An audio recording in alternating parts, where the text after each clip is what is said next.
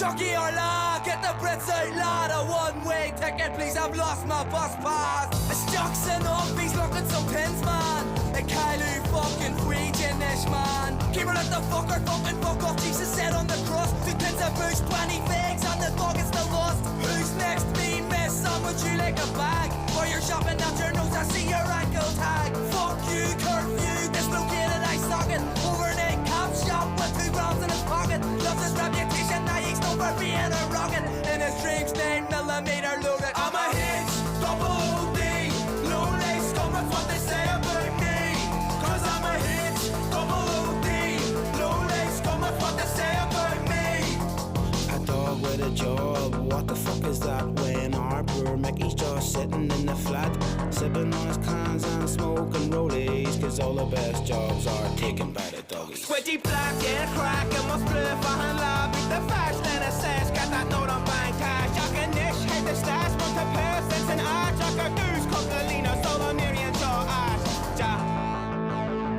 It's gonna be a bloodbath. It's gonna be a bloodbath. It's gonna be a bloodbath. It's gonna be a bloodbath. Throw a hook, a jab on a boot. I sneak a quick toot, then I fire another boot. For calling me a fruit, for trying to take the loot. But Billy won't be bothering any more hoots. Niche, couple of cash, do you want it in your chest, or your knees, or your head? DJ Provey has the lead. You can beg, you can plead, you can tell us what we need, you can change your name, But they're all the fucking same. What's going on, everybody? I hope everyone's having a fantastic evening, fantastic afternoon, fantastic pre-noon, no matter where you are in the world. I'm Hasan Piker, and this is the Hasanabi broadcast, coming to you live from sunny California, Los Angeles, folks. We're live and alive, and I hope all the boys, girls, and MBs are having a fantastic one, because today's a beautiful day. Today's a wonderful day. Today is Tuesday. That's right. It's Newsday, Tuesday, ladies and gentlemen. That was Kneecap HOOD. We're live, and I am Unbanned. That's right, a cause for celebration. Folks, ladies and gentlemen, I'm Unbanned. That's right. I'm back, and less radical than ever before, of course. I'm certainly going to be incredibly apolitical. Hold on. Let me be apolitical real quick, because I'm very political right now. Hold on. There it is. That's right. Folks, don't worry, okay? This is a new dawn, a new day, okay? This is a new dawn, a new day, an apolitical day, ladies and gentlemen. You already know. You already know what it is. Let's go. Let's go. There's a man on TV at a desk in a suit. He lies through his teeth and they still call it the news. Hell yeah, baby.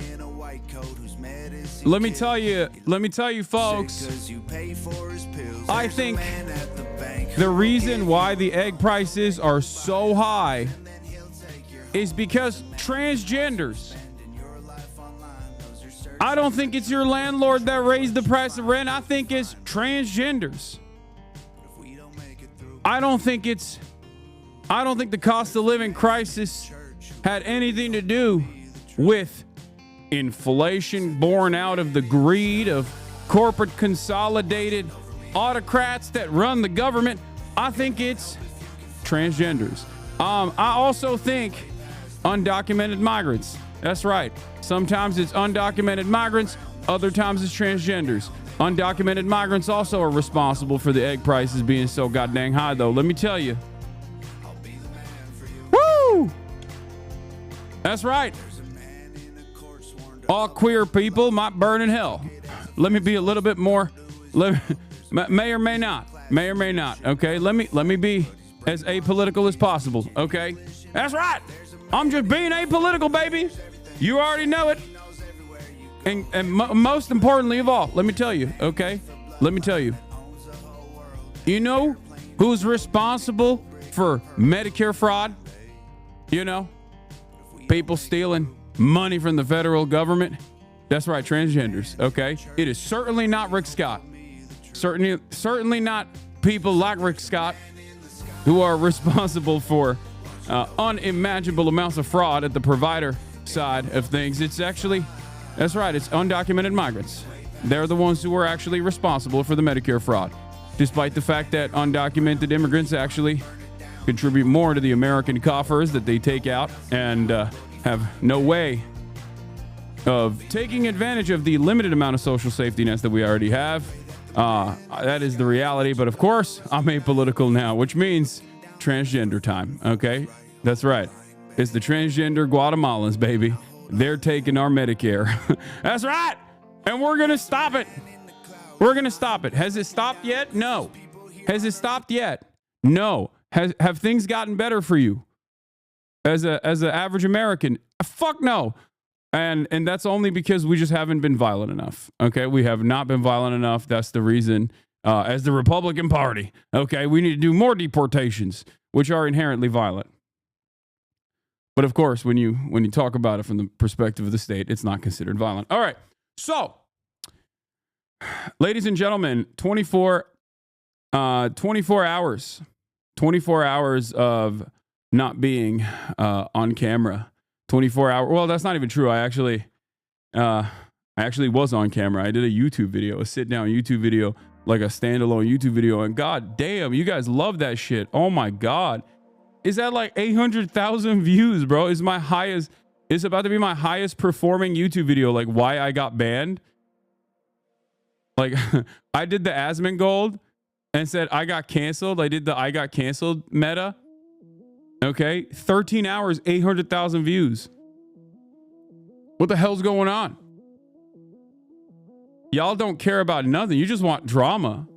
Y'all, I don't know if it's because this was like a high profile case, considering that I was banned and everyone was celebrating and stuff, or if it's because it was also partially clickbait. Is it because it's also a sit down video? And is it because it came off the heels of me like playing basketball and not being live on Sunday and then subsequently getting banned on Monday?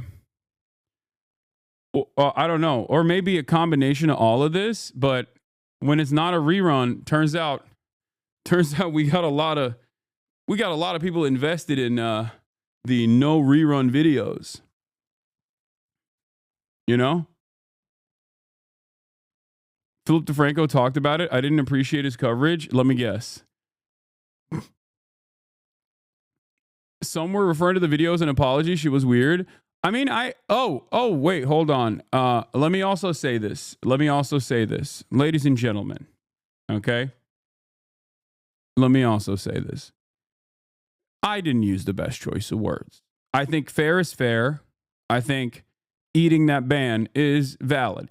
Would it have happened under normal circumstances? Do people say a bunch of infinitely more unhinged things on a regular basis in terms of like entire populations being desecrated, destroyed, neo-Nazi sentiment, things of that nature? Absolutely. They do that all the time. But come on, fair is fair. Like you can't.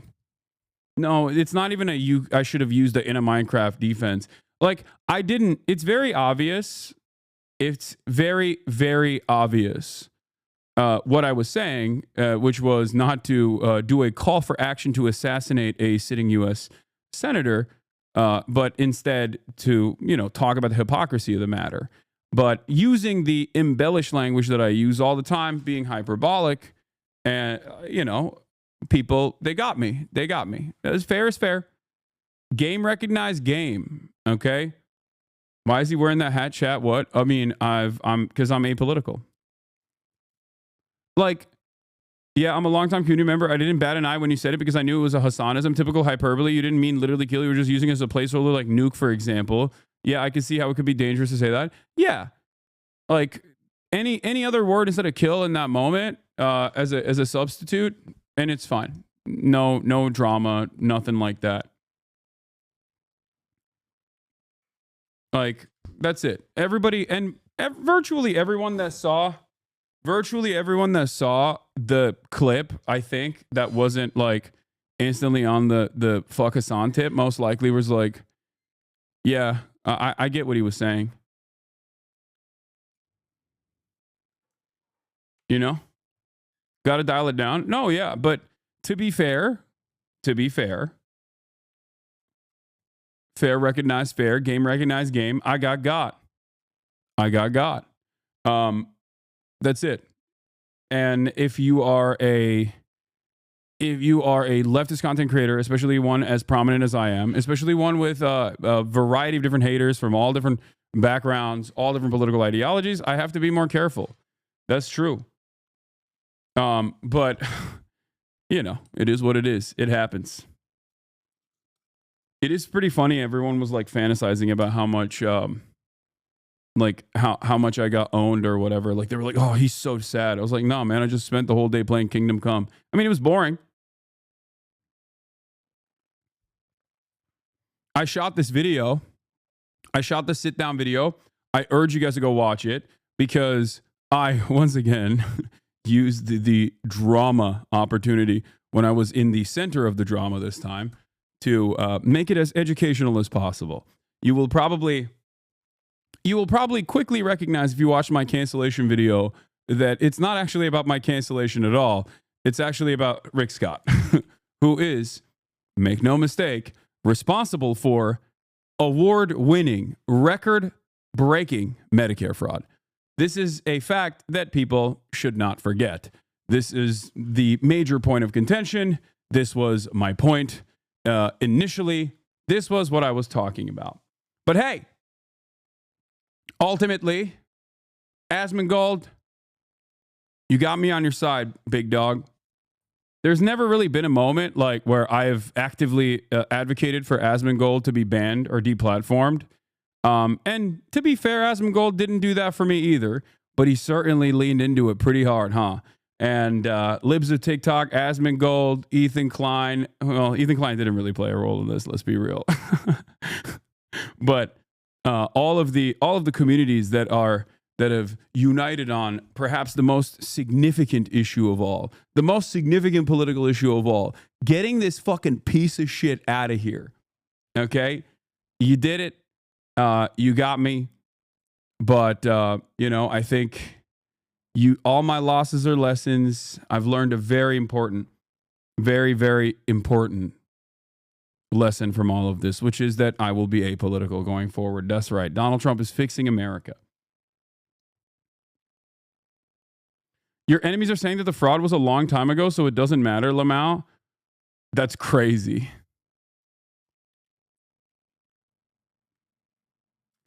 Speaking of award-winning, more future Oscar contenders should come on your stream before the awards. Seems like a good luck charm. Yeah, I'm not going to take credit for that, but the boys, they did it. I'm so proud of them. I'm so excited. That's what I've been doing, by the way. Sunday was supposed to be kind of my day off. I was supposed to hoop. I got absolutely destroyed, by the way. I got absolutely destroyed while I was hooping. I was terrible. Bad performance. The Zoomers no longer think I'm W-Unk, which is sad. God damn, what's happening with the freaking... I take one goddamn day off, okay? I take one goddamn day off. And my camera's autofocus is busted. What is this? What happened? Interest for Rick Scott has skyrocketed in the past 7 days, seemingly. But I'm sure it's not that significant. Let's look at the past 12 months. Yeah, see, there's a 2024 November 10th, like it was significantly higher. But if we look at like, let's see, past 90 days. Let's look at the past 90 days. Okay. Well, yeah. Okay. Oh, you guys can't see it. Sorry, I'm hiding it. Here it is. Oops.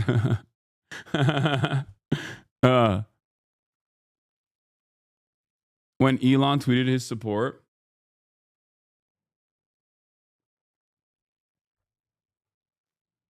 got the game VOD from Sunday for your commentary and analysis with timestamp when you get dunked on. Yeah, I mean, that dunk doesn't count. But yeah, I got cooked. I got absolutely cooked. On Sunday, I got absolutely cooked. I mean, I had 6 points in the first game and I think like 2 points or 0 points in this. I mean, I got 0 points in the second game. We got skunked. They really abused our one weakness there, which was Jason, who was not weakness at all, but simply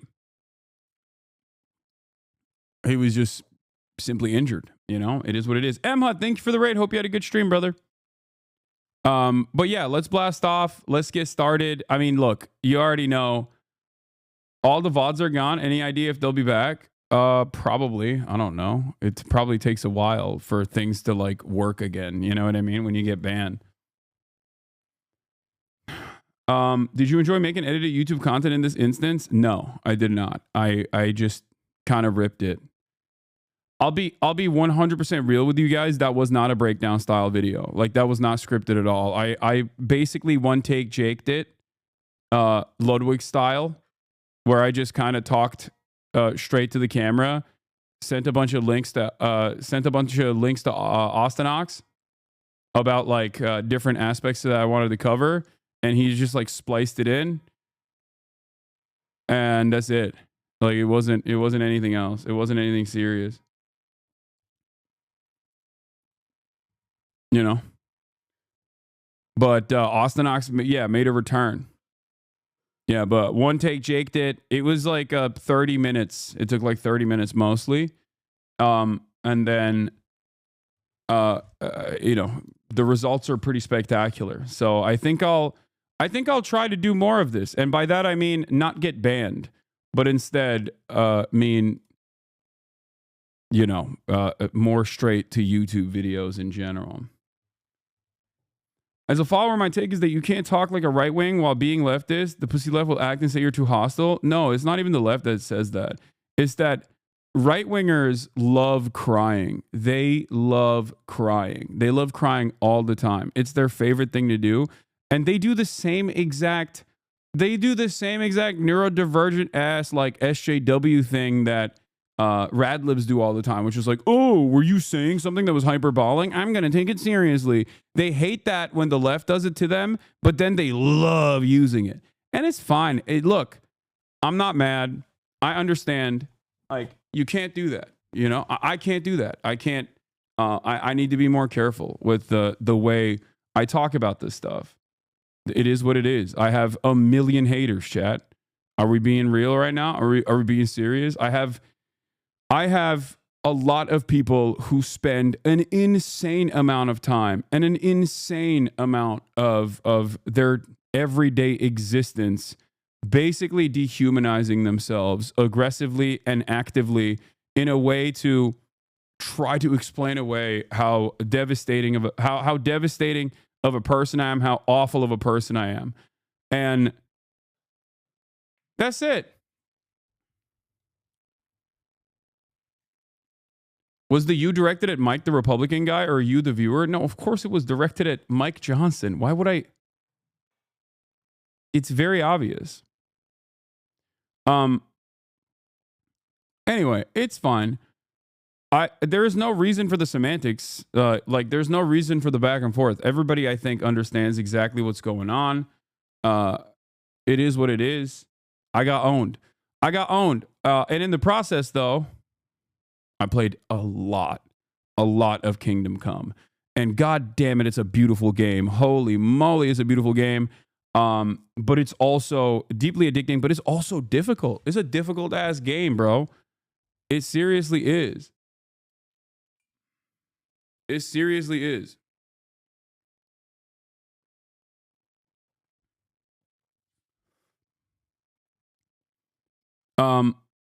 Other than that, why'd you skip the first one? I just never played it. I never played the first one. Tim Pool linked this skate video under your tweet. These people have no shame. Oh yeah. I mean, look, let these people have their fun. Okay. Let these people do their victory laps. And then they're probably going to get mad again because they're going to be like, he didn't get banned permanently. I hate it. Like, why didn't he get banned permanently? But yeah. I'll say people like Tim Pool, you crying lol. Yeah, dude, I was devastated. I was really sad. Tim Pool, I said in the it's a suspension. They called it banned because he'll be back out shortly. It'll be like it'll likely due to his calling on people to kill a U.S. senator. He didn't even know Rick Scott was a senator. What the fuck? I did. I don't know why they keep saying that. No, I didn't know what Rick Scott's position was within the Republican Party. Not as a senator, but as like his active role in the Republican Party beyond being a senator. But the and also I didn't call on people to kill him, but it's fine. I mean, if people think that, then they think that. That is what it is. Did you see the searches for the senator skyrocketed since your ban? I did. Yeah, I've definitely talked about Rick Scott before. I've talked about Rick Scott quite a bit.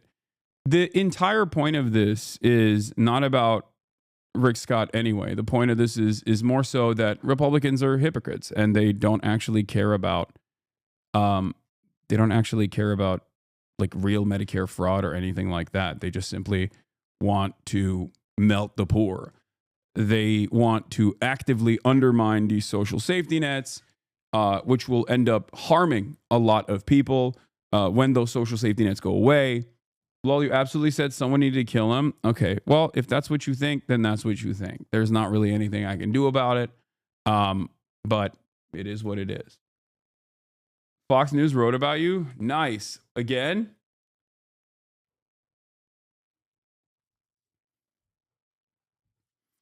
Yeah, if Mike Johnson listened to me make this argument and went, wow, that's compelling. I'm going to now as the I am now as the House of as the House of Representatives Speaker of the House. I am now going to bleep Rick Scott. If he said that, yeah, I would feel a little weird about it. I'd be like, damn.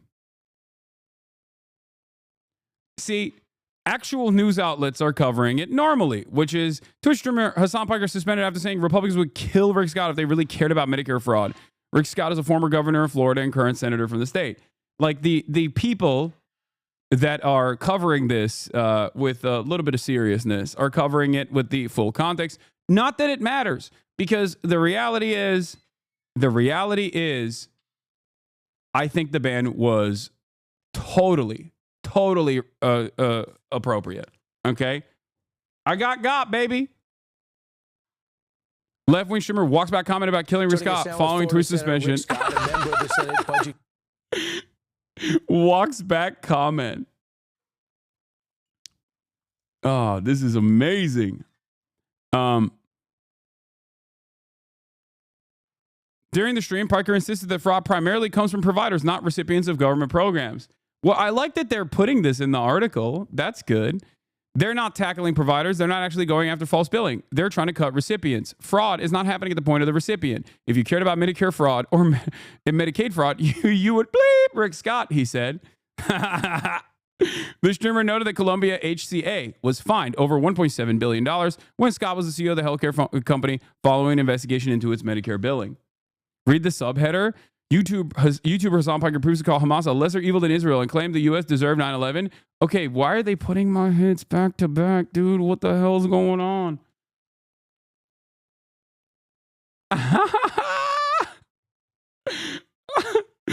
Oh, that's amazing. Anyway.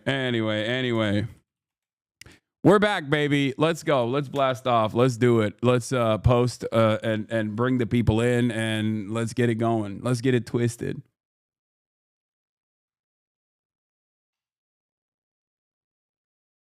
Okay.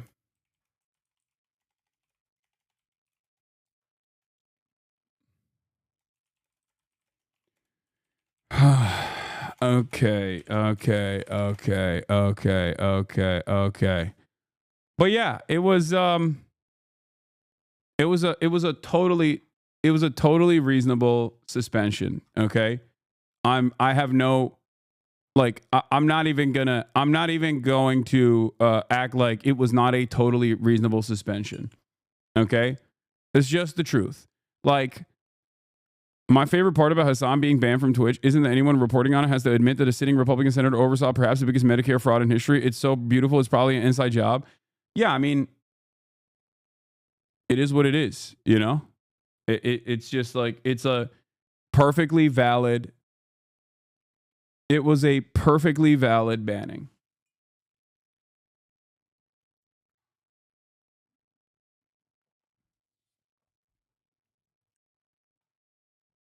Call Lolo, he's crying. Yo, he sent me a voice note immediately and was like flexing on me, saying, I can help you prepare your unemployment documents. This man is my biggest hater. Okay. Alexander Lol Overruled is my biggest hater. Do you understand? This guy, straight up, this dude, my Insta hater.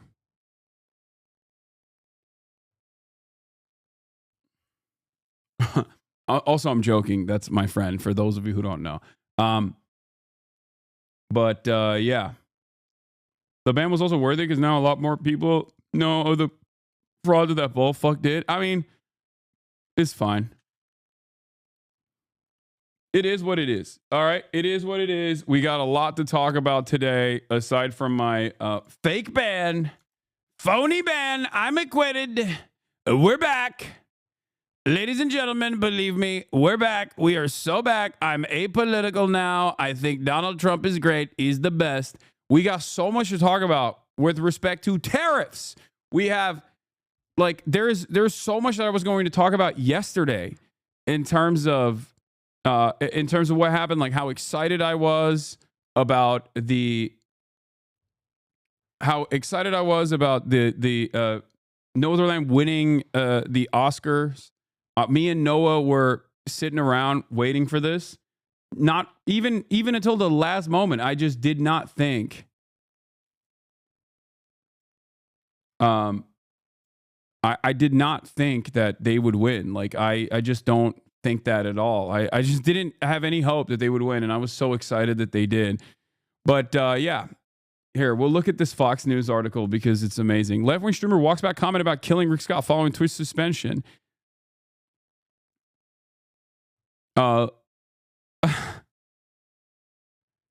At least he's saying, like, urging Republicans to kill Senator Rick Scott. Like, even Fox News is, like, more honest than my freaking dumbass haters on Reddit. Anyway, after getting suspended from Twitch, a popular video live streaming service, Piker's statement came during the stream, in which he reacted to the interview for House Speaker Mike Johnson, who discussed measures to carve out waste, fraud, and abuse within Social Security, Medicare, and Medicaid. I'm sorry. It was worth. It's worth. That right there. Getting Fox News to write Piker's statements came during a stream in which he reacted to an interview with House Speaker Mike Johnson, who discussed measures to carve out waste, fraud, and abuse within Social Security, Medicare, and Medicaid. During the stream, Piker insisted that fraud primarily comes from providers, not recipients of government programs. They're not tackling providers. They're not actually going after false billing. They are trying to cut recipients. Fraud is not happening at the point of the recipient. If you cared about Medicare fraud or Medicaid fraud, you would bleep Rick Scott, he said. That is cinema. The streamer noted that Columbia HCA was fined over $1.7 billion when Scott was the CEO of the healthcare company following an investigation into its Medicare billing. This is Fox News. This is on Fox News. I'll take it. I'll take the ban, baby. I'll eat it. On Fox News. Twitch did not provide a specific reason for the suspension, although the timing of the violation and Piker's ensuing expose suggests that the above comments pushed the platform to act. This is Piker's 5th Twitch suspension. On Monday afternoon, Piker apologized, telling his social media followers, "I'm sorry. I'll choose my words carefully next time and say if Mike Johnson cares about Medicare fraud, since he wants to cut $800 million from Medicare Medicaid, which was $800 billion, by the way, he'd call for max punishment for current Florida GOP Senator, former Governor Rick Scott, who has done the most Medicare fraud in U.S. history," he continued. 5 minutes later, Piker addressed his critics. Big shout out to the right-wing free speech lovers who took time out of their day to screaming about DEI and immigrants to cry about this, he wrote on X. Hasan on Twitch didn't immediately respond to a request for comment. Senator Ed Markey, AOC, and other Democrats have sat down Piker, who was praised in December by Kamala Harris's former deputy campaign manager, Rob Flaherty. "We need a whole thriving ecosystem," Flaherty told 7-4 following Harris's election loss. "It's not just Pod Save America, although I think we should have more of them. It's not just Hasan Piker. We should have more Hasan Pikers. It's also the cultural creators, the folks who are one rung out, who influence the nonpartisan audience." Piker was a following of Twitch over 2.8 million and previously raised more than 1 million for Palestinian aid, has used his platform millions of followers to downplay and justify terrorist attacks such as October 7 and 9/11 as acts of resistance in recent years. I've never said 9/11 was an act of resistance. Okay, that inappropriate, but you know, I'll let it slide. It's Fox News. Come on. During a 2019 live stream, Piker praised the brave effing soldier who wounded conservative Representative Dan Crenshaw while he was deployed to Afghanistan as a Navy SEAL, asking, didn't he go to war and like literally lose his eye because of some bleep, bleep, bleep, bleep? I was banned for that, so we're going to move on. He went on to say, America deserved 9/11. I'm saying it before later walking it back and saying it was inappropriate. Piker raised $100K for charity on Saturday alongside the creators of No Other Land, a film co-directed by Palestinian and Israeli filmmakers. The film won the Oscar for the best documentary the following day. One note, we'd have almost no violence if the libs would just leave.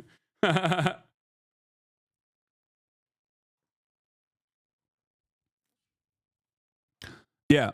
By the way, liberals on there, I will point to this as well. Liberals like Ethan Klein, Sex Pestiny, and their fucking weirdo audiences and Asmongold's audience will regularly say Rashid al-Haddad is a Houthi, but even Fox News, because it's still a news outlet, will be like, it's just, they won't say he's a Houthi. They'll say he's a Houthi sympathizer. They won't say he's a Houthi. I wonder why. Perhaps it's because, you know, there are still in the absolute worst news outlet, like Fox News, especially on their objective news reporting side, which can still be very biased, there is still a quality assurance that they have to abide by. They still have standards that they have to abide by versus a dumbass online content creator, myself included, can say whatever the hell they want and actively lie about things. And then their idiotic fan base will also chirp about it over and over again.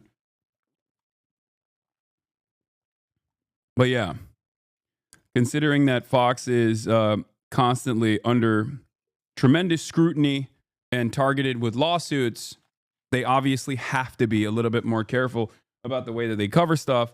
And also, they want to maintain some kind of standards so they can look like an objective news outlet.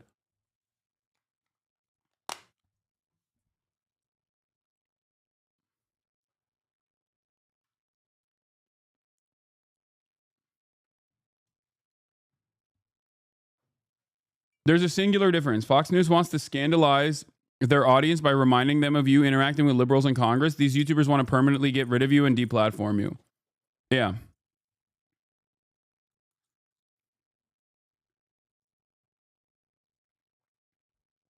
Did Fox ask you for a response? No. But they might have reached out to my management and I just didn't see it. But it's all good. Can you make some predictions about Trump's incoming speech? I mean, yeah, easy peasy. I'm the greatest president of all time. I saved America. It's actually good that egg prices are so high because it's patriotic. And measles outbreaks seemingly just happen. And the planes are actually falling because the planes are actually falling out of the sky. And that's a good thing because the more planes fall, the less likelihood 9/11 can happen again. Think. I'm making the planes fall because if they don't fall, what if they do a 9/11? But this time they do it on a different month. We don't want it. We don't want to do it, folks.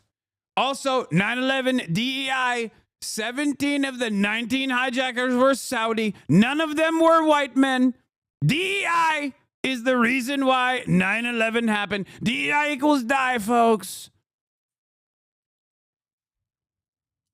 Think. Dude, I'm so good at being apolitical. It's crazy. I'm so good at being apolitical. It's crazy. I love being apolitical, dog. Yeah, vaccines make you gay. They make you gay and autistic. They make you the most autistic anyone's ever seen before. New York City, so flat. The only thing that can stop a plane is a tower. New York City, so flatland, just like Ukraine. Only thing that can stop a bullet is a body, is a human body. New York, so flat.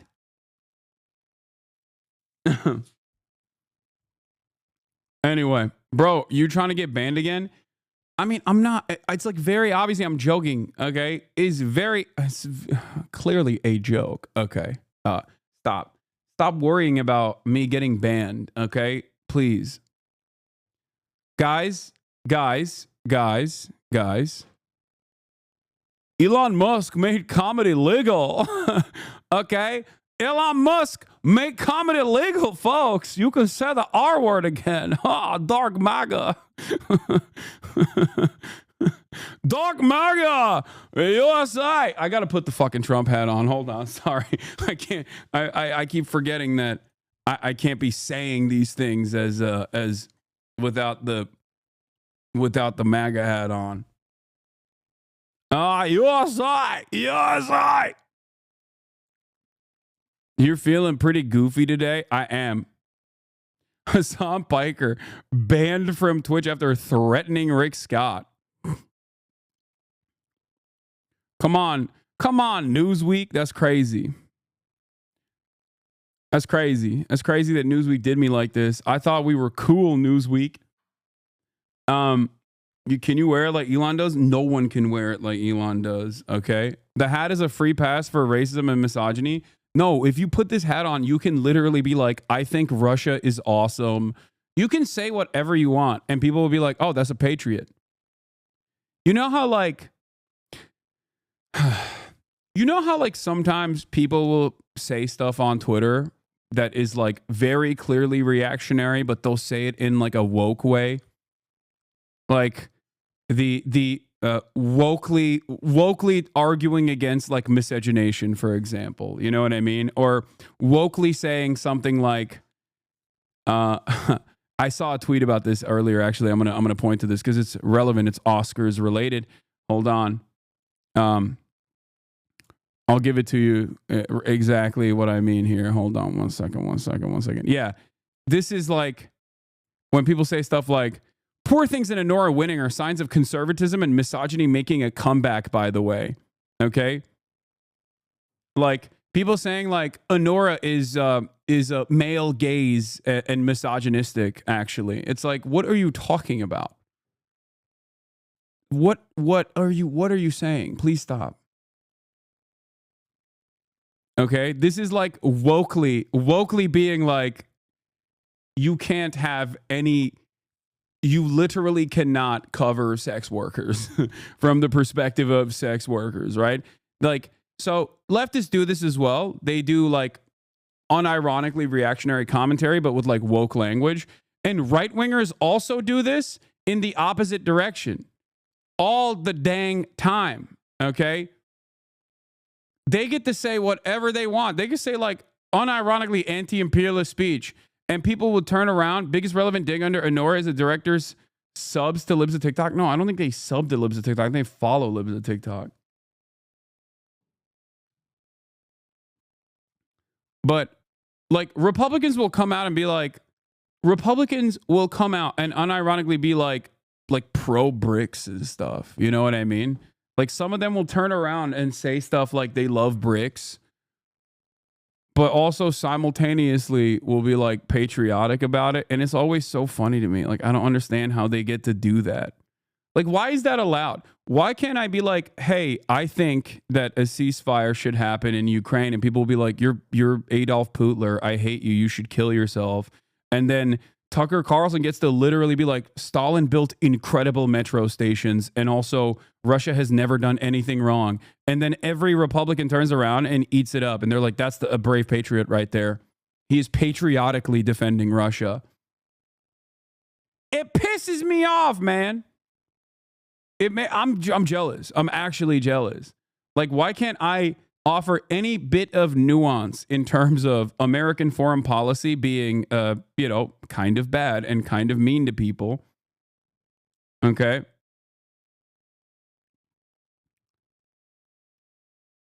But they get to say whatever they want and they're still on board.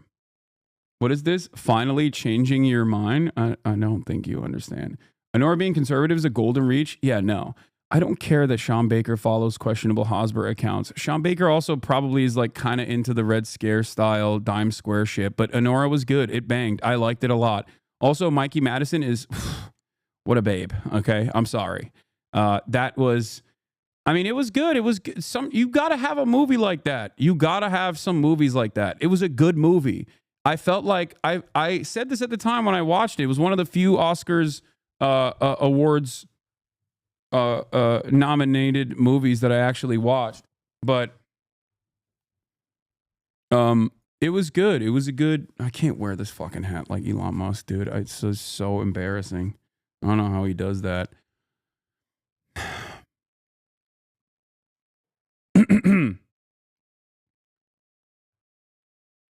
Asman malding so hard right now because of your unban. Wait, I thought he was a Mr. Free Speech. I don't understand. What? So banned because gay? Yeah.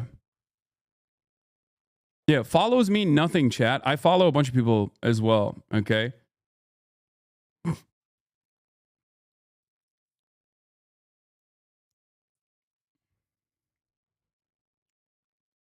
A German film critique said Anora is a movie Marx would have liked a lot. Why? Because he's also a gooner. Is that what it is?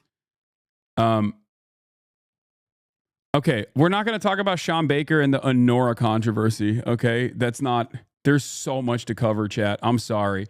There was a lot of funny memes I saw as well. W homies from Crash Dummies Pod. Oh yeah. Yeah, Crash Dummies Pod is you know. I love them. It was amazing. I did an episode with them as well. That's supposed to come out. And the Fear End episode came out with the Crash Dummies podcast. It was hilarious.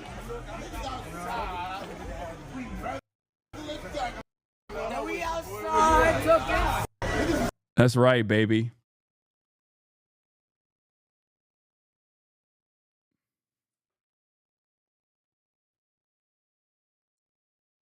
Can you cover the bad empanada situation? I don't know what happened.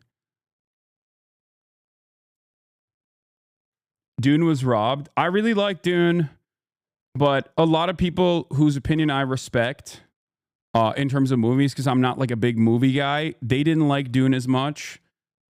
But also, simultaneously, Will and I watched it together, and we were nutting the entire time. Like, we literally, it was me, Nandre, and Will at the movie theater, just going crazy every time it went, we would also go, like, we would be also losing our minds and making those noises as well.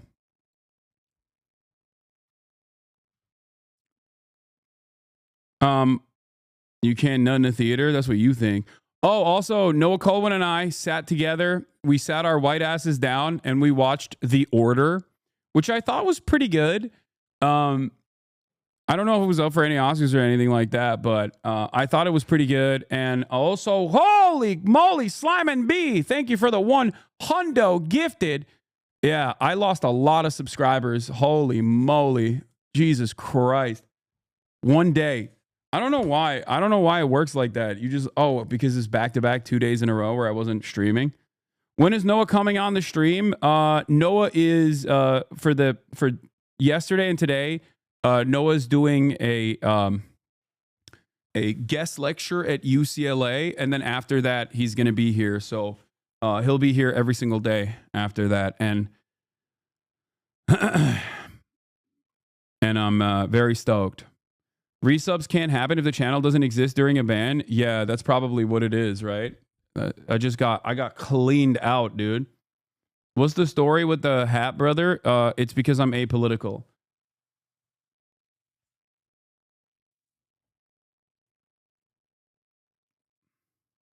No, not NOAA, the weather agency. Have you seen this clip of the Crash Dummies pod? Yeah, I mean, this is an old clip from back when I first collabed with them and people were trying to brigade against them. But yeah, I think this is the coolest way to deal with losers who are like, Hasan is a bad person. Like, fuck you. Y'all really did a podcast. I used to like y'all. Y'all did a podcast with Hasan. Yeah. I always forget that he's really popular, so he has a lot of like haters too. Yeah, whoever said that died slow. But man, you diss Hasan, you diss me. Those are my goals, dude.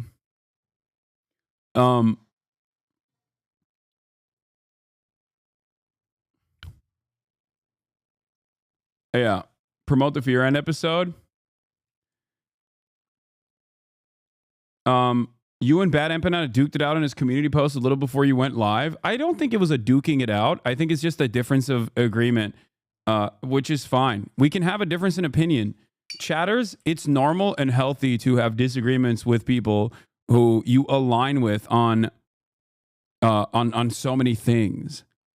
I think it's healthy. Where is it? Link me the Bad Empanada take. Where was it? Because I saw it. His community post showed up. Bad Empanada's community post showed up on my timeline, and he said, he's so fucking stupid. Look at this guy. I really respect the work he puts in for all of his videos. So I'm not gonna, I'm ribbing when I make fun of him for saying stuff like this, but I will fucking puke if I see Hassan Piker say, I invite Israelis onto my broadcast all the time, or tell us how we need to empathize with and humanize Israelis who are victims of propaganda themselves again. Jewish exceptionalist, liberal, Zionist drivel. Validating the idea that we need approval from tokens among the enemy to oppose them just because they're Jewish, and painting Zionists as being misled victims rather than the reality when they're enthusiastically and willingly pursuing their own interests for material gain at the cost of Palestinians. Sickening. P.S. Make excuses for this, permabanned on site. To which I responded with, the struggle is multifaceted. Internal pressure plays a role. I will not back away from contextualizing the role militant resistance plays in emancipation, but I also won't immediately discard those who have disagreements with me on that, especially when I've relied on their investigative reporting. I've used Yuval's work at +972 in the past. It's important not to take honest reporting in the bodies that Israeli Jewish allies put forth to protect Palestinians for granted, even if we have disagreements.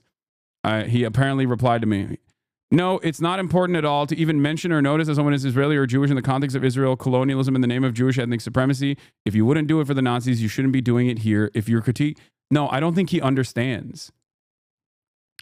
I guess we're talking past one another, because that's not the point I was making at all. What the hell? The way I see it is like this, okay? I live in a settler colonial enterprise that is also known as the United States of America. I'm an American citizen. I take advantage of the bounty of this settler colonial enterprise and the untold amount of pain that it cost, the untold amount of pain that it dished out upon the indigenous population here, and even chattel slavery. I also understand that this settler colonial enterprise, the United States of America, churns out a metric ton of propaganda to make people understand or make people feel like that is normal. That kind of violence is necessary. Okay? So if I am trying to actively talk to people in the United States of America, then I'm obviously going to explain to them that this is just programming so I can engage in deprogramming, right? And that is the exact same way. That is the exact same way that I approach Israel and every other country. If you critiqued on the basis of not considering the perspective of Israelis and your responses, but I've literally talked to Israelis on my stream and not the perspective of Israelis on an ethno-state run by and for them means nothing, then you're pleading people to liberal Zionism. It's nauseating and brainless that Yuval is even given a platform to spout free to hostage bullshit is travesty. He's only there because of an accident of birth, because of a token Israeli stamp of approval is required on anything that Palestinians do. If not for that, he would have never been included. Instead of challenging this by questioning it, you reinforce his continuation by pointing to it as legitimizing and special. I think that, interestingly enough, we both recognize that Israel is a supremacist state. Okay? Israel is an ethno-religious supremacist state, and therefore Israelis, in the eyes of that ethno-supremacist Israeli state, specifically Israeli Jews, are definitely treated by this state as a higher priority. We both recognize that, and I say it's important that the emancipatory struggle is multifaceted, multi-pronged, and that it's important when Israelis put their bodies on the line as well, okay? Because ultimately, even if someone is... Look, the way I see it is this, okay? I can disagree with someone who constantly talking about how devastating October 7 was. Like Bernie Sanders is a great example of this. Like I disagree with Bernie Sanders in the way that he has approached the issue of Israel, right? But he has so much more work that he has done that I think was incredibly important, and I will always give him props for that, right? This argument is so silly. Yes, if there were German civilian resistors during World War II, that would be a good thing. In Israel, we also have a few people like Ofer Kasif, Yuval Abraham, Gideon Levy, who are resistance and is good. Exactly. Yeah. I don't think it's appropriate. I don't think it's appropriate to paint every Israeli with the same brush. But also, I take it one step further. Like I've said, there are 100% plenty of Israelis who think what is going on in the West Bank is unconscionable to a degree where they will literally go out and stand in front of the settlers. Okay. If you're doing that, I'm never going to shit on you. If you're doing that, then that's good. Okay. That's a good thing. I think, given my Turkish background, and also my American background as well, have an understanding of what it's like to constantly be cast aside by your own peers. Having said that, that is nothing in terms of the violence and ritualistic humiliation that Palestinians are subjected to by a rabid settler colonial genocidal apartheid state that is doing terror on a daily basis. You do not need to cede ground to bad faith actors, but you can understand that there are so many different approaches that people engage with. And in terms of the No Other Land, this is actually something I was going to talk about right now because it dovetails perfectly into the Israeli-Palestinian documentary No Other Land wins the Oscar. So let's start there, and then we'll get to Trump's tariffs, we'll get to the American economy, and we'll get to what Donald Trump is going to be saying later. There's a lot going on in the world, and we must cover it all, of course. You are covering the news from an American progressive perspective. He's more extreme in his views because he's covering the news from the perspective of a dude who's living in a third world country. He's in a transigent. Having said that, it ultimately,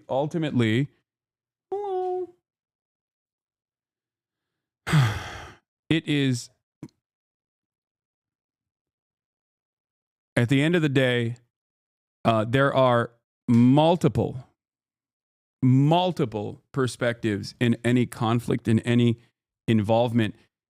For the MLKs of the world, there was always the Malcolm X's of the world, and the civil rights struggle would not have been successful without both of these parties. Nonviolent political resistance is incredibly important. When it comes to the apartheid state, it's the exact same thing. Whether it be South Africa or whether it be Israel, you are going to have internal pressure that plays a very significant role, okay? And those guys are not going to be like-minded, okay? They're not going to agree on everything because there's a metric ton of social conditioning that plays a role here. And I will continue advocating for the things that I believe in, even if those people consider me to be a terrorist, even if those people consider me to be lesser than them because of my background, okay? And plenty of them do. A lot of people shut me out of this conversation. So brave of you to paint yourself as MLK in this comparison. What led you to believe that I was doing that? Okay? I'm not putting myself in this equation at all. I'm simply saying that as someone who is an onlooker, okay, as someone who is looking from the outside, who is trying to actively educate people on these matters, I'm saying that I would be someone who says, look, the Black Panther militancy is valid and plays a formative role in the civil rights struggle, just like MLK's peaceful civil disobedience played a very formative role in the civil rights struggle. It's not one or the other. It's both, okay? That's how this works. At least throughout history, that is how it has always worked. Especially when, like, militancy is virtually, militancy and wars of attrition are unimaginably taxing on the civilian population, right? And when you are going up against an opponent, okay, when you're going up against an opponent that is backed by the largest state on the planet, the largest military on the planet, it's going to take a lot more than simply, militant struggle, militant emancipatory movements. It's just not going to work that way. That's just not how it goes.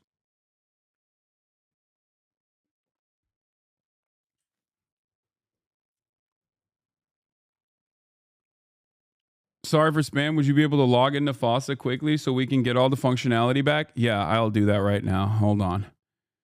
All right, let me log in. Okay, we're good. All right. There's a bunch of stuff that I get logged out of automatically. Has there always been a clip button on Twitch's user interface? I swear I haven't seen it before. I don't know.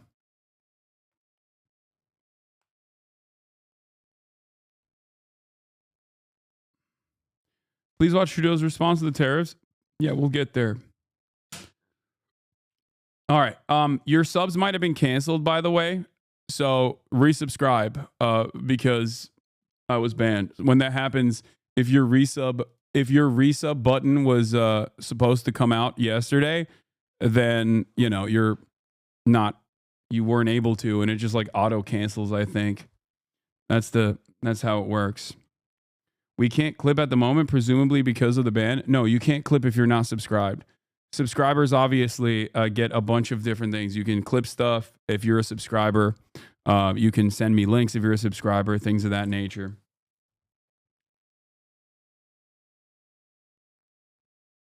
All right. But let's get to No Other Land, the boys, okay? The boys that won an Oscar. Oscar goes to No Other Land.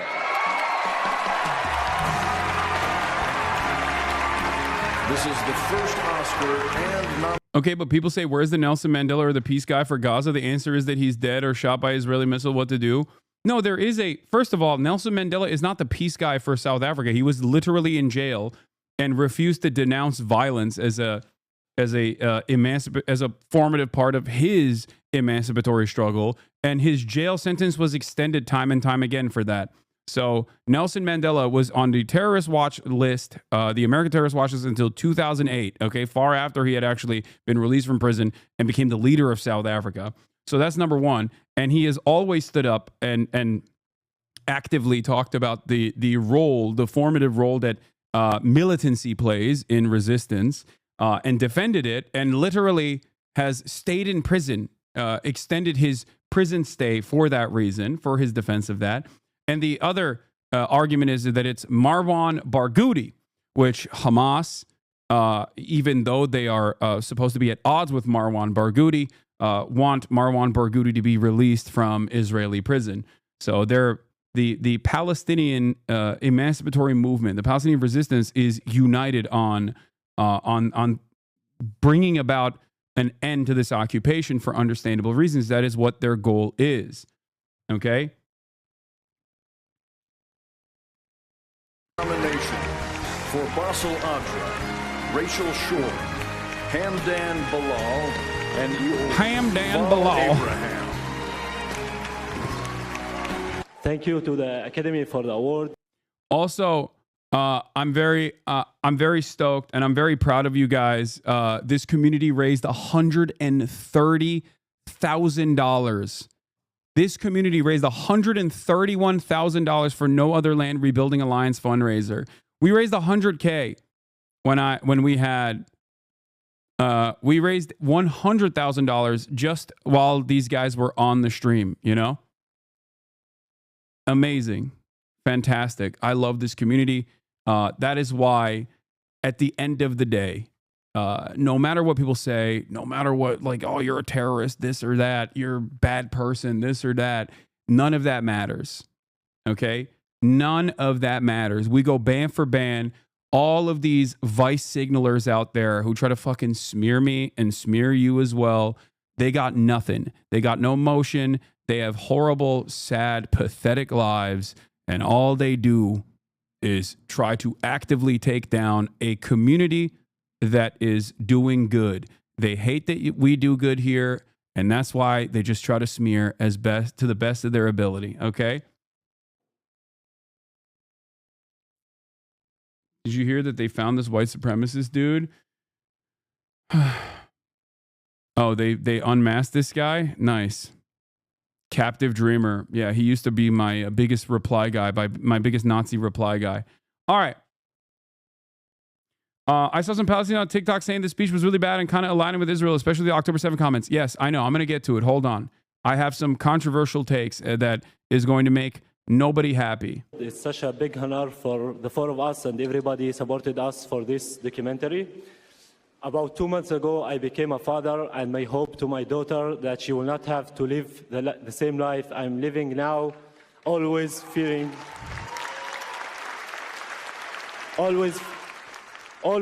settlers' violence, home demolitions, and forced spill displacements that my community, Masafir Yatta, is living and facing every day under the Israeli occupation. No other land reflect the harsh reality that we have been enduring for decades and still persist as we call on the world to take serious actions to stop the injustice and to stop the ethnic cleansing of Palestinian people.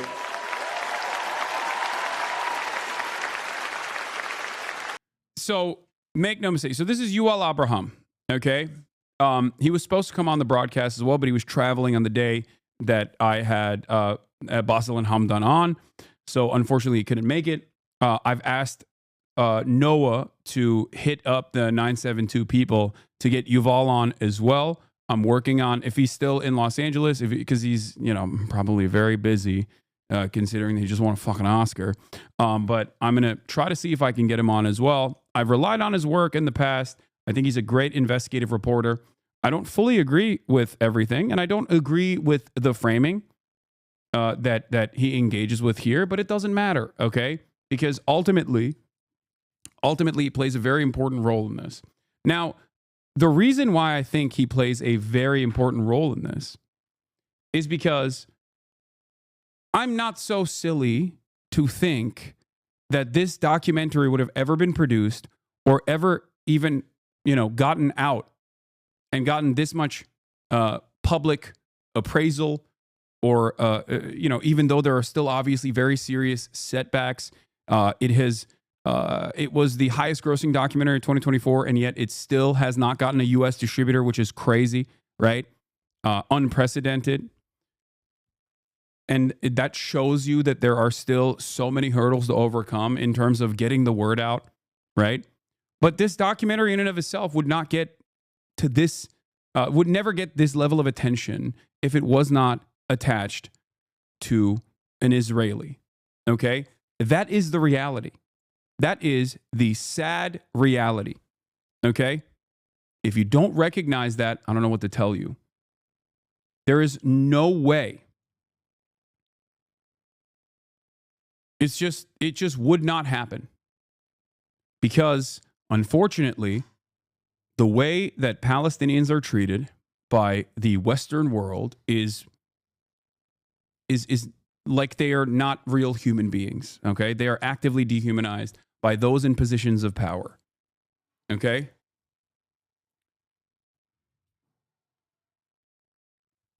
But because of that reason,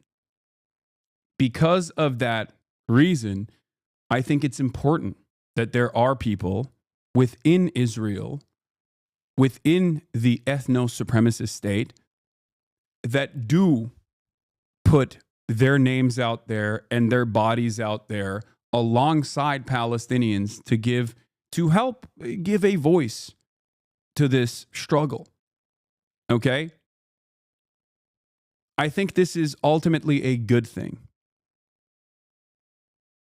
I hate this framing that Israelis are intertwined with Palestinians. They're settlers and they need to face this reality instead of whitewashing the position of privilege he holds. Very narcissistic stuff.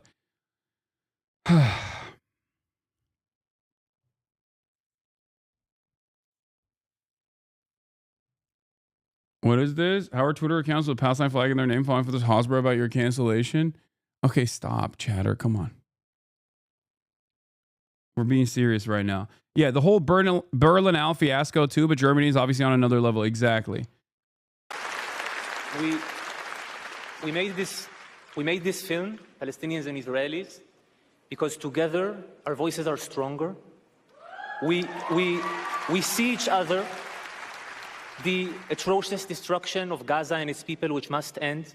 The Israeli hostages brutally taken in the crime of October 7th, which must be freed. When I look at Bassel, I see my brother, but we are unequal. We live in a regime where I am free under civilian law, and Bassel is under military laws that destroy his life and he cannot control. There is a different path, a political solution without ethnic supremacy, with national rights for both of our people. And I have to say, as I am here, the foreign policy in this country is helping to block this path. And, you know, why? Can't you see that we are intertwined? That my people can be truly safe if Bassel's people are truly free and safe. There is another way. So people got very upset at this. People got very upset at this, right? They were like, what do you mean? My people are only safe. Like, factoring Israeli security concerns into this conversation about, apartheid and genocide is inappropriate, was the initial reaction. But I think what Yuval is saying there, okay, and I don't fully agree with him because I know he's like said, I mean, he has said a bunch of things about October 7th in the past as well, but I think everybody received this in the way that they wanted to. Like, some people really liked it because this gives them permission to feel good. This gives white liberals permission to feel good, right? But yeah, what he's saying basically is, yeah, nobody is free until everybody is free. Okay? Having said that, however, this is, of course, not the end-all, be-all, okay? He's not going to, I don't think Yuval is ever going to come out and be like, Hamas is bullets are guided by Allah. They are doing a moral thing or whatever. He's not going to say that, okay? It's ridiculous.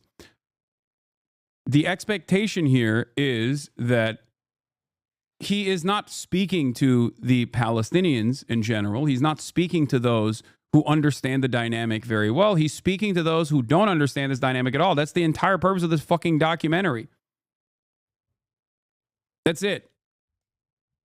So when he says, like, we will never be free until Palestinians are free, you can either interpret that as, well, Israel has security concerns and he just only cares about the Israeli security concerns, or you can interpret it as no one is free until everyone is free, and that, I think he should have just said this, there should be an end to this occupation.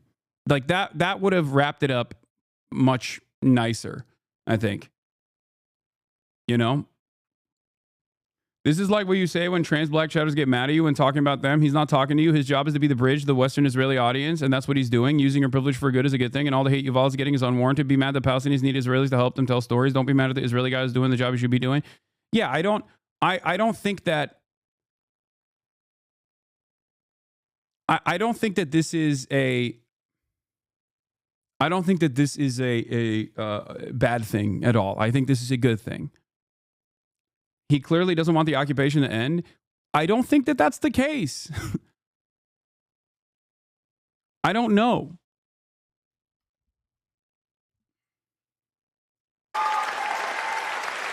It's not too late for life, for the living. There is no other way. Thank you. Like, even his invocation of October 7, I think, can be interpreted within the context of like, October 7 happened because of the occupation. Yeah, there's a crime for undermining the crimes of October 7, classic fascist shit. He just can't, and it's okay for now. Like, I think that this documentary winning an Oscar is a good thing. Okay? I will stand by that. Because this documentary winning an Oscar is, like, I don't think people understand what the issue of Palestine was like, especially in circles like fucking Hollywood, okay? Like, I know that a lot of you got really woke on this post October 7 and you have these opinions, right? And you have these strong opinions, and that's understandable because you've seen incredible amounts of cruelty. Like, you've seen a direct genocide in real time take place. And that's like mind-boggling that other people don't see the reality that you see. But as someone who is 33 fucking years old, I'm telling you, when I explain to you that as someone who has seen this play out in the Western world for the past 10 years, as someone who has been outspoken about Palestinian liberation, I cannot comprehend how we even got to this point. Hollywood is the number one foreign policy defenders, okay? Hollywood loves the State Department. They booed Michael Moore. They booed him off stage, famously. And Michael Moore is like a social democrat who's like, maybe we shouldn't be so violent. Like, that's all he said. And they were like, boo, yeah, kill yourself, you know? Yeah, 5 Broken Cameras is the last Palestinian doc that was nominated. It lost in 2013 to Searching for Sugar Man, and the director was detained on entry into the U.S. Like, I cannot comprehend how far this movement has gotten in terms of especially like broad public appeal, but even institutional recognition. Okay, I am never going to disparage that. I'm never going to disparage that because everything that I do, everything that I advocate for, I advocate while also taking a serious look at the material realities. I also advocate, or everything that I advocate for, I obviously factor in public, collective consciousness on these issues. Okay? It's a massive, massive, and very significant moment. And yes, the sad reality of it is that this would have never happened if it was not attached to an Israeli investigative reporter. Okay? And even if I have my disagreements with some of the things that Yuval has said apparently on his Twitter and whatnot, it still doesn't matter. 972 Magazine and Local Call are fantastic investigative reporters inside of Israel. And if you are serious about covering the many different crimes that the Israeli state engages in, okay, you need guys like him. That's it. You don't have to agree with everything that they say. You don't have to agree with their entire worldview, but they're doing an incredibly important job. Okay, in the face of untold amounts of cruelty that the Palestinians are subjected to, yes, they're using their position of privilege. Okay, and they're like, Yuval can go anywhere he wants. He can go anywhere in the United States of America. He can go anywhere he wants in the West Bank. His freedom of travel is not restricted in the same way that Basil and Hamdan's freedom of travel is restricted. Okay? Their families are constantly under threat. You should remind Chad that Basil's village also was reported on by Shireen Abu Akleh. Bringing attention to the plight of Palestinians is a net good. Yeah. Shireen Abu Akleh reporting from the village featured in No Other Land. Sadly, just as the occupation forces killed the residents of the village, they eventually killed her too. Yeah.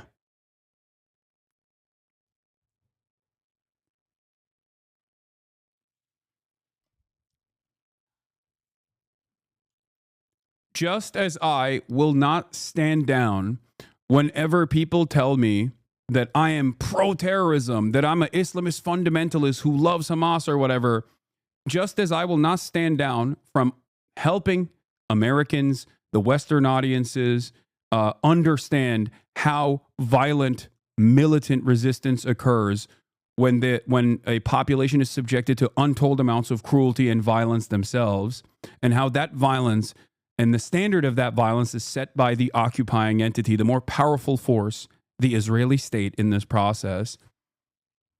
And a reaction to that violence is always going to try to match the level of violence that Israel is subjecting the Palestinians to. Just like I will not back away from that commentary, I am not going to immediately cast aside people who might not agree with me every step of the way. Okay? That's it.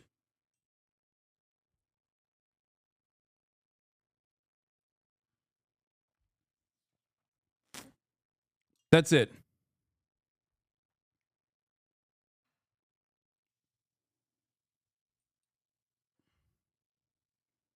That's it. That's how it goes.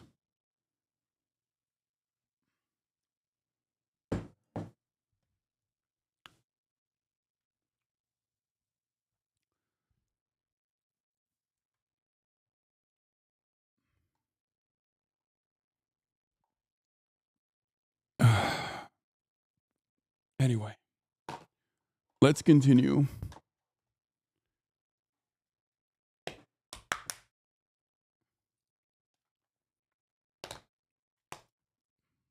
My job and the role I see myself playing in the issues that I speak on is to actively bring more allies, is to actively convince more people to have an empathetic approach to those who are struggling. And a part of that, a big part of that, revolves around understanding that most people are victim to social conditioning. Okay? Social conditioning plays a major role in their lives and the way that they approach the world. And it's no different whether you live in Israel and you take for granted everything that the Israeli state has told you, everything that Israeli education has taught you, or if you live in the United States of America and you learn that, you know, our founding fathers were good guys ultimately, but, you know, maybe some of them had slaves. It's not a big deal, whatever. You know, maybe there was a little bit of genocide, or that America does a lot of violence, but it's actually ultimately at the behest of a greater good, right? Like, I understand that if that is so many people's starting position, that I have to work to actively deprogram these people. And I can't do that by constantly yelling at them and saying that they're bad or problematic or evil. Okay? No one is evil. There is no such thing. No one is good or bad. Everyone is, at the end of the day, victim to their material circumstances. Okay? Victim to social conditioning. And they can do evil things in the process, or they can do good things in the process, but we are still responding to shapes and colors. Okay? That's it.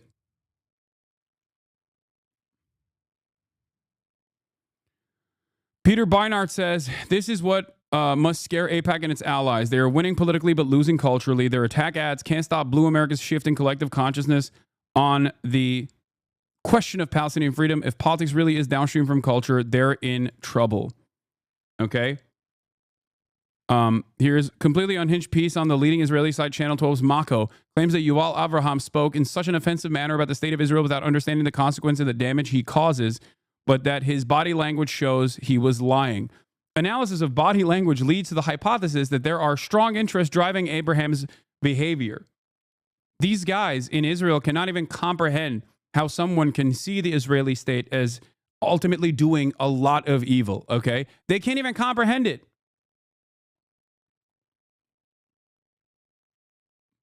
They think like, oh, we must bring in a behavioral analysis.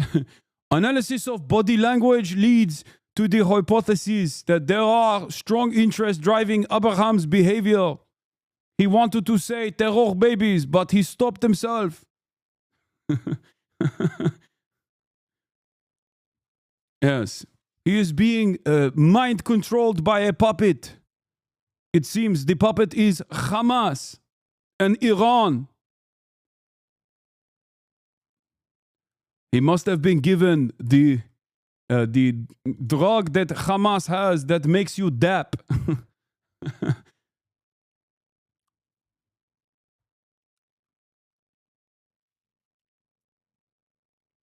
Ultimately, all I'm saying is I would be a unimaginable hypocrite if I were to speak out against those who are like Ofer Kasif or Tal or numerous other anti-Zionist Israelis as someone who is an anti-imperialist American. Okay? The fuck? I live in America. I like America. I want America to reach its potential. I want America to take advantage of its bounty, its endless bounty, and actually do good for the world. Okay? That's why I endlessly critique it. It's ridiculous. I think a lot of people get washed away in all of the Hasan says America bad all the time nonsense. Okay? Silly. Yes. One might even say, I want to make America great again. Except I don't think that there was any moment where America truly was living up to its standard, its potential. I will get to the stalker stuff with Emaru, Valkyrie, Cinna, and Emily later. I'm not going to talk about that right now, but the one note that I will give you on that, obviously, I'm sure many of you saw this already. It was massive news.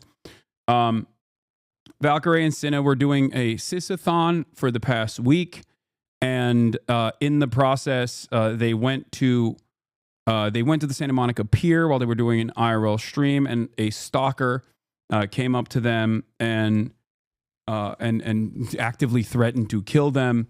All I'm going to say for now, before because I will get back to that in a little bit, but all I will say on that note for now is that if it happens to them, think about how much that kind of stuff happens to just average, regular women on a daily basis, okay? Men not being able to handle rejection and instantly hitting a violent note is very commonplace. Women talk about it all the time, okay? Women talk about it all the time. And regular women, not just like content creators, not just influencers. It happens all the goddamn time. This industry is unimaginably misogynistic. Everything is unimaginably misogynistic, obviously. And this is a byproduct of that. And it's going to get worse, I think, because there are people like Andrew Tate out there, the Keemstars of the world, all these fucking assholes who spend every waking moment talking about how women ain't shit. And they're normalizing this kind of rhetoric. They're normalizing this kind of behavior. It's obviously multifaceted because they're also content creators themselves. So there's like obviously a lot of content creators, myself included, that, you know, have always had stalkers. Like, this is the untold reality of Twitch streaming in general, okay? Every single content creator, no matter what size they're at, has a lot of people that are just not well. And they can't get the medical help that's necessary for obvious reasons. And that paired up with unrestricted misogyny creates a really, really dangerous situation.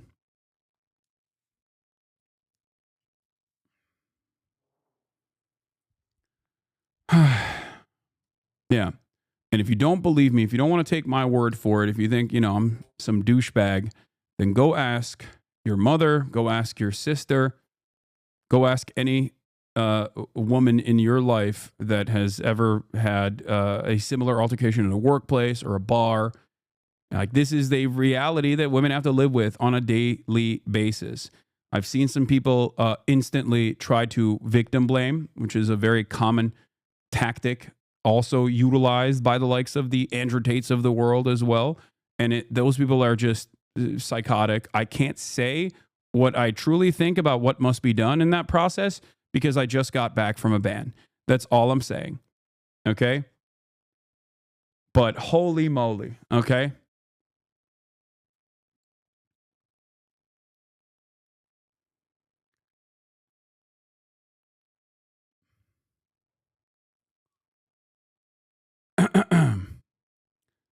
We'll get to that later, and I'll talk more about that later.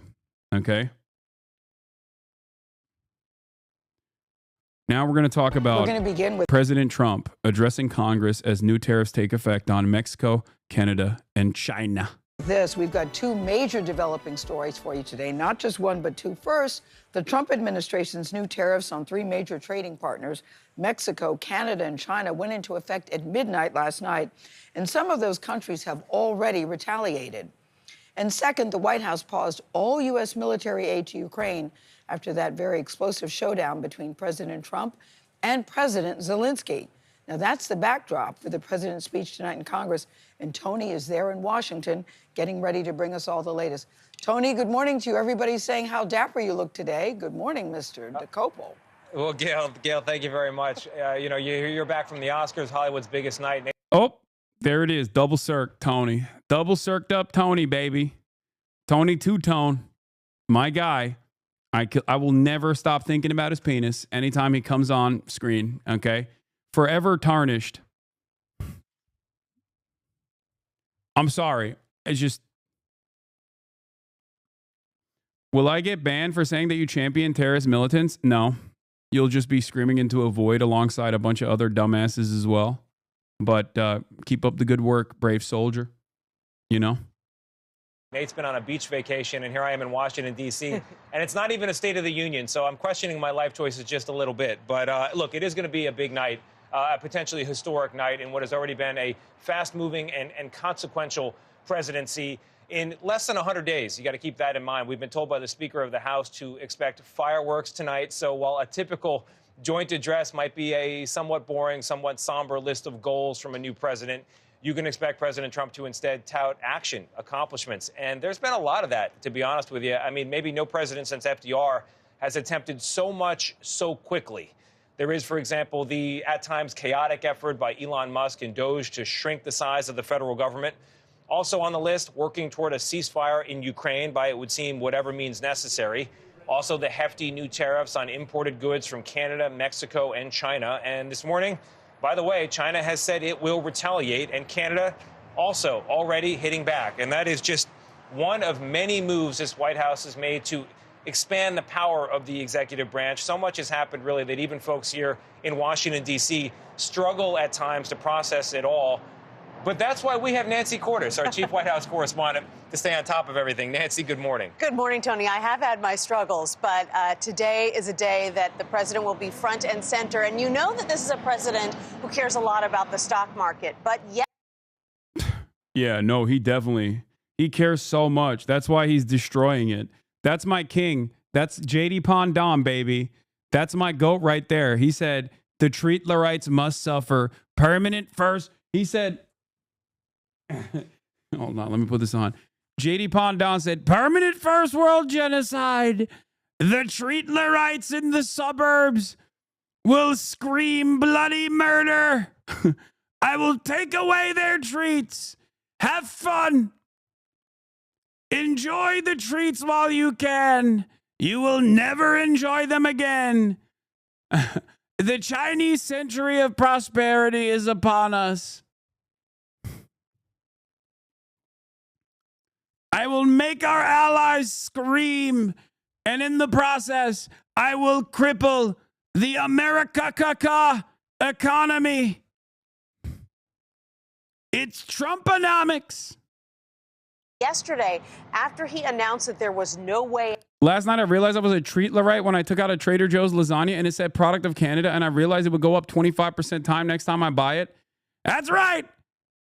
Trader Joe's lasagna from Canada, which is a settler colonial entity in and of itself under the banner of the Commonwealth, still holding up loyalty to the British Empire.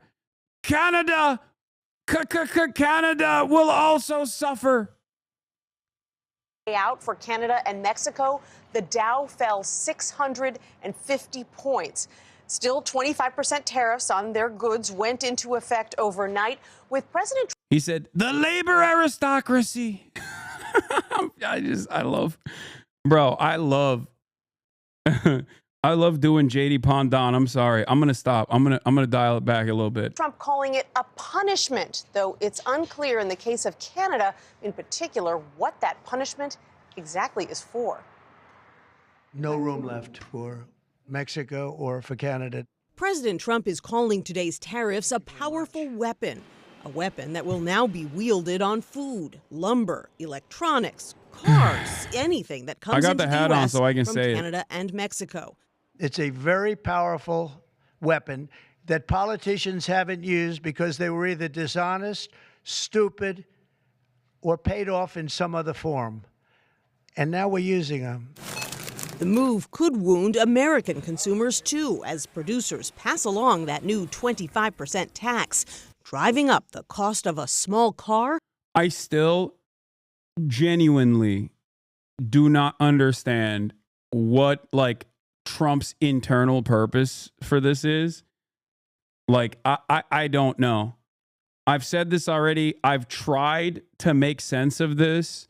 I've talked about how maybe it's because he wants to, like, bully key sectors into submission. But having said that, this is across the board tariffs.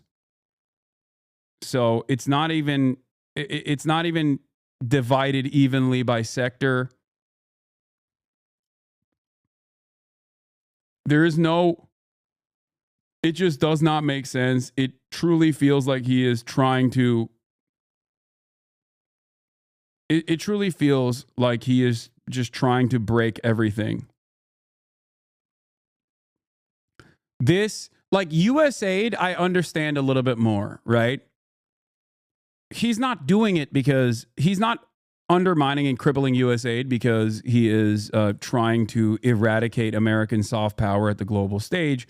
He's doing it because he personally thinks USAID is just libtard shit, right? He thinks USAID and all the NGOs and civil society organizations that it funds is a money sink for numerous Democratic Party goals and organizations.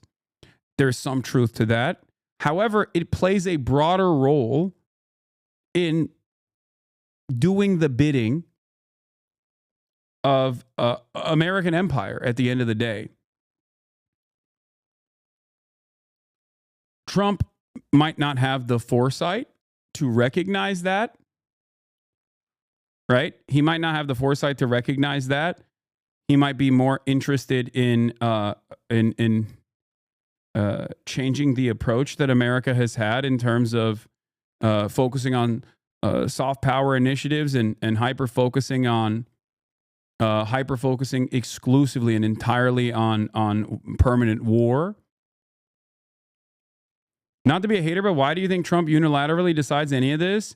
I mean, I think when I say Trump, I'm not just talking about Trump. I'm talking about like his advisors as well. I'm not simply referencing Donald Trump. I don't think Donald Trump operates on his own, obviously.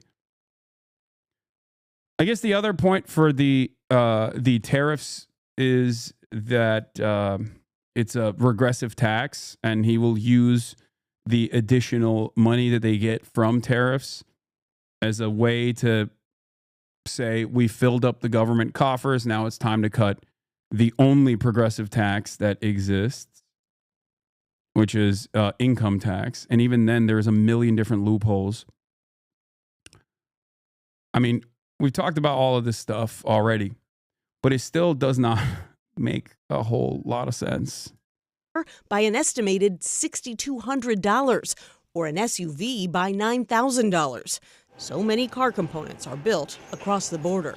Because of the arbitrary nature of the emergency use of tariffs that are being done, we don't know how long they're going to be in effect. At the end of the day, there is little doubt that consumers will feel the pain of this, but it will also impact consumer demand as well. Economic uncertainty already pushed consumer confidence down in February. This will help Tesla, right? No, it won't. No, it will help zero car manufacturers, because even the cars that are manufactured in the United States of America, because of previous trade agreements, whether it be NAFTA or, ironically enough, the trade agreement that Donald Trump did, NAFTA 2, right, has created this network of back and forth between Canada and Mexico, where they pass the American border into Mexico and pass the border into Canada and vice versa a million times until the car is assembled in the United States of America. That actually ends up, yes, USMCA is what I'm talking about. That actually ends up greatly increasing the cost of the car if they have to pay for all of the different parts that are being manufactured in Mexico or Canada before it makes its way into the United States of America, when every single car manufacturer is paying an entry fee numerous times over. Like, yes, United States, Mexico, Canada agreement, which was signed on July 1st, 2020. Okay, drafted in the 30th of September 2018, is an agreement that Donald Trump put forth. Okay, which was a substitution for NAFTA, North American Free Trade Agreement, which Donald Trump was very much against. But then he basically did the exact same thing.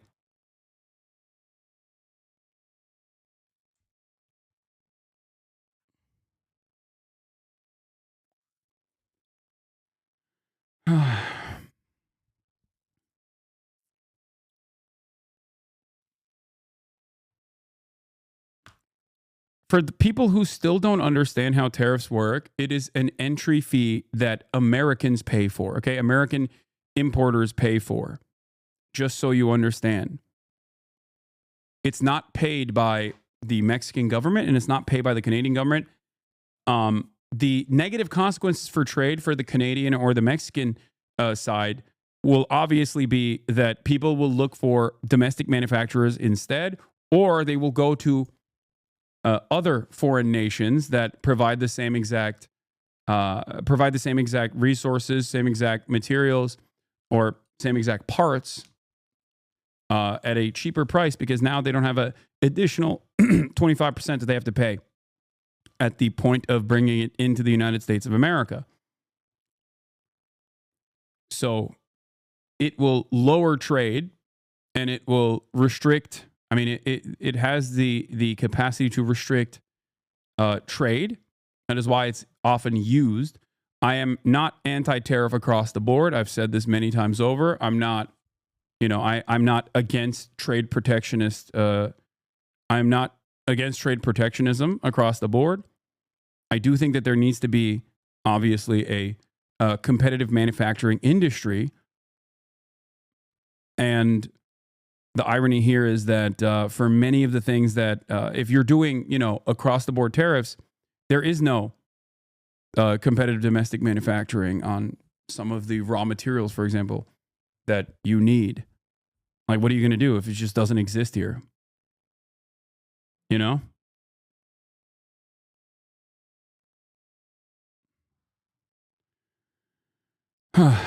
But let's get back. A new CBS News poll, just 24% of Americans say the economy is getting better. This is bad because normally it's the 30% that are like the Trump loyalists that will always say, "No, it's getting better. It's so sick now. I love the economy." And even that number has like diminished. He's sub 30 in his super base. Okay, that's not good. Better. 49% said it's getting worse. But President Trump says that tariffs are needed to punish Mexico and Canada for allowing migrants and the deadly drug fentanyl into the U.S. Less than 1% of all fentanyl that comes into the U.S. is apprehended at the Canadian border. So why use fentanyl as a reason? They're only apprehending 1%. You're right about that. It's a little more than that. But they should be apprehending much more because a lot comes through Canada. Again, all the data that we have indicates that that is simply not the case. But what does come in through Canada is about a third of the softwood lumber that this nation uses, which has led analysts to predict that home building prices will be going up. President Trump says that if companies don't like these new tariffs, they can simply move production to the United States. But, Tony, when it comes to things like... What are you going to do? What do you mean? What do you mean? Okay, you don't like the tariffs? It's time to destroy our our forests? Is that what it is? Oh, you don't like the tariffs? Okay, well, sorry. Time to destroy American forests. And Canada just has a lot of trees, man. They have a lot of allocation for this. What are you supposed to do? I mean, we got forests too. Don't misunderstand me. We got forests out here. It's just that Like, I guess he just wants to destroy the remainder of the American forests. You know? Lumber or fruits and vegetables from Mexico, moving it here, not that easy. No, it takes time, and there are benefits that the president is touting, but there could be sacrifices in the short term. Sacrifice is not a word he typically would want to use with the American people. We'll see if it comes up tonight. More on President Trump's tariffs and what they could mean for consumers. Elizabeth Schulze joins us to break down the potential. They announced it yesterday, going to clear 280 million acres of national forest trees. Jesus Christ, dude. I mean, I suspect that it'll be much easier to do these sorts of things when you can't do an impact study because you fired every researcher and you think impact studies are woke and gay. I wonder what the long-term consequences will look like when you're just gutting the remainder of the American forests now. Oh, great. I love having people control the wheel that have no interest in being even remotely reasonable. Just doing absolute death and destruction. Great stuff.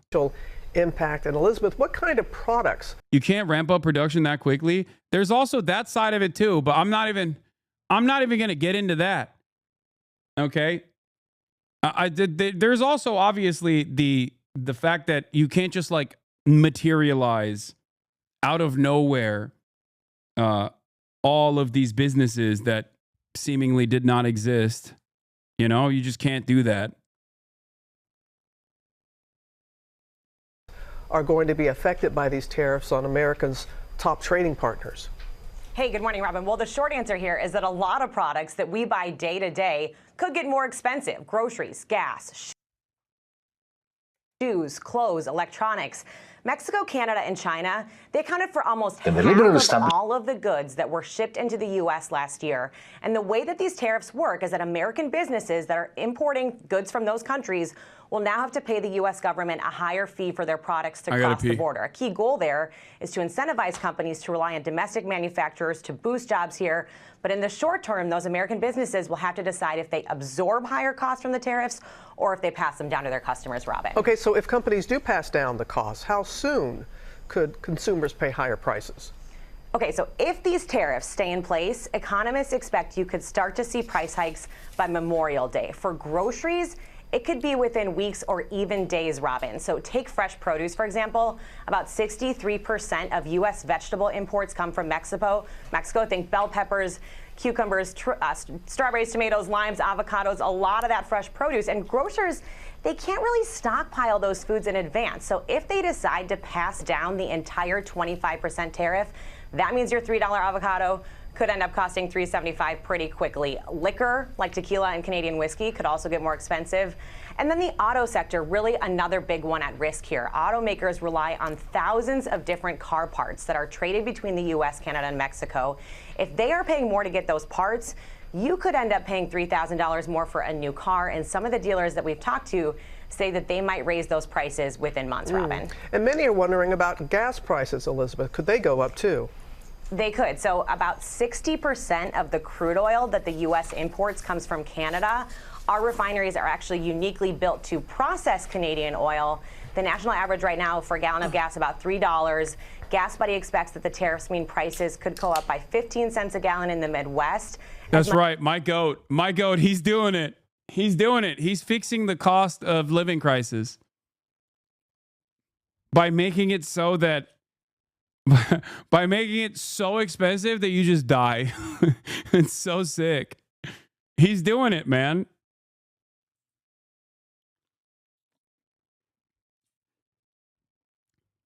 This goes back to the thing that I was talking about initially, the resentment and the jealousy that I have, the envy that I have for Trump getting to do whatever he wants and his fan base just eating it up like it's the most brilliant thing that's ever happened.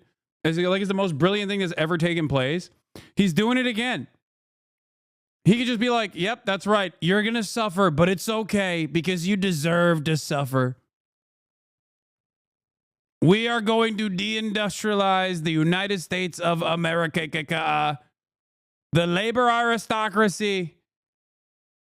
The labor aristocracy will suffer the largest penalties for the American empire's cruelty. Endless bounty. Unequal exchange is over, folks. Okay, let's listen to Maria Bartiromo crashing out at a auto dealership guy freaking out about these tariffs. Chrysler, Jeep, Dodge, Ram. Yeah. Impact. I love that for months I said, and many other people who understand what's going on said over and over again that this is going to tank the American economy, that this is going to make everything insanely expensive. Okay? We said this over and over again. And for some weird reason, no one on the conservative side ever took this seriously. Like, I don't get it. Dramatic.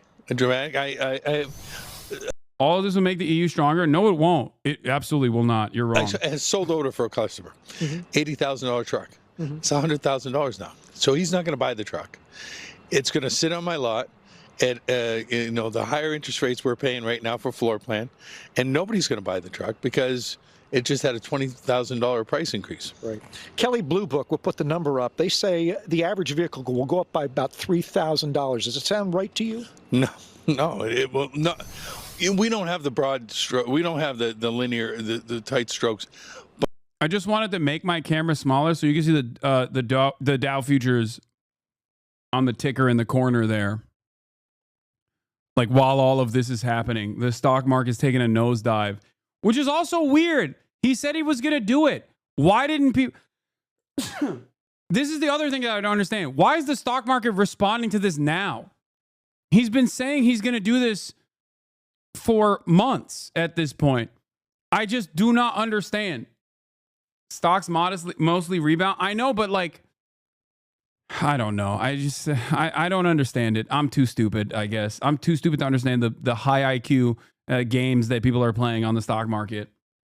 But to me, it's a 25% tariff. So that affects our parts that come from over these countries and a whole bunch of our cars. And you've been basing your business model on free trade, basically. This is what the American Automakers Policy Council says, Maria, in response to this. They say our American automakers invested billions in the U.S. to meet the requirements of the current free trade agreement. They shouldn't have their competitiveness undermined by tariffs that'll raise the cost of building vehicles in the U.S. and stymie investment in the American workforce while competitors from the outside of North America benefit. The German, no tariff on the German cars coming in now. No, they're Japanese. They're going to be okay. But think about it. We built our business around that. The OEMs built their business around that, and now it changes on a dime. And we can't build a $4 billion plant overnight in the United States. So I think building in the United States is great.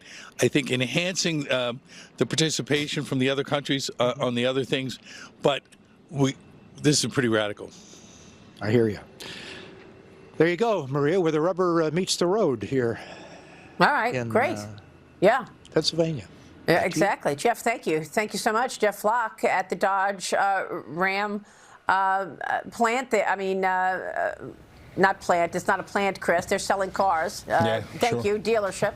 But you know what? Let me ask you this, okay? Yes. How many Dodge Rams do you see driving around Europe? Okay. I once again am asking Amerifat morons why they do not make cars that are appropriate for the European market and then sit there and demand that they drive these behemoth tanks on roads that cannot sustain them. Make better cars. It's so stupid. Make smaller, fuel-efficient cars with smaller engines. That's it. Abide by EU standards and regulations.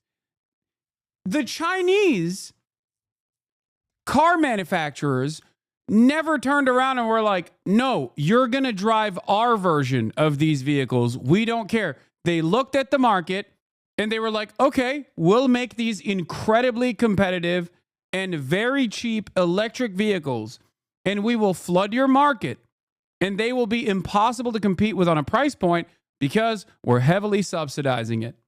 Okay? That's it. It's not like they were sitting around being like, no, we want to make tanks. Why won't the dumb Europeans purchase our tanks? The cars that we make here in the United States of America are ginormous. The F-150, until this past year, was the most popular vehicle year over year, okay? The F-150, the Ford F-150 pickup truck. The Ford F-150 pickup truck inside of the European Union needs a commercial driver's license to be able, for a European to operate an F-150, you need a commercial driver's license. Do you understand? You're immediately, automatically shut out from half of the European streets. You can't go into any European cities. It is ginormous. What are we doing here? It's so frustrating. Where they're like, why won't they buy our tanks? Why won't they do that?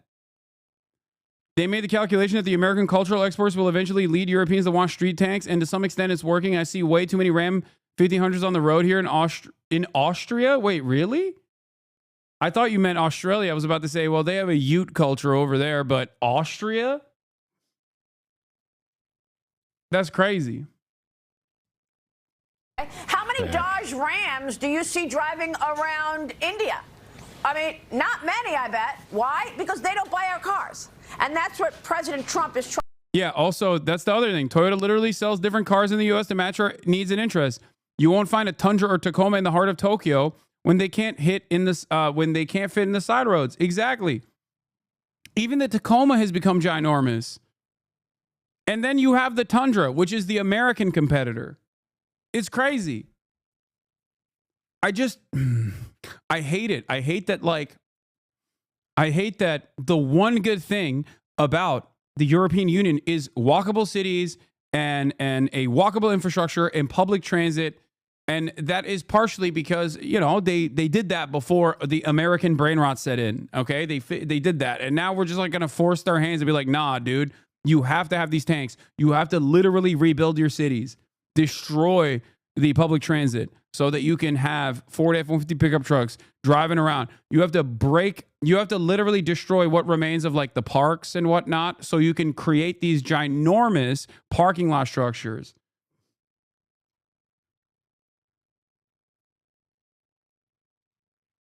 Trying to change. Maybe Dodge should start building them here and selling them here.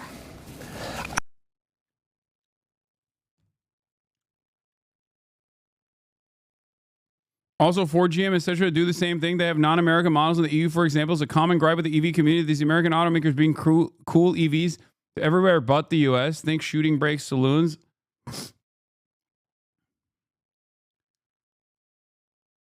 Why are cars so thick now? Like, is it just American culture nonsense? No, it's partially because of CAFE standards.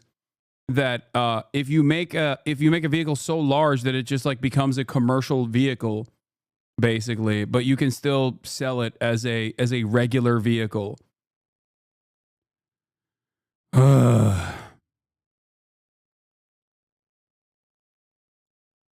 All right, where were we? All right, let's get back to this. Much as 40 cents a gallon within a week in the Northeast, Robin. All right, Elizabeth, our thanks to you. We have some breaking news coming in. Canadian Prime Minister Justin Trudeau speaking right now after the U.S. slapped Canada with 25% tariffs. Let's listen.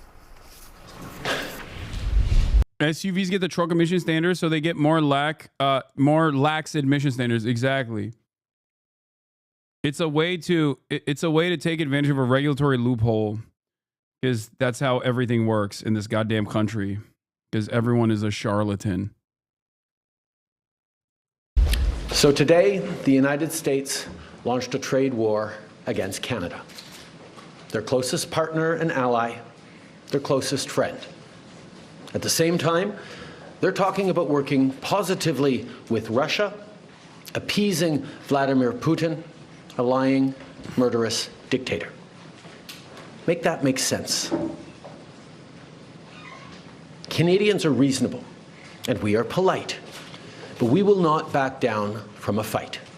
Not when our country and the well-being of everyone in it is at stake.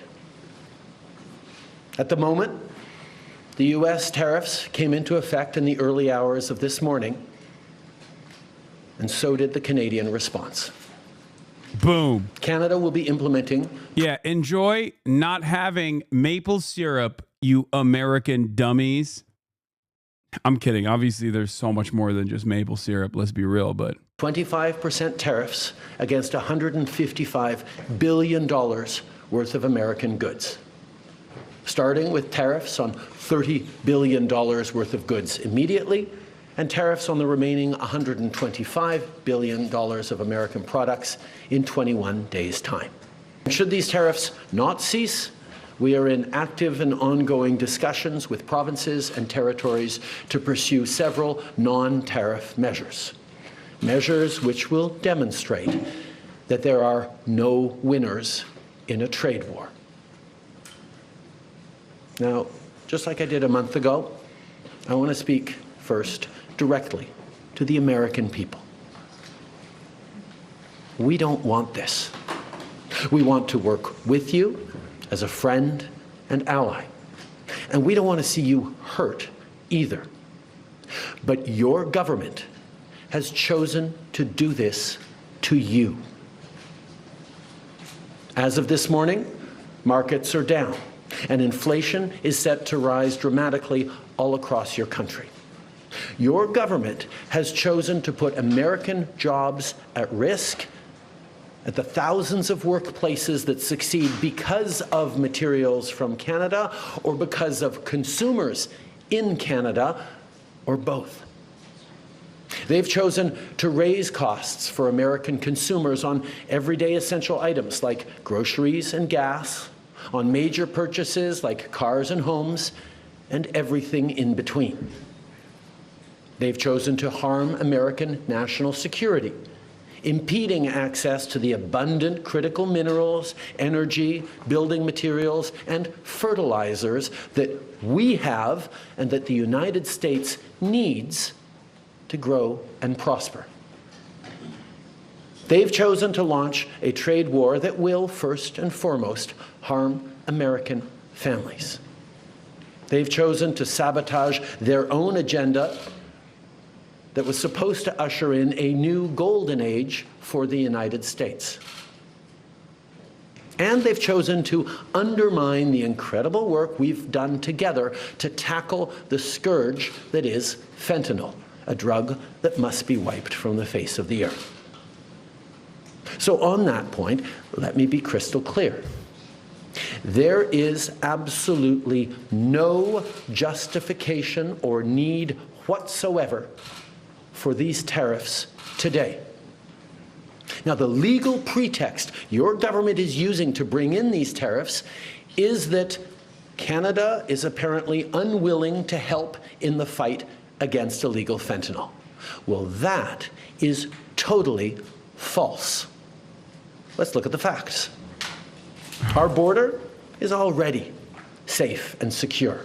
Far less than 1% of fentanyl flows and less than 1% of illegal crossings into the United States. I think one of the funniest aspects of this is like Trudeau is like subtly trying to throw Mexico under the bus here and also fact-checking Trump.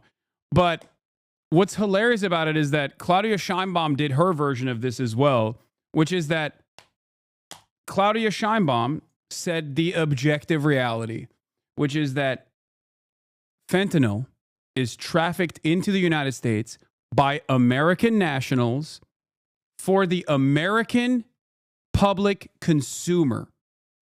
Okay? That's it. It's the truth. American citizens are the ones who are trafficking the fentanyl into the United States of America for the consumption of other American citizens. Okay? And in the process, those American citizens also defend the cartel's interests by giving them endless amounts of weapons. We are a belligerent state that is ruining the lives of, actively ruining the lives of countries that unfortunately are near our national boundaries.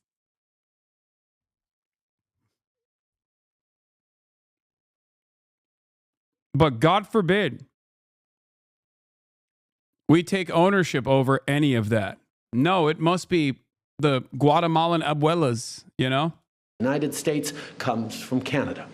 But we acted because we know we can always do better. We responded to concerns, including from the president, by implementing an ambitious $1.3 billion border plan. A border plan that includes generational investments in new AI and imaging tools to stop the flow of fentanyl in its tracks, stronger coordination and information sharing with American agencies, along with the deployment of drones, helicopters, and additional personnel to keep our border secure. Now, a month ago, as part of an agreement with the United States that paused the tariffs, we made further commitments. We appointed Kevin Brasseau as our fentanyl czar, a man who dedicated his multi-decade career in law enforcement to combating organized crime networks and drug trafficking. We designated 7 drug cartels, sick, evil groups who cynically profit off the pain and suffering of people on both sides of the border, as the terrorist organizations that they are. And just yesterday, we launched a new joint operations partnership supported by a $200 million investment between Canada's security and law enforcement agencies, a partnership that will enhance the coordination of information and intelligence in order to thwart criminal gangs involved in the illegal fentanyl trade. He spends too much time on this. Trump does not care even a little bit about fentanyl. What's really interesting is he's doing the same thing that Zelensky did, which I think might have made sense in the past, maybe, but like doesn't currently make sense for present day America, which is respond reasonably and try to reason with the American audience by sidestepping Trump. Okay? He's not talking to Trump here. He's talking to the Americans, okay? He's being like, oh, your president is lying to you about this stuff. Please listen to what I have to say. Please listen to reason. And I think it's a foolhardy endeavor. Maybe I'm wrong, but I just don't think that a lot of these Americans will ever hear out what Justin Trudeau is saying. Okay? They just don't care. I don't think they care at all. I don't think they care about the truth. I don't think they care about being reasonable or looking at the cold, hard data. I just think that they are purely spite-driven, very confused, very angry all the time, and Trump keeps their attention focused on vulnerable populations in general. It's worth a try. No, dude, it's not. I don't think it is. That's why I said the exact same thing about Zelensky. When Zelensky went on Brett Baer and like tried to talk directly to the American population and turn around and say like, you know, listen to what's going on. Like my people are suffering. Okay. I'm a president. Like I have to defend their interests. America, we love America. We love Americans. You've supported us throughout this process. I'm like, you know, we still need your help. I don't think Americans care. They just don't. I think that Americans are insanely selfish. I don't think that you are going to be able to win over the Americans as especially with like reason. I don't know. Maybe I'm just so jaded because I tried to get Americans as an American citizen to understand that things could be so much better if we had healthcare, for example, or if we just stopped spending so much money on war overseas and like giving unlimited billions to Israel so they can continue their baby murder campaign or whatever, and Americans say I'm a terrorist for that. They say I want vuvuzela rat eating. When I say, oh, I want socialized medicine in this country, Americans, a big chunk of them turn around and say, oh, you want Venezuela-style rat for dinner, rat for breakfast. That's what you want. They're brain broken. Like, I don't know. I try reasoning with the public all the time. And let me tell you, as someone who tries to reason with them using logic, using common sense, many of them do not respond. The only thing that they respond to is the direct impact of Trump's actions. Once it starts hurting them directly, they'll notice it, they'll feel it. Only then will they wake up to that reality. And even then, many of them will still go, oh, it's because we haven't done enough cruelty to migrants or something.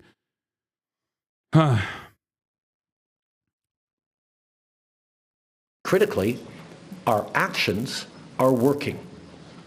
As the U.S. Customs and Border Protection just you are not the leader of a there country. Was a 97% drop in fentanyl seizures from January compared to December, to a near zero low of less than half an ounce seized in January, even with all the further enforcements and actions we've taken at the borders. In sum, we stepped up. We engaged closely and constructively with the president and his administration. We did everything we promised. We stuck to our word. And we did it because we believe in working together to protect our citizens. Now I want to speak directly to one specific American, Donald.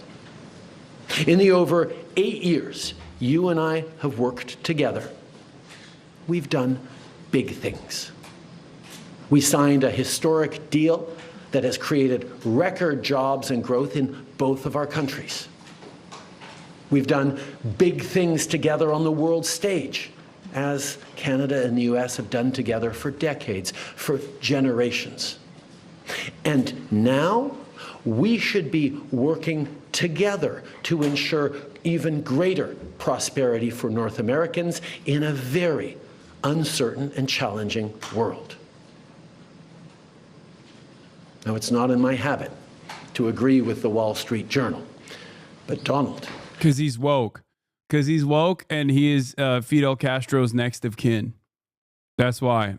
Because Justin Trudeau is a communist. They point out that even though you're a very smart guy, this is a very dumb thing to do. Yeah, look, the thing is, I will say this much, okay? Part of the reason why I'm not anti-tariff across the board is because I do think that it has the capacity to beef up domestic manufacturing, okay, if done correctly. If it's managed through unions like the UAW, for example, and they play a big role in how manufacturing can be increased, for example. I just don't trust the Donald Trump administration to actually actively give a seat at the table to the UAW, though. I think it could be done correctly. It just can't be blanket tariffs across the board for each individual nation. What he's doing here is basically breaking the toys that America benefited from for years and years and years. That's all he's doing. Trade negotiations that he actually renegotiated. The USMCA is the United States, Mexico, Canada agreement is literally NAFTA 2. Donald Trump implemented that. Okay? So when he turns around and he's like, yeah, I don't want it no more. What I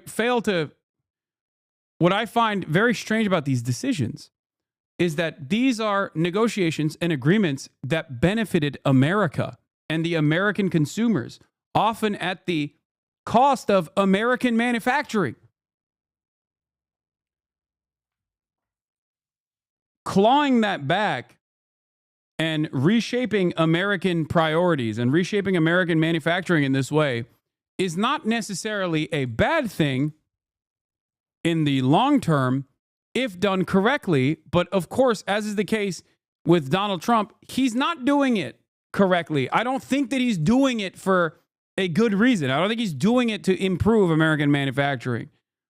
But to be fair, I also don't know what he is trying to do anyway, because so much of the Trump administration is just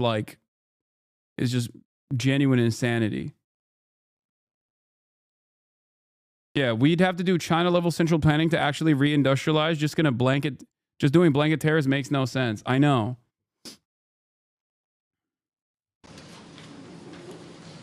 We two friends fighting is exactly what our opponents around the world want to see. And now, to my fellow Canadians, I won't sugarcoat it. This is going to be tough, even though we're all going to pull together, because that's what we do. We will use... The craziest thing to watch is a leftist who was in the streets in the 90s and early 2000s against these trade agreements. Yeah.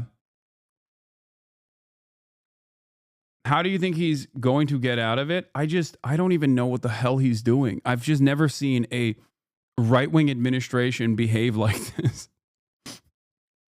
like I've never really, even liberal administrations now don't behave like this. I don't think it's like a repolarization happening in the two American major parties. I don't think that like Trump is now actively trying to bring back American manufacturing and create strong labor unions for Americans.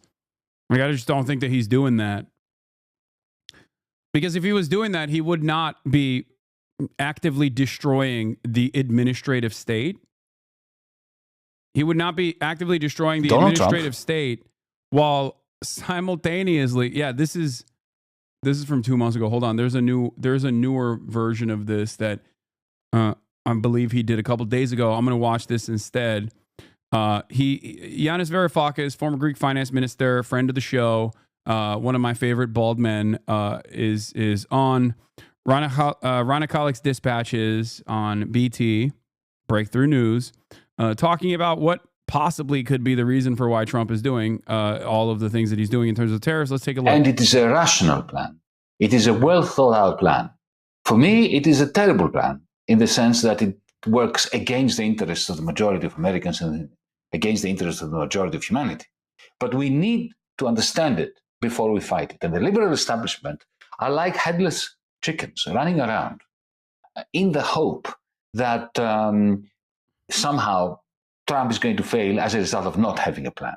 He's not going to have to fail because he doesn't have a plan. If he fails, he will fail because there will be people and movements that oppose him who understand his plan. So I just wanted to make this clear. No, it's important. It's an important caveat. Yeah.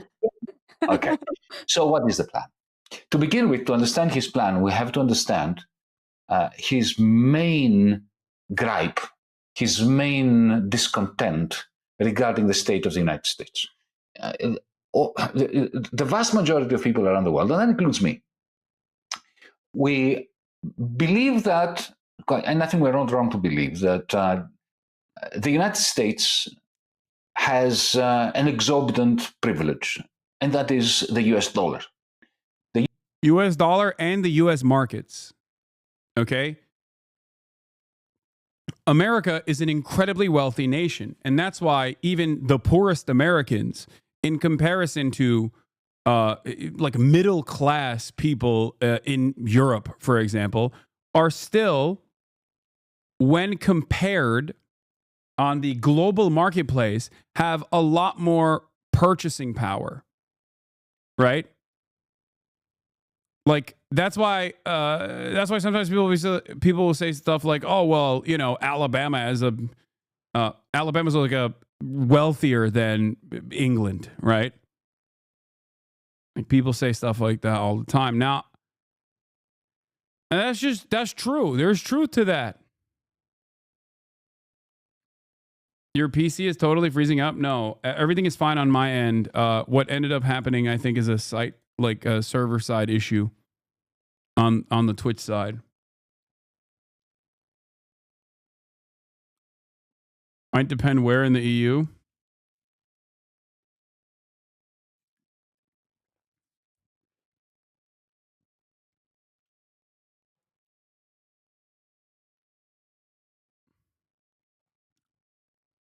The US dollar is the only currency. Credit card debt is not purchasing power? Yes, it is. You're wrong. It quite literally is if you are someone who's selling goods in the American marketplace. It doesn't matter if it's being purchased with credit card debt. What matters is the money that you're getting. That's it. That's it. That's literally, like, I understand where you're coming from because it doesn't, that is precisely the reason why, if you simply look at GDP and if you simply look at purchasing power, you kind of fail to recognize that, like, Americans on average have a way worse quality of life than Europeans on average do, because European states at least, like, create a comfortable barrier of security and offer some social safety nets that Americans do not have and that they have to purchase in the private marketplace. This also then feeds back into the GDP, ironically enough. But in terms of selling goods into the American market, in terms of selling goods to the Americans, it doesn't matter if they're buying it with credit card debt or not. If you're a manufacturer of goods and you want to enter the American marketplace, you don't care if they're buying it with credit card debt. You don't care if they're buying it with predatory loans. Okay? You just care about them buying your goods. Okay? That's it.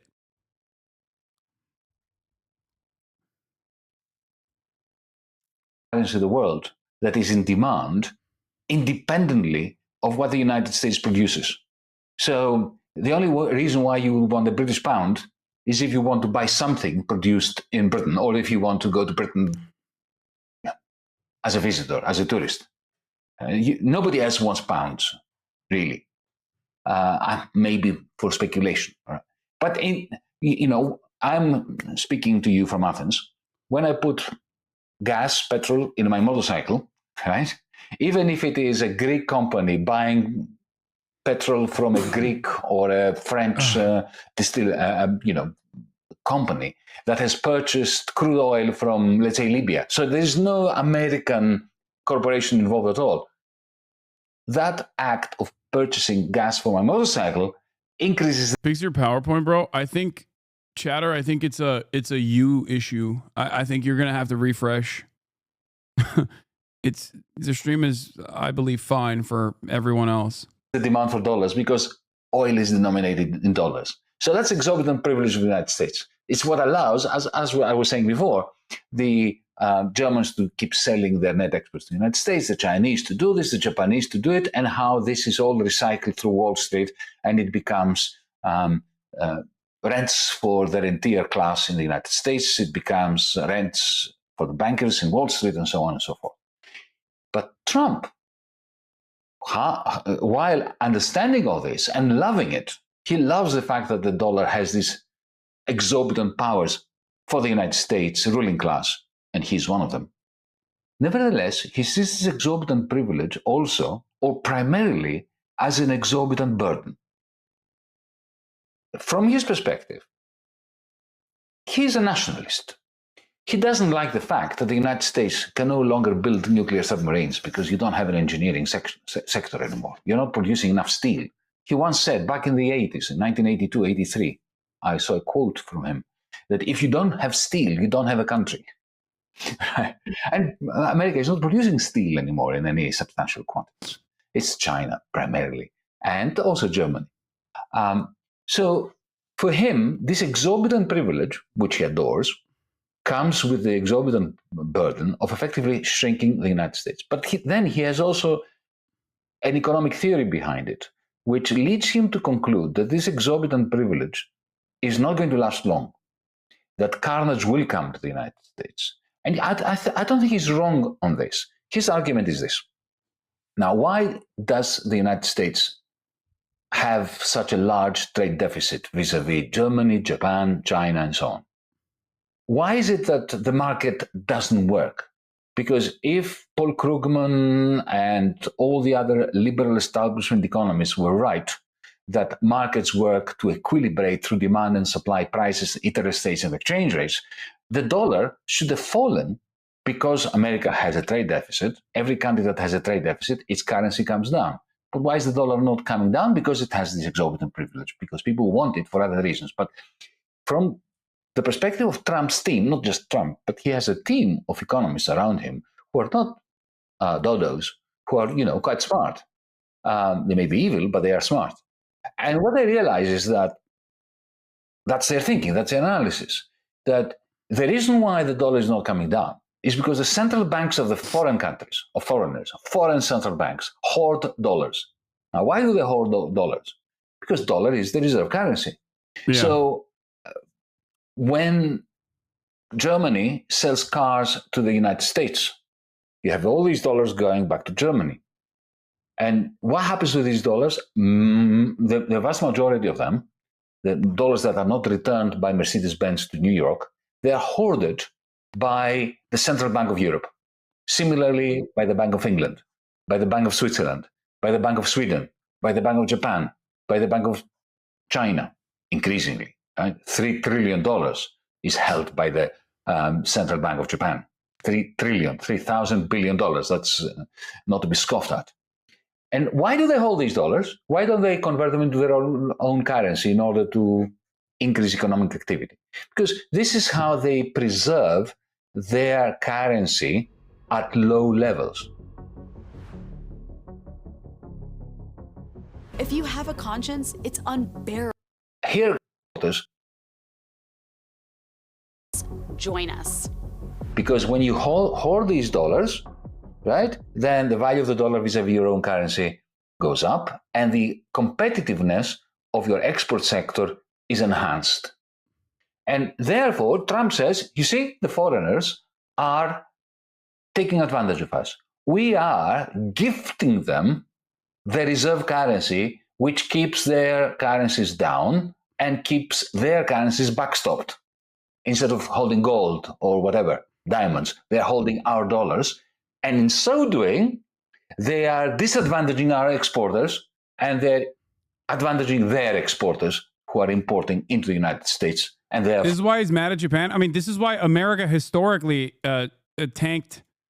This is initially why America tanked the Japanese economy as well, which is like how in the 90s Japan went into turned into a multiple decade of I mean, still to this day has experienced stagnation, because if it's super cheap to make goods in Japan and then sell it to the American marketplace, also super cheap, then obviously that is, it's just something that it's something that America is not going to be fond of.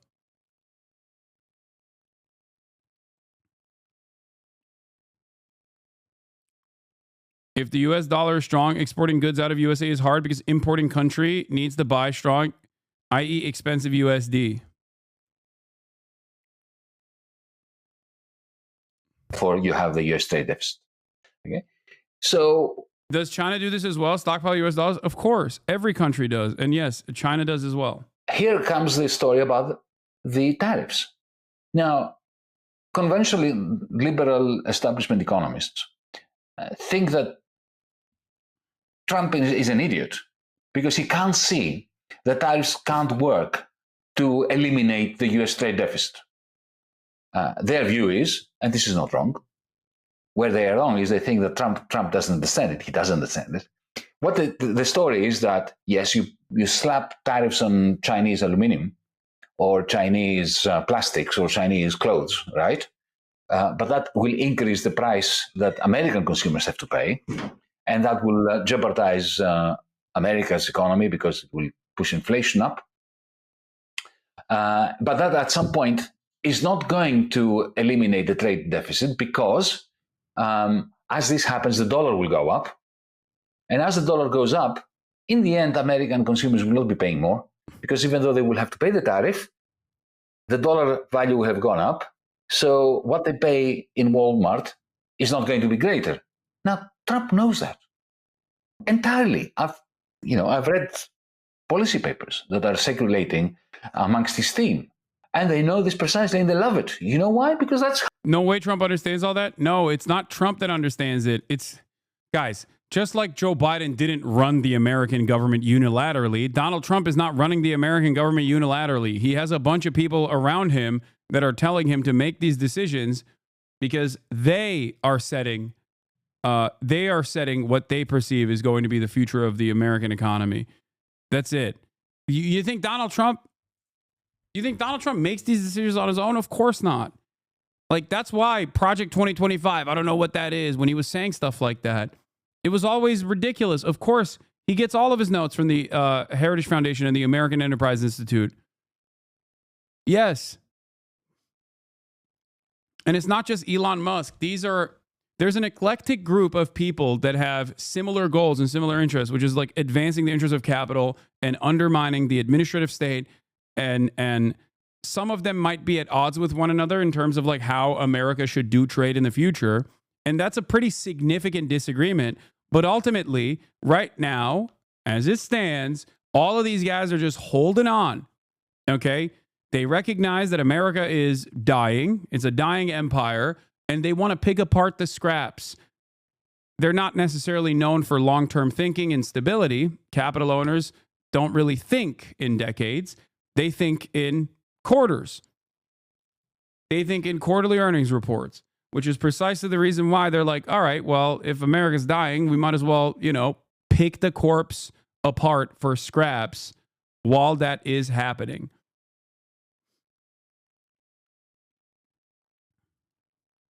Republicans making the money they didn't make in 4 years that they weren't inside the White House through insider trading? Not necessarily that either. How they will get foreigners to pay for the tariffs? Because here it is something that they state explicitly in their policy papers. We slap tariffs on them. Their central banks will immediately reduce their interest rates to absorb the recessionary shock to their own economies from our tariffs. As they reduce interest rates, their currency is going to go down. The dollar will go up. In the end, the import prices, the prices that Americans pay, will not have changed much, but something will have changed. The trade deficit will not be eliminated, but one thing will have changed. The foreigners will be paying us money. They will be paying for the tariffs. And that for the US administration, for the Trump administration, is great. Not only will they be collecting the tariff money, but remember, Congress, and particularly the House of Reps, has the purse strings for tax receipts, but not for tariff receipts. To increase the amount of money that the US government gets from the American taxpayer, Trump has to convince Congress. And there he has a very thin majority, and there is just bedlam. He really doesn't want to have to negotiate with Congress. I thought the prices were supposed to go up. Is that not true? No, I think it will. I mean, that is in the short term, I think that prices will go up. Having said that, however,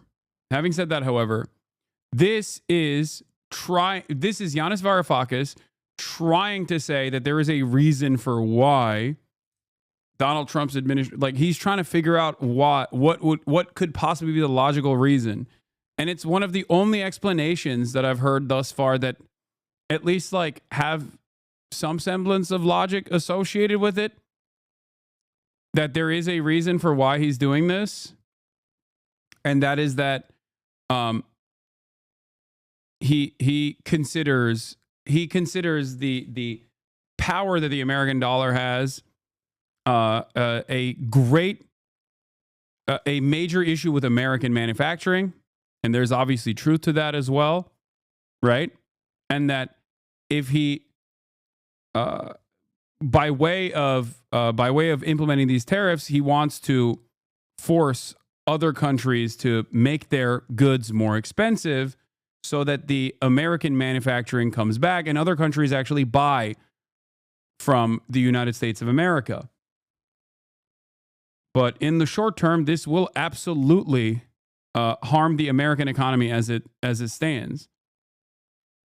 But the moment he slaps the tariffs, the stream of money goes to the Treasury without any negotiation with Congress. And indeed, he can actually even spend this money. There are some legal impediments, but we know how much he respects those. And that's phase one. Nothing has been accomplished by the end of phase one to bring down the US trade deficit. He has increased his treasury stake through the tariffs, and he's made the foreigners suffer and pay for it. And now comes phase two, which is a grand negotiation.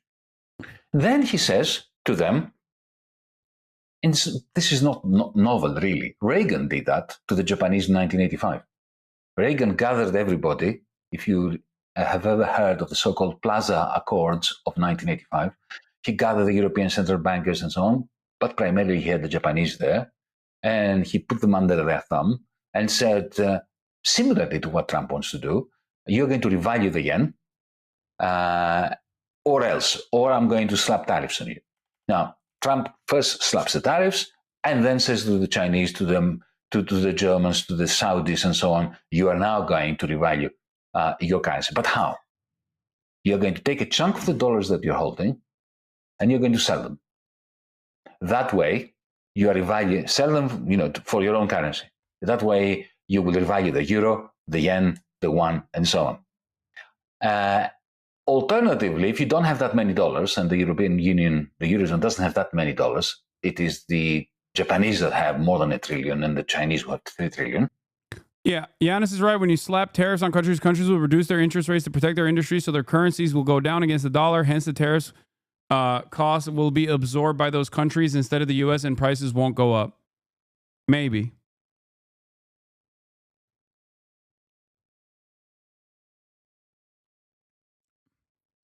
I do not understand is that for that to work, factories and offices have to build first in the U.S. for this, and not only tax incentives have to be created, but bank loan and bank advantages have to be implemented.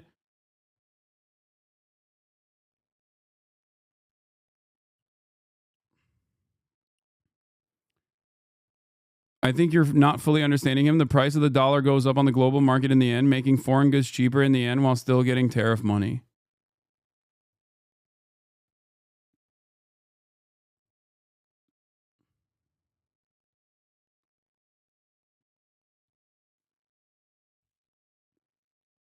I do not foresee the price of goods immediately coming down or even staying relatively stable while and then maybe in the long term creating a big boon in manufacturing, especially because in the short term this will literally lead to layoffs, like mass layoffs in general. The chatter is wrong. When the US dollar increases in value, that means our exports are going to go up in price and the trade deficit will not close. The U.S. also relies on non-substitutable goods abroad. Yeah. If you have, like, when it comes to raw materials, like, there is no substitute. What are you supposed to do? You know what I mean? If we just don't have it here, what are you supposed to do? He's not doing any carve-outs whatsoever. Maybe he will down the line, and I don't understand it. Or maybe he's signaling that he might do that, but he hasn't said anything about it. It's just like, doesn't make sense. Commerce Secretary Lutnick, Trump may roll back Canada and Mexico I'm done. I mean, what are we doing here? What are we doing here? Why am I doing this? Why? Why are we doing this? What the hell is going on? What a goddamn clown show. Okay, I'm done. I'm officially placing Trump in the unique position that I've only placed one other global leader on. The Vladimir Putin insanity position, okay? That's it. Officially, I'm done looking for reason behind his actions. I'm lying. I will always still try to find a logical reason why he's doing the things that he's doing, even if I disagree with it. But goddamn, it's just like it doesn't. April Fool's ass tariffs.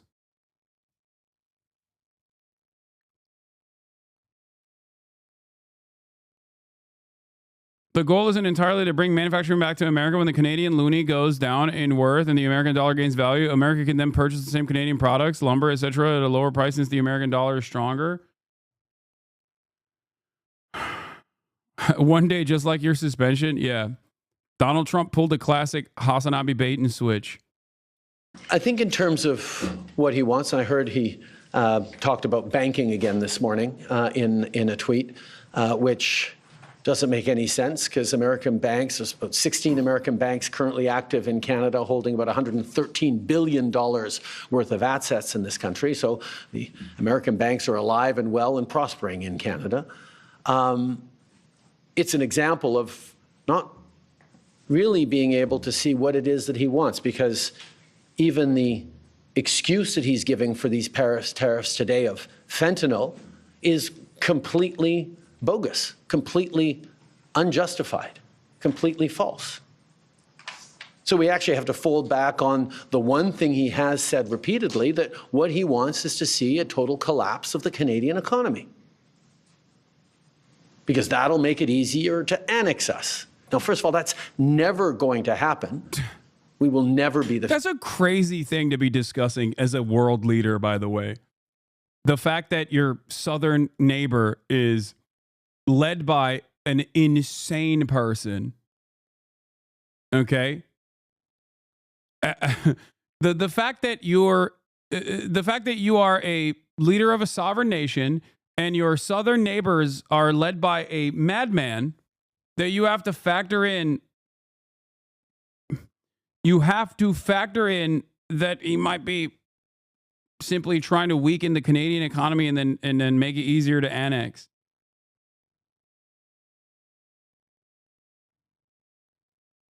Wild stuff, man. 51st state. But yeah, he can do damage to the Canadian economy, and he's started this morning. But he is rapidly going to find out, as American families are going to find out, that that's going to hurt people on both. Welcome to Eastern Europe. Yeah. And yeah, we're probably... Yeah, he's doing the United Socialist States of America, okay? He's doing the United Soviet States of America. USA. You just add one more S, dude. It's over. Canada is it's not balkanizing. We're turning it into USA. Yugoslavia, the glorious Yugoslavia-ification of North America, the North American continent. Probably going to keep booing the American anthem. But let me tell Americans, we're not booing. Similar to what? Similar to Ukraine worrying about Russia? Look, I'm not making predictions. Like I said, I've learned my lesson from the past, okay? Donald Trump is a madman. I'm not making predictions about Donald Trump, just like I don't make predictions about Vladipoo, okay? They sometimes do some insane stuff, okay? They engage in insanity. Sometimes it's hard to figure out what the logical through line is. We're not booing your teams. We're not booing your players. We're booing a policy that is designed to hurt us. And we're insulted. And we're angry. But we're Canadian, which means we're going to stand up for each other. We're going to fight. And we're going to win. So, Harris, let's get to this really quick. Trump was Governor Trudeau on notice for criticizing tariffs.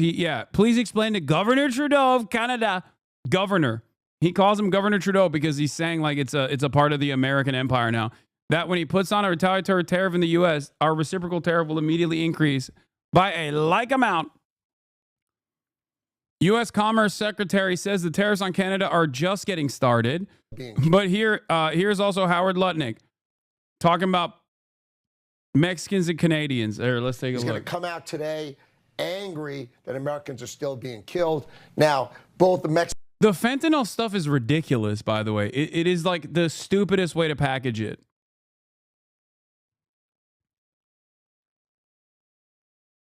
It is straightforwardly the dumbest way to try and package this, to be like, oh yeah, we're doing this for fentanyl. Okay. And the Canadians were on the phone with me all day today trying to show that they'll do better. And the president's listening because he's very, very fair and very reasonable. So I think he's going to work something out with them. It's not going to be a pause, none of that pause stuff. But I think he's going to figure out, you do more and I'll meet you in the middle some way. And we're going to probably be announcing that tomorrow. So somewhere in the middle will likely be the outcome. The president moving with the Canadians and Mexicans, but not all the way. Just to clarify, he's going to come out today angry that Americans are still being killed. Now, both the Mexicans and the Canadians were on the phone with me all day today trying to show that they'll do better. And the president's listening because he's very, very fair and very reasonable. So I think he's going to work something out with them. It's not going to be a pause, none of that pause stuff. But I think he's going to figure out, you do more and I'll meet you in the middle some way. And we're going to probably be announcing that tomorrow. So somewhere in the middle will likely be the outcome. The president moving with the Canadians and Mexicans, but not all the way. Just to clarify, he's going to come out today angry that Americans are still being killed. Now, both the Mexicans and the Canadians were on the phone with me all day today trying to show that they'll do better. And the president's listening because he's very, very fair and very reasonable. So I think he's going to work something out with them. It's not going to be a pause, none of that pause stuff. But I think he's going to figure out, you do more. Sorry. Okay. This is what Hasan should be banned for? Okay. I didn't realize it was only 30 seconds long. Is there a way that we can do an annulment of this past election, some kind of recall? Nope.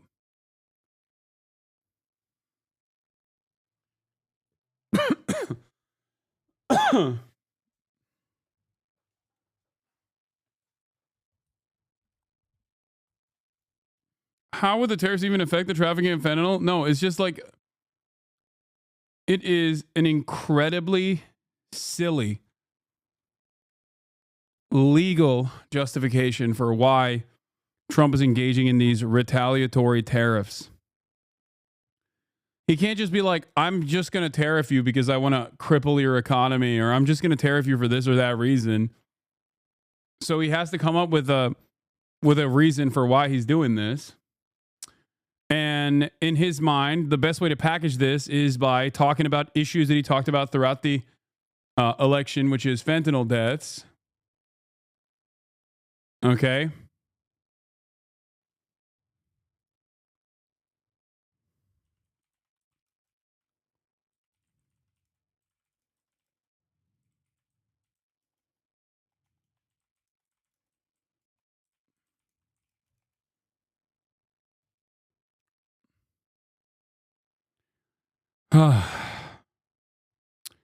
He has no legal power to do it without declaring an emergency on fent. Okay. Well, let's continue with this. President Trump just responding to Canadian Prime Minister Justin Trudeau, writing this on Truth Social, quote, please explain to Governor Trudeau of Canada that when he puts on a retaliatory tariff on the U.S., a reciprocal tariff will immediately increase by a like amount. Harris, the fight began on your show with Trudeau, and it doesn't seem like Trump's backing down. Well, look, I mean, he's not President Trump. He is a prime minister of a neighboring country on its way out, on his way out. And I don't think he gamed out the things that he said and the effect that it could potentially have on the Canadian people. He made a selfish move today, and he called the president of the United States dumb. So, look, or his actions dumb. It effectively is the same thing, the way he put it. So, look, I mean, this is not going to lift Canada's position at all, and it just makes the art of the deal much more difficult for Trudeau on behalf of his country, and he's running out of time. So we're dealing with him now. In 30 days, the process, or less than 30 days by the end of this month, begins to replace him per his exit announcement about a month and a half ago. So then we're going to be dealing with somebody else. I mean, if he really wants, he has nothing to lose. I put this out there, but I think, you know, he's legacy leadership in that country. He is marring the name Trudeau for times to come. He needs to Zelensky this. Either get on your X, pick up the phone, and say, look, here's what I meant, and clean it up on aisle 7. We'll see if it happens. You know, and Sandra, as we think about this, you know, I just think back to first term and some of the headlines like Politico, Trump drops tariff threat on Mexico after migration deal is reached. And we remember the USMCA, the impetus for that was a tariff threat. And you end up getting this trade deal. So a lot of times with Trump, he's taking these moves, he's making these moves, and you wonder if it's pursuant to something that comes on the horizon. But you have to have another leader on the other side willing to concede. And with Trudeau, he doesn't have a lot to lose on his way out the door. Well, remember, he's ginned up a lot of support for this by saying we're not going to be taken advantage of it anymore. And if he sticks to that message, he'll continue to get support for this. This is obviously playing out in a very public way. I was just taking a peek at the markets to see if there was a reaction to the president's response. And if anything, the markets have come off of their lows. Oh, look at that.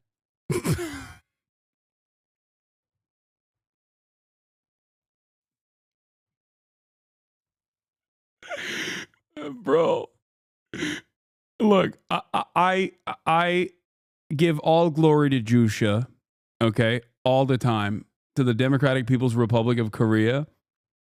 So please do not misunderstand me when I say this. But this is literally the old Korean lady on television, okay? This is crazy. I mean, someone's got to have that Dear Leader link. I mean, come on.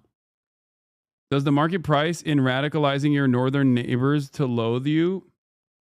No. It does kind of feel like they're doing the Did you just send me a Russia Today link? That's crazy. That's crazy, chatter. There's no other link that has actually no other outlet talking about Claudia statements. Are you trying to get me clapped again? Well, what the hell? Are you trying to get me destroyed again by libs? The libs are going to be like, there it is.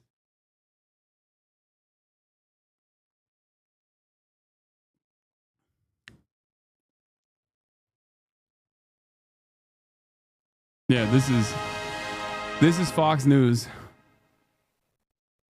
주체 패고 2016년 1월 6일 10시 주체 조선의 첫 수소탄 시험이 성공적으로 진행. That's my goat. I love her. Okay, I love her. She's amazing. Right? So, I mean, this is fascinating to see this play out in such a public way. How do investors see this?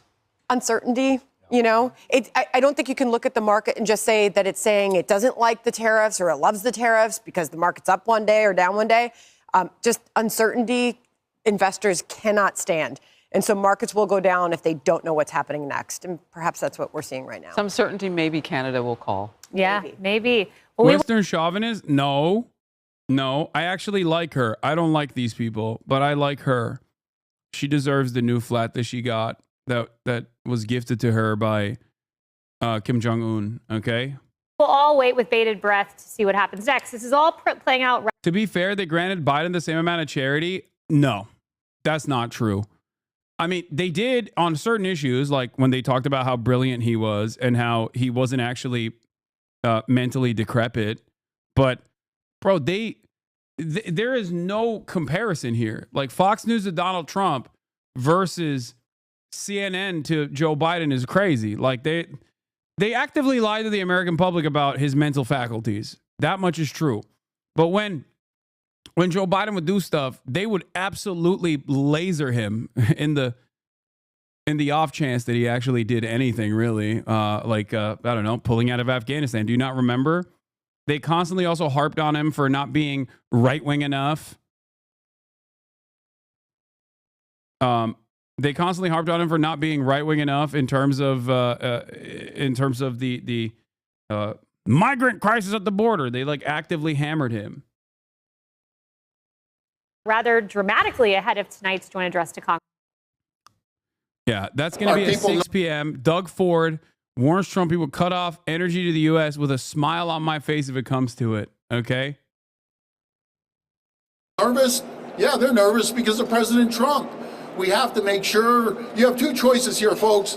We roll over as a country and just let them run over us, or we fight like hell, like we've never fought before. I'm taking option 2.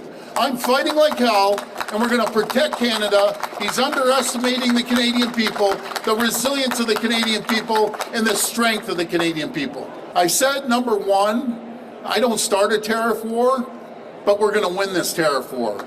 Right off the hop, I've directed the LCBO, we're the largest purchaser of alcohol in the world, to remove every bit of U.S. alcohol off the shelves. I know my good friend, the governor of Kentucky, he's losing his mind right now. I said, you better talk to your president. Mitch McConnell, senior senator from Kentucky, they're losing their mind. We purchased over $1 billion of alcohol, 3,600 products, 35 states. It's going to hit them. We call them the kitchen table issues. Then we're going to cancel Starlinks right away from Elon Musk. Not that $100 million makes a difference for him, but it's principle. I've directed the procurement of over $30 billion of goods, not to go to the U.S., to make sure we buy Ontario first. And if we can't find it in Ontario and we can't build it in Ontario, we go across the country. All right. And our retaliation is going to be surgically targeted to create the maximum pressure on the White House to stop what the Wall Street Journal has described quite rightly as the dumbest. Dude, if Canada does a BDS on America, it would be so awesome. I mean, look, more power to you guys, okay? More power to you, okay? Developing resentment towards America KKK in this way, perhaps it should have happened for a million different reasons and for better ones, but I'll take it where I can get it. Canadians, I am with you. Let your chat know that Doug Ford is a monster. Calling him base is gross. Yeah, for sure. This is also making the worst people in Canadian politics look good too, especially in the eyes of Canadians in general. Trade war in history. An example of a measure that just don't boycott me, okay? I'm a anti-imperialist, anti-American content creator, so please keep building a carve out for your BDS Canadian Hasanabi heads, and please keep subscribing with your Canadian dollars, even if it's not at the top of the hour, okay? Which you can do for, I think, what is it, like $6-7 Canadian dollars, or for free with a Twitch Prime. You can still use your Twitch Prime to subscribe, especially if you couldn't resubscribe yesterday because I got banned. For those of you who don't know, so. It's 8 CAD. Okay, $8 CAD. Don't worry, you're an honorary member of the Quebec Libre movement. We got you. I am. This is true. Canuck Bucks. Yeah. Like this is actually correct. Here's the other thing. Where is it? Doug Ford just won another election. I think it was in large part due to his response to the tariffs. He will continue to dismantle healthcare in Ontario. Exactly. So Trump's idiotic actions against Canada has unironically made people like Doug Ford look better. And now with that popularity, with that popular mandate, Doug Ford will continue to undermine social services in Ontario. So what is this? Got a new contract while he was banned? Unbelievable. I did not get a new contract. I am not running ads. I was kidding. Subscribing, which you don't have to do, but if you want to, you can subscribe. You can send me links. If you subscribe, you can clip stuff. You get some amenities. What? Squeaks has some choice words for your video. These sound so. What is this? I've probably been banned. These sound so cool. He sounds like a vibrator. Sorry. That's crazy. That's crazy. What's up, everyone? if you're seeing this, that means I've probably been banned. That's right. Cancel. sorry. That's crazy. I'll take it. Much better than XQ Snake, dude. XQ called out Twitch for unbanning Hasanabi only one day after suspending him. Just comical, dude. What a joke, dude. He said. Snake. XQ Snake.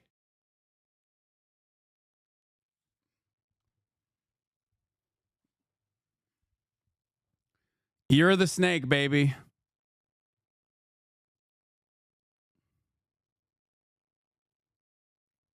Why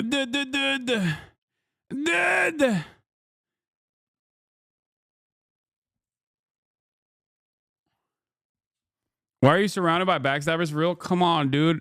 Look at the industry. Like, yes, Twitch streaming is... Look.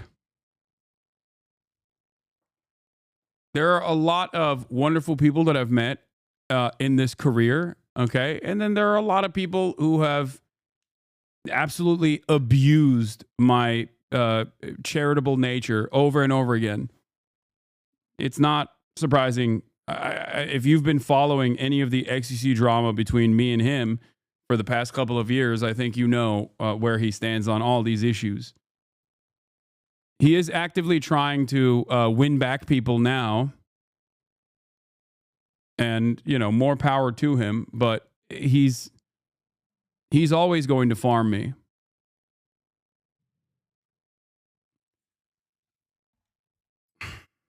The quicker you understand that a lot of people have direct financial incentives and that's the only thing they care about and nothing else, the easier you will make sense of how people operate in this industry. It's just the truth.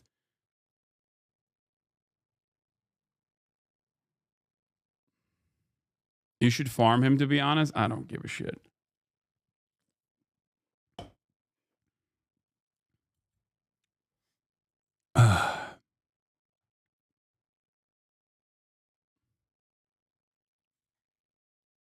He's already rich? What do you mean? I know. He is. And in the process, he shed a lot of he basically forced a lot of people's hands into just like shutting him out.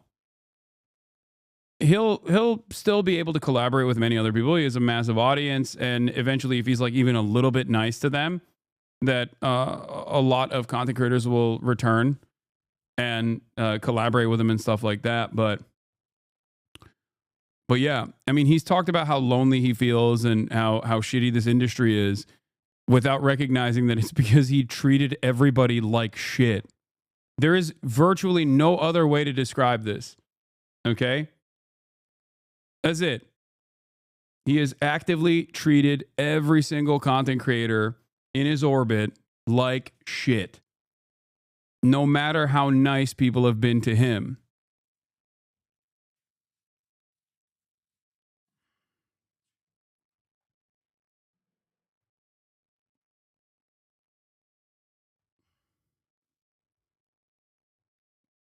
If you smell dog poop everywhere you go, you wake up and you smell shit. Go to the coffee shop, you smell shit. Maybe it's not everywhere else that smells like shit. Maybe you are the one who stepped in the shit. Or maybe you are the piece of shit. And it's not just XCC. A lot of content creators have major egos, myself included. You know, it's understandable. It is what it is.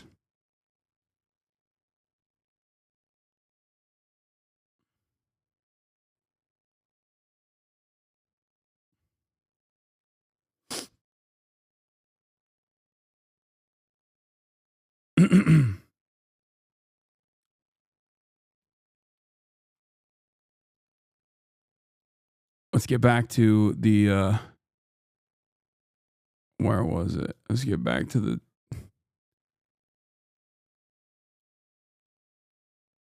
tariff, 100% tariffs on Teslas. Canadian Prime Minister candidate reveals tariff response plans against the United States. I was considering writing a piece based on why so many people attack you over other left-wing voices online. The far right is a term for the jockeying that happens in spaces that are before politics, but which create the cultural narratives that far right use to convert people. Metapolitics. You exist in gaming and anime spaces as a left-winger and someone who completely debunks all the stereotypes the right likes to use to discredit the left is why you get so much heat. Yeah, it's also why I have also retained a relatively sizable audience in spite of all of that. And I think that really pisses people off. That's what it is. That frustrates a lot of people where they're like, why do people still subscribe to him? Why do people still support this guy? He's bad. Look at all of my friends that say he's bad.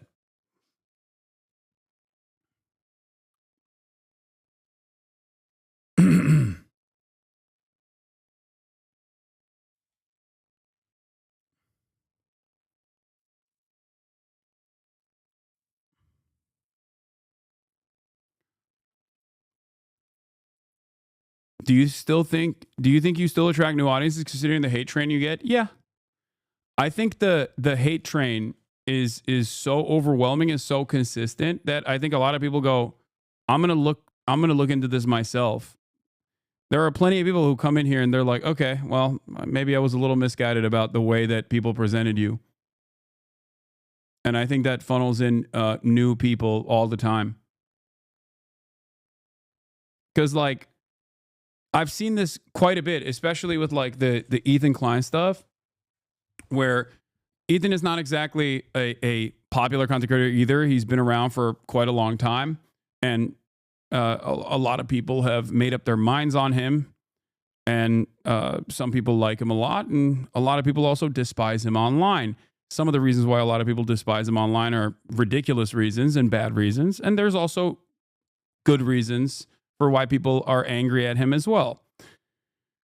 And in that process, when he just like engaged in the extensive crash out, people go, okay, well, his insanity caused me to go and take a look, you know? Because you can't maintain a reasonable approach if you're actively just like going, everything and anything that this person does is wrong, and I'm going to assume the exact opposite, the exact opposite position. People are just gonna be like, all right, well, you know, maybe I'll make up my mind on my own.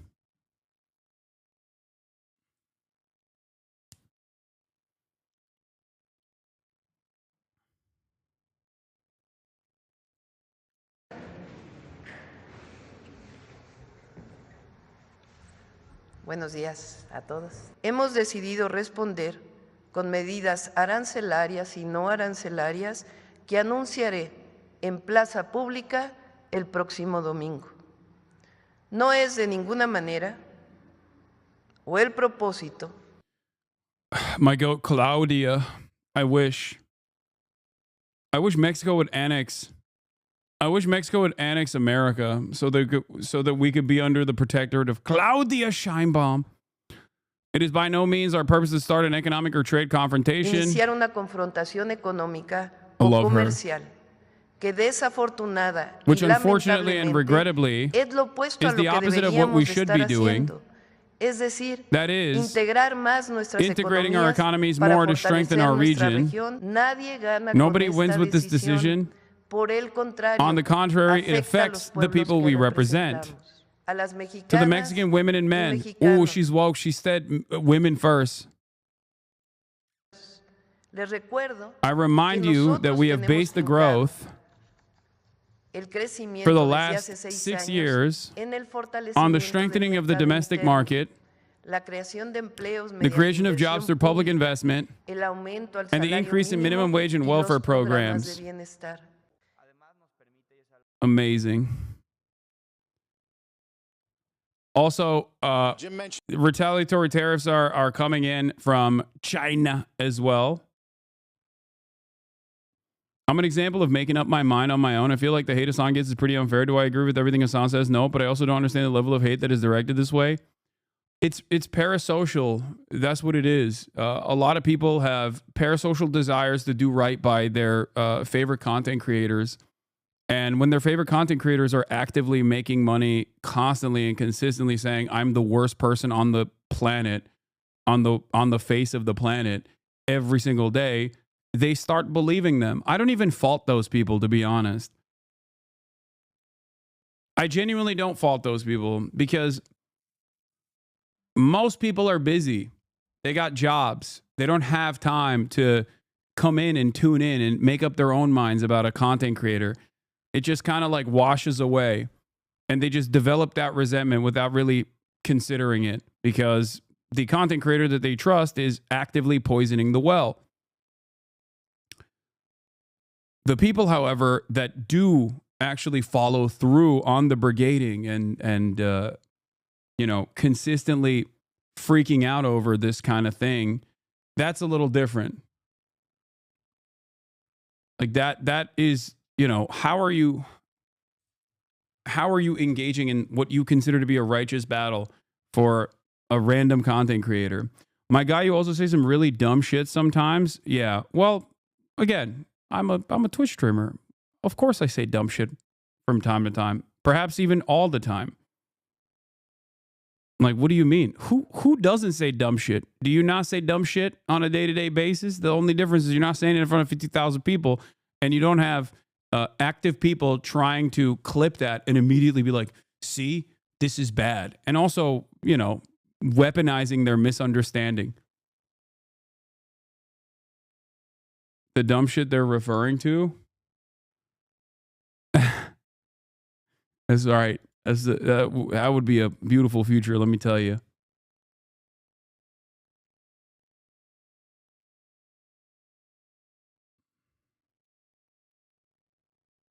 Yeah, so many people you meet or collab IRL say that they assumed you were a meme based on all the clip chimps of you out there. Yep.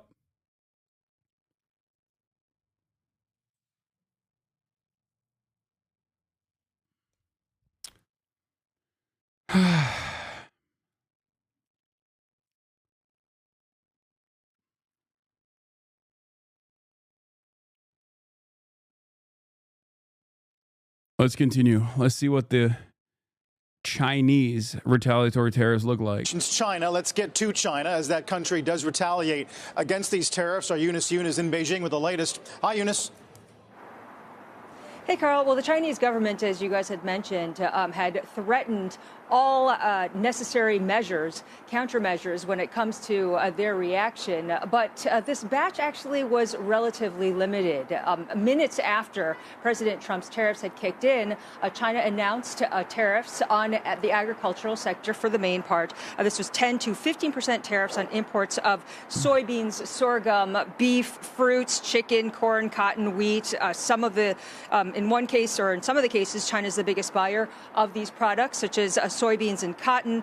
During President Trump's first trade war, China had also targeted agricultural products, and at that time it was really seen as a political calculation that China would want to target President Trump's political base. Now, this time the Chinese also imposed various business restrictions on more than 25 companies. 10 of them were added to an unreliable entity list, so they're blacklisted. 15 added to export control list. A lot of these firms are, for the most part, in the defense industry, don't have a whole lot of business in China, if any at all. Yeah, I mean, it's not like America's letting China purchase American weapons anyway, right? And had already been sanctioned by Beijing. The one interesting company was among all of these was Illumina. This was the company that had been blacklisted in February after President Trump's February tariffs had kicked in. That company has now been banned from importing its gene sequencer machines, and China does account for 7% of Illumina's sales. That was the most high-profile corporate among the group. So it does give you a sense that we're seeing a lot of action, a lot of noise with these measures, but no household names. Eunice, our Commerce Secretary was on a few moments ago, really emphasizing the element about fentanyl.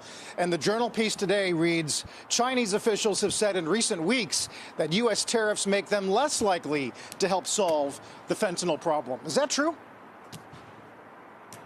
For President Xi Jinping, he is not going to be like the Canadian or Mexican leaders, not going to be seen as somebody who would pick up the phone and try to work something out with President Trump and be seen as kind of bending the knee to President Trump, to the Chinese public. So President Xi would probably go to Trump on his own terms. And that is really important for the Chinese leadership to make sure that their public knows that, or at least believes that, President Xi is in control.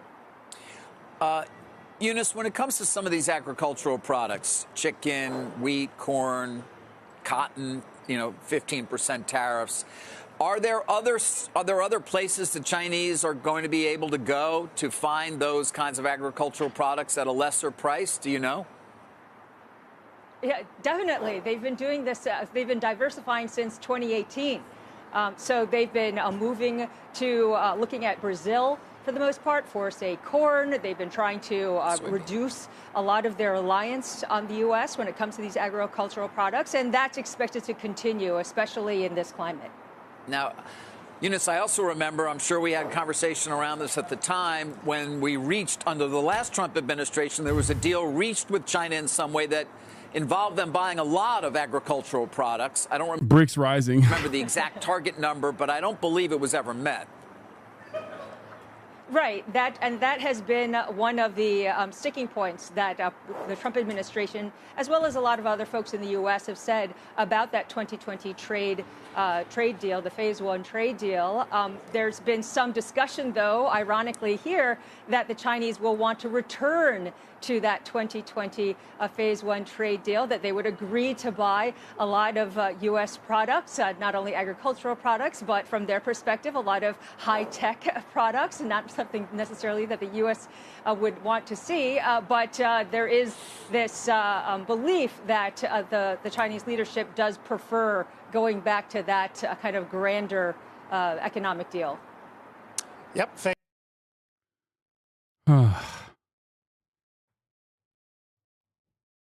I saw you on Trash Taste, thought you were a pretty cool guy, saw the hate and decided to come check you out. Well, make no mistake, chatter. This is a very scary and very dangerous community.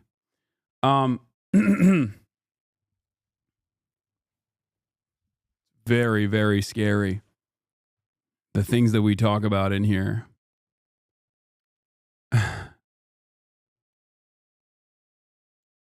It's also weird, though, because, like, virtually every single person that spends an insane amount of time actively saying how bad I am end up making a fool of themselves in the process. I don't know why.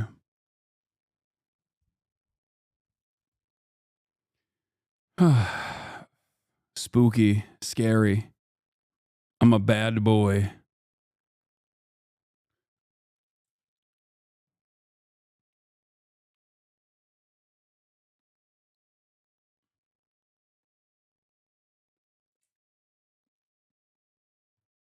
I used to be a hate watcher. Now, after a while of being here, I still hate watch, except now I hate watch hogs through you. Nice.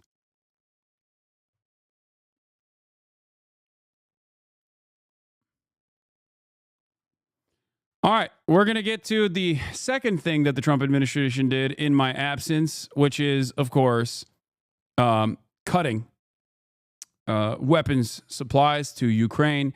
It turns out that the American government, shockingly, is capable of stopping weapons transfers to a foreign nation. I'm shocked to find out because I've been covering this, Israel stuff for quite a while, and I never knew that that was a reality for the American government. I thought that there was just nothing that could potentially stop the flow of weapons to a foreign nation. Of course, we're doing that to a country that is,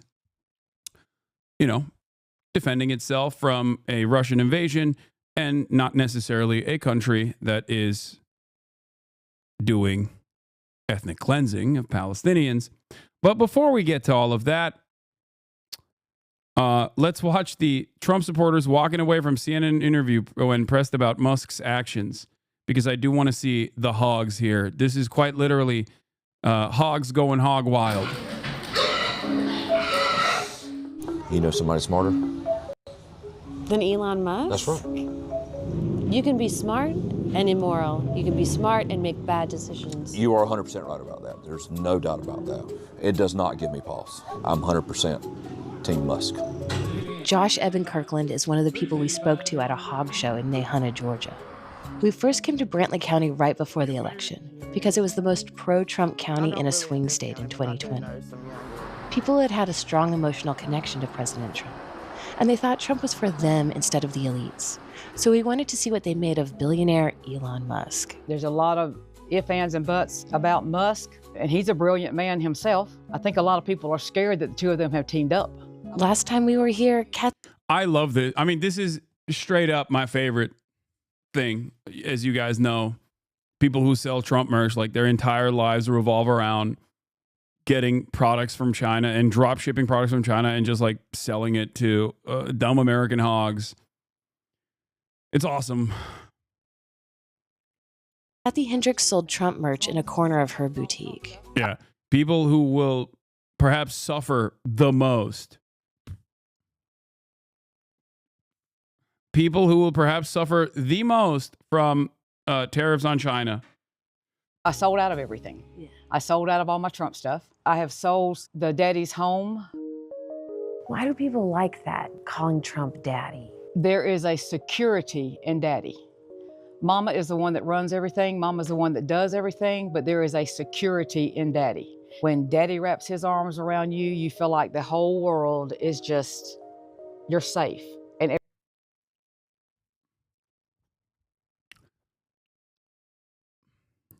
this is pure sexual pathology. Straight up. Amazing. Fantastic. Okay, this is, I mean, it's not interesting. This is at the heart of a lot of the reception for Trump. That is what it is. So much. When did hogwash become goonwash, bro? Listen, he gets the Debras and the Barbaras quaking, okay? That Barbussy is quaking. everything's going to be okay. And that's the way they mean it? And that's the way they mean it. Because, you know, on the internet at least, sometimes it has like a sexual meaning. Oh, Lord. So what do you think of the job he's done so far? It's like Christmas morning every single day. Egg prices are $35 a carton. Let me tell you, Christmas morning. I love him. What has he done that has noticeably improved your life in a meaningful fashion in the past 30 plus days that he's been in office? Almost 44 days that he's been in office. What has he done?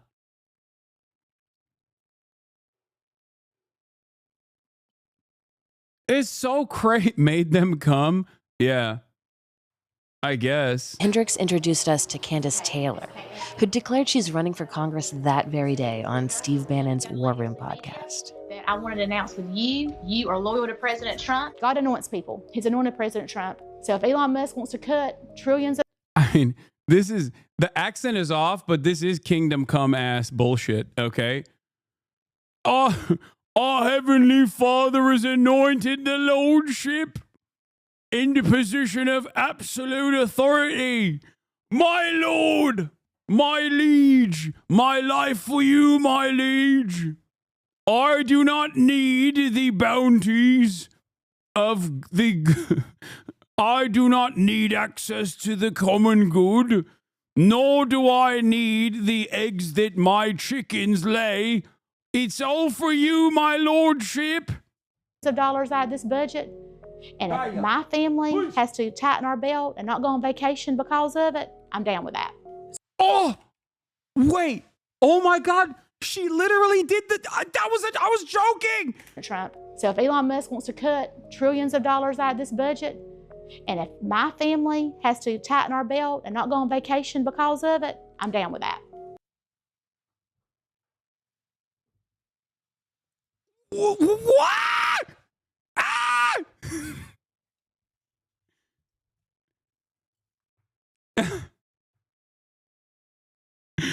Ah! What the hell? Bro. Oh my God. Oh my, it's so good. It's amazing. Yeah. No, I don't need goods. It's for a greater cause. So you welcome some personal financial hardship if you think in the long run it will help. Yeah, I've already experienced it. Under Biden, with inflation, I mean, were you happy to pay the higher prices, or did you think that was a failing of his presidency? It was a tremendous failing. All right, how long are you willing to wait for the economic? I'm sorry. How do you not? What? You don't understand what's going on here? You just said the economic hardships are fine because our Heavenly Father anointed Donald Trump to be president. The economic hardships of Biden was a tremendous failure. Like in the same, what? How? Like, do you not have any self-preservation skills? Like, I don't understand how these people don't realize that, like, they look like absolute dumbasses. Like, it's just, you sound like you're in a cult. I mean, you are in a cult. It is a cult. This is cultish thinking. Was Biden anointed by God? No. That's right. Didn't think so. True. Fair. Facts. You're right. Economic changes you're hoping to see for the prices to come down? Oh, I'm good if President Trump wants to run in 2028. In 2022, Taylor ran in the Republican primary for governor with a Jesus Guns Baby slogan and lost. But why run for Congress if some billionaire can just undo whatever budget you passed, whatever laws you passed? Oh, he's not undoing everything. He's dealing with stuff that's frivolous. Most people we spoke to were enthusiastic about Musk. We did meet 3 people who had some concerns about the firing of federal workers, but the only one who wanted to say so on camera was Corbett Wilson, one of the rare Trump skeptics we found last time we visited. Prices of groceries, egg prices haven't gone down since Trump took office. Give him a little bit of time. Will you come back in a year or 2 years? Let's look at the halfway point because we all know everything takes time. Well, he promised it on the first day. He promises to and take anybody steps. that believed that's crazy. He also said that it would probably be a little more painful to start with, but it would get better. We got to give him. Everybody's waiting on that. Well, you're talking about contractors. I think in some respects, liberals have tainted, in their own base of support, they've tainted like populism as an effective communication tool so much. And they just actively undermine people that could actually reach these guys so much. People like Bernie Sanders, that they've made way for someone like Donald Trump to come in and basically brainwash these people. I mean, there's a lot of internalized resentment there that plays a role as well, like because Trump is playing on a lot of the things that they care about, a lot of things that television has told them they should be afraid of, right? I guess my point is I'm jealous. I'm jealous that like economic hardships in the short term are likely for anyone that changes the trajectory of American empire or changes the trajectory of the American economy, right? Make no mistake. I think that if there was some kind of communist Trump, for example, a laughable notion for many different reasons, I'm not going to get into it right now, but if there was a situation like that, like I'm sure that there would be some economic struggle in the interim when you're, breaking the system only to rebuild it. But the reality of the matter is, no one would entertain this. Like, no one would ever entertain this. Even sidestepping away from the way things work by a liberal administration by like 1%, by a tiny sliver margin, would cause people to, do riots in America. Okay? These people are the same people that lost their minds when, ironically enough, Donald Trump was the one who told them that they can't get haircuts. Donald Trump immediately turned around and said, okay, it's up to the states. I mean, he buckled. He caved. He did not care about the preservation of American health.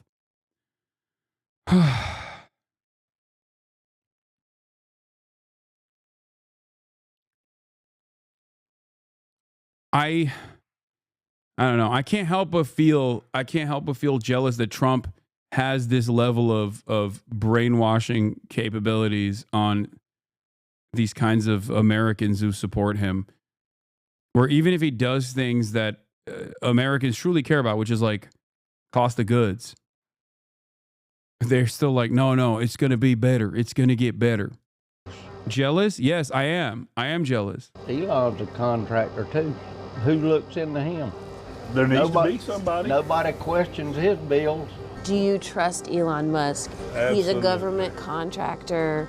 He's got business interests, whether in defense, internet, that kind of thing. He's also admitted to drug use. He smoked pot on Joe Rogan's show. Do you trust him as like a stable, rational, and reasonable person to be doing this job?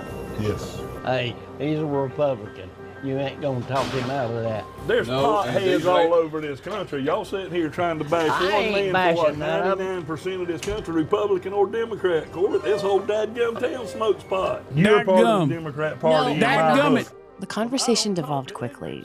I mean, he looks like the perfect guy to say dadgum, unlike that one sitting U.S. representative we were talking about. Not anticipated the emotional connection when he already felt with Musk. This is dadgummit. He sat on TV and smoked pot. Yes, do you want me to pull up the video? I'm saying it don't matter. But that makes him unqualified to do a job. Well, I'm just saying, does it... She's coming in here with ignorant arguments. She ain't talking facts. Does it raise any questions about his I can prove you a Democrat by the level of ignorance that you portray. Let's just show it.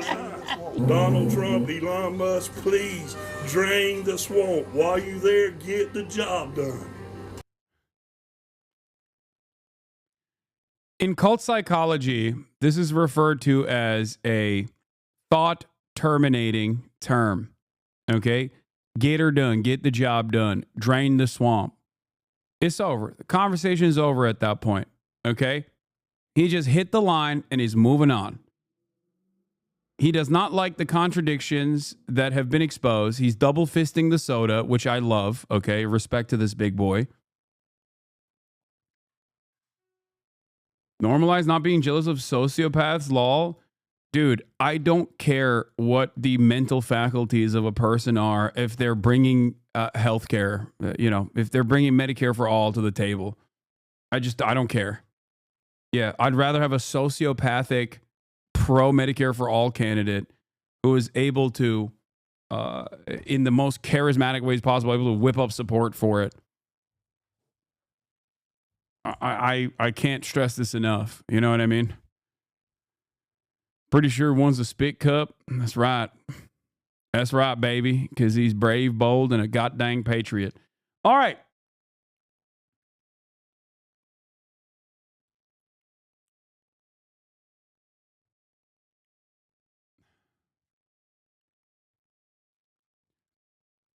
Let's talk about Zelensky. Okay? As I said earlier, turns out that the American government does have the capability of stopping the flow of weapons to a foreign nation. You might have been confused by this. You might have been shocked by this if you were watching anything happening with Israel. It seems like we have an inability to stop the flow of weapons to a country that is offensively committing a genocide. But we certainly do have the capabilities of stopping the flow of weapons to a country that is defending itself from a foreign nation. So let's take a look. As Donald Trump has said yesterday that he is going to stop the weapons flow into Ukraine. Here is the Ukrainian President Volodymyr Zelensky saying what Ukraine will do next without U.S. aid. Дорогі українці, українки. Dear Сьогодні у Ukrainians, багатьох одне питання. today many people have the same question. What will happen next with U.S. assistance? I've instructed Ukraine's Minister of Defense, the heads of our intelligence agencies, and our diplomats to contact their counterparts in the United States. Are you going to stay on until the State of the Union tonight? It's at 6 p.m. So yes, the answer is yes. I will be live and alive during the State of the Union. It's not an official State of the Union, by the way.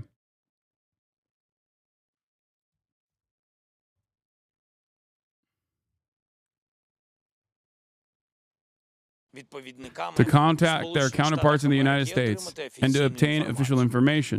People should not have to guess. Ukraine and America deserve a respectful dialogue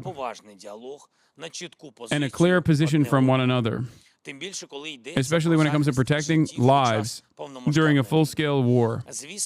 Of course, in Ukraine, we have been receiving various signals for weeks now, and there's already been a precedent for aid being halted. There was a suspension of humanitarian aid, of energy aid. There was also a halt in military aid at the end of January. But at that time, everything was quickly resumed. We saw the risks. Therefore, our agencies, both military and special services, managed to develop action algorithms for any developments in the situation. This is not 2022 anymore. Our resilience is stronger now. We have the means to defend ourselves. But for us, maintaining normal partnership-based relations with America is essential to bringing the war to a real end. No one wants an endless war. Ukraine will always be grateful to the U.S. for all the support that has been and is being provided, which is working to preserve the now rather fragile foundations of security in Europe. After all, this is not just about our country. It is about everyone in Europe. We seek constructive cooperation, partnership-based relations. We can only regret what happened at the White House instead of our negotiations. But we must find the strength to move forward, to respect one another, just as we have always respected America, Europe, and all of our partners.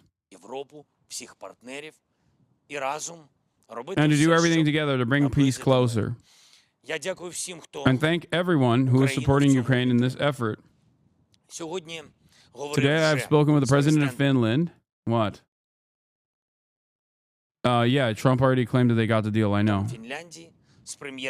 The Prime Minister of the United Kingdom, Prime Minister of Greece, Prime Minister of Croatia, and NATO Secretary General, and the leader of Germany's CDU party, Friedrich Merz, the very party that won the recent Bundestag elections. Clear support for Ukraine. Thank you. About significant funds. And then he just talks about Ukraine deserves respect. Here. He says that there's consultations. Ukrainians deserve peace. Ukrainians deserve respect. Their positions or demands regarding Ukraine. We know. Okay, here. We know the Russians have not changed their positions or demands regarding Ukraine. They will insist on reducing our army. They will seek a legal renunciation of our territories, as well as a significant political deformation of Ukraine with a weakening of the Ukrainian constitution. Okay, I can't read the rest of that, so. Is it possible for Trump to leave NATO? Liberals I know seem to believe not. I don't think so either, but who knows, man? He is pretty spicy.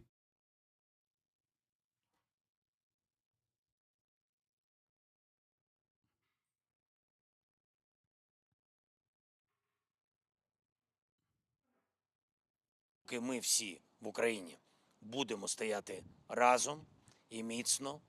Why am I seeing some of my leftist friends talking about how the peace talks are actually good and that everyone against them are warmongers? I mean, peace talks are actually good. I am one of those leftists as well. I think that peace talks are good. I've been an advocate for peace talks and an advocate to bring Vladimir Putin to the table. The problem with Donald Trump is that he's bringing Vladimir Putin to the table in the worst possible ways while undermining Ukraine and the Ukrainian position. Ukraine has understandable demands in this negotiations process. Okay? What do you mean? We have used and abused Ukrainians as we've given them our older weapons and basically told them, you're kind of on your own there. All right, go off. Defend your nation from being invaded.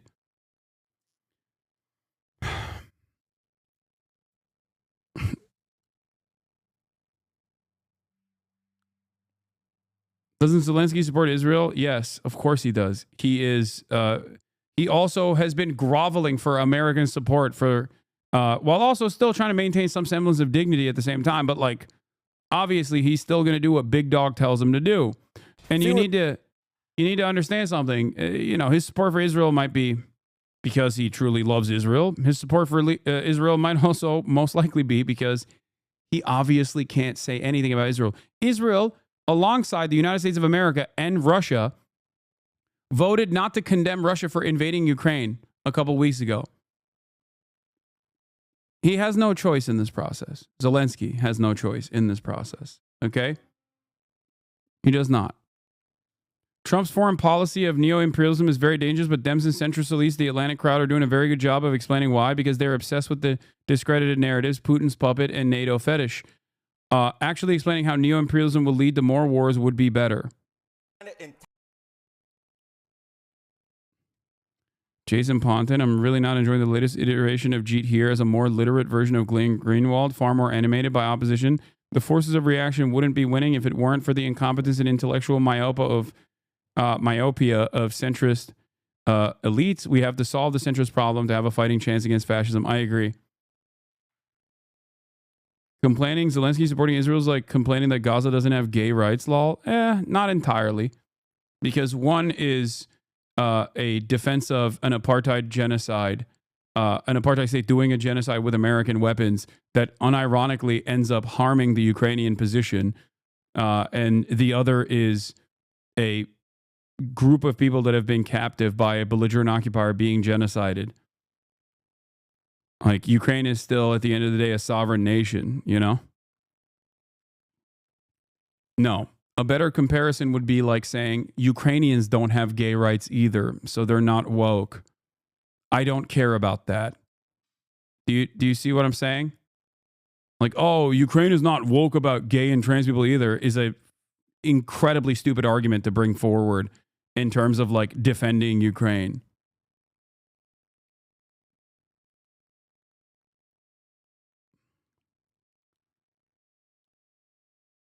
More than 24 hours after Donald Trump abruptly paused all U.S. military aid to Ukraine, Ukrainian President Volodymyr Zelensky is calling his Oval Office spat with the president regrettable. In a new post on X, he reiterates Ukraine's commitment to peace. Yeah, I mean, he's like slowly walking it back. Writing, quote, "None of us wants an endless war." He adds that Ukraine is ready to come to the negotiating table.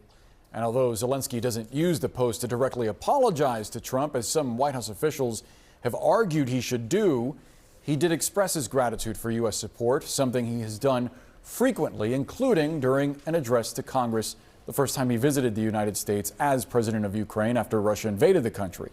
White House officials say the pause in aid will stand until President Trump determines Zelensky is serious about working out a peace plan and a path to end the war with Russia. Losing assistance from the United States, especially its Patriot missile defense system, could have dire consequences for Ukraine. The Prime Minister of Ukraine says it's the only tool the country has to protect itself from Russian ballistic missiles. Joining us now to discuss is retired U.S. Army Major Mike Lyons. Sir, thank you so much for being with us. Right off the bat, what is the effect of this pause in U.S. aid to Ukraine on the battlefield? Well, Boris, I don't see any. I'm confused. What does Zelensky have to apologize for? Okay. Let me explain this one more time because there's a lot of new people in here. Okay. What the truth is on an entirely different zip code, if not an entirely different planet than what must happen for Trump. Okay. Zelensky can't do anything. Donald Trump has made up his mind. He thinks Zelensky is bad. He is a liberal. He's annoying. And because Donald Trump and the American government holds all the cards, okay, they can basically keep humiliating him and bullying him in broad daylight over and over and over again. There's nothing he can do in this process. If he wore a suit, that wouldn't have changed the dynamic. If he said thank you more, even though he said thank you a million times in this conversation that took place in the Oval Office, that would not have changed the dynamic. Okay? They hate him. He kissed the ring a million times over, and they still claim he's not kissing the ring hard enough. Now, there's also the truth of the matter. If you look at the circumstances in front of Ukraine, they're running out of manpower, and the additional weapons that are sent into Ukraine is not necessarily going to change the dynamic of the battlefield, at least according to seemingly the American State Department as well. Okay?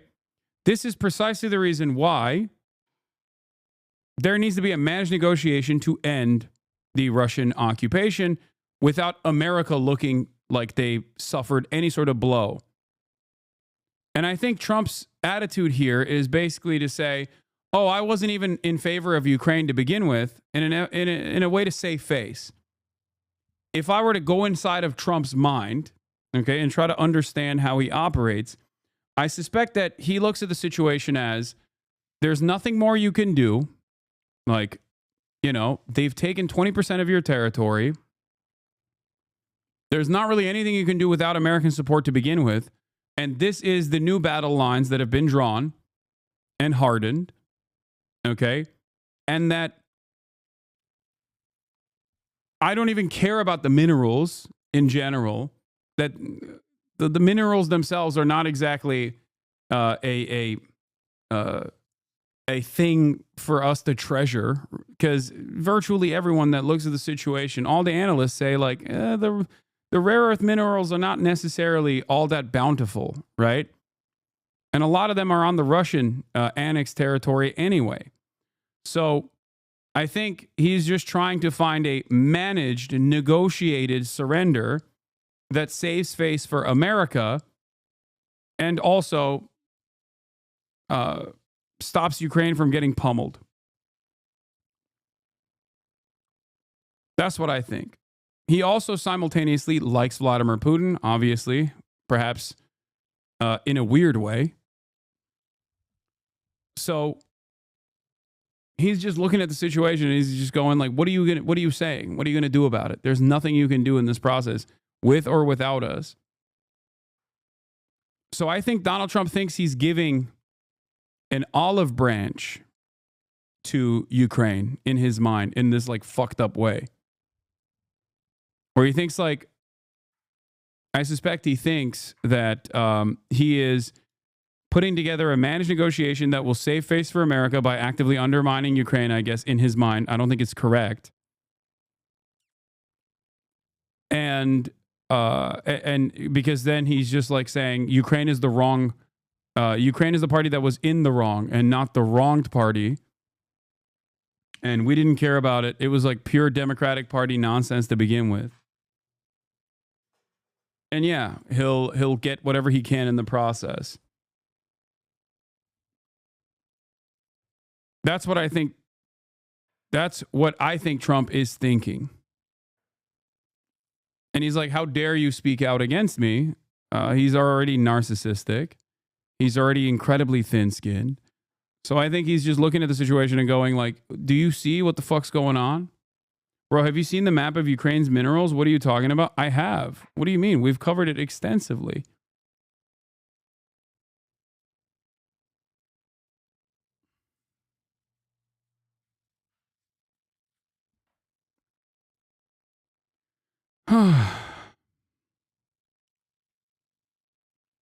I think the most frustrating thing is that Trump has never really been challenged or spoken about the underlying basis for the war. Every single time it comes up, he defers to his dumbass. It would have never happened if I was president. Bullshit, which doesn't say anything. Yeah, that was why he was so offended when Zelensky was like, no, under your leadership, you know, Vladimir Putin violated the ceasefire agreements, the previous ceasefire agreements as well. That's why he lost his mind, because it directly contradicts his narrative that Vladimir Putin was afraid of me and he would never dare to violate this ceasefire under my watch.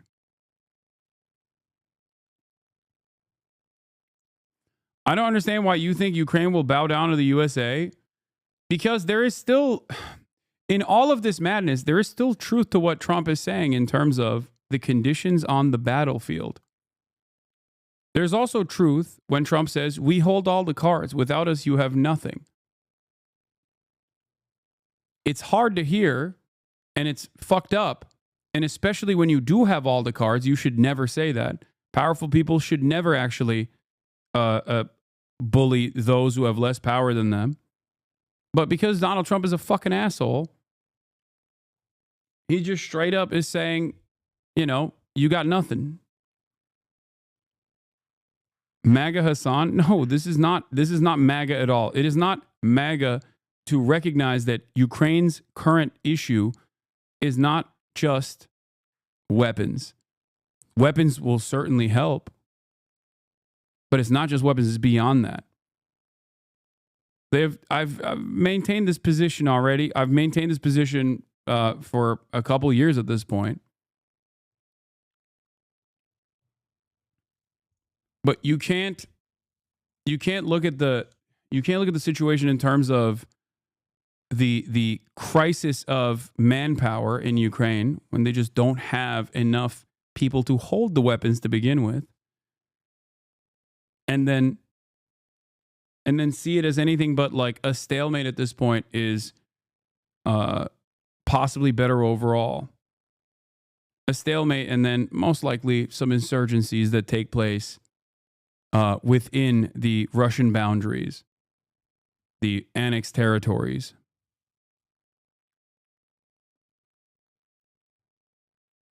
Any positive outcomes from this change here? I think tactically, I always look through the eyes of the soldier and how they view this. And I think if they get this news at the front lines, they're going to be disappointed in the United States. I think right now the front lines are focused on drone warfare as well as artillery fire and artillery ammunition. So if you're a cannoneer on the front lines, you're looking at that pallet of ammunition behind you, wondering if it's going to be replaced. So I think in some ways the tactical implications are somewhat limited, and they might not be impactful for let's say the next few weeks. But over time, as air defense platforms degrade and they shoot missiles down and they're shooting things down that they're not being reinforced there, I think there's going to be real problems with the Ukraine military trying to keep up to what's going on. To your point about seeking that next pallet of ammunition, how much longer do you think Ukraine has to sustain that artillery and ballistic missile defense without U.S. help? Well, they likely have months, not necessarily weeks. And as again, they've built some defenses up themselves. But what will happen is Russia will look to go on the offensive and try to break through in certain areas and weaken Ukraine defenses and force them to play economy of force missions and to reinforce areas where they might not want to. It'll clearly keep them on the defense. We just also know specifically what this means, the fact that we're not giving military support. You know, you've got European soldier commands training Ukrainian soldiers in Vilsek and Grafenwehr and places. Does that mean that training stops for them as well? What about intel? What about other things that the United States has been providing? So again, there's a short-term impact. What will happen tactically on the ground? Obviously, we know the strategic impacts over the long run. Ukraine would be able to sustain any kind of defenses against Russia if this lasts very much longer. How far do you think European backing, the EU's backing, can go without that backstop of the United States? Unfortunately, the European industrial base, it won't crank up fast enough to help Ukraine. It's going to take a year or so in order for some of the more advanced European defense contractors to provide any kind of material that will help Ukraine. The United States has the war footing right now with the amount of artillery ammunition that we're supplying with them. It's increased over the past few years, and Europe won't be able to backstop that. So that's where there's a race against time right now. The United States needs to continue to support Ukraine, at least right now for these negotiations. Look, Donald Trump doesn't know whether Russia wants to stop. He knows he wants Ukraine to stop. He knows he wants the war to stop. But we don't know whether he knows Russia wants to stop. And I think this mineral deal will help put in implied security assurances for Ukraine. But the question is going to be, what are Russian demands in order for Ukraine to stop? They might. I'm not kidding when I say this, but I do see one way out of this for Ukraine, and that is using the mad dog. Using the mad dog of the West. The only country that is in NATO that is actually directly engaged in active conflict with not one but two other NATO nations. The country that happens to have the second largest standing military. I'm serious when I say this. I mean, this would make up for the manpower issue that Ukraine has. It would obviously continue the war. But I'm not kidding when I say this. It would be the only country. It would be the only country that like NATO Article 5 would not be put forth like instantly. I mean, this is insane. This is insane. Of course, it's not going to happen, but. I don't even know. I don't even know at this point. Might be too much, and perhaps this will cause this administration to turn around and send more military aid to Ukraine, as the Russians still have a voice as to whether or not this conflict will end as well. Historic enemies, by the way. Russia and Turkey. Historic enemies, just saying. Major Mike Lyons, appreciate your point of view. Thanks for joining us.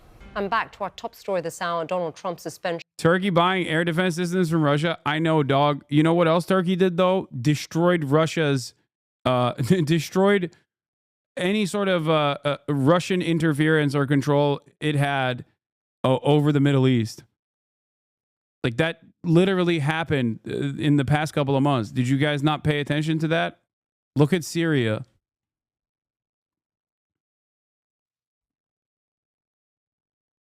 Stop trolling. Turkey ain't sending any of their own troops. Yeah, no, I don't think that that's going to happen. I'm memeing. Of all U.S. military aid to Ukraine. That includes critical ammunition, advanced weapons. I mean, Turkey has been backing Ukraine. Turkey always plays both sides, dog. What do you mean? Turkey has never not played both sides. Think about one of the most significant aspects of Ukrainian defense, the Bayraktar. That's a Turkish drone. You know? Military vehicles. Most significantly, it also includes Patriot air defense missiles.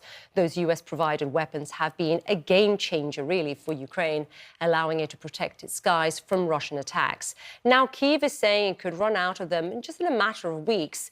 Europe is scrambling to adjust to this new reality. The EU is pledging a new $150 billion loans program to help countries in the bloc boost their defense spending and increase their support for Ukraine. And it comes as the Trump administration is trying to get Kyiv to sign a rare minerals deal with the US and a peace deal with Russia. Just take a listen to US Vice President J.D. Vance speaking on Fox News. If you want real security guarantees, if you want to actually ensure that Vladimir Putin does not invade Ukraine again, the very best security guarantee is to give Americans economic upside in the future of Ukraine. That is a way better security guarantee than 20,000 troops from some random country that hasn't fought a war in 30 or 40 years. A collapse of U.S. military support for NATO is a great development for Turkey. It's the second largest military in NATO after the U.S. and also has a burgeoning defense industrial export base. This is true. It is precisely these people, strangers to us, who know what respect is, and that is how it should be, and that is how it will be, says Ukrainian militant.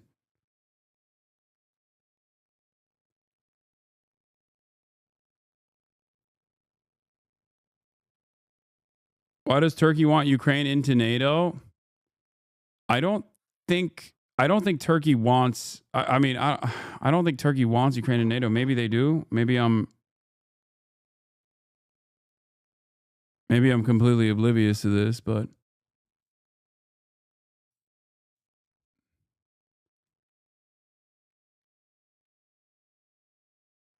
I think Turkey's wishes are inconsequential. What matters is probably countries like France and Germany. Well, CNN's Claire Sebastian takes a look now at the role the U.S. Or even the United States of America. Like, the U.S. likes Ukraine not in NATO as well. That way they can use Ukraine as a way to strike at Russia without ever facing repercussions from Russia.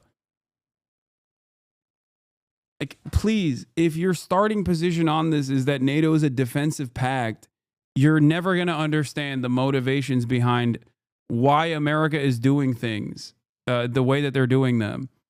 Okay?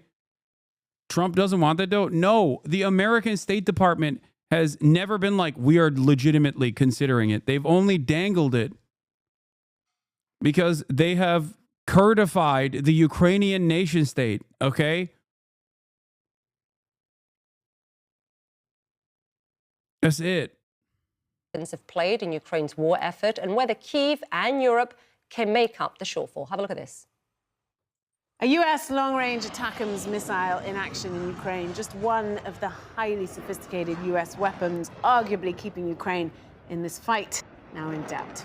Well, it's clear that the U.S. has become an indispensable player in Ukraine's defense. Ukraine's President Volodymyr Zelensky estimated in January that the U.S. alone provides about 40%, you can see it there on the red section, of Ukraine's annual weapons requirements. Europe takes about 30%, but Ukraine has also ramped up production, up here in orange, ready to supply, the president says, around a third of its own needs. Well, that's compared to 10%, Zelensky says, at the start of the war. So you can see the growth there. And if you take a look at this chart, you can see Ukraine has had to grapple with unpredictable U.S. supplies before. This shows total donations from the U.S. versus Europe, the U.S. there in red. It's compiled by the Kiel Institute for the World Economy. And it's clear that the U.S. started to lag significantly in the second half of 2023. That was when military aid stalled in Congress. It then picked up again towards the end of 2024 as the Biden administration rushed to use up all of the congressionally approved funds.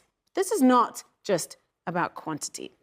It's clear that it's the high-tech U.S. weapons that have given Ukraine really the ability to fight back, from the HIMARS missiles launchers that started arriving in June of 2022, allowing Ukraine to hit behind Russian lines, to then the Patriot air defense systems approved in December of that year. Still, Ukraine says, the only system that can stop Russian ballistic missiles. This now the biggest area of concern for Ukraine as Russia ramps up air attacks. And then, of course, the attack of... Nice way of getting banned, RIP Bozo.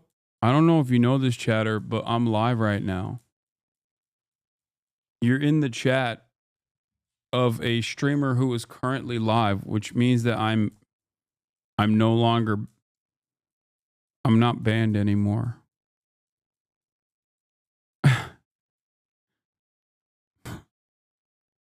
longer-range missiles, first used in October of 2023 and last November, authorized by the Biden administration for use on Russian soil. Now, if we look at the frontline map, you can see where we are now. Shortages won't be immediate, but without a deal to reverse this decision, this already fragile front line could be in serious jeopardy.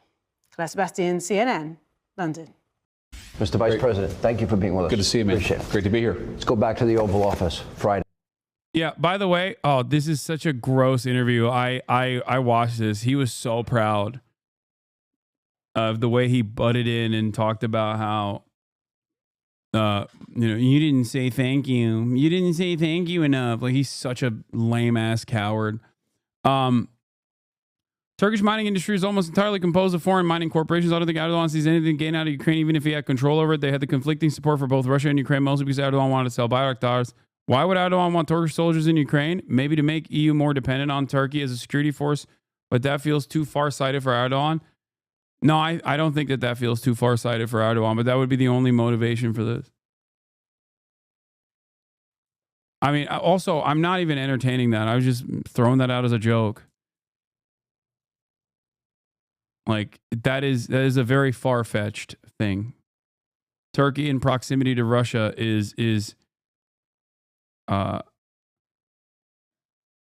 Turkey is very close to Russia in proximity. NATO and even offered a post. Supports restoring Ukraine's pre-2014 borders. Supports Ukraine joining NATO. I mean, this doesn't mean anything. Offered a post-war security guarantee to Ukraine. Post-war security. Yeah, like the main point of contention here is post-war security for Ukraine. The main point of contention here is post-war security for Ukraine. America obviously is not going to do it with American troops. Okay, because if Russia kills an American troop, then boom, all of a sudden, two nuclear powers are at war with one another. Turkey, on the other hand, is a wild card inside of NATO. That's why I said this could be a way out, a win-win-win-win-win situation. If they throw 10 billion euros to Erdogan, he will march the army himself. Bayrak sallayarak gider. Guarantee. So in this video, we're going to take a look at how Turkey's Ukraine posture has changed and what might have motivated this sudden shift.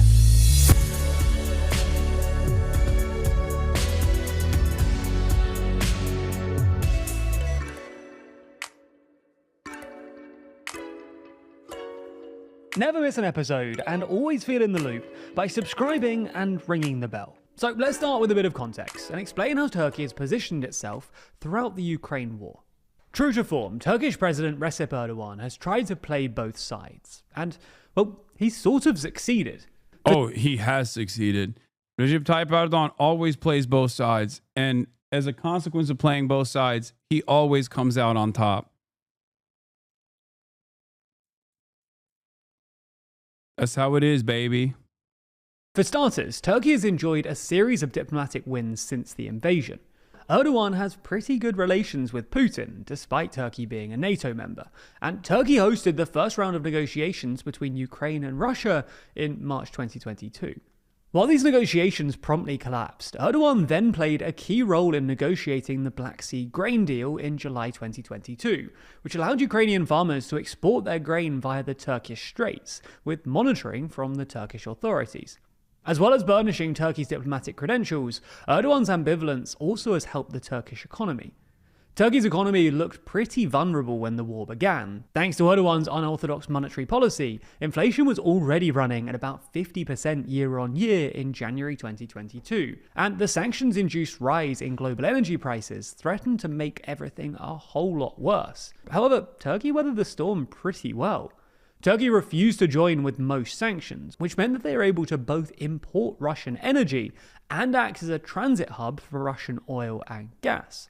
Lots of Russian cash also flowed into Turkey to avoid sanctions, which provided Turkey with a much-needed source of foreign currency, while Turkish defense companies made serious money selling drones and infantry carriers to Ukraine. In 2023, Turkey refused to immediately let Sweden and Finland into NATO, which both pleased the Kremlin and allowed Turkey to extract various concessions from other NATO members. Then, just last year, Turkey again stepped in as a mediator to negotiate a prisoner swap, which included We are the table, baby. We are the table. American journalist Evan Gershkovich. You get the idea then. Turkey has played both sides, continuing to trade with both Russia and Ukraine, while using its unique position as a relatively Russia-friendly NATO member to position itself as a much-needed mediator. However, in the past couple of weeks, Turkey has started sounding conspicuously pro-Ukraine. This really began on Tuesday last week, when, just a few hours after Russian and American officials met in Saudi Arabia, Zelensky paid a surprise visit to Ankara. At the joint press conference afterwards, Erdogan insisted that Ukraine and Europe should be included in the negotiations, reaffirmed his support for Ukraine's territorial integrity as, quote, non-negotiable, essentially implying that he expected Ukraine to retake all of its pre-2014 territory, including Crimea, and even came out in support of Ukraine's NATO membership.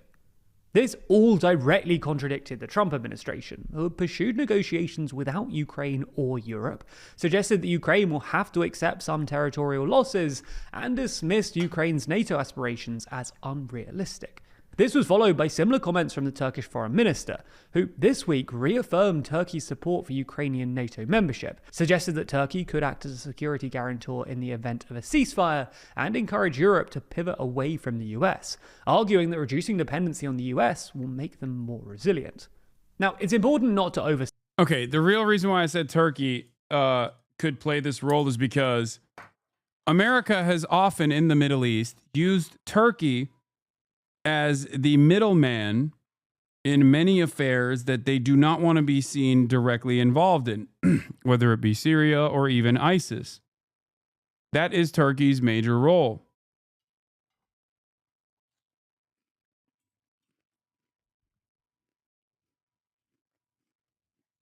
This could be yet another opportunity.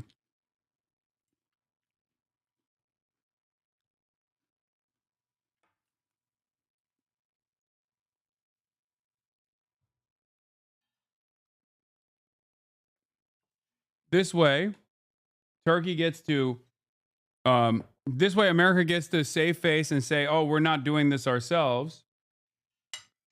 And then use Turkey to be the middleman, the envoy, a country that already has the precedent of violating pre-existing NATO contracts and NATO security.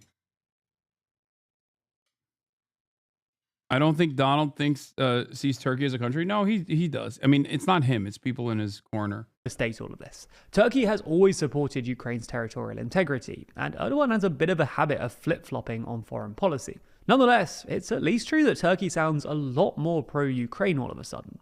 And, well, this is good news for Zelensky. So, what's motivated this shift? Well, as we see it, there are at least 4 possible reasons. Firstly, Erdogan has made it clear that he still wants to mediate, and is probably trying to keep Ukraine on side by convincing Kyiv that they won't force an unfavourable deal on them like the one that Trump is apparently trying to negotiate with Russia. Second, it's part of a wider turn in international opinion against Russia and the US. This became glaringly apparent in Monday's UN General Assembly vote, where just a handful of countries voted with the US and Russia against the European resolution calling for an end to the war in Ukraine. This is essentially because, while the war looked a bit like a NATO-Russia proxy war before, which meant that countries which weren't super keen on the West were reluctant to throw their weight behind Ukraine, now Trump and Russia are apparently on the same side. It looks more like plain old neo-imperialism, the big countries bullying the small countries. Erdogan has long advocated for a multipolar world, rather than one dominated by the traditional superpowers, so it's not surprising that he's resisting Trump here. Third, Turkey wants Russia out of the Black Sea, which is why Erdogan is so keen on Ukraine recovering all of its pre-2014 territory, including Crimea. Erdogan resisting any American leadership is perhaps one of the funniest things I've ever heard. Immediately, as a Turkish person, I laugh. Okay? Like, you can't say this right after Erdogan basically destroyed the Assad regime and undermined the pre-existing goodwill that they had with NATO, or goodwill that they had with Russia. Come on.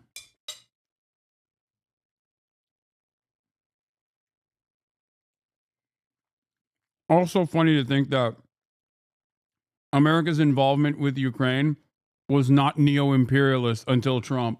Sure. Crimea. But fourth, Turkey wants to leverage its military power to get something out of the EU. For context, Turkey is one of the largest armies in NATO, with more active troops than any European army. Erdogan has noticed that Europe needs a military power to guarantee Ukraine's security without American support. This part is correct. And he's offering to help if the EU gives him something in return, like letting Turkey join the EU.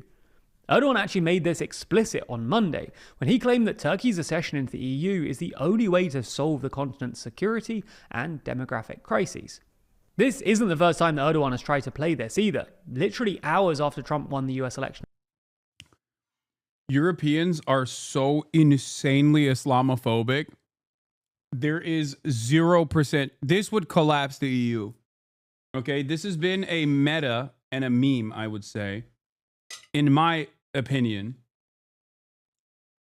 for decades. My entire lifetime, EU membership for Turkey has been floated in front of Turkey in a way that is not dissimilar to Ukraine, as a matter of fact. Except, of course, Ukraine being Christian does have a likelihood. This is it's just not going to happen.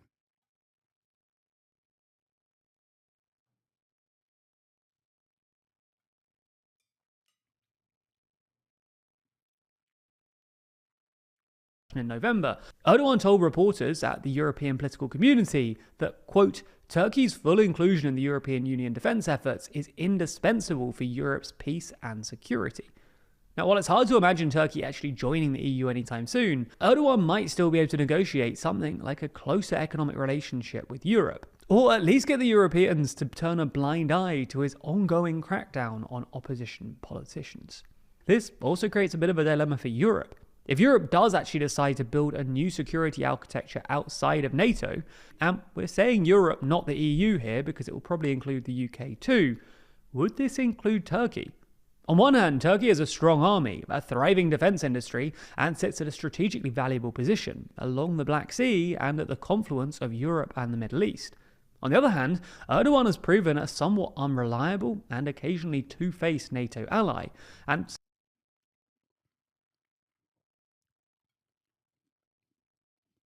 Clearly, you are not European. You don't know what Turkey people want.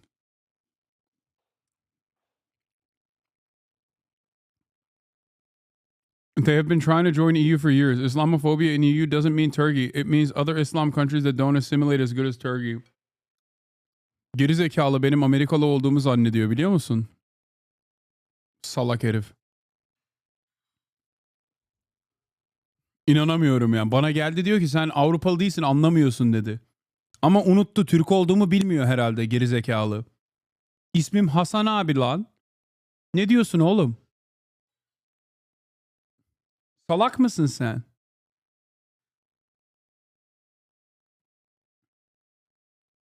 This has to be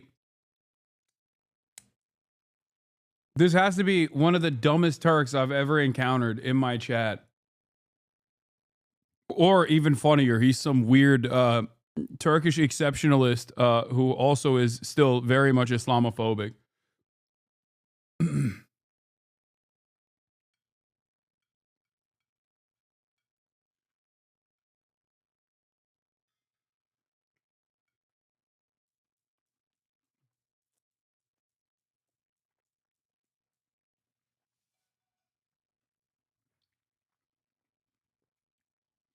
Yeah, dude, Europeans make distinctions between good Muslims and bad Muslims, certainly.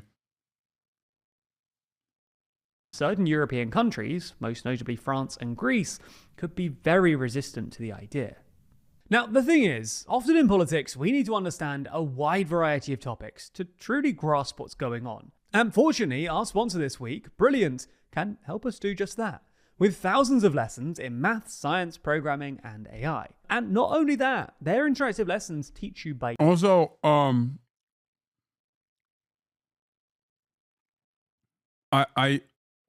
was I going to say? God damn it. All right, I'm forgetting what I was going to say. Let's get back to JD Vance. Yep, from your perspective. Yeah, great TV. As the president said.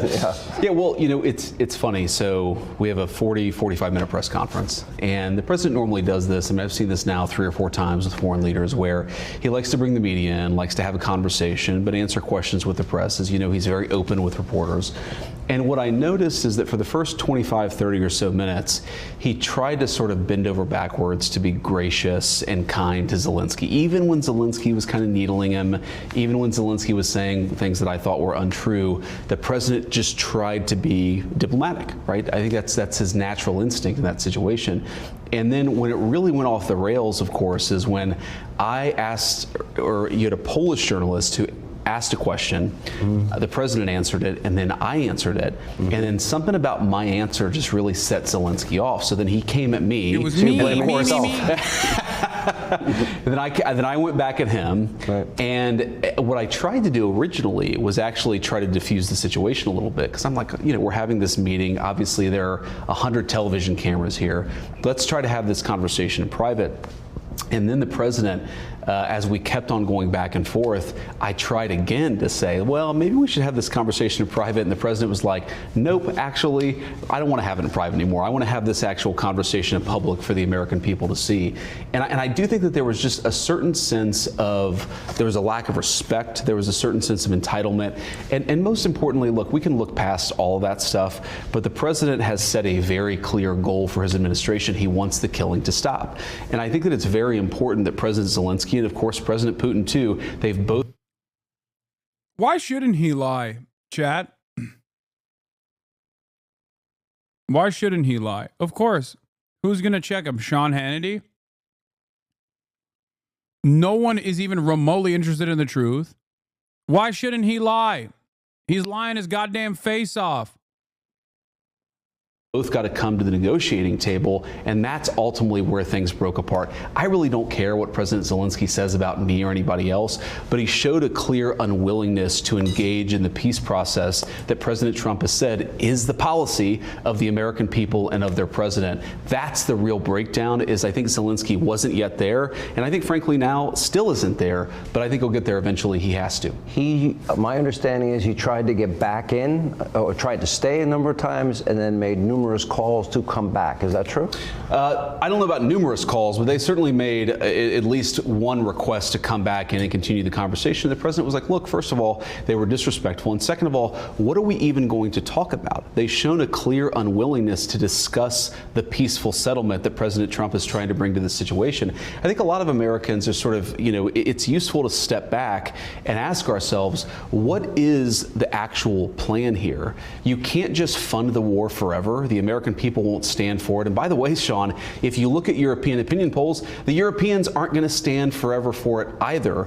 We need to bring this thing to a peaceful settlement. The president was trying to do that. He'll continue to try to do that. But you've got to have two to tango. You've got to have a negotiating partner in the Ukrainians who recognize that, of course, they have their views. And of course, they're not always going to agree with us. But they've got to participate in the conversation. They weren't willing to do that on Friday. So the president said, send him home. He said today that the war he expects will go on a very long time.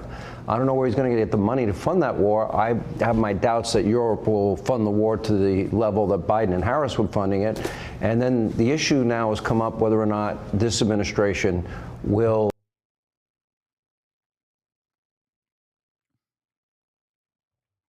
I'm fucking Polish. We defend borders daily. Okay.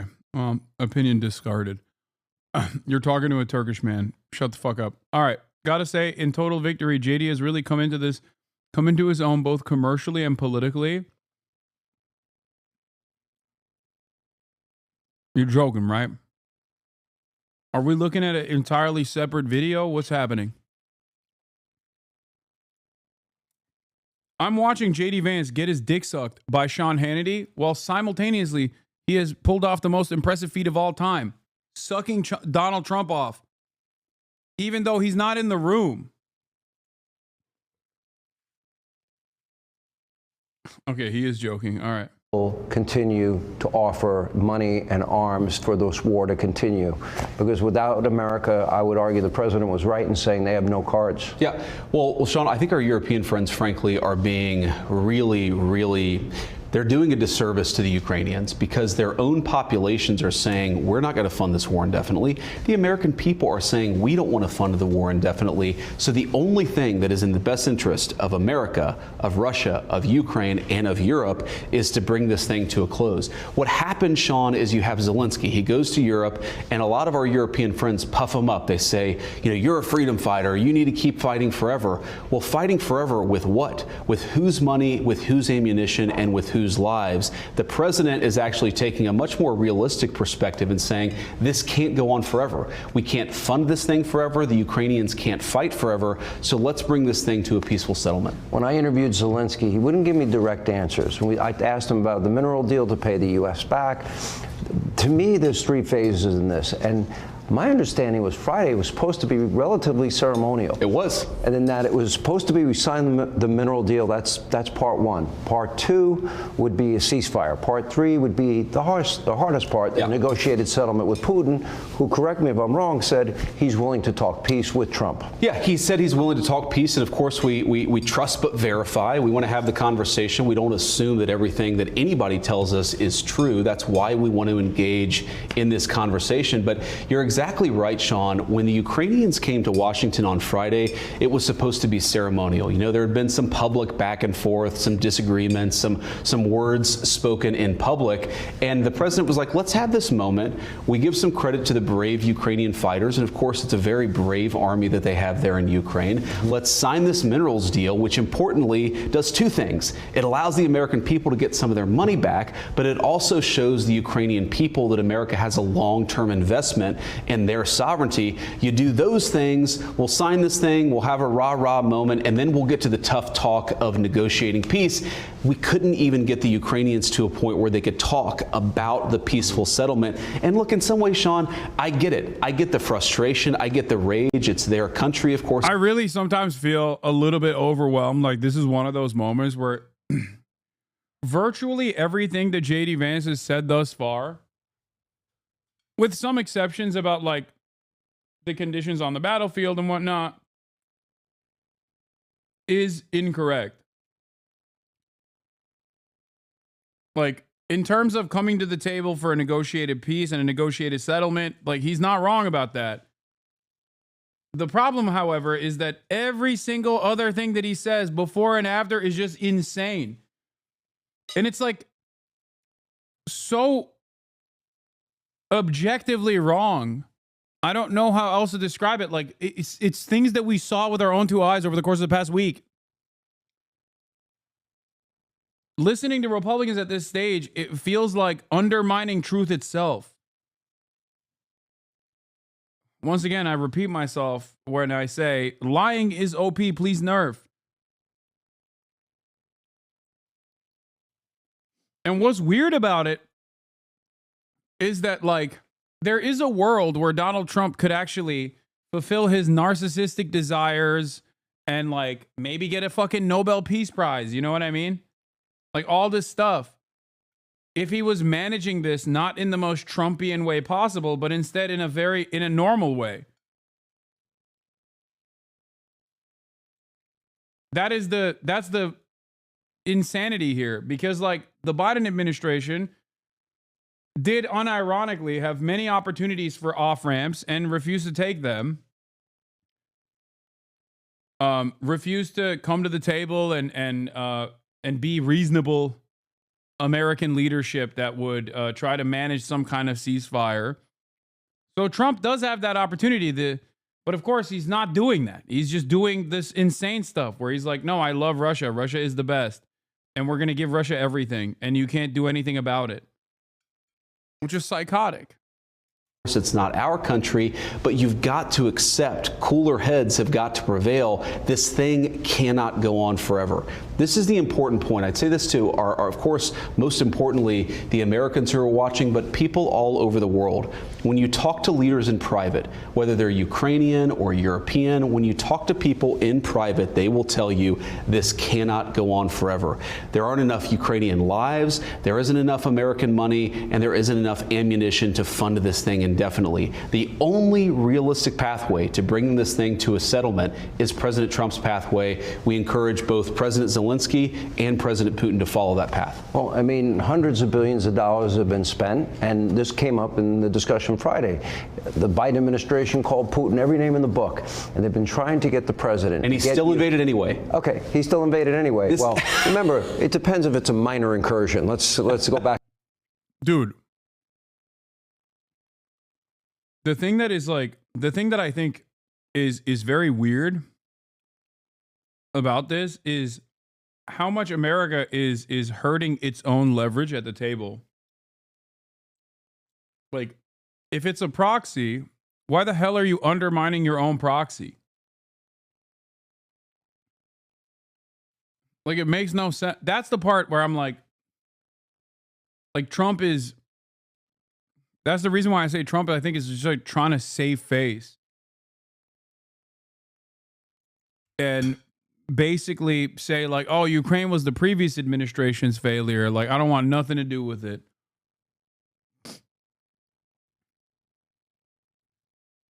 And it does not make sense at all. You don't understand the art of the deal. Yeah. Teenager of the year, Hasan banned again, please. Back to that moment, which I thought as troops were amassing on the border. But I go back and I think about this, and Biden spent all of this money, called Putin, all of these names. The media and the Democrats, they want Donald Trump to call him names. And the president addressed that. Thing. And then he's supposed to call him and say, Vladimir, you ready to talk a peace now? Yeah. That's not going to work. No, it's diplomacy 101, right? Is you have to have a reasonable relationship with somebody to be able to even start the conversation.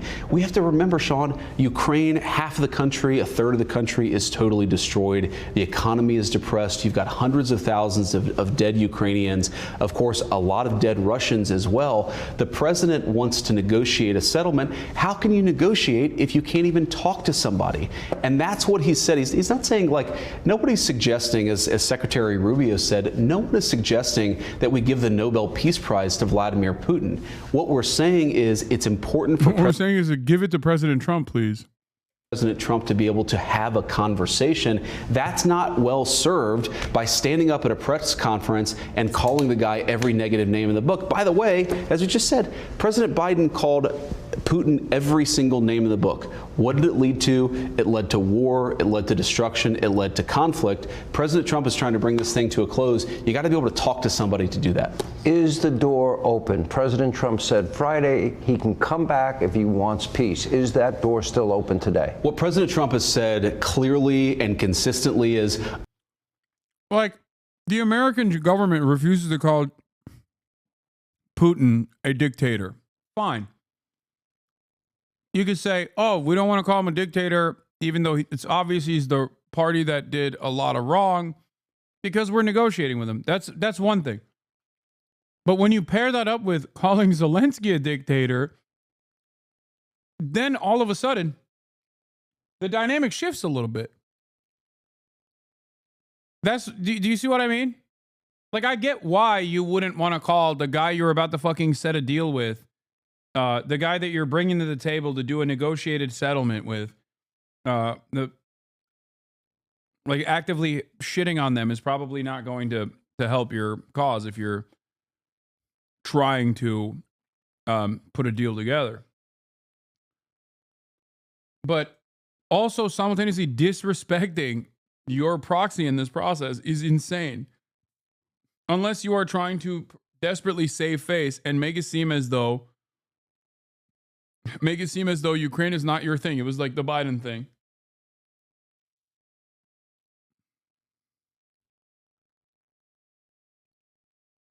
of course, the door is open so long as Zelensky is willing to seriously talk peace. You can't come into the Oval Office or anywhere else and refuse to even discuss the details of a peace deal. Look, this is not going to make anybody happy. The Russians are going to have to give up stuff. The Ukrainians are going to have to give up stuff. You can't come to the Oval Office and say, give us. Are you seriously trying to rationalize this? Them trying to make a peace plan? No. I'm trying to find rationale behind the fucking insanity.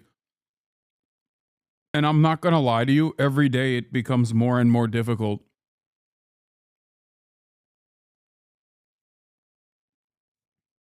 Like, every day that has gone by, the administration has become increasingly more insane. Where I try to make sense of what they're saying, and there is nothing there. Like, it only makes sense to you if you're just... The stuff that they're doing makes sense to you if you've bludgeoned your head with a frying pan over and over again, and you just want someone to go, yeah, no, this is cool. He's owning the libs here. Because,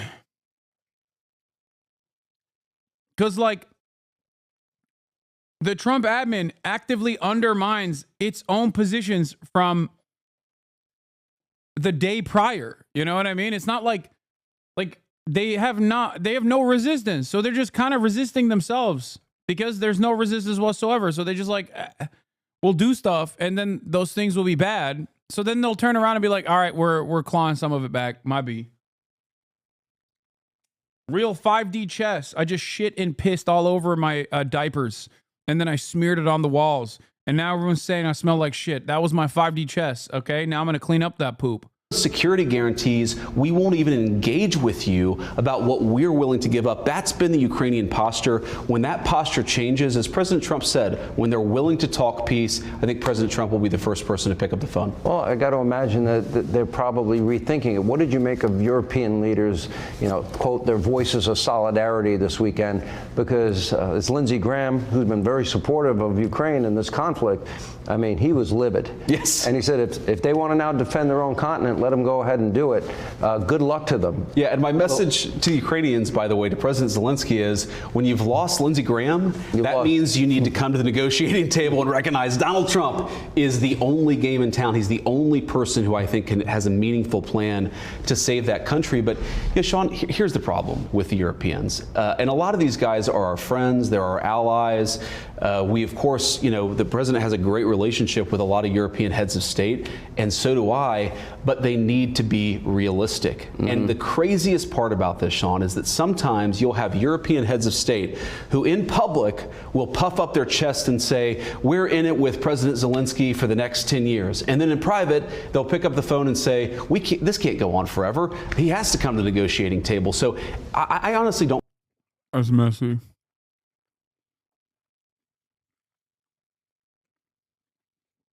He's being a messy bitch. That's T. That's messy. That's messed up. I don't think he's lying about this. For the record.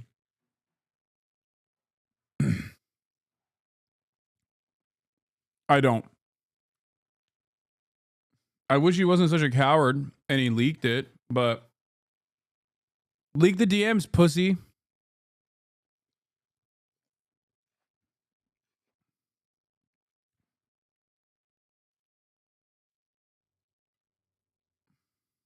Don't care what the Europeans say in public. What I care is what they say in private, and what they need to be saying to President Zelensky is this can't go on forever. The bloodshed, the killing, the economic devastation. It's definitely Germany, by the way. It's making everyone worse off. The only pathway to, I think, back to peace and prosperity is what the president is trying to accomplish. And now we look back in time and we see Joe Biden was beginning to understand that the patience of the American people is running thin. That's right. Hundreds of billions of dollars. We're a nation with nearly 40 trillion in debt. Yeah. I mean, it's too much. Well, Sean, this is an important point, though, because I was a United States Senator for the last 2 years of the Biden administration. I got elected in 2022. I think you like this job better? I think I like this job a lot better. I certainly like the president a lot better. And here's the thing, when you would talk to the Biden administration officials in private, it's another example of a terrible situation the Biden admin left the Trump administration. When you ask them what's the plan. What? I just saw a clip of you laughing at a man whose son is in foster care. What? Who are you talking about?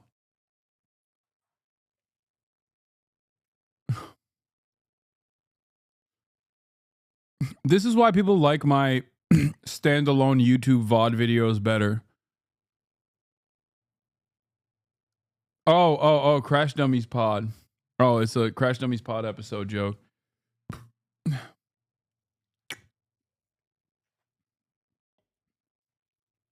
Yeah, we had a Crash Dummies Fearan collab again, and it was amazing.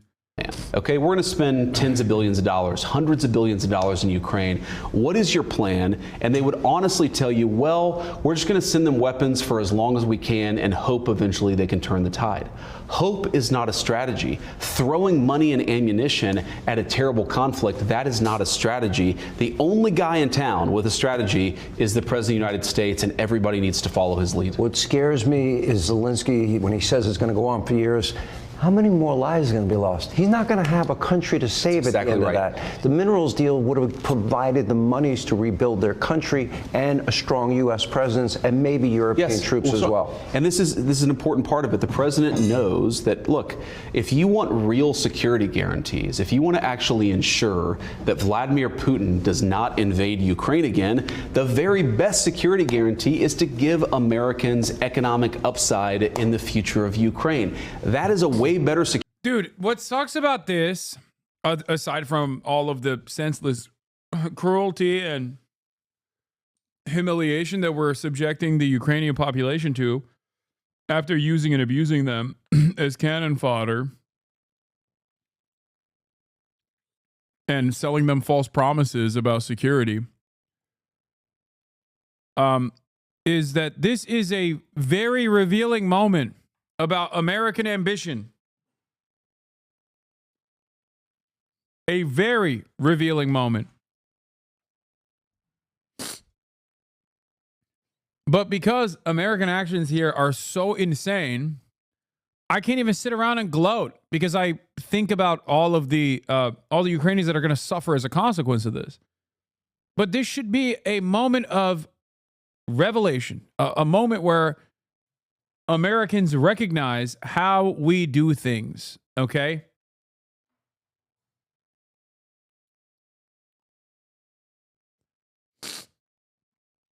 I doubt it, though.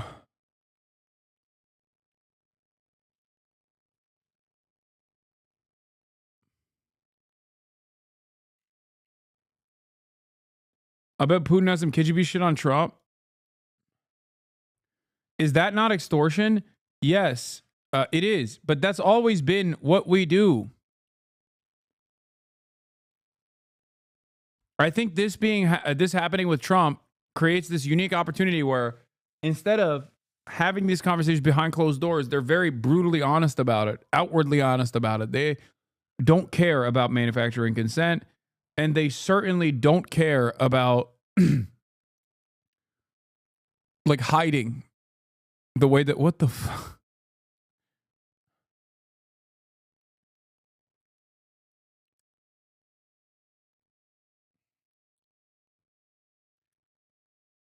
This is a private moment for JD. I can't believe you guys are exposing him like this. This was a private photo, dude, that he took with his friends and family.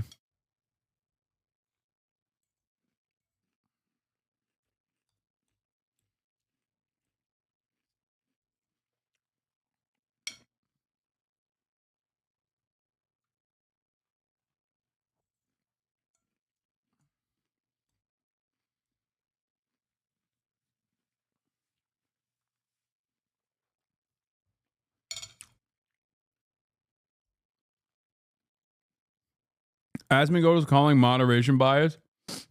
Yeah. It's so weird because the attitude that most streamers have often had towards Twitch moderation is that we need less bans, not more. But I guess but it's ironic, especially for Asmongold, to turn around and be like, no, we should be banning people longer.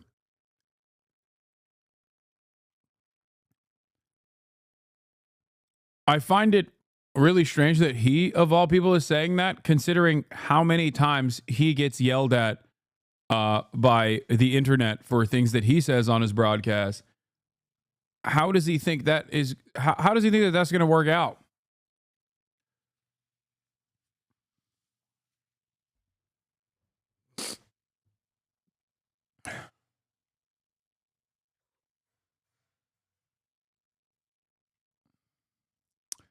He said he doesn't care. Huh.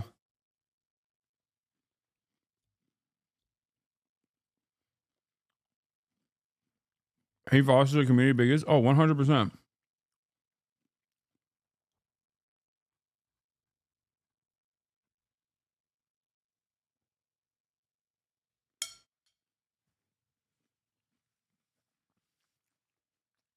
I promise you, if you did not have 60,000 people reacting to Donald Trump, he would stop tomorrow. I don't know why people think that this is like completely ridiculous, or people will say, "Oh, Hasan, it's because you're jealous." It's like, no, Asmongold admits this. He don't give a fuck about nothing, dude. He just cares about the numbers.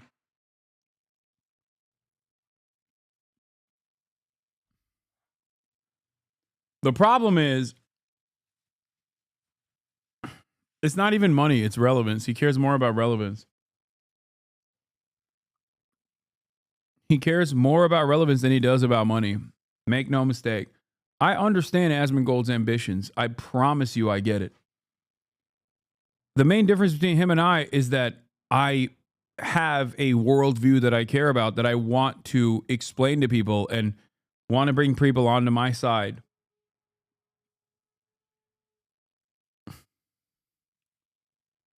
That's it.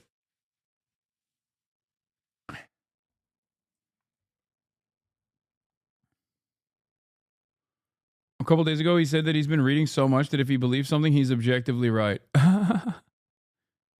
Okay. Anyway.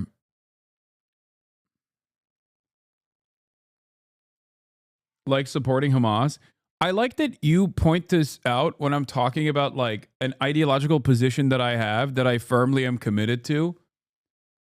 Like, you think that there is a broad popular support for Hamas or even Palestinians in general?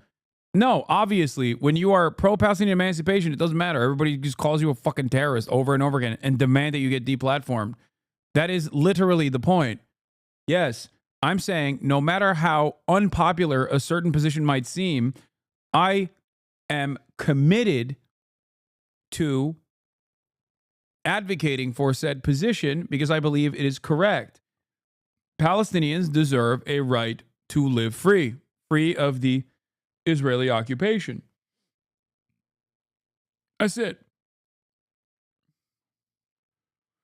Can we stop talking about Asman acknowledging his existence as a problem? I mean, if you want.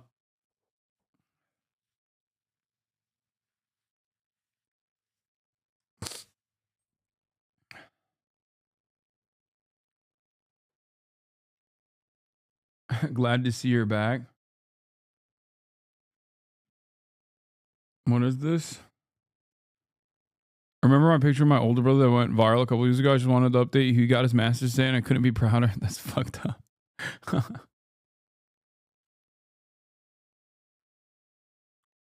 He said he doesn't need to worry about moderation because he's not radical at all, unlike you.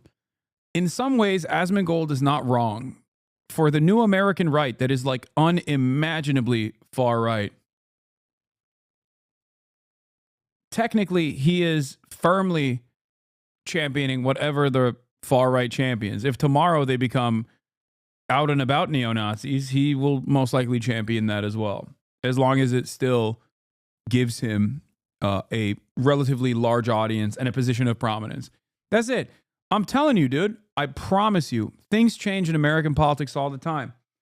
Let's say Trump does something truly heinous, okay, and all of his supporters start leaving him in droves, which is not very likely. He has a cult. And Asmongold realizes that the tide is shifting. That is the day that he will switch his political commentary in the opposite direction. He does not care. He's no different than Joe Rogan in many respects, where he will go along with the wins, except he also, just like Joe Rogan, has like certain issues that he does care about. For Joe Rogan, it was always weed, and then it turned into vaccines as well. For Asmongold, it's titties and video games.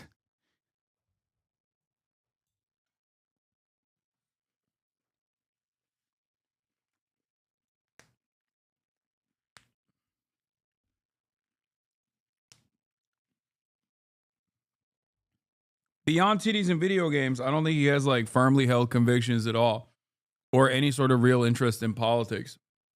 And I get it. American politics is a spectator sport. That's it. There is no material changes that are coming. That's why so many people say nothing ever happens. Do you understand? And if it's just pure spectacle and a spectator sport, then why shouldn't you take advantage of that by simply looking at the madness and assuming what you perceive is the most popular position you can, which is the position of the obvious incoming government, incoming administration that just won the popular vote?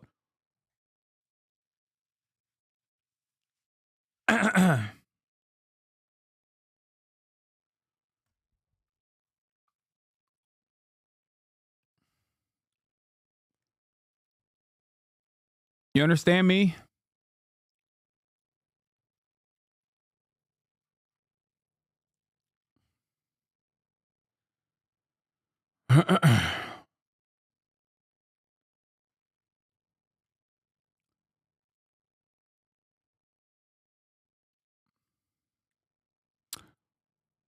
I think Let's see what the people are saying. 52% of Americans back Ukraine conflict with Russia. the easiest way we can kind of just ask this is, do Americans like the way that Trump's handling his job and compare it to how they felt about Joe Biden? So this is the net approval rating. You look at Joe Biden back in 2024, he was 22 points underwater. Holy cow. You look at Donald Trump, it's just a different planet entirely. I mean, the gulf between these two is wider than the Gulf of America or Mexico, depending on which side of the aisle you stand on. He's at +2. So look, at this particular point, Americans are giving Donald Trump the You're Dan's favorite? Yeah, that's why I've been banned more times than every single one of your favorite content creators on this platform. That was what was always funny, too. Everyone would always be like, Hassan is a PG-13 streamer. That's what Trainwrecks used to say. And it's like, motherfucker, I've been banned more times than you. What are you talking about? I've literally been banned more times than Trainwrecks. I've been banned more times than most content creators on this platform. What are you talking about?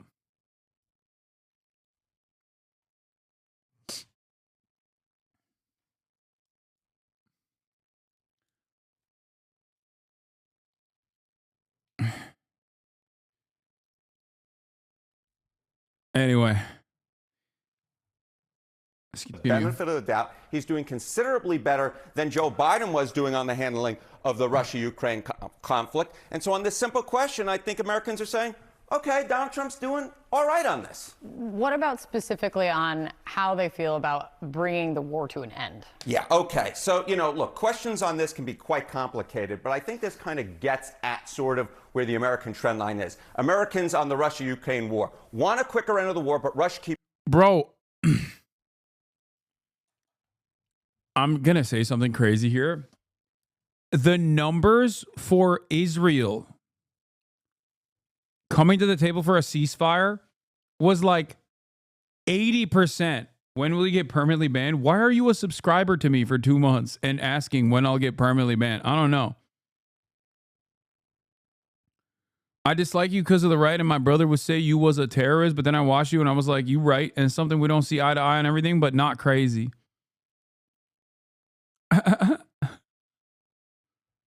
Anyway, it is wild to me that the American attitude towards Israel was like 80% of the American government.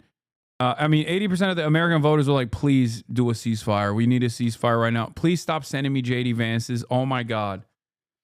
Oh my God, I'm losing my mind. My lolly.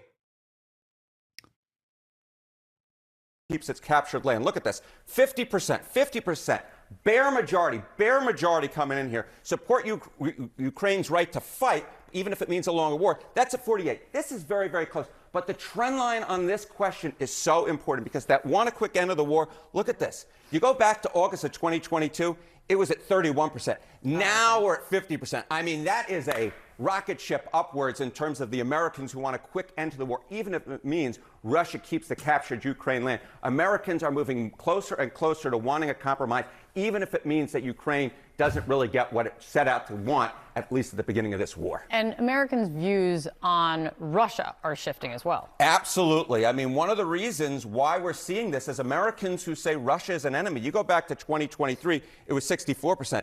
In that CBS News YouGov poll, it was down to 34%. Now, there is a chunk that believes that Russia is an unfriendly nation, but the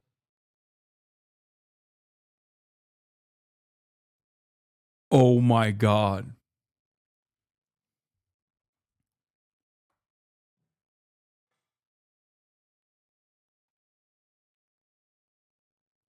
This is incredible.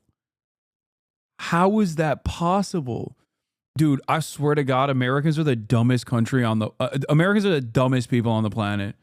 Collectively. No way. Like, I don't think it's necessarily a bad thing to think that like an entire nation is bad, okay? Or sorry, I don't think it's necessarily a bad thing to think that that an entire nation of people are not bad, right? It's not a bad thing at all. It's not a bad thing at all. Having said that, it is shocking that after a century of Red Scare, anti-Red baiting, anti-Russia propaganda, USSR, why are you mad? This is good. No. I'm not mad. I'm not mad at all. I wish they would do this about China and every other country, really. But please, if you don't realize that Americans who have been taught to literally despise Russia during the Red Scare could so quickly... No, it's not that they're not falling for Red Scare propaganda anymore. You're wrong. It's entirely Telegram and Trump. I think that's what it is. I think it's straight up Telegram channels, Donald Trump. Like, how malleable Americans are is wild. We literally have developed a audience. I mean, this gives me a little bit of confidence. This gives me a little bit of hope, honestly. All China has to do is just like play the right propaganda notes, and maybe it is the Chinese century of prosperity, you know? Because most Americans still think Russia is the Soviet Republic. Most Americans don't think Russia is capitalist. They think communist Russia. Fucking Maxwell Frost, the Gen Z, the Zoomer congressperson, came out and was like, Soviet Russia. I can't believe like Trump doesn't want to attack commie Russia, Soviet Russia. Like, what are you saying? You weren't alive when the USSR existed. You were born after it ceased to exist. What do you mean?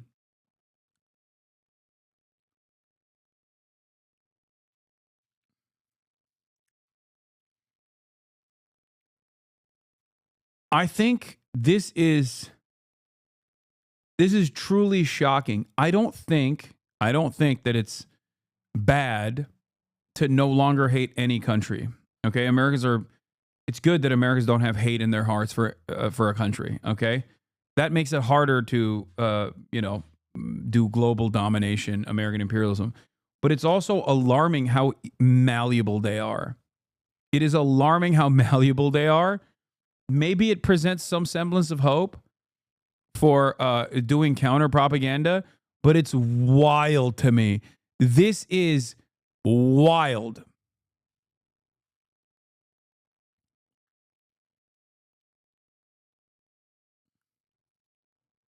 Why are you defending Russia? What am I watching? Oh my God. This is also partially what I mean.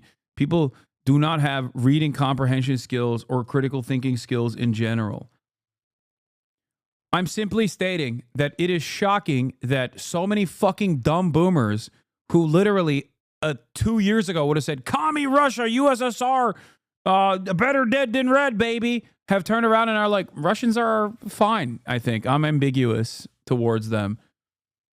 That is like 50 years of propaganda broken in a matter of 2 years, 3 years.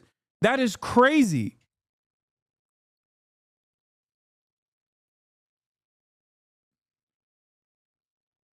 Do you not understand how shocking that is?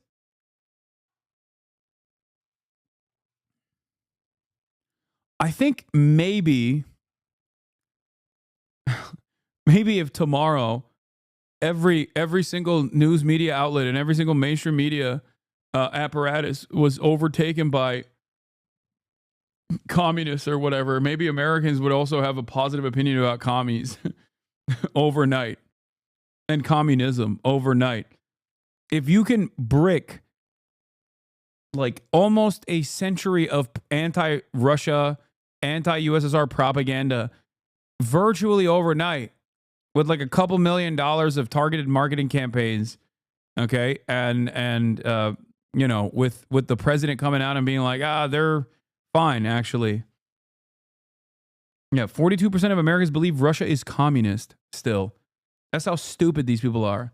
Percentage who believe that they're either an ally or friendly, that's up to 34% as well, basically equal to the percentage who say that they're an enemy. So views on Russia have become, let's say, a little less isolated in terms of wanting Russia to be way out there on their own, thinking that they're an enemy.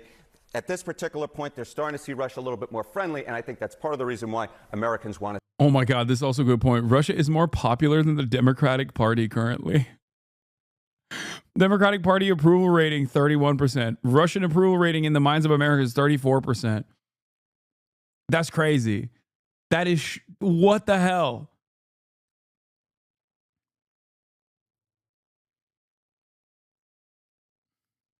Want to see a compromise at this particular hour.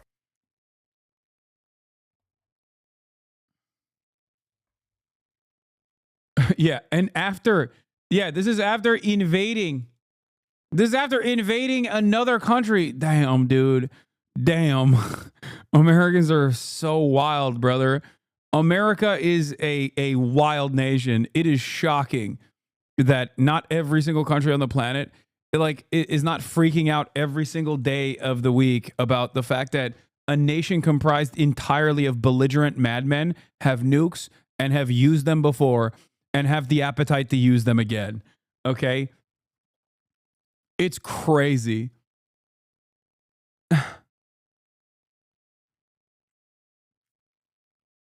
It actually is crazy. All Vladimir Putin had to do was say, Ukraine is woke and gay, and we're based, and we're gonna break the woke transgender Ukraine's back and make them straight again, make them white again, make them Christian again. And literally everyone was like, that makes so much sense. You could sell communism to the American population by saying anti-communists are woke and gay. Communism is the future because anti-communists are woke, they're DEI, and they're gay. Security guarantee than 20,000 troops from some random country that hasn't fought a war. This is unironically the fucking MAGA communist position, by the way. I'm obviously joking. I don't believe that, okay? Welcome back, Jackson Hinkle. In 30 or 40 years. The security guarantee and also the economic guarantee for Ukraine is to rebuild the country and ensure that America has a long-term interest. You're not going to do that if you come to the Oval Office, insult the president, and refuse to follow his plan for peace. If he called, and I hate hypothetical questions, sure, forgive me. If he called tomorrow and said, I am ready to adopt your plan for peace, he can come back? I think that if he called and had a serious proposal for how he was going to engage in the process, look, there are details that really matter that we're already working on with the Russians. We've already talked with some of our allies. He needs to engage seriously on the details. I think once that happens, then absolutely we want to talk to you convinced Putin and the Russians are willing to meet them, I don't want to say the word halfway. They're willing to do their part to achieve a negotiated settlement. Am I convinced? No. But do I think that there's a real pathway? You got to trust but verify. You've got to engage in the negotiation. You've got to see what steps people are willing to take. This is another thing, Sean, obviously I'm biased because I really love the guy. But when the media attacks President Trump as somehow on the side of Putin, two big problems with that. First of all, the only president in 20 years where you haven't had the Russians take a bunch of territory was under the first term of Donald J. Trump. The second part of that is you've got to actually accept that President Trump, he's not just assuming that everything the Russians tell him is true, he's negotiating with them. There's a give and take. There's a trust but verify. That's called diplomacy. Bro, stop. Why does he keep saying trust but verify? This is new meta, I think. He just keeps saying that over and over again. What the hell? Diplomacy, we used to have some respect for that in Washington, D.C.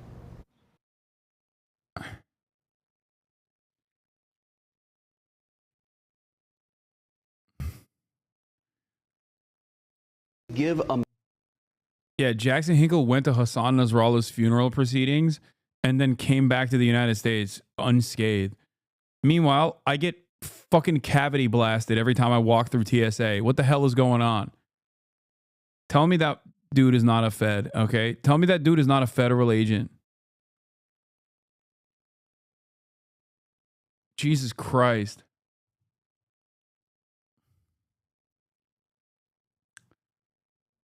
No shit is a Russian proverb? Wait, trust but verify is a Russian proverb?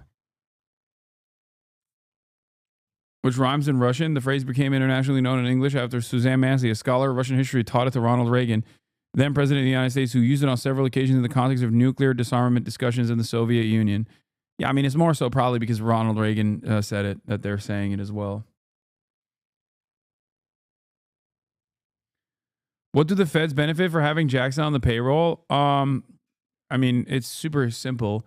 It's much easier to undermine any sort of anti-imperialist thought if you make the person, make a prominent figure of anti-imperialism in the United States, a person who is belligerent and has no like tangible worldview that anyone can associate with.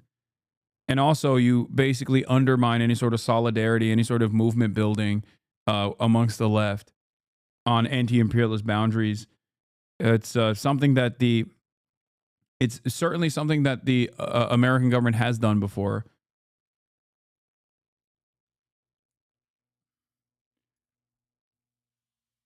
Yeah, I mean, LaRouche is a great example of this. Exactly.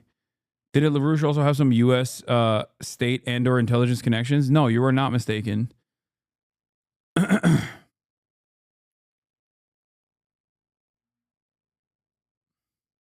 He literally split a communist party in two.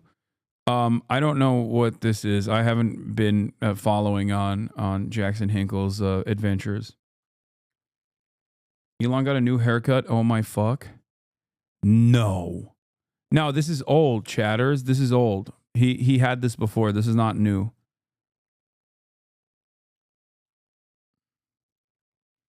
No, this is an old photo. I remember this.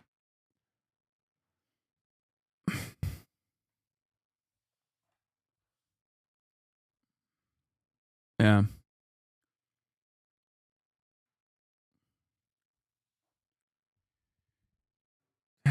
Are you going to react to the State of the Union today? Of course I am, Kings. Americans' economic upside in the future of Ukraine. That is a way better security guarantee than 20,000 troops from some random country that hasn't fought a war in 30 or 40 years. Wow.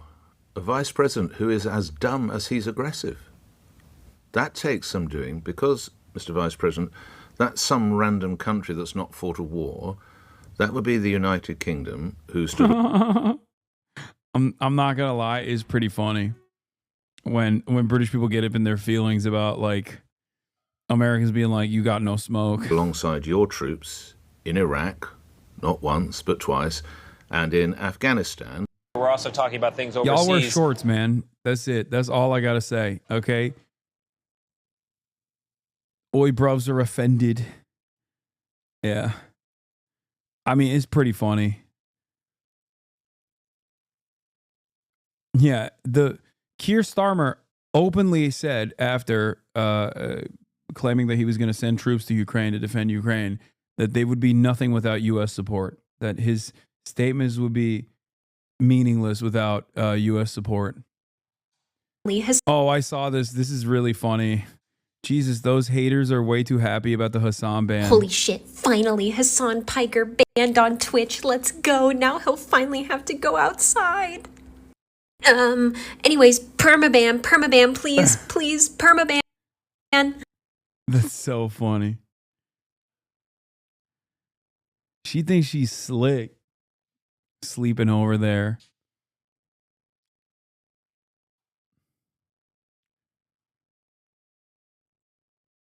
I love this video. I saw it yesterday.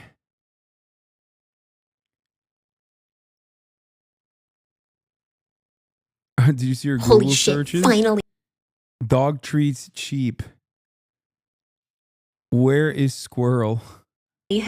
I can't read this one. Piker Pure duck? banned on.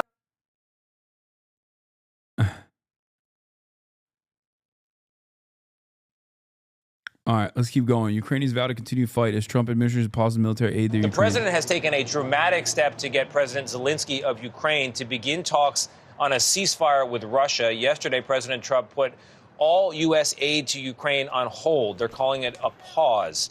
U.S. military aid for Ukraine is critical as they fight a war that Vladimir Putin started 3 years ago now. MTS Tayyab is in Ukraine's capital, Kyiv, with more on all this. MTS, I can't imagine the mood there this morning. Good morning to you.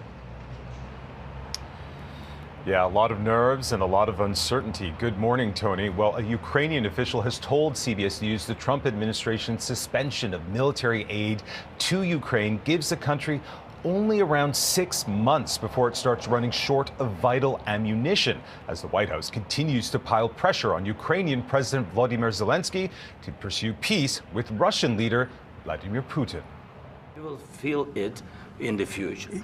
Following Friday's Oval Office shouting match heard around the world, Don't tell us what we're going to feel. the nightmare scenario for Ukraine has been revealed. President Trump has announced the U.S. would pause billions of dollars in military assistance to the Zelensky government. Well, I just think you should be more appreciative because this country has stuck with them through thick and thin. We've given them much more than Europe. The revelation has sent shockwaves across the war-battered country as Ukrainian morning shows broke the news. Президент США Дональд Трамп. Mikhailo Podolyak is a top advisor to President Volodymyr Zelensky. Can Ukraine defeat Russia without the support of the U.S. and President Trump? What I can say for sure is that Ukraine will still fight. But I will ask you a question. Would the U.S. be okay to stay on the sidelines when we need to stop Russian aggression?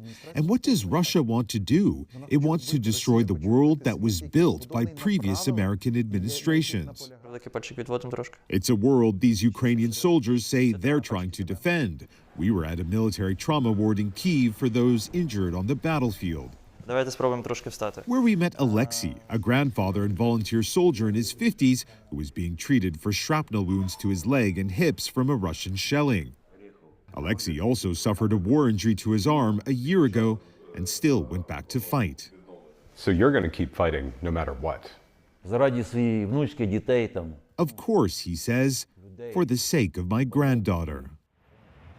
And as Ukrainian leaders grapple with what to do next, they will no doubt increasingly turn to European partners who already provide just over 50% of the military assistance Ukraine receives as Russia's war rages on. Overnight, the Kremlin launched major drone strikes on the cities of Sumy and Odessa. Tony. MTS Tayyab for us in a nervous Ukraine this morning. MTS, thank you very much. Thank you, Todd. Good morning, everybody.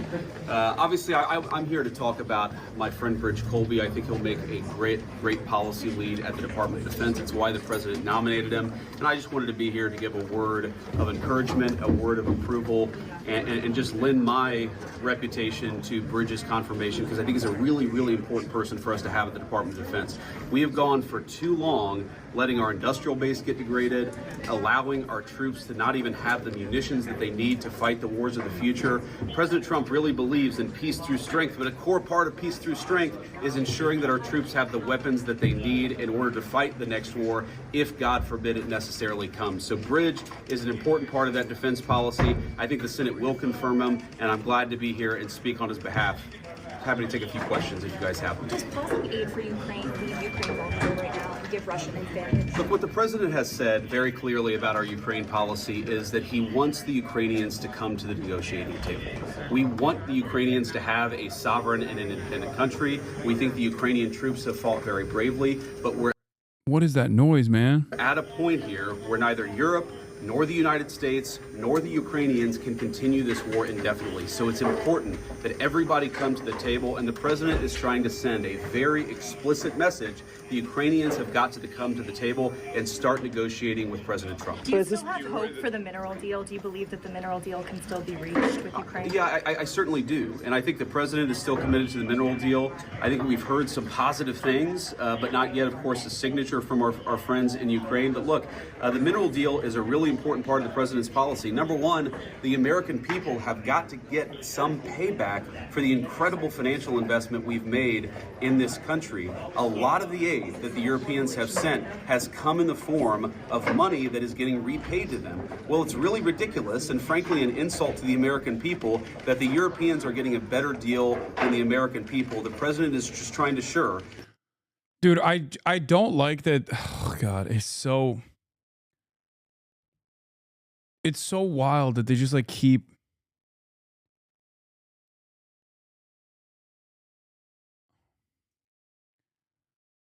They keep talking about Americans are not getting a good deal. Like, on the one hand, I should be excited at the prospect of them basically demonstrating the only thing that they care about. Okay. But on the other hand, this also means that Ukrainians are getting shafted in the process, like aggressively shafted in the process. So I can't even sit here and gloat about being like, see, they don't care about anything. They don't care about Ukrainian emancipation. And it's not unique to the Trump administration either. It's just that the Democrats are better at, masquerading as reasonable people and actively making it seem as though they have an emancipatory interest here.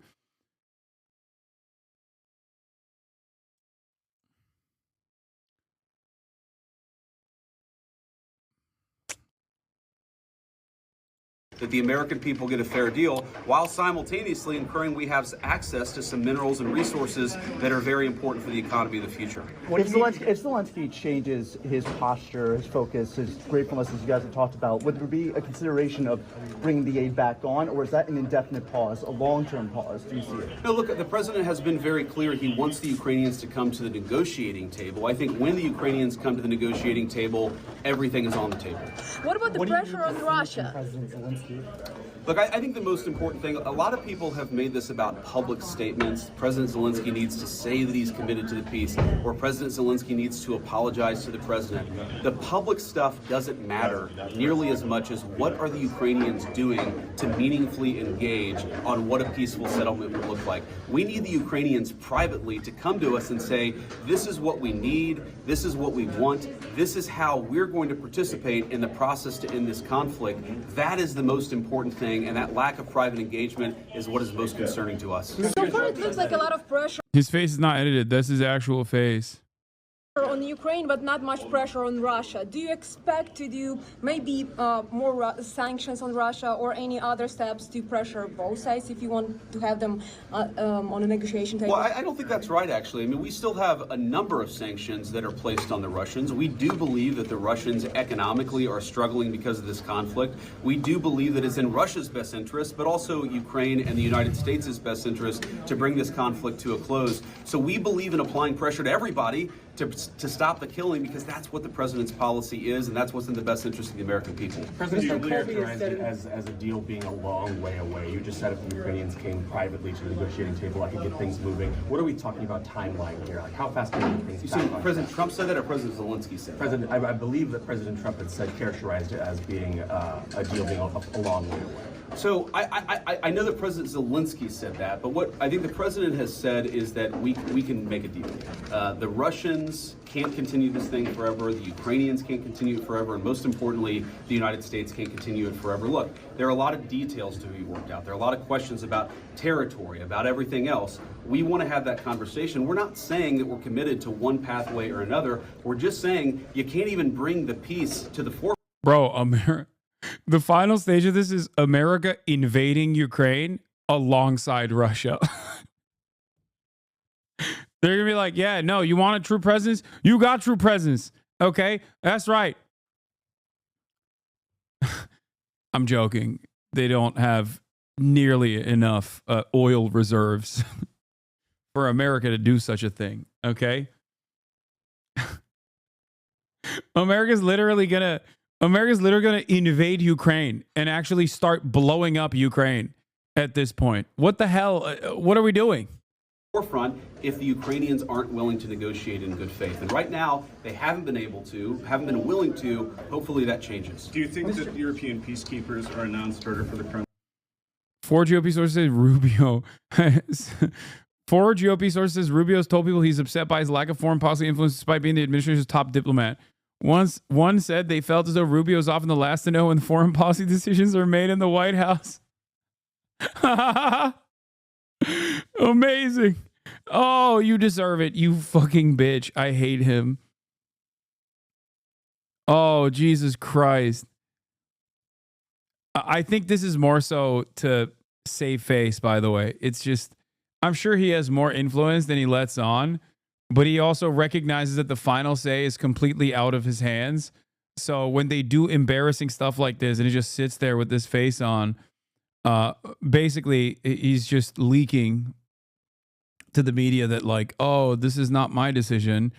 I would be making very different decisions if it were up to me.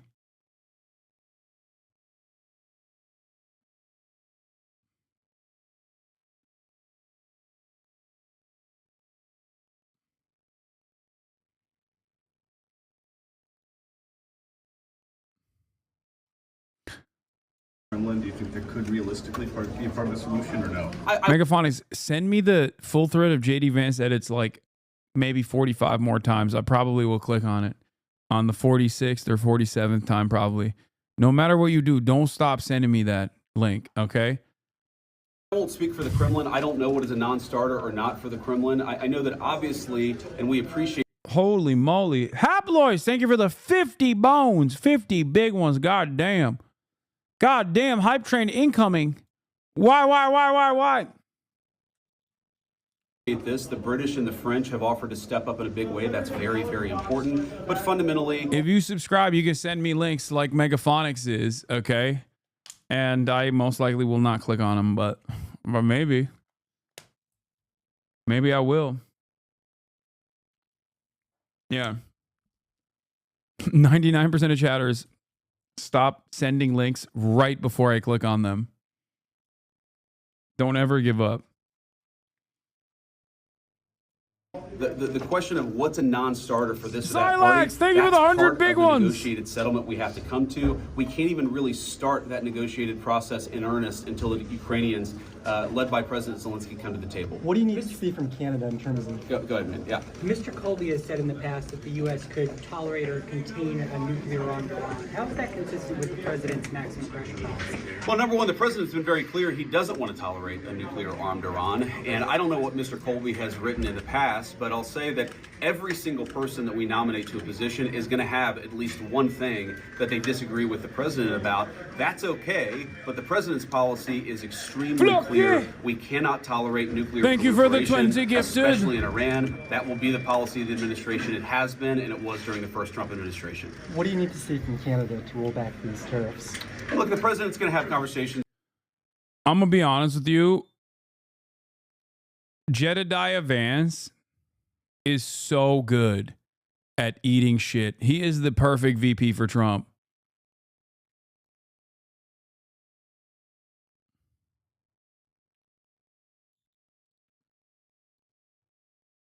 He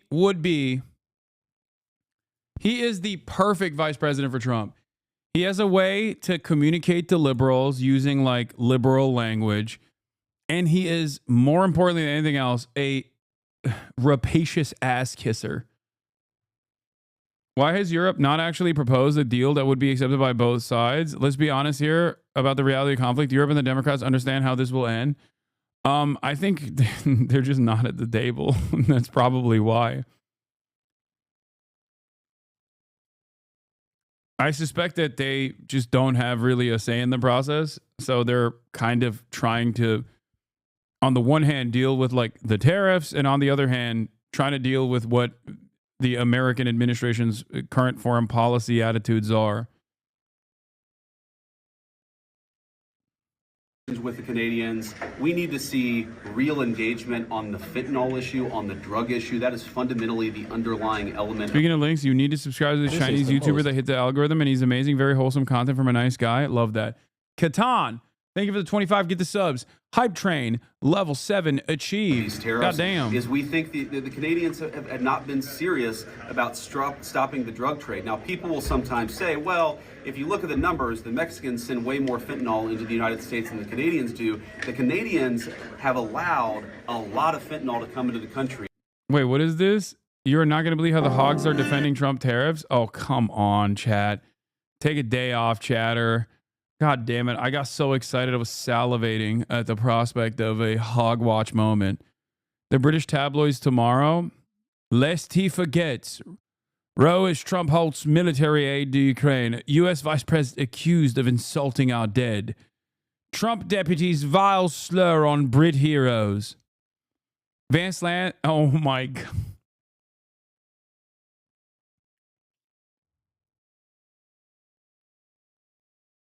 Oh my God.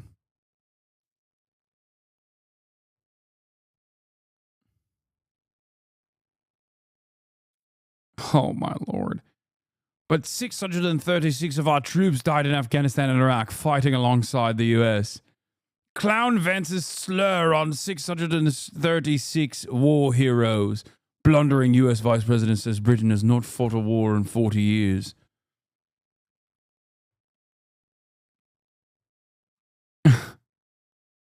British media is so hostile. Yeah, get them. Let them fight. It's a real let them fight. It's a real let them fight moment because, like, both parties are both of the parties involved in this are just demons in their own right. Okay, let them fight each other. Let them eat each other out.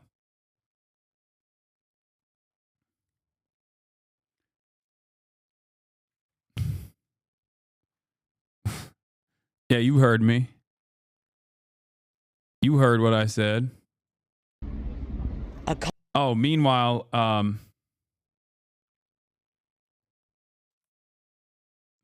watched you for like a month. Great content and very comforting during the political fuckery that's been happening. Glad to see you unbanned and slightly convinced that the ban was for your politics and not what you actually said. No, I think the ban was valid. I like, it's very obvious what the argument that I was making was not a call to action in terms of assassinating a sitting American senator, and instead was to talk about the hypocrisy. But I should have used a different.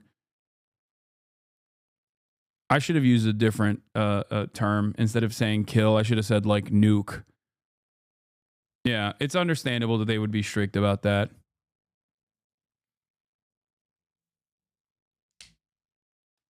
It, 100%. I definitely, as I said in my video, I definitely take ownership over that for sure.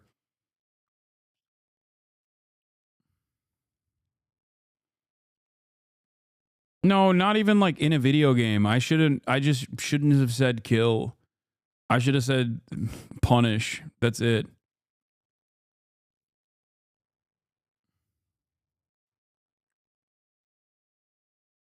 Yeah. But it's obvious that I'm not like, it's obvious for anyone that's paying attention to what I'm saying.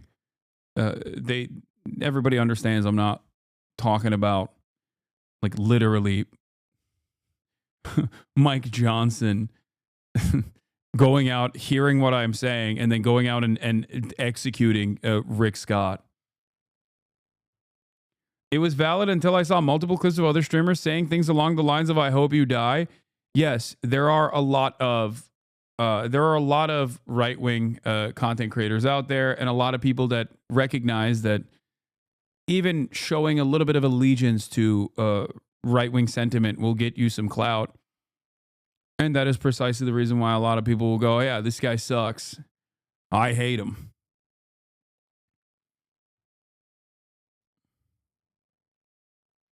Convoy of aid. Yeah, meanwhile, I mean, it's actually been pretty good. I'll say it's worked.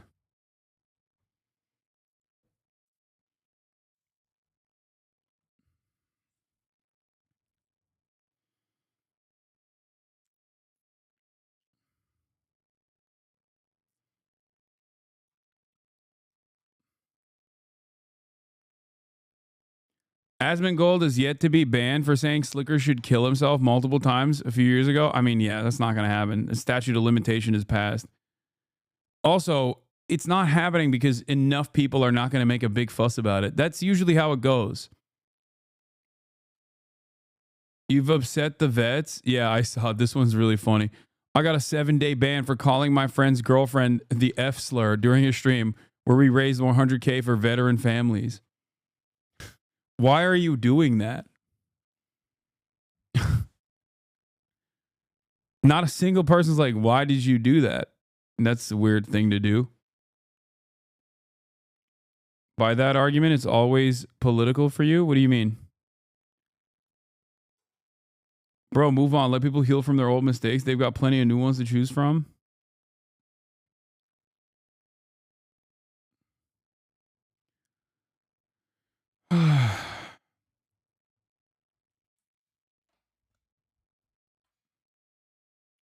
My link was related where a VTuber got banned for 7 days for humping an NPC in Bloodborne. Yeah, but the thing that I don't understand is if they got banned for silly things, it's weird when people's advocacy is like, no, like it'll be better if other people get banned for longer. Like, no, you should be advocating for your streamer to not get banned for 7 days, not vice versa. You know what I mean? Like, how is that my fault? Do people unironically think I run Twitch or something? I think some people do. It's very strange.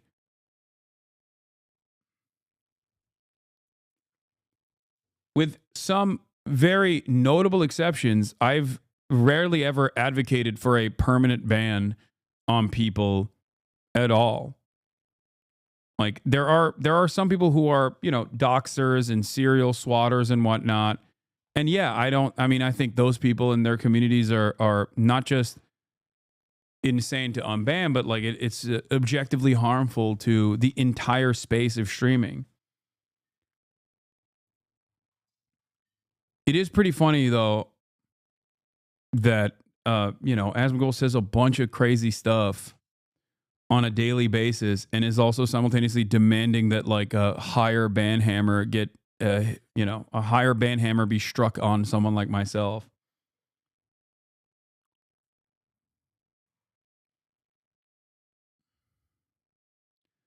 I've seen Baldwin Gold say he'd rather have school shootings and guns than no school shootings and no guns, and not a single clip was made. Yeah, it's more so. It's very difficult to parse through a lot. Like when you're talking about 8 to 10 hours every day, it's very difficult to figure out like what a person has said that might be a violation of term of service.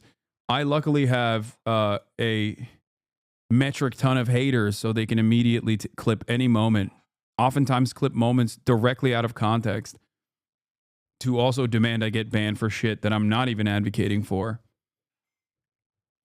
_US leftist streamer Hasan Piker appears banned from Twitch after saying, quote, "If you cared about Medicare fraud, you would kill Rick Scott." Okay. Jeez. Just reporting the news. How do you get banned from that? I mean, it's a joke. It's just a joke. It's just a joke. You know, first of all, it's also it's completely nonsensical because you'd have to go back in time to prevent Rick Scott from committing Medicare fraud. Right. Yeah. You could do a post talk or after the fact. But it wouldn't Example stop. setting. Oh, you do it as a punishment. Set an example, I'm not for yeah. capital punishment. No, So exactly. Neither am I, to be fair.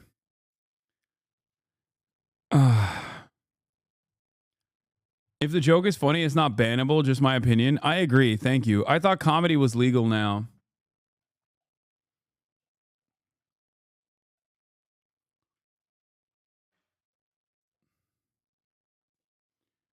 I go back in time and save Huey P. Long. World would be better, just saying. What is this?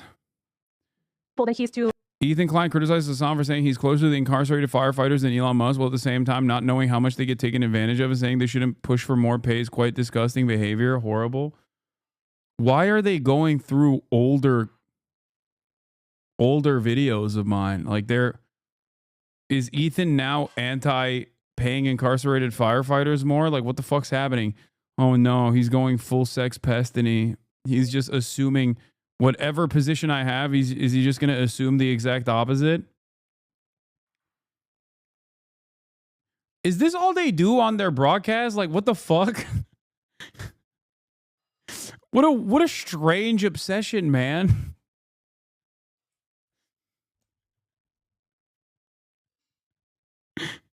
He's just like, yeah, no, Hasan's for Medicare for all. Fuck that. I'm against it. Yeah, I hate that. Aren't you afraid of legal actions taken against you? For what? I hope you guys understand. Yes, if I actively called for the assassination of a sitting U.S. president or a sitting U.S. senator, I would literally get a stern talking to by Secret Service. Like, it's fairly obvious what I said in that process. For what you said, I know it was a joke, but no, I wasn't. Oh my God, it's fine.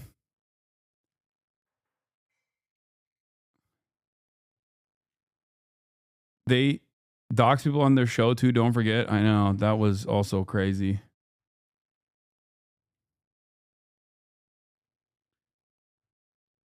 He freaked out on Dan, and Dan started saying Dan was acting like you. Yeah, I like that Trump says Palestinian as a pejorative, and Ethan uses Hasan as a pejorative.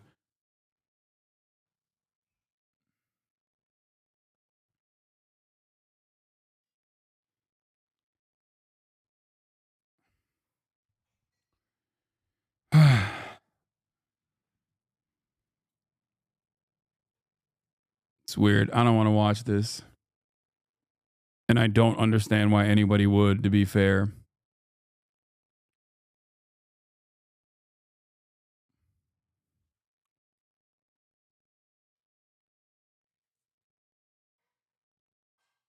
Slow chat, please.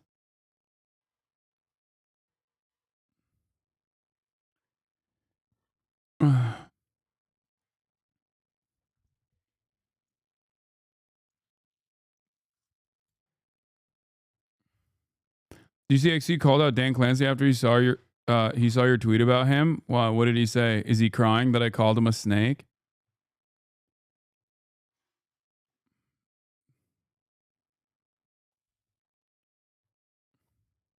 That's pretty funny. After spending years and years claiming that I was fucking him over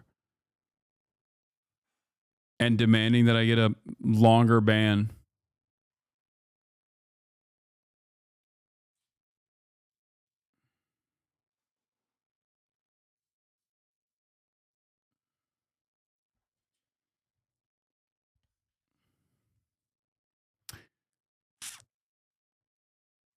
Anyway, XC's fallen in the rookie hole. Yeah. All right. Israel blocks all entry of humanitarian aid into Gaza. Trump threatens pro-Hamas mobs with arrest and deportation. Fantastic. Fantastic stuff in general. And then I'll talk about the stalker incident before we get to, obviously, later in the day, the Donald Trump, Donald Trump fake State of the Union that's not a State of the Union. There's also this guy, this Nazi who has been unmasked. And lo and behold, shockingly, it seems he is a pedophile, allegedly. Nathan Grayson also wrote an article on my ban. Let's see what it was about. The Twitch streamer is not the problem. Don't take the bait, by Nathan Grayson. Yesterday, Hasanabi Piker, the biggest leftist political streamer and one of the few progressive voices to rival the right's small army of endless aggrieved attack dogs, was suspended from Twitch. The cause? During a broadcast last week, Piker suggested if House Speaker Mike Johnson and other Republicans were as serious about Medicare and Medicaid fraud as they claimed, they would kill a current U.S. Senator and former CEO who oversaw the Department of Justice called the largest healthcare fraud in U.S. history, instead of elevating him to the upper echelons of the party. This is notable not because of Piker's suspension, but because of how people, especially other content creators, ended up framing the larger issue. Not long after Piker made his incendiary statement last week, the outrage machine kicked into overdrive with the likes of actual violence encourager Libs of TikTok. Bomb threats follow Libs of TikTok's campaign against Planet Fitness. And also, Libs of TikTok has done bombing campaigns on children's hospitals, which is the most insane. Like, children's hospitals got bomb threats after they were put in the crosshairs of Libs of TikTok. You're a bad person at that point. You know what I mean? There's no other way to put it. Anyway, and rebranded WoW streamer Asmongold, who unsurprisingly did not turn over a new leaf following his own suspension for a 2024 racist rant against Palestinians clutching their pearls of what they suggested was a violent threat against Scott. Numerous others across Twitter and YouTube, some connected to the longer-term effort to deplatform Piker and pro-Palestinian streamers, others not, took up their call. Twitch suspended Piker a few days later.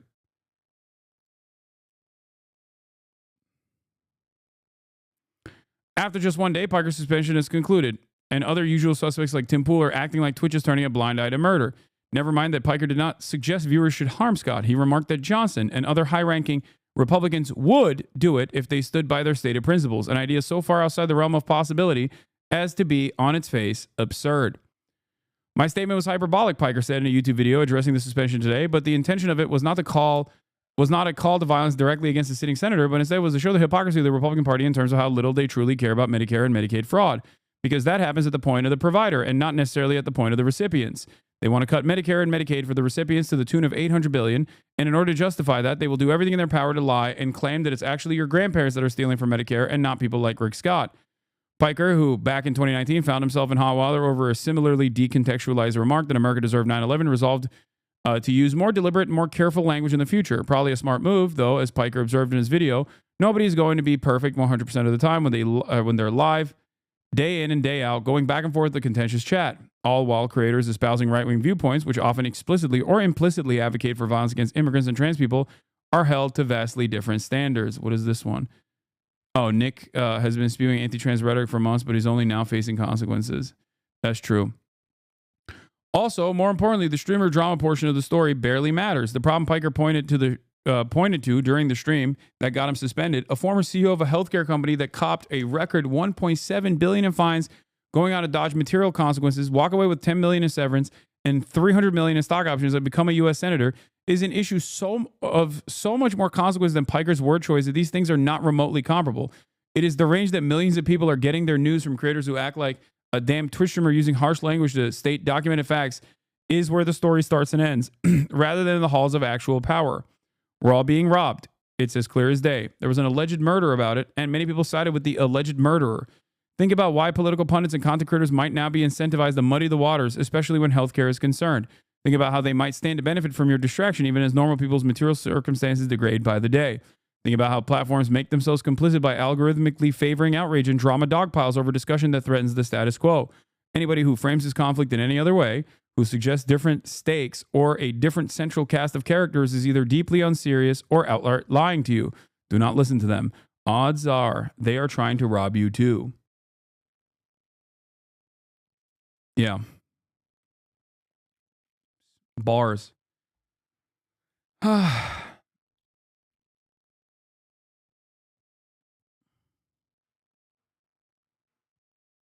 W article. Ethan Klein, Asmongold, and XQ have been promoting Dazbullah through an X account called Yeet. I exposed their Nazi troll farm in this thread. The group spreads violent hate speech and organizes harassment campaigns. Yeah, I know. Not only do they call themselves the Taliban, Destiny's community is segmented into both the Taliban and now I guess the Dazbullah brigades or whatever. Yes, they are a bunch of groypers and like 4chan Nazis and shit. And they regularly, this account is like literally a stalker of mine, by the way. A stalker of mine and many other female content creators on Twitch. Kind of like that one fucking random stalker that went up to Cinna and Valkyrie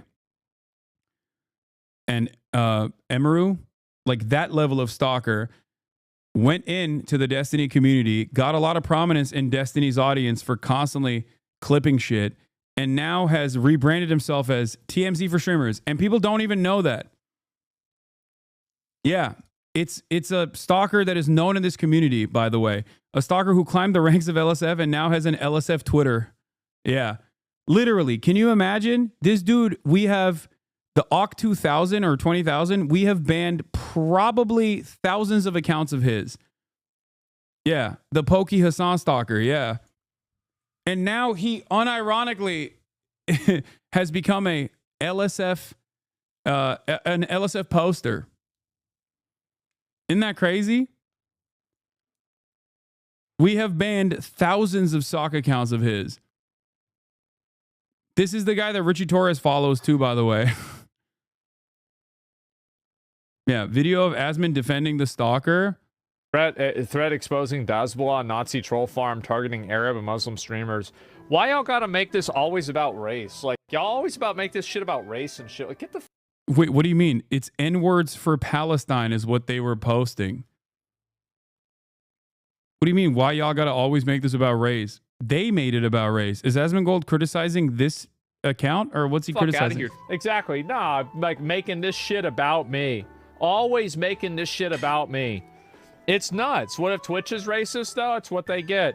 Major schizo energy. I think so, too. When anyone asks why people hate Hasan, this should be used as reason. The people who hate Hasan, are you okay siding with these people? Jesus. Oh, my God. Oh, wow. Wow. The break is a little bit confused. Like, what is this? The admin, the Nazi? I don't think Asmongold understands that when he enters the realm of politics, like, people that have been doing this to me will eventually do this to him as well. Like, right now, he thinks... Cucumber account. Right now, he thinks that, like, oh, because, you know, I'm anti-Hasan, then that's fine, right? Like, they won't come after me. They will. They're after Destiny, too. Half of them have literally turned around and are now ripping into Destiny. These guys are just in it for the fun. That's it. Like, you will eventually also become their target. They'll always hate me the most. Let's be real. But this Yeet guy got a copy strike on his account from Pirate Software that put a mark on his account. I suggest all content creators do the same and get his account closed for harassment. I don't think it was Pirate Software that copy striked him. I think it was a false copy strike.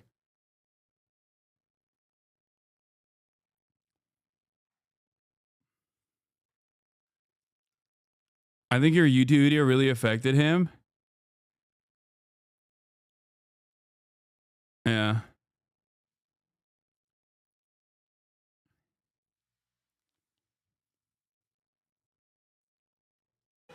Oh my God! Like, what is this? Holy fuck! Like, why? What are you doing? I'm not going to cry a fucking river when people who have genocide that's baked into their laws are getting genocided.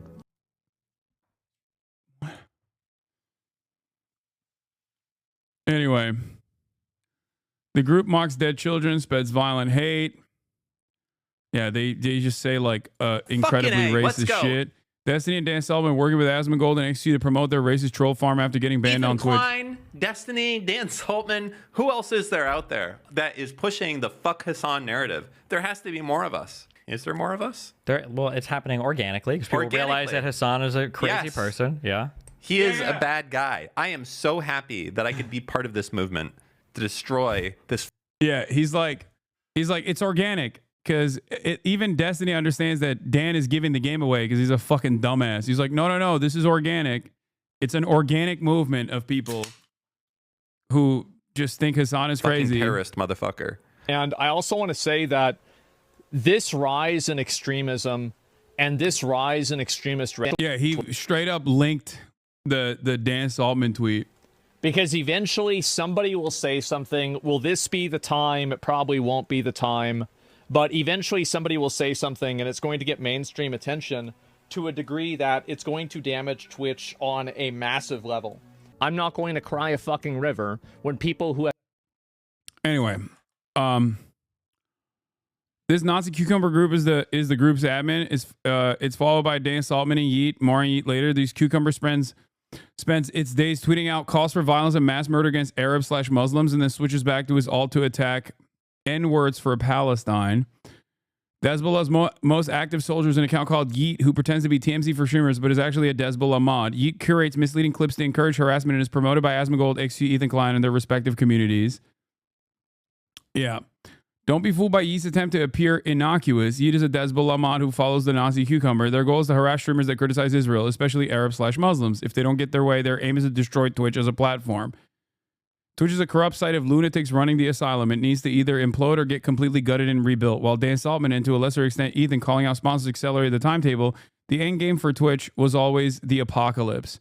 A productive day, operatives. Catch me later. I'll buy you a beer. Strike target updates. Congratulations, operatives. We are reporting positive outcomes. They like LARP as though they're doing like a PSYOP. Don't be. Oh my God. It's a very sad way to. Dan's shy now, but he was talking a whole lot when he threatened to destroy anyone who criticized Hezbollah or worse, anyone who dared to criticize Destiny's alleged sex crimes. Coworkers, if you're one of my coworkers out there and you're making your little bit of a strong statement about how much you condemn Destiny and everything else, you better not let me fucking find you doing something else and signing some other bullshit off for someone else. All this is just virtue signaling fucking bullshit, okay? It's like, because it's like, oh my God, sharing nudes? Okay, I'm out of here immediately, right? Like, fuck Hasan, right? Fuck everyone that's using this as a jumping off point to like try and make their side win. Dude, my haters are not unwell, okay? Let me tell you.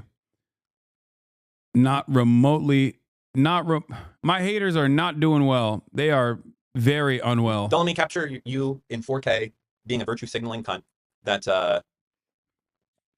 don't let me capture that event from any of these people. I will fucking destroy you if that's the case. But I've been thinking about, for the Twitch thing, I might actually just go find every person that said something like, Clancy's never going to leave. Nothing burger, by the way. I think I may find every single one of these people and round them up. I'm going to leave it there. My fellow orbiters or coworkers, if you're one of my coworkers out there and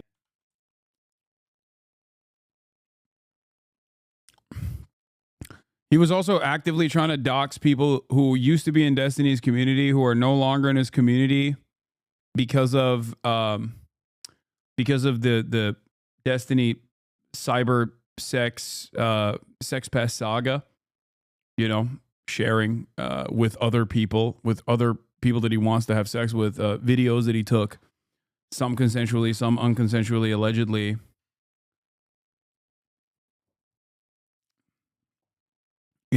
The revenge porn saga that he's going through. People that were upset at Destiny, Dan has been actively trying to. XQC said this Yeet guy seems unbiased by his reporting, by the way. Yeah, because XQC also is a Destiny dick rider. What do you mean? That's it. It is what it is.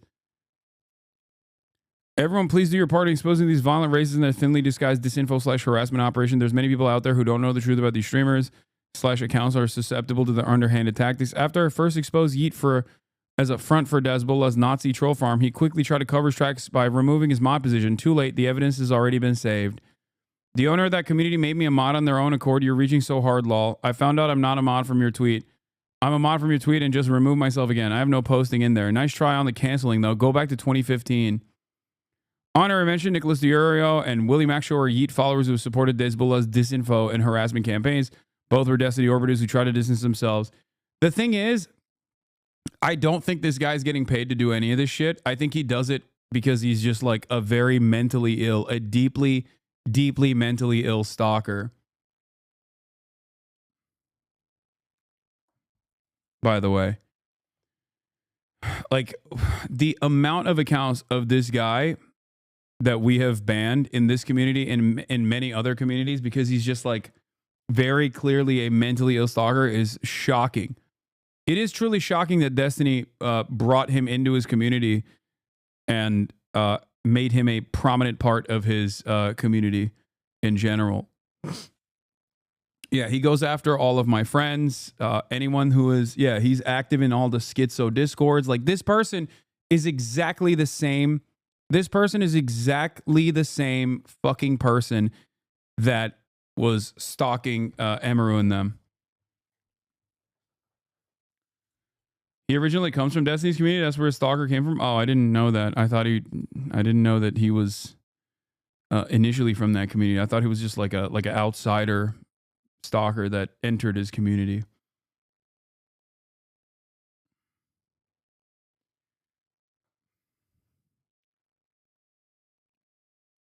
Same exact type of person. Not the same person, but same exact type of person. Like, yeah, I'm not saying it's the same person. It's the same type of person. Make no mistake. I'm sure they'll like try to clip that out of context as well. But there are a lot of, the reality of the matter is there are a lot of people like this who just like actively try to stir up drama. And that is what they like. The satisfaction they get is like when people recognize them, recognize their existence.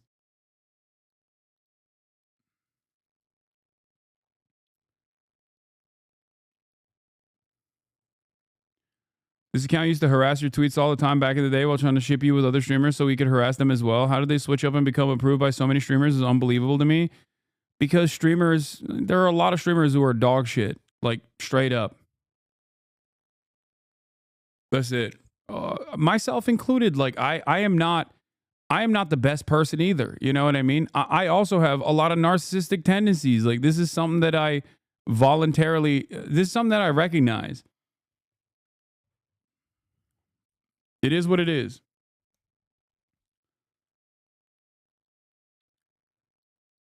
And these people love playing that role of just like actively obsessing over a person. Nah, this was earlier. A clip of Boner Chelly saying he was going to pay these people. Then Yeet went on to Fuel D's podcast, aka the Fuck Hasan Hour. I don't know if he's actually getting paid.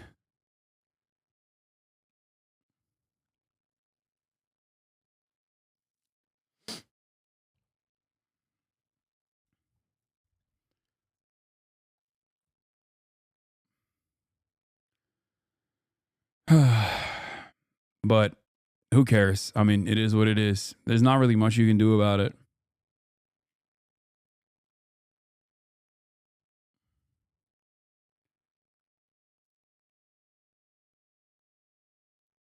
Did you hear the latest news? D hired Prince Andrew's lawyer. I don't know if you have extra cash. That guy's expensive. Wait, what?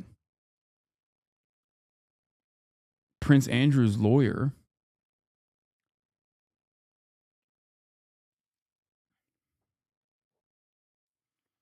This is a stalker I saw who made the weird Reddit threads about all the female streamers who appeared on your stream. Yes, that's him. He's the one who constantly ships me with every female content creator and just like over and over again posts about it. He was the one who would always like post my address under all of my replies too, I think. Or that might be a different schizo.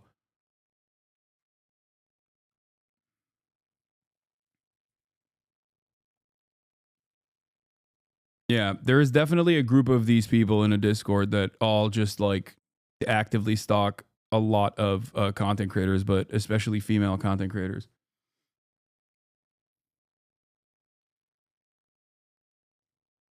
Anyway.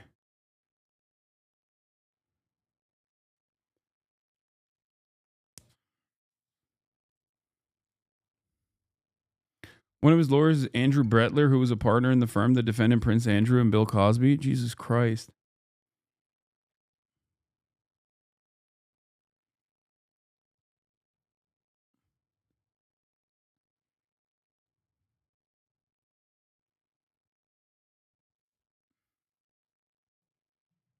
Different? Dude, do you know how many fucking stalkers I have? I have a lot of fucking stalkers. Every content creator does. Especially Twitch streamers. Chat. All right, let's talk about it. Speaking of stalkers. As I was talking about earlier today, Emeru, Valkyrie, Cinna, Emily, and Rosie were at the Santa Monica Pier. Valkyrie and Cinna have been doing a sysathon, which was supposed to go for 7 days. In the process of them doing this sysathon, they were targeted by a stalker in person.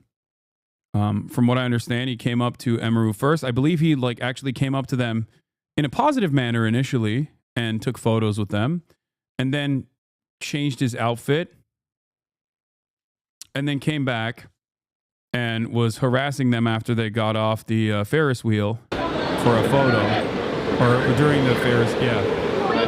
Thank you.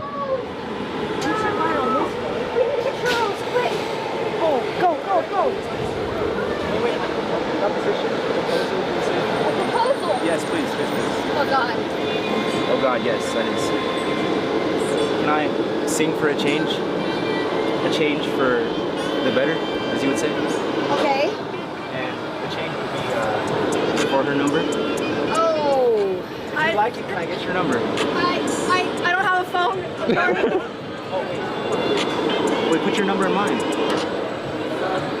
I don't know how to use a phone. I'm sorry. Wait. Wait, so I'm gonna keep following her. Huh? I'm gonna keep following her. Not another one. No! You're gonna have to get in line. There's too many stalkers. That's not how you really riz. Bro, what the fuck? That's not the riz. Get behind me. Okay. So I think Emily is the only one here at this stage that understands the severity of the situation. These are my friends. They get approached like this all the time. So they basically are, they think it's like a weird fan interaction.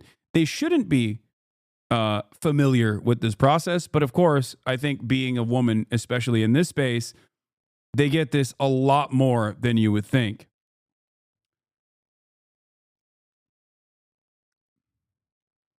Yeah, this is from earlier in the day when he had a different outfit when he took a photo with them. Apparently, when he initially took photos with them and then later.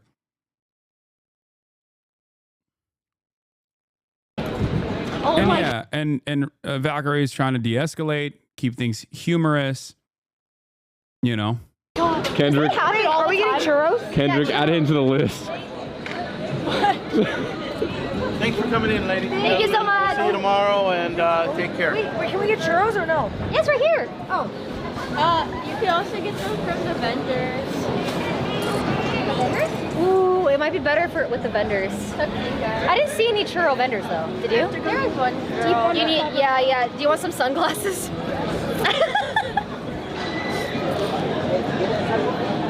You like these? Incognito time. Stand behind me. I don't like. I'm gonna keep following her. Yeah. Like, where's your little Glock? I mean the lighter. I'll beat him if I have to. Forgot we're in public. No, I'll beat him. Also, yes, this is a great example of how women have to try to play down the rejection because they're fucking scared to say no because of the potential for physical repercussions. Also important to note there. Wait, she looks so cool. I'm turbo chilling. She's turbo chilling. Aww. Wait, you look And they're so also cute. live, so they have to like. You look. The thing is, sometimes awkward interactions that can turn into really weird interactions that can even turn into dangerous interactions can happen in the process of live streaming. Okay, as someone who does a lot of IRL streams, I have also had my fair share of these sorts of experiences. So what you're supposed to do in that process is basically behave a certain way, like nothing wrong is happening. Okay? Because you don't want, under any circumstance, to think that this is like to basically give in some ways to the parasocial stalkers interaction.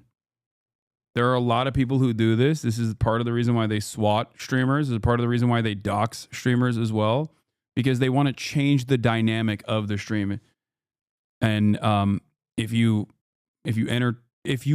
even in any way, shape, or form react to it, then it gives them the satisfaction almost.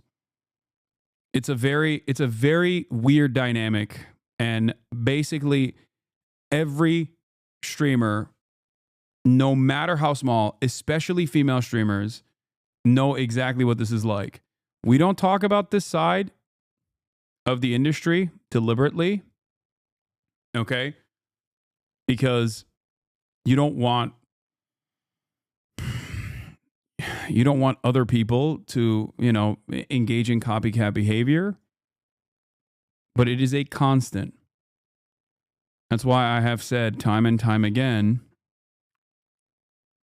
that the only people that I know that get actively cyber stalked and harassed, maybe even more than myself actually, are just regular female streamers. It doesn't matter how big or small.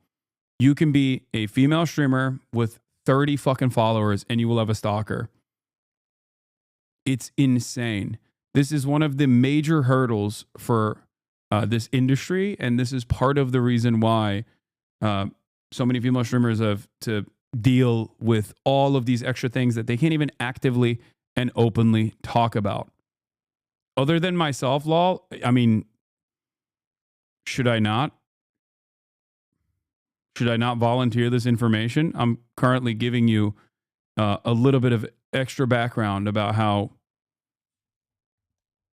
this stuff works. Do you think that I'm lying as a very big content creator on this platform, especially one that speaks about politics 8 hours a week? Do you think I don't have fucking stalkers? Are you insane?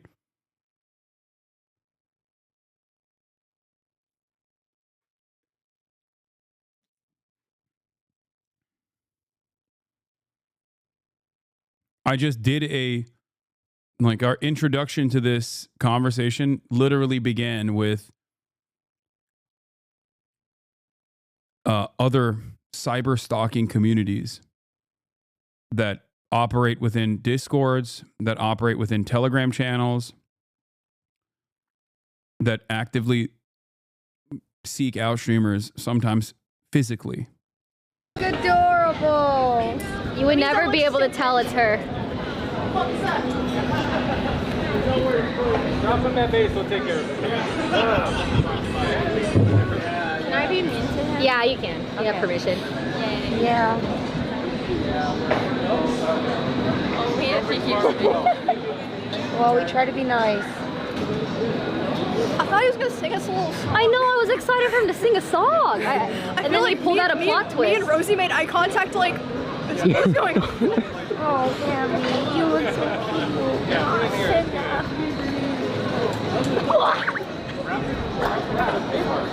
Your stalkers don't try to sexually assault you, though? I'm not going to say anything. But all I'm going to say is there is a lot that I'm not going to speak on in terms of my own personal experiences, okay? But all you should know about this is you don't fucking know anything.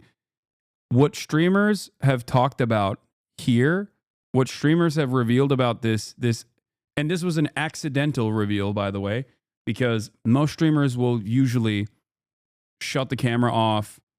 But in this situation, I think it was more so a matter of safety. Okay. But everything that you've heard from other streamers since this happened is not even the tip of the fucking iceberg. Okay. This is the dark side of Twitch streaming that people understandably don't talk about. Even LSF has a policy of not posting this kind of shit, not posting swattings, and not posting doxings, because even they know that it encourages copycats. Also, yeah, there are people like Nick Pollum and Wake Wilder that got literally sexually assaulted on stream at TwitchCon by a fucking stalker.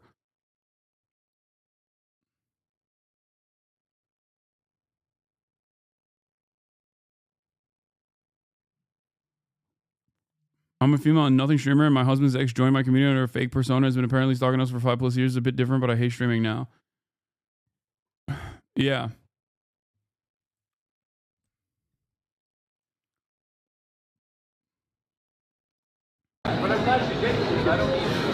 Maybe we should just go.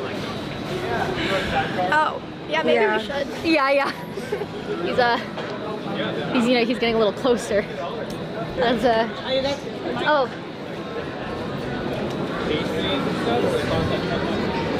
Ready? Let's go. I think we're just gonna go. Let's go. Oh, no, we're not.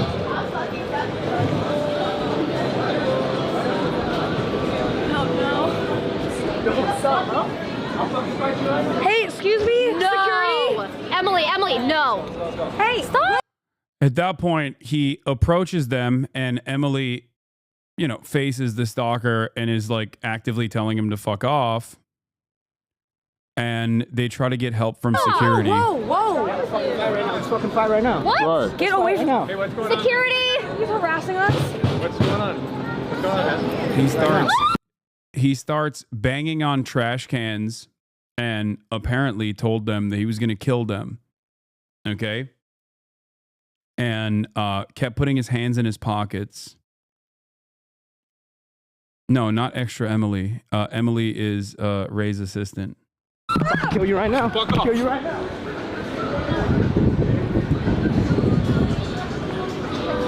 Security, please, please.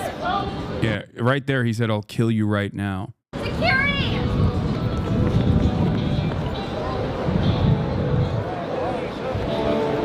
So then they hit the BRB traveling sign in order to obviously not show the rest of it. And from what I understand, they basically waited for the cops to come. I don't know what this person, I don't know what has happened since then to this person. But I'm sure they'll explain the rest of this in this video. Because after that, they were understandably traumatized by the incident. So they didn't want to continue. Cutie Cinderella, who also has her fair share of experiences with this, said, the worst part is now you go to the police and they won't do anything about it. You try to file a report. They tell you to do it online. You do it online and they reject it. Rinse and repeat. There is no help. It's terrifying. My heart goes out to everyone involved. It's a violation of numerous crimes, by the way, like what took place here. Obviously, you have stalking, you have active death threats, things of that nature. And just nothing comes of it. Partially nothing comes of it because cops don't understand it. They just don't understand the process. Like, they don't understand what live streaming is. They're older. They don't understand. Most normies also don't understand like the parasocial nature of streaming. One thing that pissed me off when cops were out there arresting anyone and everyone after the Luigi shit was that it shows that police can and will do something when it comes to billionaires' online harassment, but heaven forbid they do it for women or streamers who are getting stalked. Yeah. One thing I want to point to is I promise you, you do not understand. You do not know how commonplace this is. That's number one. It's incredibly commonplace for virtually every Twitch streamer, every live streamer in general, but it is even more so and more overwhelming for female live streamers, no matter how large or small. But the other thing that I want to expand on top of that, is that this kind of attitude is egged on by a shit ton of psychopathic, right-wing, anti-women content creators as well. There are the Andrew Tates of the world, and then there's like the whatever podcast, you know what I mean? Like Keemstar and the like, that actively egg on these fucking weirdos, okay? They don't tell them that this kind of behavior is completely inappropriate, completely unacceptable, only until it's far too late. And the reason why I talk about Keemstar here is because days prior to this, a couple days before, Keemstar was actively shitting on these girls, okay? Talking about how like, oh, they're getting owned. These Pokemon clones or whatever the fuck. Streamers get owned. Female streamers get owned by a person who says that they're not doing enough to make content like Hasan or whatever. A couple days prior to the stalker. Not to say that this stalker directly is getting their notes from the likes of fucking Keemstar. This dude in the Goons running that page have taken the entire past week to shit on these female streamers for zero reason and foster a community of hate towards them that can add to shit like this happening. Not saying this event is directly related, but the irony here is crazy. Yeah.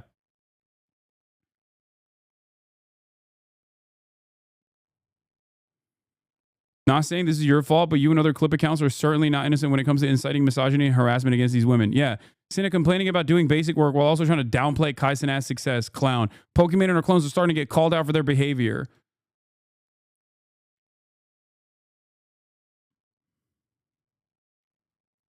Ice Poseidon's friend SJC claims that they scripted this for threatening her life.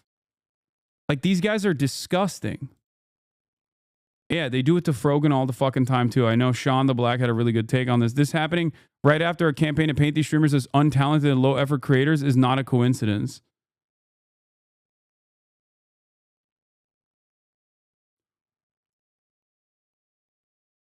These guys are fucking soulless, okay? Irredeemable monsters who simply just want to cause as much drama and as much controversy as possible, especially against people like Cinna, Pokimane, Valkyrie. Like, they actively try to stay out of drama, okay? They actively stay away from it, okay? And by virtue of just them being fucking women, people constantly whip up the drama drums over and over again. And worst of all, until a moment like this happens, okay, until a moment like this happens, most of the people who also play a role in this, other content creators who also play a role in this by hyping these fucking dipshits like Keemstar up, will then turn around and be like, oh, how could this have happened? It's like, bro, you played a role in this. Like, what the fuck are you talking about?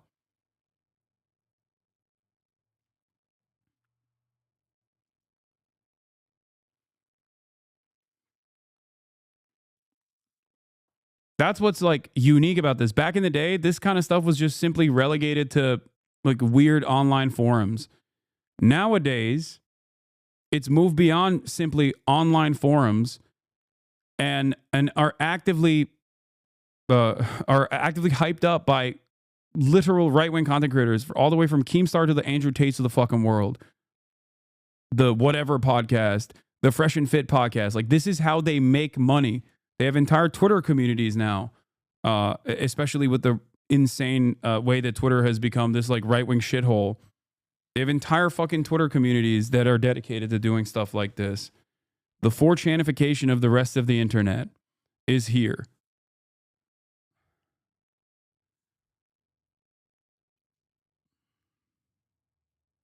So look, and there are still people in here. Look, so one freak stream sniper equals men bad lol. No, this has never been acceptable. Some other freaks on the internet aren't even relevant to most people.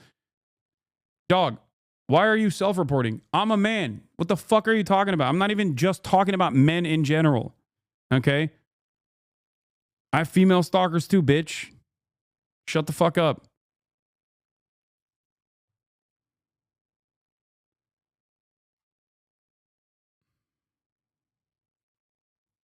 But yes, if you think that women don't have it worse, you are delusional, okay?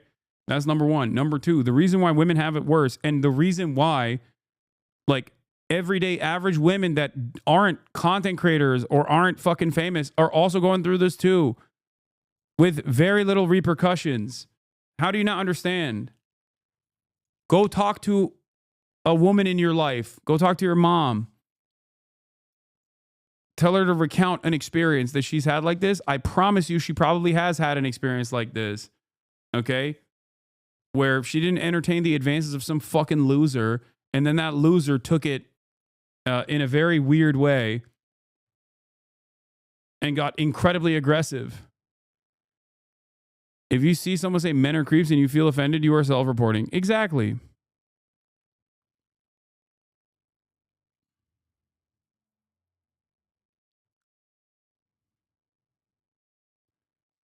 I need you to understand, okay? This kind of shit is super commonplace. And there is virtually nothing law enforcement can do about it, okay? Nothing. This was on video, and there are still people who were like, is this scripted? Queso gets it. Like that makes. I literally couldn't find a single streamer reacting to this whose chat wasn't saying stupid shit. Is so sad, and I saw it happen live. Stuff like that makes you want to go to school to be a cop. Well, you'll be too busy stopping innocent people that just run through stop signs instead of actually doing something about that. So there's no point. Damn. They don't care about that. They just care about the dude that ran the stop sign or went 5 miles an hour over the speed limit. They don't care about that. Oh my Ain't no God. point going to be a cop. What you mean? What the? That's an amazing take from Queso. Holy shit. Buddy, trust me. Trust me, they do not care about that.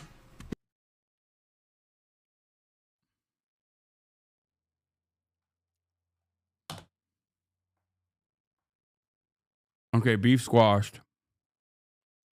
Beef squash with Keizo. He is a official big boy status again.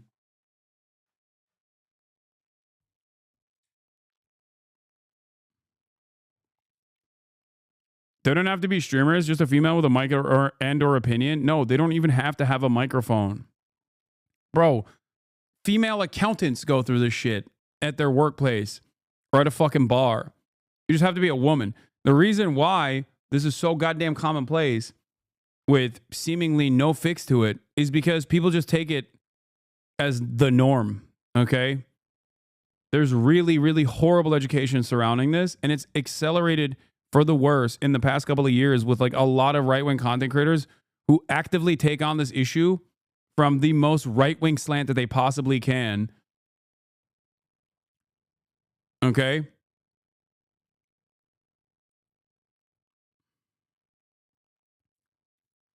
People that say like, oh, all women do is lie. All women lie. All women are bitches. All this shit. It's creating an environment where some people inevitably take matters in their own hands. I hate random stuff like that to people who don't deserve it. Bro, they're walking around streaming, having fun, and you got some straight goober, by the way. I'm talking straight goober.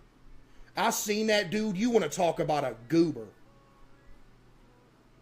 Like, bro, what is wrong with you, man?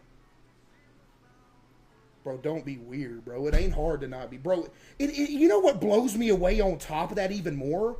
Bro, the easiest thing in the world is to be a normal person. Yeah. I don't understand Actually, how you get to the mental capacity to even think to do, not only think to do something like that, but to actually physically do it. And you know what I think? You can call it overkill. I think somebody who has the capability to do something like that should not only go to jail, but go to jail forever. Just be gone forever. Reason at all. straight up. Straight up.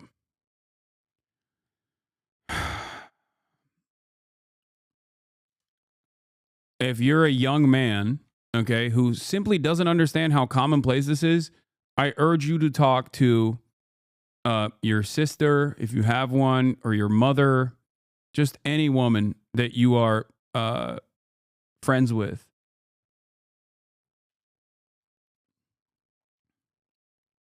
Okay? It is incredibly commonplace. And no, women aren't fucking lying about it. There's obviously a gray area in interpersonal relations within men and women, between men and women. Okay? There are some gray areas. And I understand being a guy growing up in this space and not being able to figure out exactly how to deal with this dynamic. You find someone cute, you find them attractive, you want to tell them how you feel about it, and you're afraid of coming across like a fucking creep, and then you just hold it in forever. Or you end up revealing this information. Maybe they respond to you negatively, and then you start developing resentment, and that resentment grows, and then you seek out like-minded individuals, and you find yourself a home in one of these fucking spaces online. This is very dangerous. Okay? This is very dangerous for you because you become a dangerous person to everyone around you. This is why I always say be fucking normal.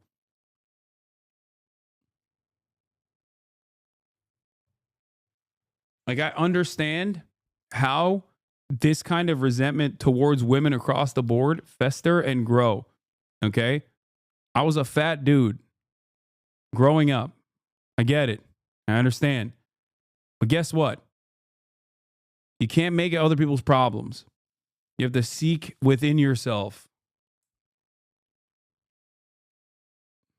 and work to fix whatever fucking issues you have.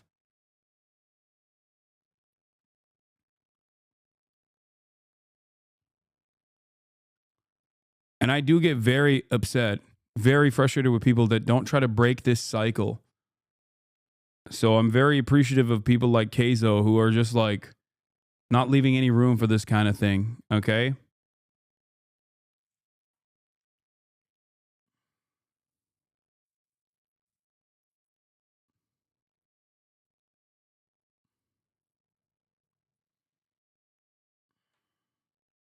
My mom is a divorce attorney. She had a Jehovah's Witness stalker for years. This person would call on my mom's personal number telling that she was going to hell and needed to repent for her sins of doing divorces. They would call her on her office number. They would follow her on her walk to the courthouse. It got so bad at one point, I remember my dad having to chaperone my mom. Whenever she was walking somewhere, the cops never did anything when she tried to report it.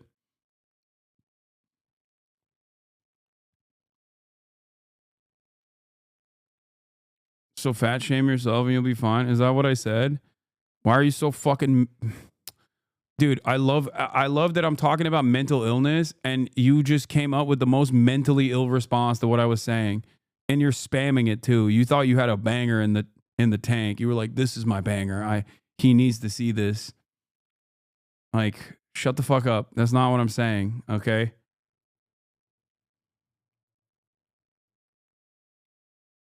You couldn't even respond to what I said? What was what you said?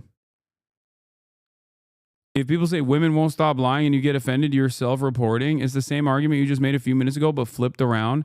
Dog, how do we go back to the drawing board and explain to you that misandry and misogyny are not the same? Because misogyny is associated with systemic violence and also deeply personalized individual violence as well, and the normalization of said violence, whereas misandry is not.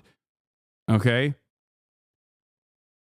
That is the dynamic. That is the difference between someone saying, oh, let's have a gay pride parade versus why no straight pride parade? Why are you being a anti-heterosexual? Why are you against heterosexual behavior? You are aggressively coming after me for being a breeder, a heterosexual. Things can be different. You don't have to rob everything of its context, okay?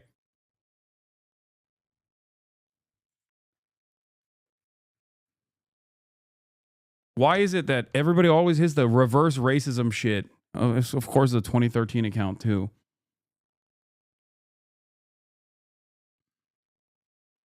And no, I didn't even, I wasn't terrified of your idiotic by your logic sentiment. I just didn't see it in the sea of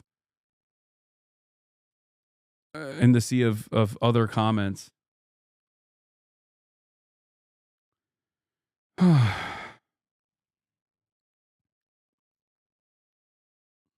Yo, Hasan, what do you call sexism towards men then? It's called misandry, and it's a laughable notion.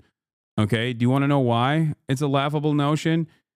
How many radfems fucking are constantly up my ass for being pro-sex work or being pro-trans? Okay? Yeah, I get it. Trust me. Okay?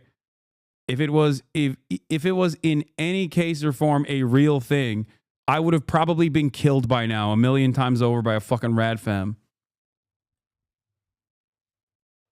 It's often born out of people's it's often born out of victimhood, that people just have no way out of it and they feel powerless. So they basically turn around and start lashing out. This doesn't mean it's appropriate, but you don't deal with it in the same way.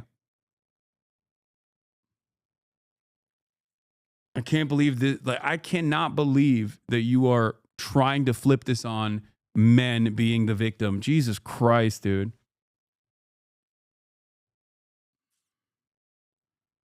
Just, I'm telling you right now, kill that part of your brain, okay? There's that little demon inside of everybody's head who goes, I'm making a fucking banger counter argument here, okay? I'm cooking this one up. The moment that you see that thought, you just end it. End that thought in your brain. I promise you. Banned? Okay, using the term kill doesn't automatically mean a ban, chat. Jesus Christ. Calm down.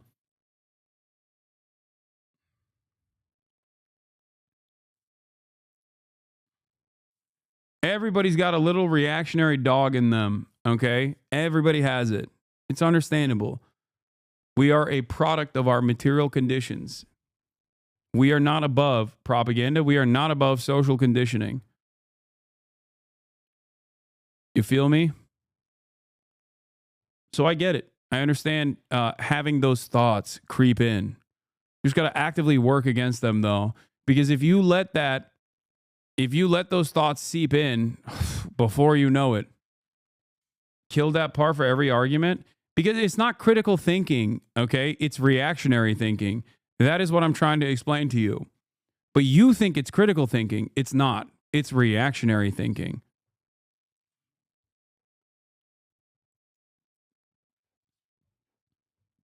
There is something very comforting about entertaining the notion that things are the way that they are because of some natural order, and that all of these people are actively trying to undermine the natural order. Okay? It's much easier to think that homeless people are homeless because of their own moral failings and that that'll never happen to you, instead of recognizing that it happens because of material conditions, because of a sequence of horrible things that might have happened to this person. Okay?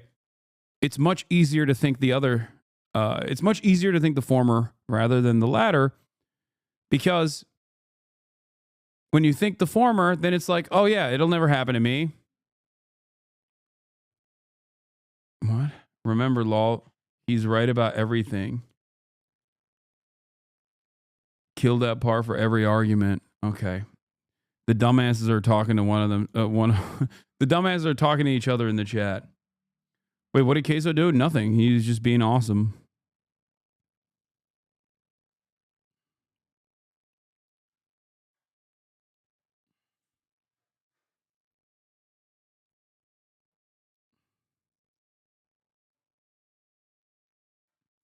Reactionary thinking is the exact opposite of critical thinking. Reactionary thinking can be very comfortable, and a lot of people engage with it because they get that comfort, and it makes you feel like you're smart. Remember that. That's why I say kill that part of your brain, or neutralize that part of your brain that wants you to desperately conform to reactionary ways of thought.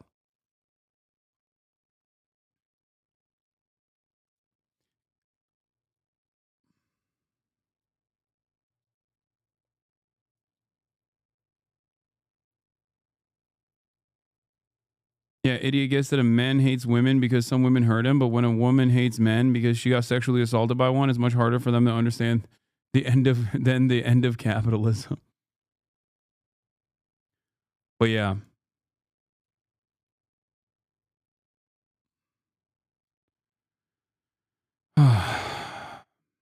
Let's watch their response, because the next day they went back live to say that they're ending their. Asma's new video is him calling Hasan a Nazi, law. That's hilarious. Okay, I'll take it seriously. It takes one to know one, you know what I mean? I'll take that seriously.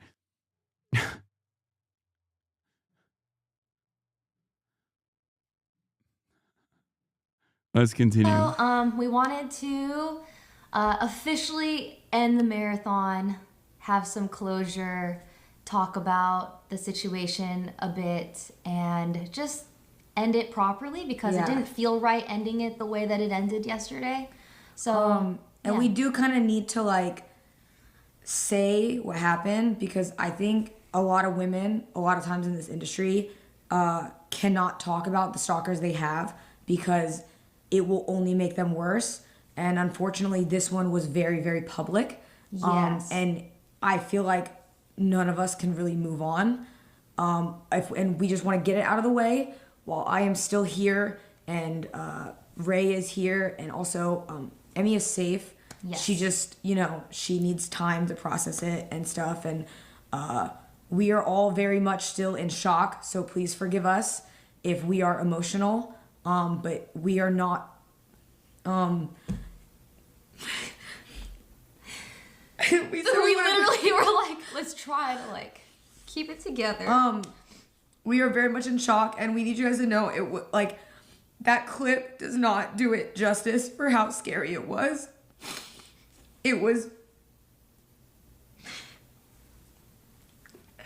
like it didn't show everything that happened. And we just want to use it as like a learning situation, because we see a lot of people saying like, oh, I would have done this if I was there, but you have no idea how fast it really happened. We did not know that it was even the same guy up until he made the original thread about following us. We didn't click it. He changed clothes, apparently, which was insane. Yeah. So if you guys don't know, he met us earlier, like 30 minutes before, and was, you know, interested. Like, he was just a little cringe, and like, we took a photo with him, and he was very nice, and he went and changed clothes and came back, which is why we didn't know who he was. And I also want to say, before we say anything, like, if you even remotely think that Rosie and Emily did anything wrong, like, I genuinely mean this, shut the fuck up. Like, seriously. Because you were not there. It is like fight or flight in that moment, and Rosie and Emily did everything they could to protect us so that we could like get away. And like Rosie even afterwards like stood out the door, and it's hard when you are like a camera guy and he is holding tens, like literally the equipment that he has on him is so much money. He was literally holding the camera close to him, turning, and like Rosie pushes the guy like away from us. Like, they did so much to help us, and they are not security. They're not trained to do that. Rosie and Emily are normal human beings like us. Like, they're not used to that. Emily was prepared to like fight him though, even though he was like pulling things out of his pockets. Yeah. I just like, it scares me like thinking about that any of them could have gotten hurt. Yeah. It was really scary. Yeah, if you haven't seen, the entire interaction can be condensed into 2 minutes. Also, it wasn't shown, but he like banged on this trash can in front of the security guard. Like, I don't know if you could hear it. The way that we knew he was manic was he kept changing like personality. Like, he would get really happy and be really nice, and then feel threatened and get really aggressive very quickly, and was punching stuff behind us. And when he charged at Emily and stuff like that, and he charged at Emmy, we just went into fight or flight. And for those of you who don't know, like, we know he's a stalker. He pulled up, when he was behind us, he pulled up Emmy's TikToks. Yeah, he was watching. And was watching her TikToks and like looking up and like, and just like staring at us. And he, even when like he ran at us and he said he was gonna kill us, he kept running and trying to get something out of his pocket. And like I said, like, you guys, when that clip cuts off, like, we had to run into a store screaming that somebody was going to kill us so that somebody would step in and let us in the back. And we were lucky that one of I know what TikToks these are. Those Discord accounts that have all the stalkers together absolutely hate Emma and have made TikTok accounts dedicated to sexualizing and degrading her.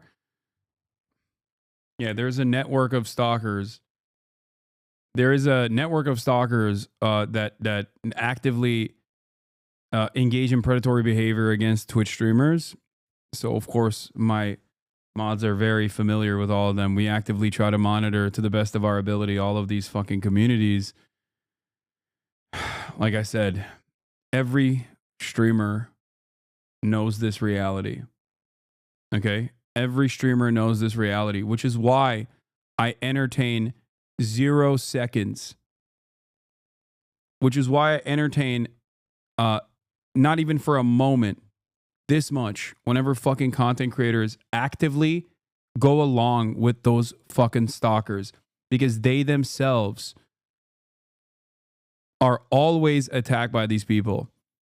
This is a big part of the reason why Destiny's community has been so out of control, because they rely on said fucking stalkers, not just that Yeet Oct 20,000 account. Okay? Like it's one of these like nobody openly talks about it, but everybody knows what the fuck is up. The fact that like Asmongold and XQC even entertain some of these fucking accounts is insane to me. Okay? I know that Destiny has made a career out of basically behaving like those guys, but the fact that Asmongold and XQC, who are also actively fucking doxxed and harassed and stalked and swatted, would also engage with these people, the people that actively work with these stalkers, is psychotic.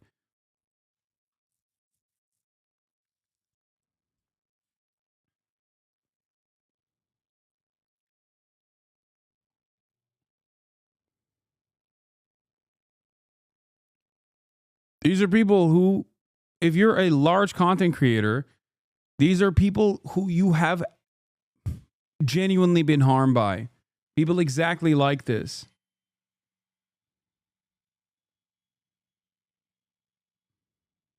One of the workers who was not like The cow maybe, but Asmongold is on the team. No, he's not, dude. You're wrong.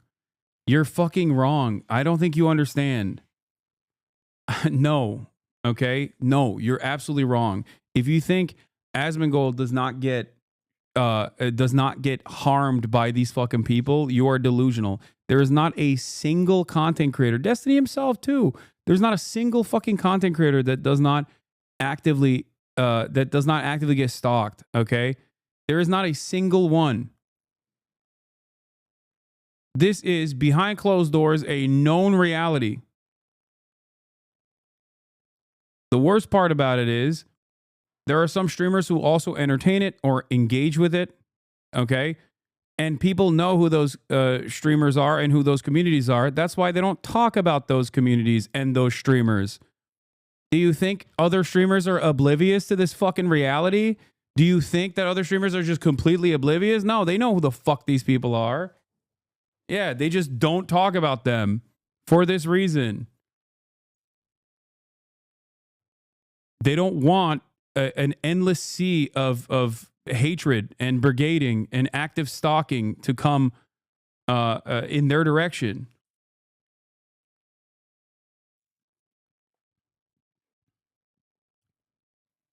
Yeah, a lot of streamers are afraid to call out the incels because of the repercussions of their freak communities. Exactly.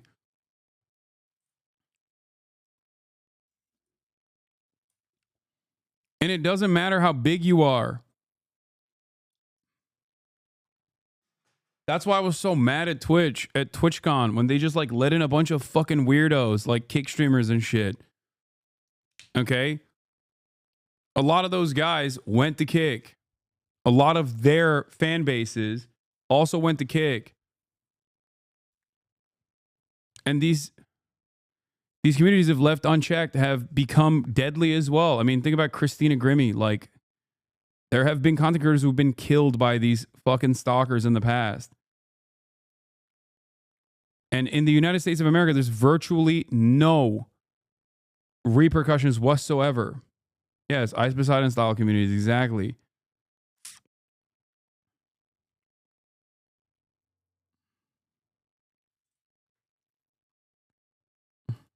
questioning us actually like believed us, and he put us all in the back, and they're panicked. They didn't know what to do, so they tried to bring us behind the buildings to help us, but we didn't know where he was. He I think when we went in the store, he backed off because it was a lot of people.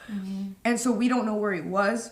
We didn't know where he went, and we had to beg the workers to hide us because they kept trying to tell us that it's not their fault, but they kept trying to get us to go back around where it happened and saying that he was gone, but we said we didn't know if he was gonna come back. And so we had to hide. Hey Hasan, what does entertaining this type of behavior necessarily mean? I'll explain it to you. Drama slop communities and streamers who actively engage in drama, okay? And I'm not talking about people who like pull me into drama by bringing up my name for some fucking weird reason, okay? But streamers who from the outside actively talk about other people's drama and choose to take sides on said drama. People like Keemstar.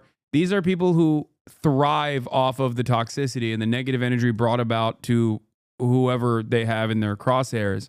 And that's where a lot of these fucking losers congregate. Okay? And the thing is, most of these losers also have networks like Discord servers and Telegram channels. A big chunk of them are in here right now, most likely. Okay, talking about how sick it is. Yeah, but if you think that like other streamers, exactly, if you think that these other streamers fucking randomly find these clips and shit, you're delusional. No, they get it directly from people who cyberstalk streamers. They go into people's chats. They come into my chat too. They do it all the time. They make a million different sock accounts all the fucking time. This is what they get off on. Lol cowing is what it's called. So any community that hyper focuses on, doing lol cow shit will inevitably have these fucking losers all up and down their community. It becomes an incredibly toxic space. Yes. That's what the concept of lol cow is, a cow that you farm for the lulls. It was initially relegated to forums. There are prominent examples of this stuff, like Chris Chan, I think. There's, what is it, Dark Side Phil, Boogie 1488. Those are some of the people that have become lol cows. Okay? Some people lean into it. And then it's reposted by Yoxix and accounts alike on Twitter and boosted by Drama Alert. Exactly. Some people decide, well, I'll make money any way I can, and then they lean into it. They become the lol cow. Yeah, World of T-Shirts is a TikTok example. I don't know who Daniel Larson is, but yeah, World of T-Shirts is like the example that exists on TikTok. And the people that love this shit, the people that get a tremendous amount of enjoyment out of this stuff, are some of the saddest people you've ever met in your entire lives. You probably never met them because they rarely ever go outside. But they do have a lot of impact online because you can do a lot without leaving your house. Oh, Daniel Larson is World of T-Shirts? Okay.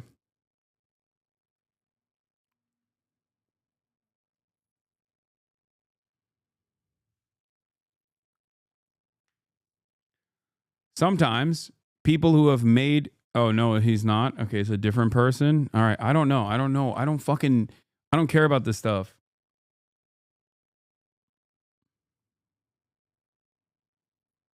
But my point is, streamers that actively egg this stuff on do it knowingly. Okay, even if they themselves are victim to this kind of stalking, and nobody deserves it. Okay. They knowingly egg this on. They knowingly normalize it and they make money off of it. Okay. It's completely unacceptable. It's total freak shit. In a shed for 15 minutes until the cops came. We were... Yeah, I used to lurk in those communities, and it's usually just full of hate, and they always monitor online personalities and document them in hopes of them becoming a lol cow. It's depressing. Yeah.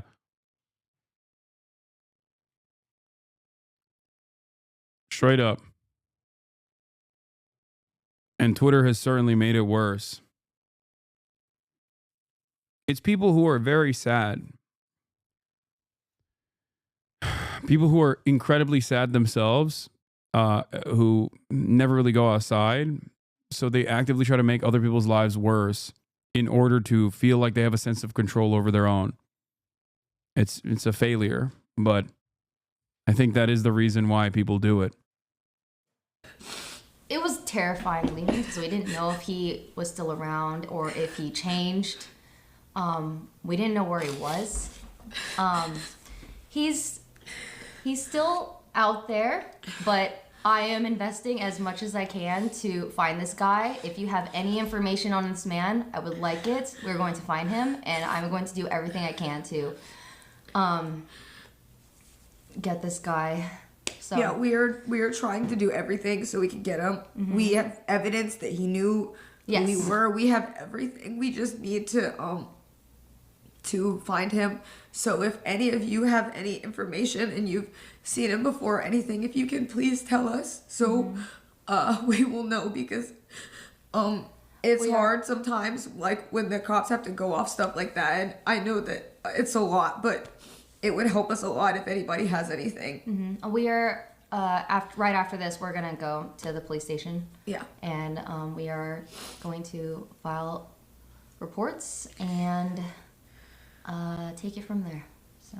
And I want to say again, like we are all in shock. I don't saw a lot of people saying like, well, did he actually have a weapon and da-da-da, but like when somebody is running at you or even walking towards When you, a stranger says he's going I'm gonna kill you, and he's getting aggressive, and he's banging on the trash can, and he goes from smiling to looking really serious and charging at us, like he put his stuff on the ground to fist fight Emily.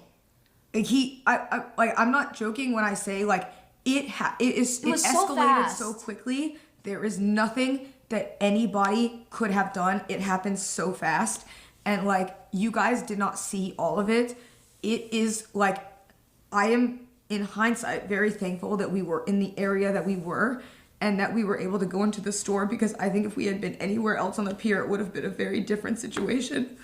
Because when you walk down, and if we would have been going into like the parking garage or anything, we would have had nobody. So at least we ran into that worker who Like, dude, look. You want to know how freak-like people are? Here. Like, while we're talking about this shit,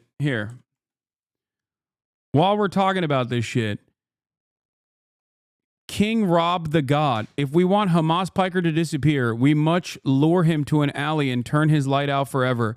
Oh yeah, I'm supposed to say in Minecraft ... right? Like, you're not going to do that, man. You're not. Also, get a fucking life. You have a child. What the fuck is wrong with you, dude? Are you okay? You have a kid in your profile picture, and this is the way you're presenting yourself.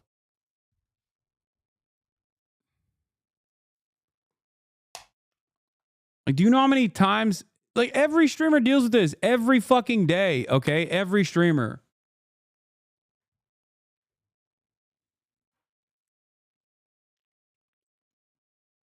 Why does this shit always happen right after Asman puts out a new YouTube vid? It's like clockwork. Every fucking day, dude.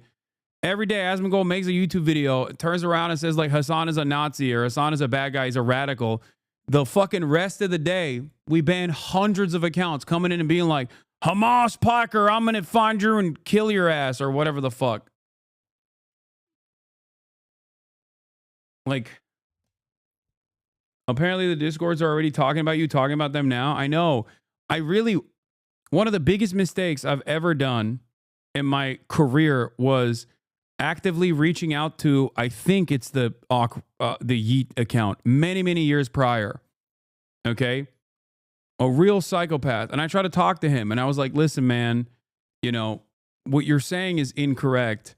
And I just want you to get help. Like, I want to help you get help. Okay? And you know what that did? It did the exact opposite. Okay? It made him infinitely more insane. Infinitely more insane. Like, I tried to talk him off the ledge, and it turned him into an even worse monster. Yes, I'm going to watch the Trump address in a second. I knew someone who became a moderator on one of those low-call harassment forums. She was everything that could have made her a target, a woman with dysphoria, autistic, on SSDI, furry with weird kinks. There's no way anyone could convince me that these stalkers aren't deeply unhappy with themselves and get into this shit thinking that if they're the prosecutor, they will be safe from harassment and stalking. Yeah. You ever think you spawn these guys? No, man. They actively watch. Many of them are in fucking Destiny's community. They literally actively hate watch. It's true though. What that chatter is saying is true. A lot of these people are just like very sad people, you know? I'm very thankful helped us. And yeah, I just please like take stuff like this very seriously. It can happen to like anybody if you're male or female, Yes, but it like happens to everybody. but like it is so like if you ask any girl streamer, they all have stories, and it's not just Emmy, it's not just somebody, like it's every single girl streamer has a story like this. Yeah, big or small, it doesn't matter how big. Like you can have 20 viewers as a female streamer, you're gonna have a fucking stalker 100%. Also, it's not even just streamers though. Just women in general have these kinds of experiences in the real world too. Okay, it's not always on camera. In many circumstances, even for streamers, it's not on camera.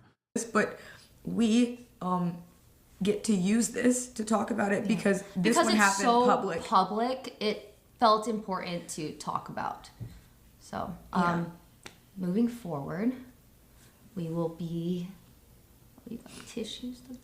It's sad. Oh, baby. We are very much in shock still, just to clarify.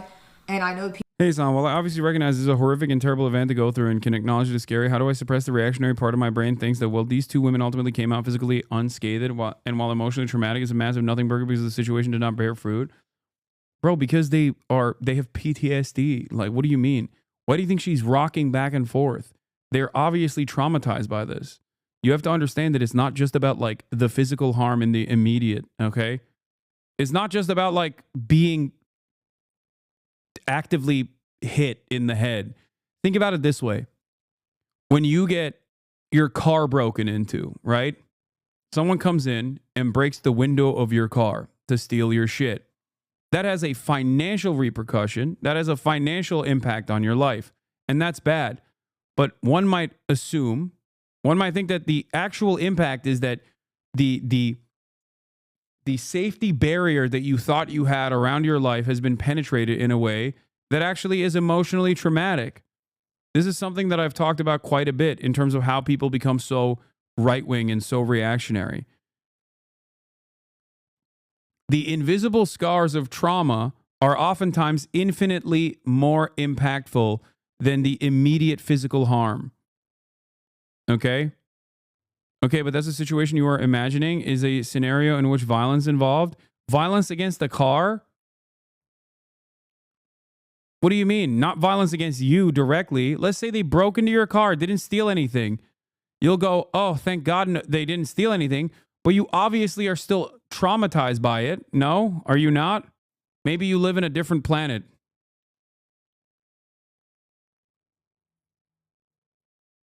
Yeah. Sure, but if someone threw a brick through my window, of course I'm scared. Yes, I acknowledge that. Okay, but this is kind of like that, don't you think? This is a person who was directly in the physical space of these women and actively threatened to kill them. That is a violent situation. That is illegal. That is illegal for a reason. Man threatened to end the lives of people. Hello? Like, if I found you in a dark alley, I'm 6'4", and I threatened to violently kill you, I don't think you would come out of that situation rosy, you know? I think you would be pretty fucking traumatized in that process. Think about it like that.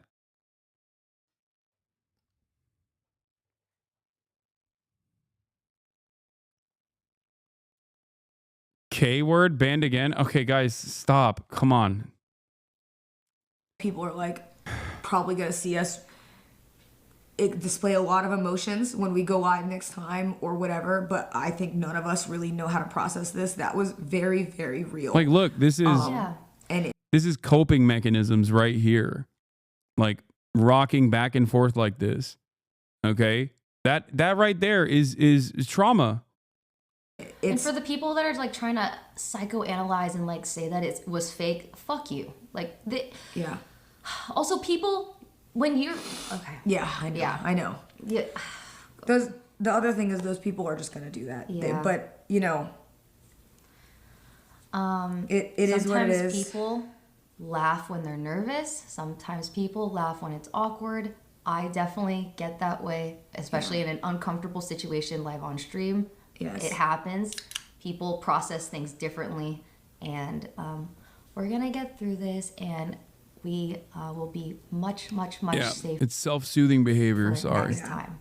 And like we said, like, you know, this is not like just a random cringe viewer. Like, whether or not he walked at us, ran at us, it doesn't matter. When you have a stranger like that who is holding photos of you in their hand and doing what he did and saying, like, I'm gonna fucking kill you, that is like... And he charges at you? It is like, to be treated... You take it seriously. I mean, you guys can see it in the video. He charged at us. It is an attempt on our life, and like we are taking it very seriously. Mm-hmm. And please, you know, if you are like a female streamer, a lot of my friends are like guys that go stream. Like, I never thought that, like, I knew it could happen, but you always think that you know what you'll do in that situation, and when you're in it, it is very different. It's easy to say what you would have done in the situation, but when you are having your life threatened and you are in fight or flight, we are not going to wait around to see what he had in his pocket. You're just going to run because there's a guy saying he's going to kill you and reaching for your pocket. Like, that's not an unreasonable thing to think. And like Rosie, Emily, me, Emmy, and Ray did the best that we could for the situation that we were in. And that is it. Yeah. And I would like to be able to go live again and not have to deal with this, but I know it's gonna be like a lot. So thank you for everybody who is being very nice. Yeah, thank you for all of the support this past week. It's been a crazy week. Yeah. And it was a really good marathon. We bonded a lot. And it sucks that a marathon that... Also, Denims said that her and other female streamers would experience similar things like this prior to Twitch, but the parasocial dynamic of streaming turns everything up to 11. Yeah, absolutely. 100%. Was to highlight women streamers and like us do stuff together is unfortunately like ending off on something that is one of the worst things that can happen to a female streamer. And we are very thankful that it did not end with one of us getting seriously hurt. And thank you to both Rosie and Emily. How expensive is personal security for streamers? It depends. I mean, it is expensive, but that's not the problem. I think ultimately, yes, a lot of streamers should most likely have personal security, and it is very expensive. But in this situation, like, there's no reason to even bring that up because obviously the real problem here is the fucking freak, okay? The notion that we should just be like, well, you know, shit happens. We just have to pay for, you know, streamers should just basically pay for security is insane, all right? Like, that's crazy.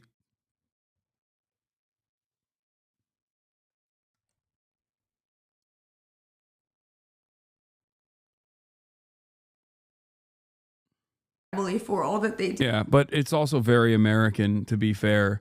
It's like saying, oh, well, school shootings are a part of life. That's why we need to have bulletproof backpacks. You know? It's like, well, we can't really address the root cause of the problem.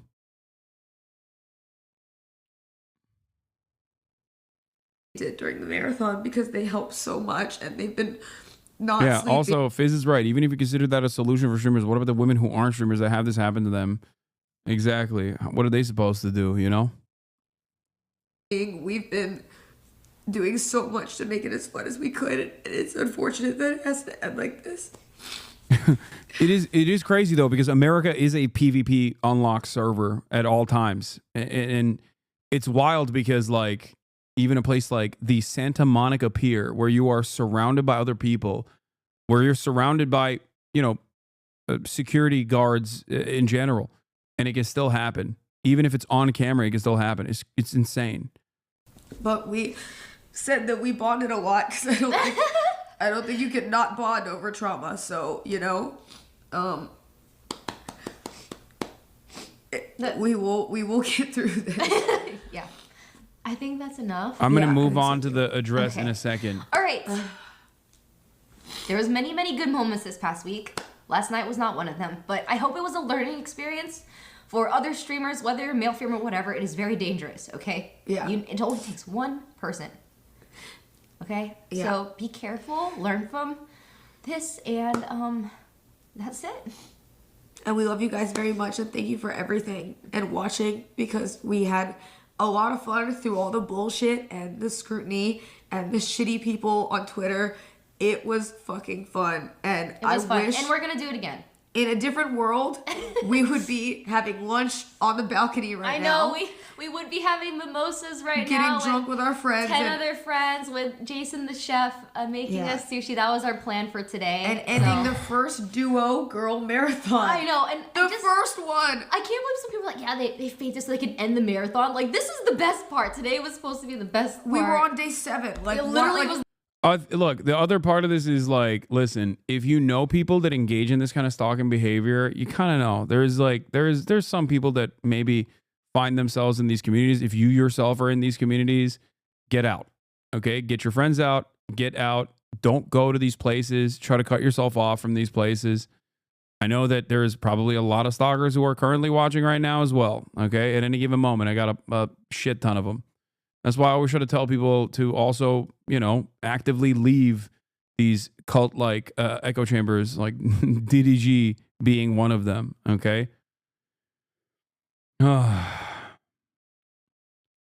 Be normal. Focus on hobbies. Engage in some kind of impulse control. Because these spaces are actively making you worse, okay? They're making you a worse person overall. You can get out. It's never too late. It is never too late. All right, where's the speech? Where's the Trump speech? No, not Diddy G the rapper. Destiny's Community. I call Diddy G. All right, let's see. Urge Republicans to get together on his budget plan, which includes extending the Donald Trump tax cuts from 2017. He's going to talk a lot about the border and border security. He's going to tout what he is saying is massive deportations of people in the country. My brother went down the illegally. Asmongold pipeline. Of course, and now he the thinks facts I'm are a little bit mixed. Now there. he genuinely thinks I'm a terrorist for being a fan. Genuinely, it's like a brain disease. He was such a chill dude. Bro, that's your brother. What the fuck?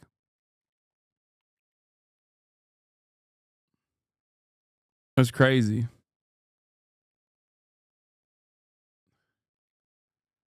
I don't know. I don't know how you deal with that. Save him.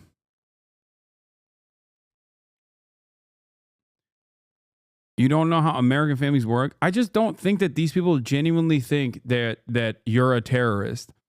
I don't think these people genuinely think I'm a terrorist either, okay? Like, a terrorist is a person that goes out and actively harms innocent civilians, all right? Deliberately. Like, you're not, that's not how you deal. You don't go and fall asleep in the same house with a fucking terrorist. You can't just be like, oh, you're a terrorist. And then, go to bed next to a terrorist in the same fucking house. You obviously don't believe it.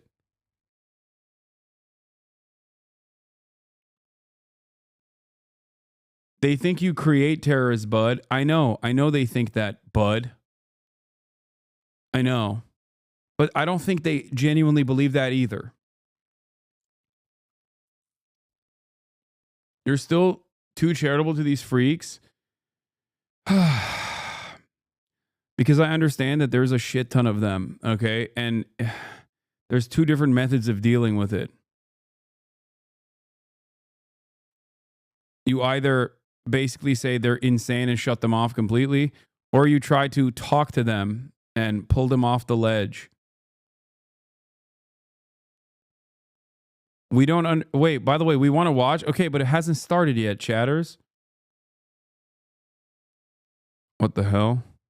A high-stakes primetime address. The president's first major speech to Congress just 43 days into his administration. Our special coverage starts right now.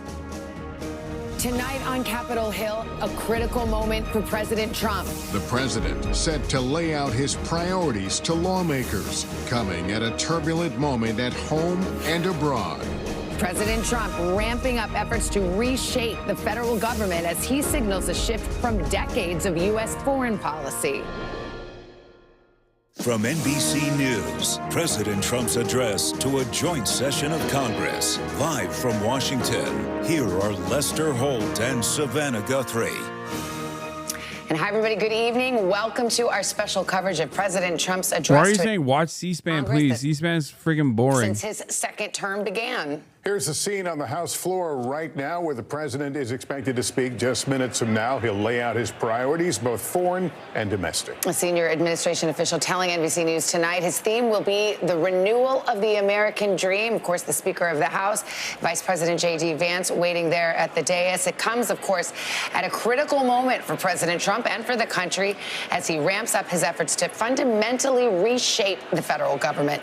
And days after the world saw a major shift in U.S. foreign policy during his Oval Office showdown with Ukrainian President Zelensky. Less than 2 months into his administration, the president already hitting the ground running on his agenda, including big cuts from the newly created Department of Government Efficiency, along with plans for mass deportation and tariffs on our country's largest trading partners, which just went into effect today. Well, tonight we expect to hear more about the president's vision for the future when he takes the podium. Chat, how long until he creepily compliments someone's wife?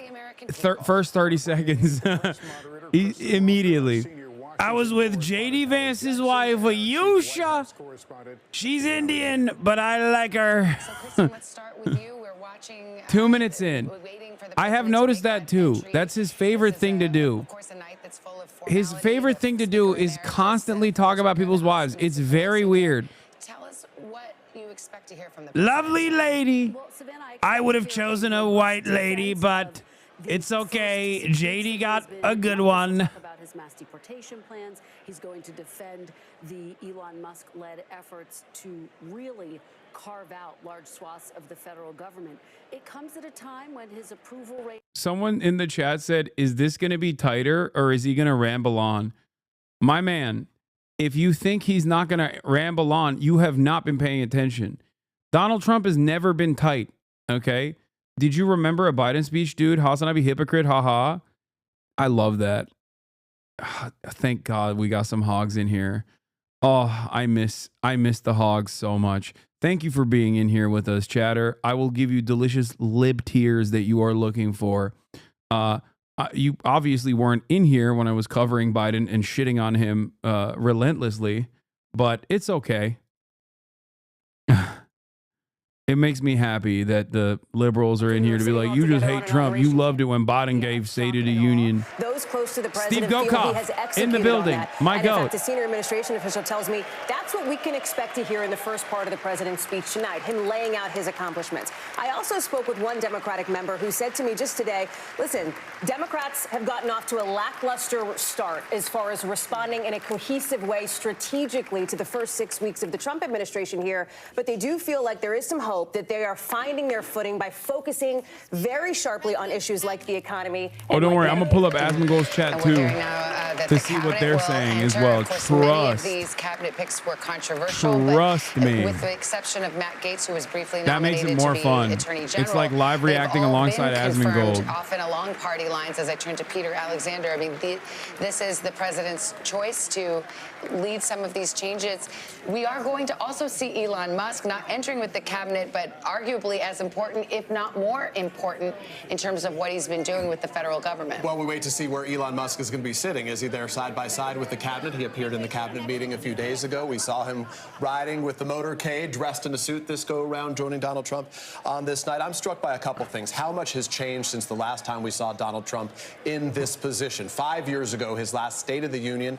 We've had COVID since then and so many other changes. Think about the room, just the optics of this. When he first gave a joint address, there was a different vice president over his shoulder. Then Mike Pence, this go around J.D. Vance. A different Speaker of the House, Paul Ryan. This time around, of course, it's going to be Mike Johnson. Well, we heard from him Make a tweet. I already did. He talked about putting an end to the trivial fights in America. There is Elon Musk. We see him in the chamber right now. You talk about the trivial fights. He said, let's put an end to them. Think about all the trivial, no longer trivial, the major fights we're busting dealing off. with right now with Canada, one of our closest allies, with Ukraine until recently one of our tightest allies as well. The president has a lot of unique Bro, challenges Donald, tonight. But I think Pete Hegseth, how drunk do y'all think Pete Hegseth is right now? How many shots deep is he? dozen eggs, $1.46. This go around, nearly $5 for a dozen eggs. As the country battles the avian flu and the effects of that, we want to go to Capitol Hill now. Our chief Capitol Hill correspondent Ryan Nobles is inside the House chamber, in the room where it will happen.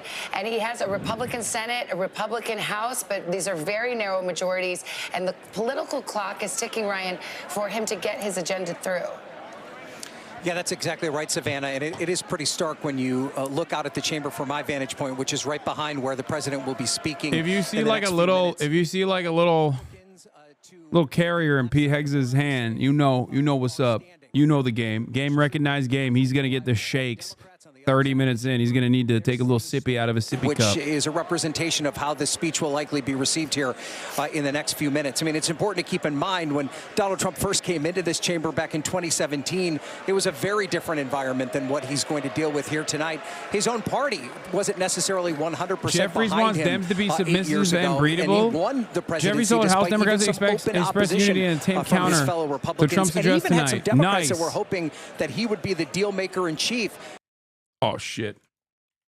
By an enthusiastic GOP that has fallen completely in line behind him. They will shower him with applause throughout the night. In fact, one of the things to look for tonight, we saw Representative Marjorie Taylor Greene, who was right up there along the aisle and expected to greet the president as she came in. She's been showing her fellow Just bring members signs with a this printed on MAGA-style it. That's hat funny. that reads, "Trump was right about everything," which is indicative of how the Republicans feel about Donald Trump right now. But these Democrats on the other side of the aisle, they have now been shit, hold on. Let me put the MAGA hat on too. Yes, Chatter is right. Process. Chatter Many of his said, put the actions, MAGA hat especially on to early express your in the second apolitical term, nature. have alienated the Democrats. They've really given up all hope that they can. Guys, let's not, I want people to remember I am apolitical, okay? And the hat, of course, helps you recognize that this is the simple populist position and also the centrist position.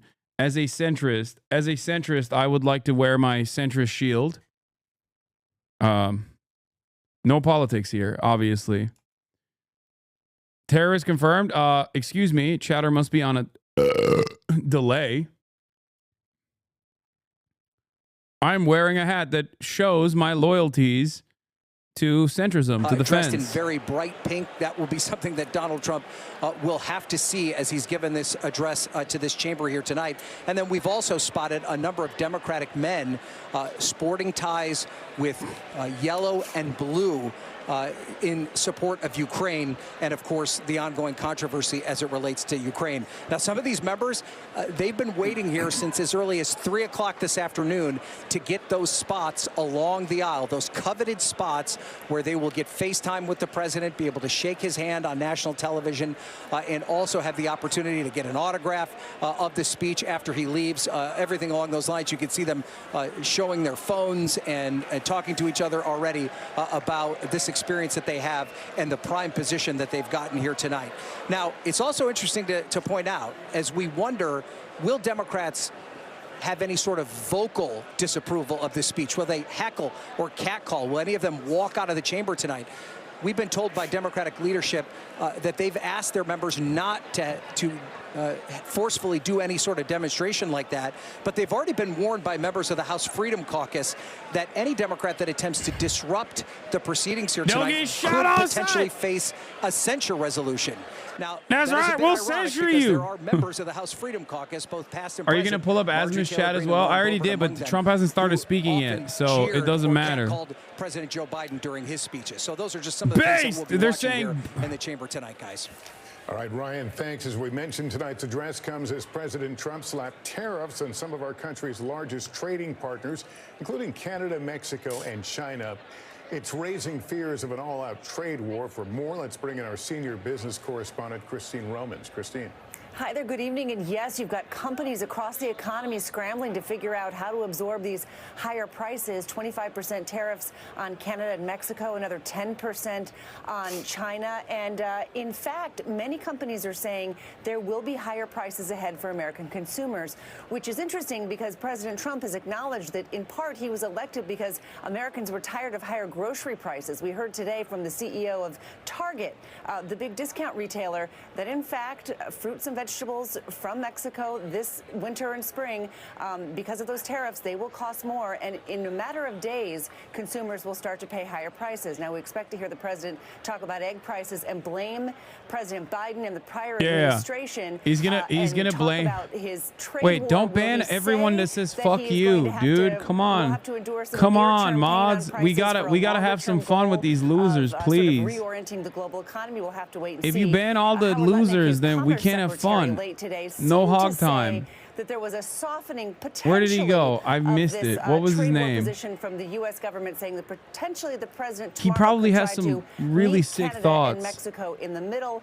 No clarity yet, though, on whether You're that taking means away some my of these- pets. I some want of to these play with tariffs my will be rolled food. back. Even as industry, you guys, is sort of bracing for disruptions in the What supply was the chain name of the- again what was the and ad? higher prices all along the supply chain. What did he say? Sometimes the uncertainty itself can create tremors. Fuck off, you in should the stay banned. economic Calling for system. children to be Christine, killed and stand by there. parading We that may shit well on your hear channel. You were a what's wrong lot with the about world tariffs terrorists tonight. calling Just for to city set the politicians to be scene, 10 murdered. You are minutes fucking past scum. What godless East POS Coast, and gets we off on await kids the being entrance killed of the when they are president. The Jewish? cabinet is Just there, members of fucking the Supreme Court hallucinating, are dude. there. This guy is Both off the sessions, sauce. both, I'm unbanning him. Parts of Congress are there, the House and the Senate, so we will hear his speech in just a few minutes. But talking Did you hear about me say that, or tariffs, did you see a Kristen, clip of someone the president claiming I has said that? acknowledged what he Is calls the question. short-term pain. Many economists I'm think unbanning this that guy. will I'm bringing him put back. incredible pressure on prices and on the economy at large if they were to stay in effect for a sustained period. Absolutely. Economists of all stripes have come to that conclusion. President Trump himself rejects I don't know if you see that. this. Listen up, dork. I'm apolitical. Do you understand? I'm the most apolitical man that has ever existed in this entire land. Do you understand me? Look at how apolitical I am right now. You're over here. It's just you and me, baby. Look deeply into my eyes. Stare into my gaze. Recognize the hat. This means I am a centrist. This means I am the most apolitical content creator that has ever actually entertained the airwaves. Do you understand? Look at the hat. I'll let the hat do the talking. His legislative agenda comes into play. You are going to see him make a big pitch for Congress to pass the big bill that just passed through the House. It deals with the border, deportation, apolitical taxes. terrorist videos. His big argument is, let's get You don't that understand, done, baby. and then that will handle any pain that's felt. You don't from get it, but you terror. We're will. expecting the introduction of the president. Sergeant at Arms Mr. William Speaker, McFarland. the President of the United States.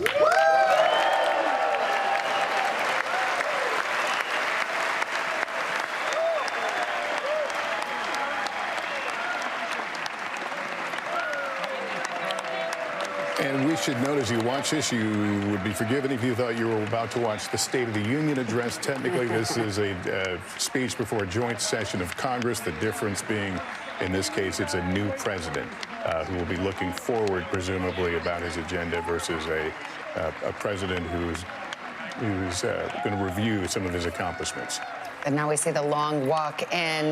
The First Lady, of course, has several guests with her and has become a tradition. There will be guests who may be mentioned during the speech, and members from both sides bring guests as well to make political points. But it's just remarkable to think about this political comeback.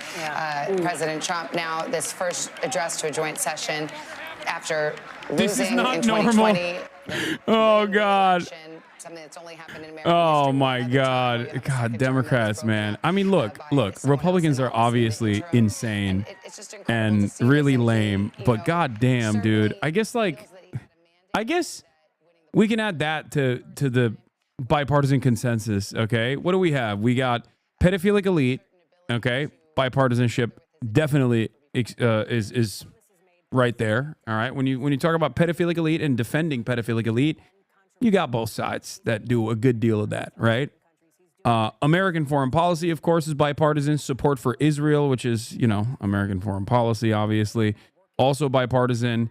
And also now, I would say, aside from insider trading, that's a really good one. Insider trading is bipartisan.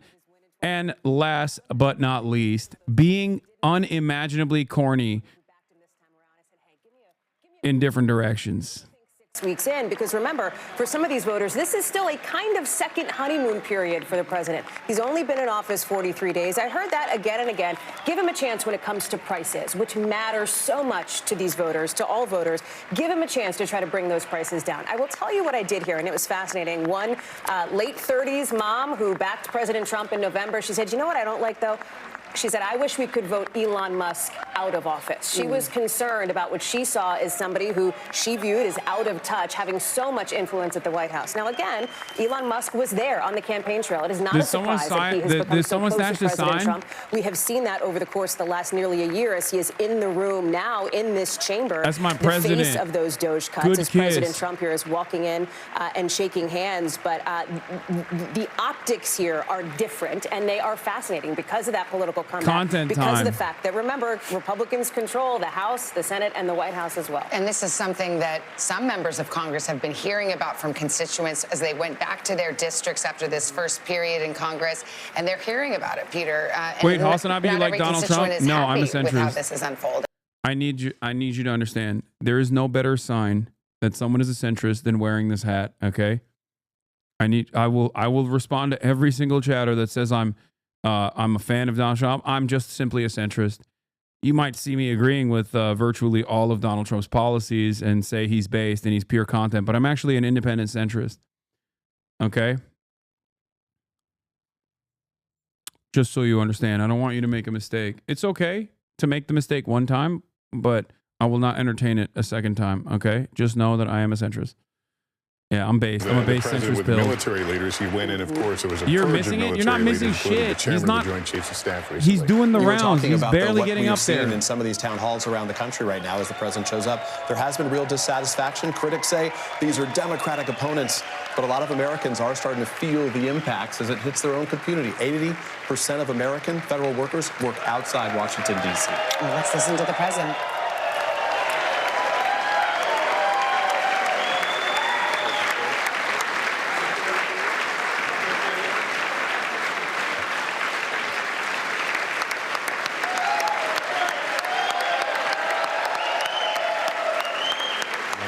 Luncheon today, so we can't talk about the substance of the conversation, but we can talk about, I think he seemed relaxed. He seemed very confident today. Yeah, I think there was a pep in his step. I mean, Bro, I'm going to be honest with you. They are glazing him at NBC News. Holy shit, Lester.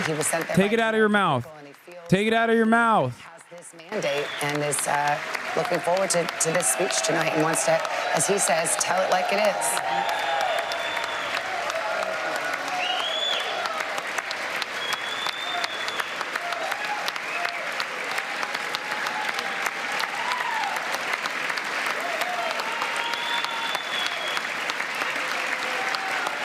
Thank you.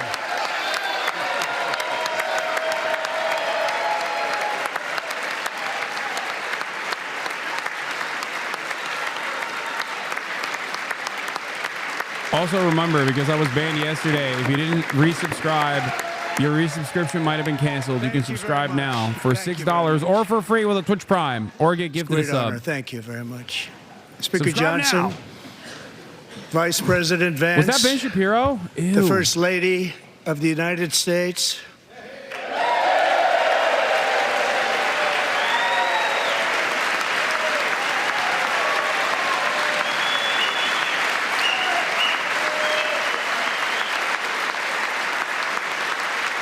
Matt Walsh is there too. Gross.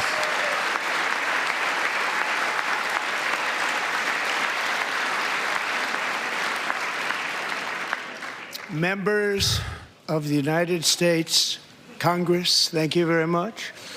And to my fellow citizens, America is back.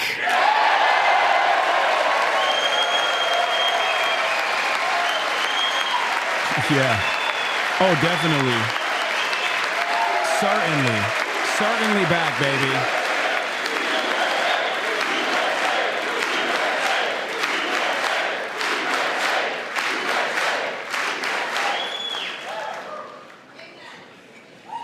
6 weeks ago, I stood beneath the dome of this Capitol and proclaimed the dawn of the golden age of America. From that moment on, it has been nothing but swift and unrelenting action to usher in the greatest and most successful era in the history of our country. We have accomplished more in 43 days than most administrations accomplished in 4 years, Admiral 8 years, and we are just getting started.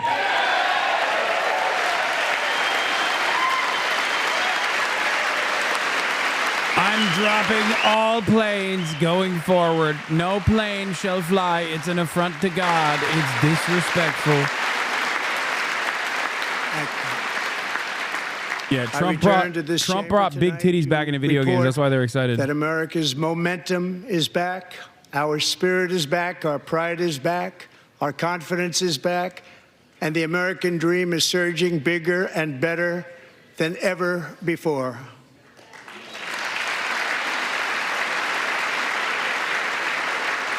The American dream is unstoppable, and our country is on the verge of a comeback, the likes of which the world has never witnessed and perhaps will never witness again. There's never been anything like it.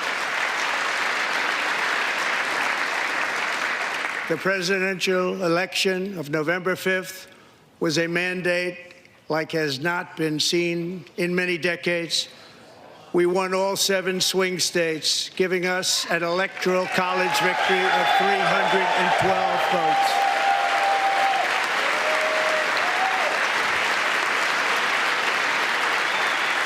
I think it's kind of it's a bit gross to glaze this hard.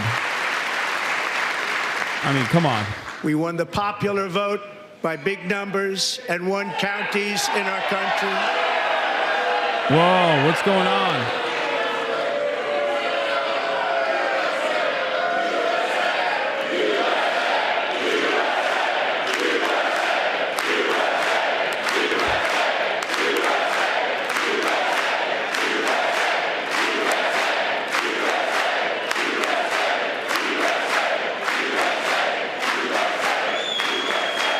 And won counties in our country, 2,700 to 525, on a map that reads almost completely red for Republican.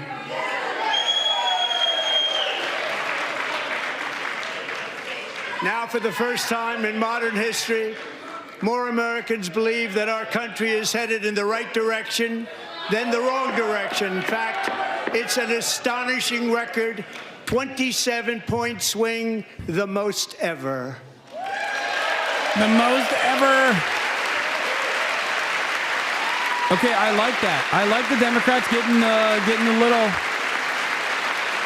in their feelings a little bit. I like it. Likewise, small business optimism saw its single largest one-month gain ever recorded, a 41-point Oh, J.D. Vincent, get him out of here! Yeah, my goat! Members are directed to uphold and maintain decorum in the House and to cease any further disruptions.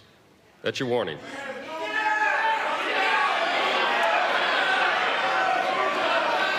Members are engaging in willful and continuing breach of decorum, and the chair is prepared Democratic to direct the sergeant at arms congressperson. to restore order to the joint session.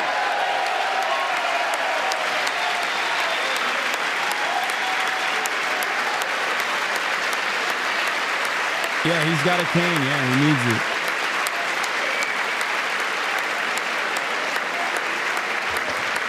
From Houston.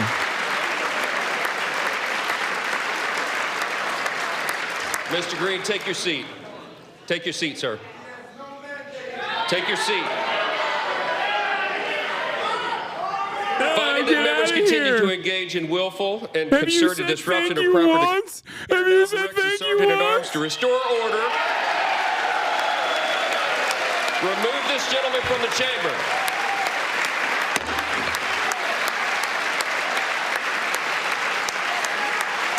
Respect, respect, respect, respect, respect, respect. That's what I'm talking about. Fuck it, YOLO. Respect.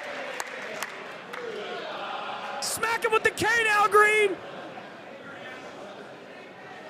Woo! Defend yourself. You got a right to.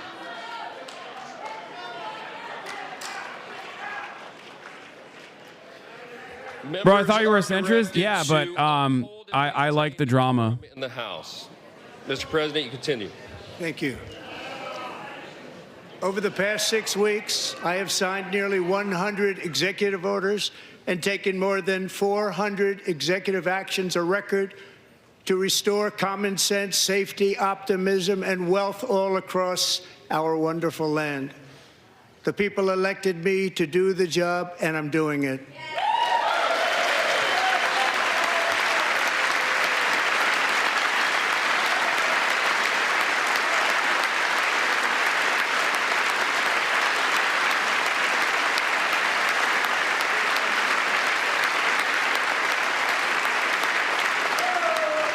In fact, it has been stated by many that the first month of our presidency, it's our presidency, is the most successful in the history of our nation. By many.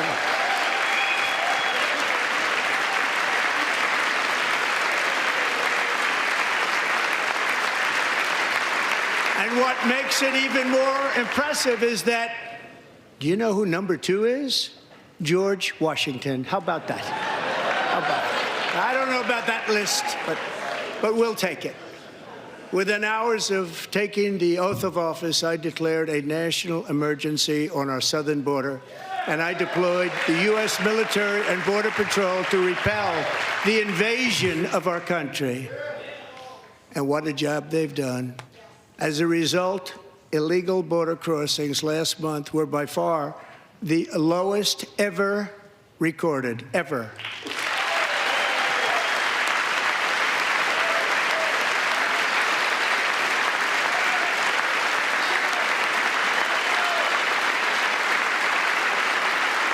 Why are you posting like you're there? I am there. They heard my words and they chose not to come. They let me in. Much easier that way. In comparison, under Joe Biden, the worst president in American history, there were hundreds of thousands of illegal crossings a month. And virtually all of them, including murderers, drug dealers, gang members, and people from mental institutions and insane asylums, were released into our country. Who would want to do that? This is my 5th such speech to Congress. And once again, I look at the Democrats in front of me, and I realize there is absolutely nothing I can say to make them happy or to make them stand or smile or applaud. Nothing I can do. I could find a cure to the most devastating disease, a disease that would wipe out entire nations, or announce the answers to the greatest economy in history, or the stoppage of crime to the lowest levels ever recorded. And these people sitting right here will not clap, will not stand, and certainly will not cheer for these astronomical achievements. They won't do it, no matter what. Five times I've been up here. It's very sad, and it just shouldn't be this way.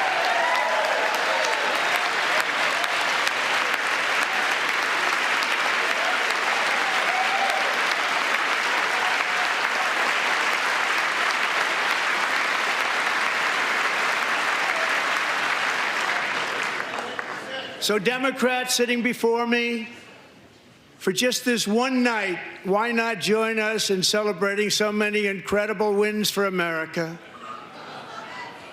For the good of our nation, let's work together and let's truly make America great again. Classic. This is a classic Trump moment right here. Okay? The whole, like, why don't we work together? You guys just don't want to work with me. In destroying the administrative apparatus. Also, the saddest part about it is that the Democrats do want to work with him. They always say, oh, if they came to us, we would work on a bipartisan compromise. America needs to bring a future that America deserves, and we're doing it. This is a time for big dreams and bold action. Upon taking office, I imposed an immediate freeze on all federal hiring, a freeze on all new federal regulations, and a freeze on all foreign aid. Yeah! Woo! Fucking sick! No regulations! That's right! Fuck OSHA! I wanna die at the construction site, sir! I withdrew from the unfair Paris Climate Accord. I want to eat straight human fecal matter from my natural water supply. That other countries were not paying. I Also, withdrew freeze from all the foreign aid except Israel. World Health Organization. Shut the fuck up, you sissy liberal. And I Excuse me. also Look at that. withdrew from the Look at anti-American that. UN Human Rights Council.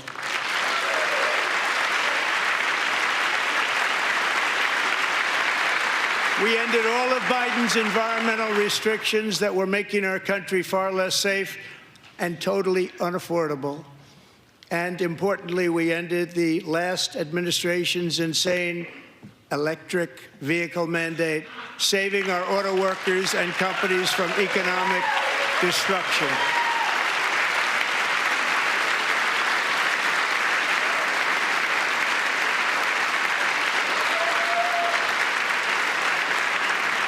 To unshackle our economy, I have directed that for every one new regulation, 10 old regulations must be eliminated, just like I did in my very successful first term.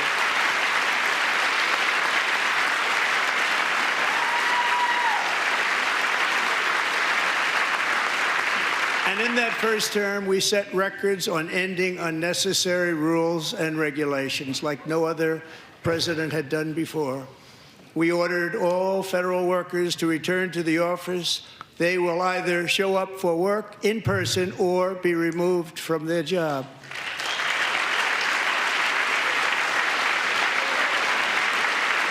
I think it's gross that Congress claps for this because they notoriously hate showing up for the job.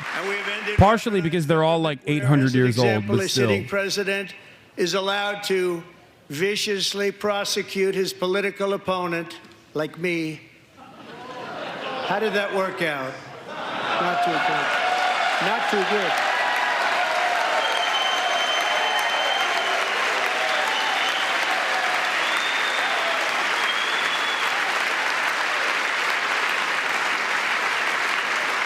And I have stopped all government censorship and brought back free speech in America. It's back. Yeah. Except in this speech, he's going to reveal that he has a task force specifically dedicated to hurting Israel's feelings, by the way. So, no, he has not brought free speech back. 2 days ago, I signed an order making English the official language of the United States of America. Lamau. Even people in his chat are I like... renamed the Gulf of Mexico the Gulf of America.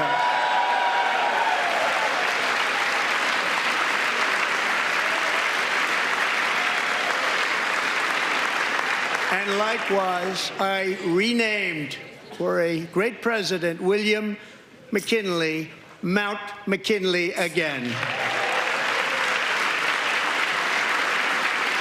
Beautiful Alaska. We love Alaska. Love Alaska. We've ended the tyranny of so-called diversity, equity, and inclusion policies all across the entire federal government and indeed the private sector and our military.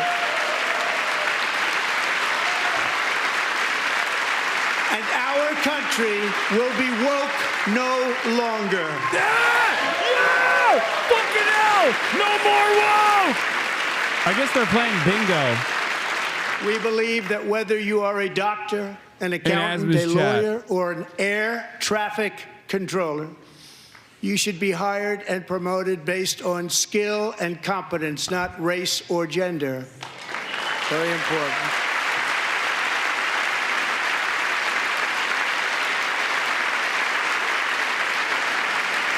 You should be hired based on merit. And the Supreme Court, in a brave and very powerful decision, has allowed us to do so. Thank you. Thank you very much. Thank you. We have removed the poison of critical race theory from our public schools, and I signed an order making it the official policy of the United States government that there are only two genders, male and female.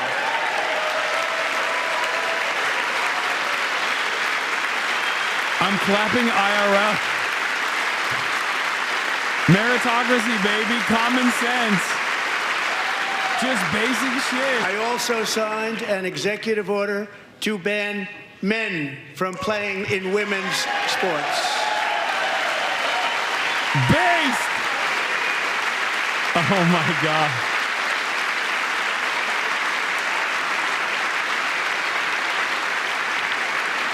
Three years ago, Dems Peyton are so McNabb anti-American, they won't even was clap an for common all-star sense. high school athlete, one of the best, preparing for a future in college sports.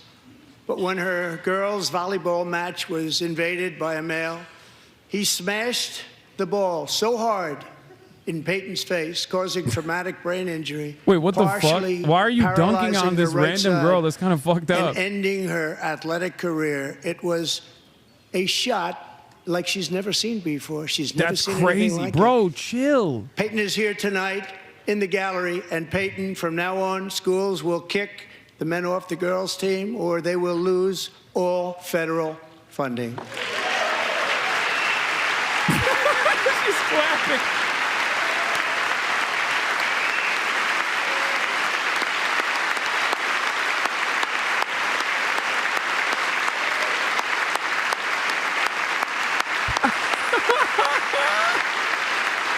I'm not going to say anything. I just got unbanned. I'm not going to make any statements. I just got unbanned, okay? I'm not saying nothing. And if you really want I to feel see bad for numbers, just take a look at what happened in the women's boxing, weightlifting, track and field, swimming, or cycling, where a male recently finished a long-distance race 5 hours and 14 minutes ahead of a woman for a new record by 5 hours. By 5 hours. It's demeaning for women, and it's very bad for our country. We're not going to put up with it any longer.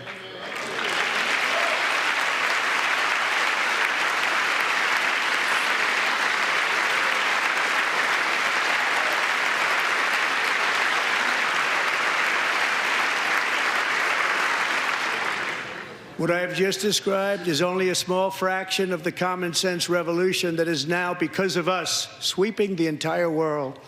Common sense has become a common theme, and we will never go back. Never. Never going to let that happen. Among my very highest priorities is to rescue our economy and get dramatic and immediate relief to working families. As you know, we inherited from the last administration an economic catastrophe and an inflation nightmare.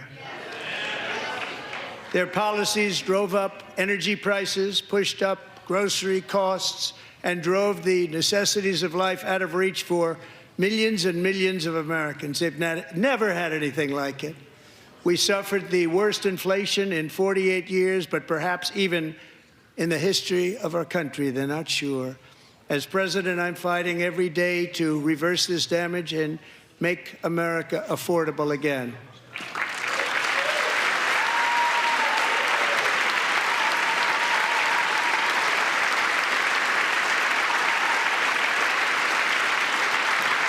Bro, what do you mean? When is it going to become affordable? Especially let the price of eggs get out of control. Oh, he's blaming Biden! The egg price is out of control. And we're working hard to get it back down. Secretary, do a good job on that. You inherited a total mess from the previous administration. Do a good job. What? A major focus of our fight to defeat inflation is rapidly reducing the cost of energy. The previous administration cut the number of new oil and gas leases by 95%. I don't think they believe either. Even Asmongold's audience doesn't believe it. To a halt and closed more than 100 power plants. We are opening up many of those power plants right now.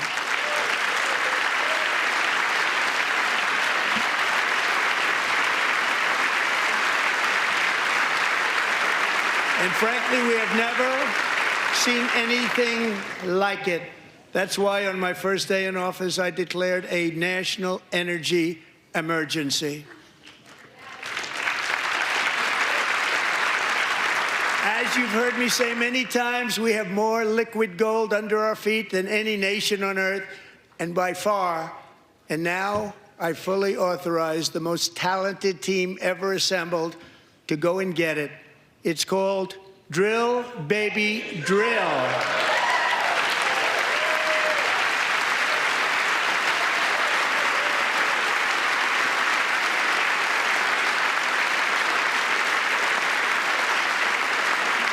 My administration is also working on a gigantic natural gas pipeline in Alaska, among the largest in the world, where Japan, South Korea, and other nations want to be our partner with investments of trillions of dollars each. There's never been anything like that one. It will be truly spectacular. It's all set to go. The permitting is gotten. And later this week, I will also take historic action to dramatically expand production of critical minerals and rare earths here in the USA.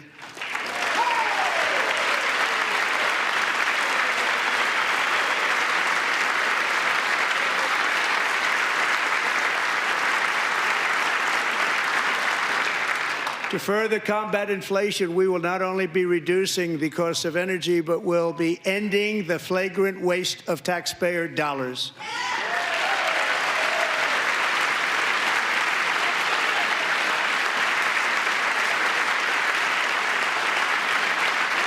And to that end, I have created the brand new Department of Government Efficiency, DOGE. Perhaps you've heard of it. Perhaps. Yeah, it's so sick. Thank God. Yeah, clap for this hyena. Clap for the billionaire. Which is headed by Elon Musk. Boo. I'm sorry, I'm a centrist. I love Tesla. I love Elon. He's so genius.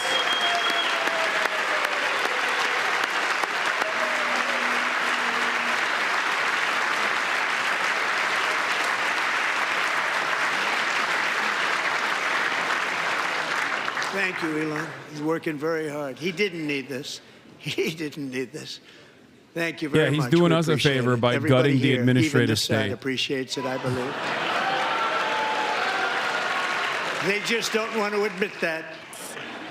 Just listen to some of the appalling waste we have already identified. $22 billion from HHS to provide free housing and cars for illegal aliens. $45 million for diversity, equity, and inclusion scholarships in Burma. $40 million to improve the social and economic inclusion of sedentary migrants. Nobody knows what that is. $8 million to promote LGBTQI+ in the African nation of Lesotho, which nobody has ever heard of.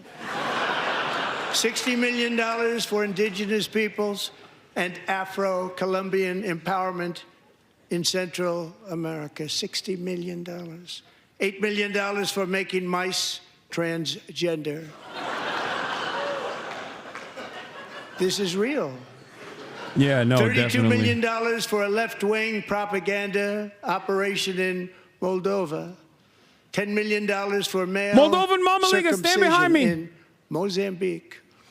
$20 million for I gotta pee. the Arab Sesame Street in the Middle East. It's a program. $20 million for a program.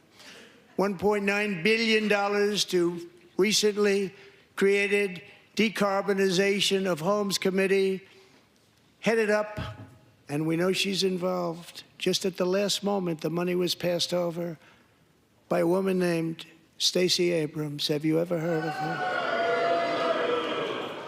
A $3.5 million consulting contract for lavish fish monitoring. $1.5 million for voter confidence in Liberia. $14 million for social cohesion in Mali. $59 million for illegal alien hotel rooms in New York City. He's a real estate developer. He's done very well.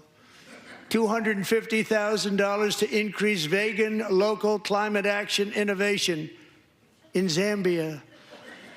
$42 million for social and behavior change in Uganda. $14 million for improving public procurement in Serbia. $47 million for improving learning outcomes in Asia. Asia's doing very well with learning. I don't know what we're doing. We should use it ourselves. And $101 million for DEI contracts at the Department of Education. The most ever paid, nothing even like it. Under the Trump administration, all of these scams, and they're far worse, but I didn't think it was appropriate to talk about them. They're so bad. Many more have been found out and exposed and swiftly terminated by a group of very intelligent, mostly young people, headed up by Elon, and we appreciate it. We found hundreds of billions of dollars of fraud.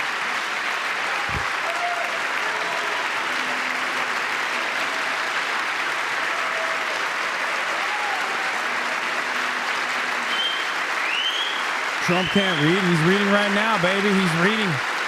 He's reading the We've room. taken back the money and reduced our debt to fight inflation and other things. Taking back a lot of that money. We got it just in time.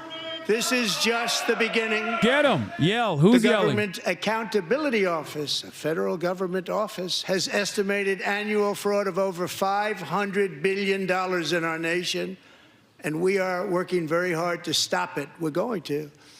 We're also identifying shocking levels of incompetence and probable fraud in the Social Security program for our seniors, and that our seniors and people that we love rely on.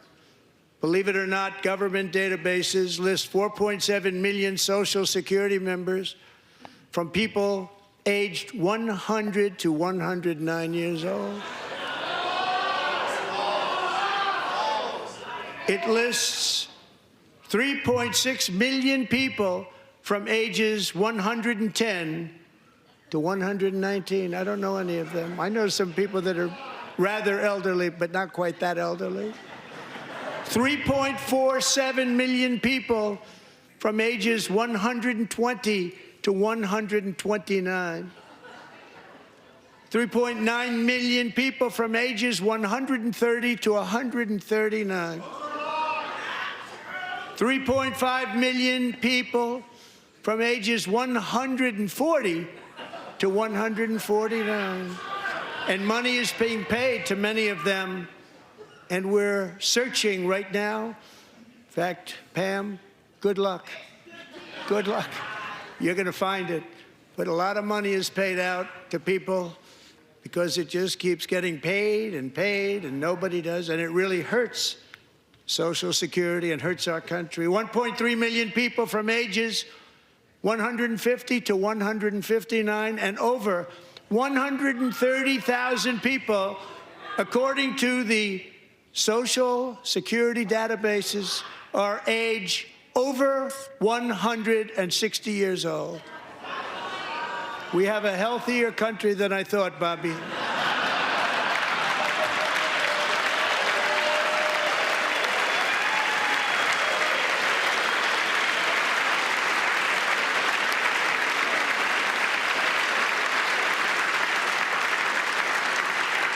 Including, to finish, 1,039 people between the ages of 220 and 229, one person between the age of 240 and 249, and one person is listed at 360 By the years way, of age. some of this stuff has been corrected, like fact-checked and stuff, and people have described why they think that this is wrong and that they're operating on faulty data, but it literally doesn't matter. It just does not matter. Where that money's going.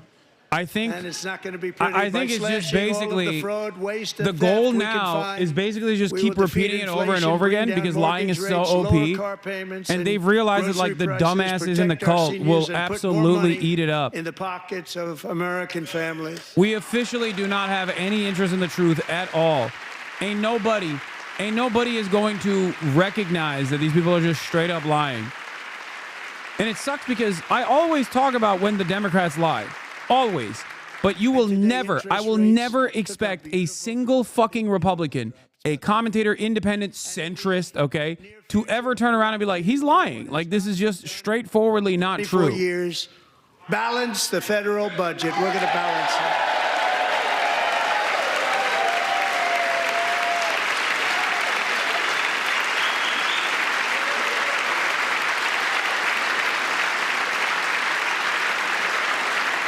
But aren't you a centrist? Yeah, I'm a centrist, and I'm saying this as a centrist. As you can tell, I'm apolitical. With that goal in mind, we have developed in great detail what we are calling the Gold Card, which goes on sale very, very soon. For $5 million, we will allow the most successful job-creating people from all over the world to buy a path to U.S. citizenship. It's like the green card, but better and more sophisticated. And these people will have to pay tax in our country. They won't have to pay tax from where they came. The money that they've made, you wouldn't want to do that, but they have to pay tax, create jobs. They'll also be taking people out of colleges and paying for them so that we can keep them in our country instead of having them being forced out. Number one, at the top school, as an example, being forced out and not being allowed to stay and create tremendous numbers of jobs and great success for a company out there. So while we take out the criminals, killers, traffickers, and child predators who are allowed to enter our country under the open border policy of these people, the Democrats, the Biden administration, the open border insane policies that you've allowed to destroy our country, we will now bring in brilliant, hardworking, job-creating people. They're going to pay a lot of money, and we're going to reduce our debt with that money.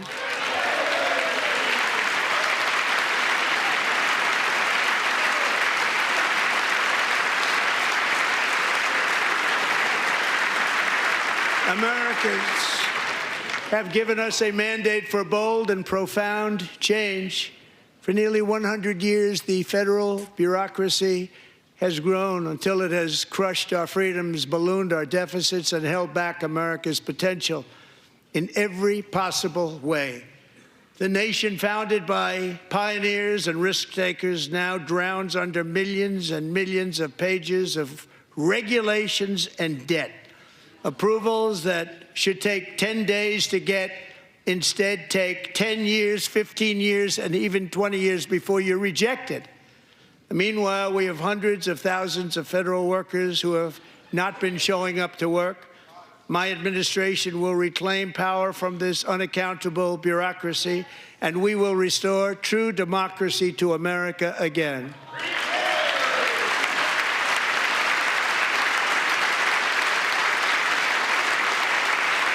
9/11.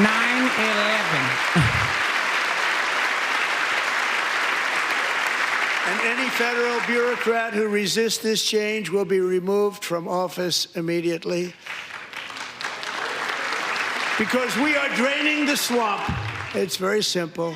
And the days of rule by unelected bureaucrats are over.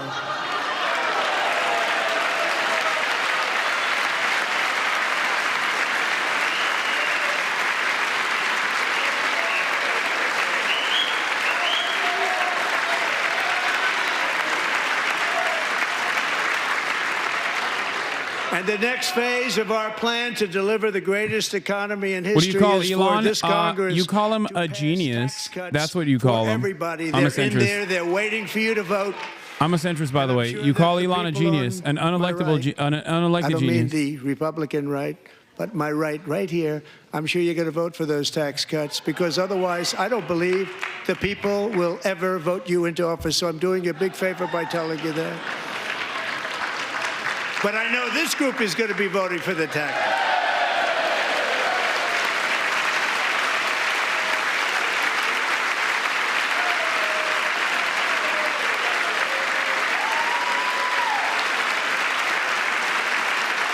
Thank you.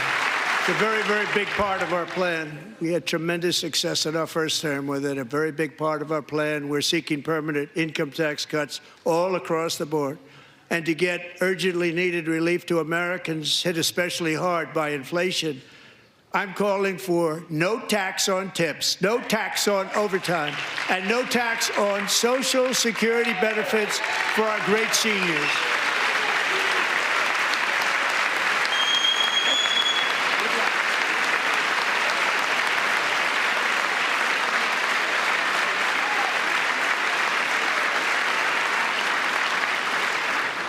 And I also want to make interest payments on car loans tax deductible, but only if the car is made in America.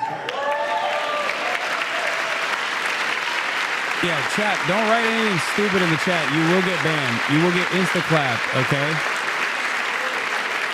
And by the way, we're going to have growth in the auto industry like nobody's ever seen. Plants are opening up all over the place. Deals are being made. Where are Never these seen. plants That's opening a up? combination of the election win. Where are and the plants tariffs. opening up? If there's any new plants that have opened up, it's directly a consequence of the Brandon administration's policies. You've only been in office for like, what, 30 fucking days? Get out of here. Absolutely boom. It's going to boom. Spoke to the majors today, all three, the top people, and they're so excited. In fact, already numerous car companies have announced that they will be building massive automobile plants in America, with Honda just announcing a new plant in Indiana, one of the largest anywhere in the world.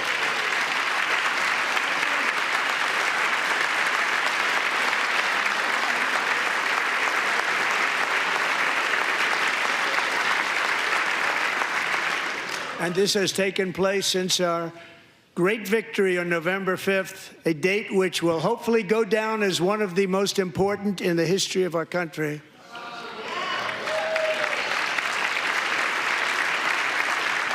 In addition, as part of our tax cuts, we want to cut taxes on domestic production and all manufacturing. And just as we did before, we will provide 100% expensing. It will be retroactive to January 20th, 2025, and it was one of the main reasons why our tax cuts were so successful in our first term, giving us the most successful economy in the history of our country, first term. We had a great first term.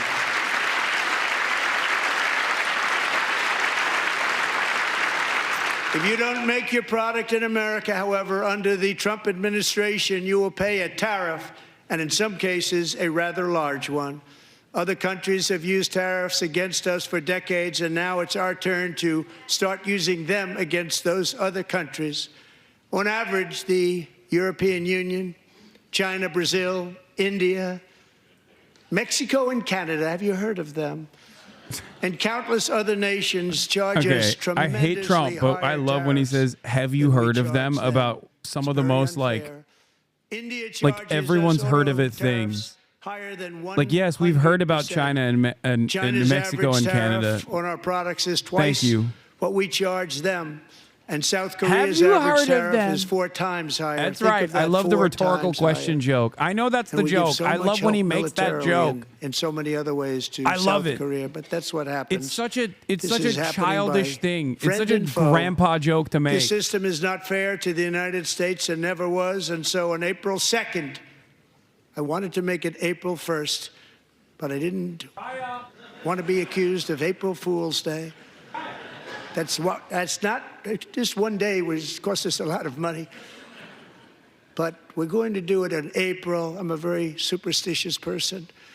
April 2nd, reciprocal tariffs kick in. And whatever they tariff us, other countries, we will tariff them. That's reciprocal, back and forth. Whatever they tax us, we will tax them. If they do non-monetary tariffs to keep us out of their market, then we will do non-monetary barriers to keep them out of our market. There's a lot of that, too. They don't even allow us in their market. We will take in trillions and trillions of dollars and create jobs like we have never seen before. I did it with China, and I did it with others, and the Biden administration couldn't do anything about it because there was so much money they couldn't do anything about it. We have been ripped off for decades by nearly every country on earth, and we will not let that happen any longer.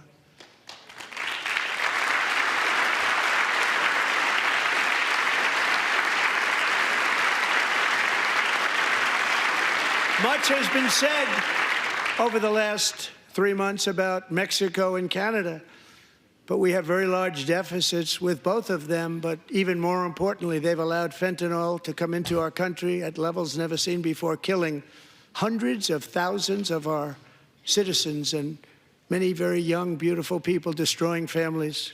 Nobody's ever seen anything like it. Pop-Tart during Ramadan is astaghfirullah. First of all, the sun subsidies set of already. hundreds of billions of dollars. We pay subsidies to Secondly, Canada I'm not fasting. Third, and to Mexico of hundreds of billions of It's dollars. a protein and the Pop-Tart. United States will not be doing that any longer. We're not going to do it any longer.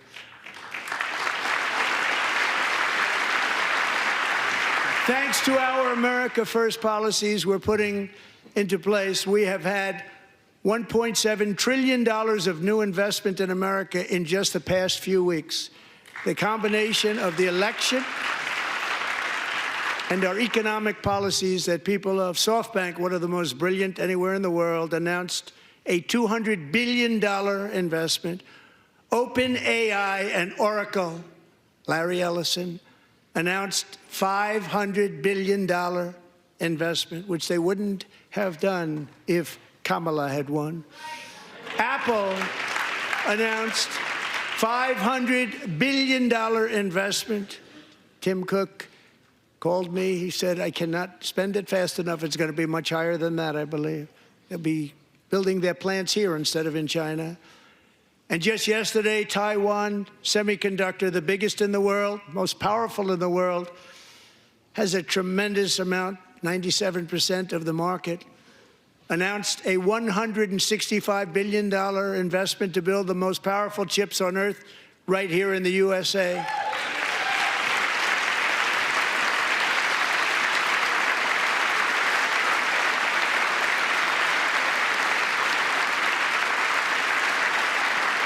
And we're not giving them any money. Your CHIPS Act is a horrible, horrible thing. We give hundreds of billions of dollars, and it doesn't mean a thing. They take our money and they don't spend it. All that meant to them, we're giving them no money. All that was important to them was they didn't want to pay the tariffs, so they came and they're building, and many other companies are coming. We don't have to give them money. We just want to protect our businesses and our people. And they will come because they won't have to pay tariffs if they build in America. So it's very amazing. You should get rid of the CHIP Act, and whatever's left over, Mr. Speaker, you should use it to reduce debt or any other reason you want to.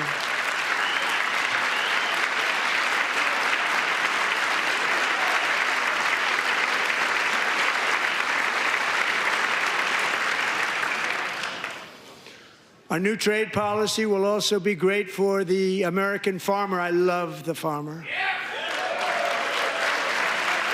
Who will now be selling into our home market, the USA, because nobody is going to be able to compete with you. Because there's goods that come in from other countries and companies, they're really in a bad position in so many different ways. They're uninspected. They may be very dirty and disgusting, and they come in and they pour in, and they hurt our American farmers. The tariffs will go on agricultural product coming into America, and our farmers, starting on April 2nd, it may be a little bit of an adjustment period. We had that before when I made the deal with China, $50 billion of purchases, and I said, just bear with me, and they did. They did.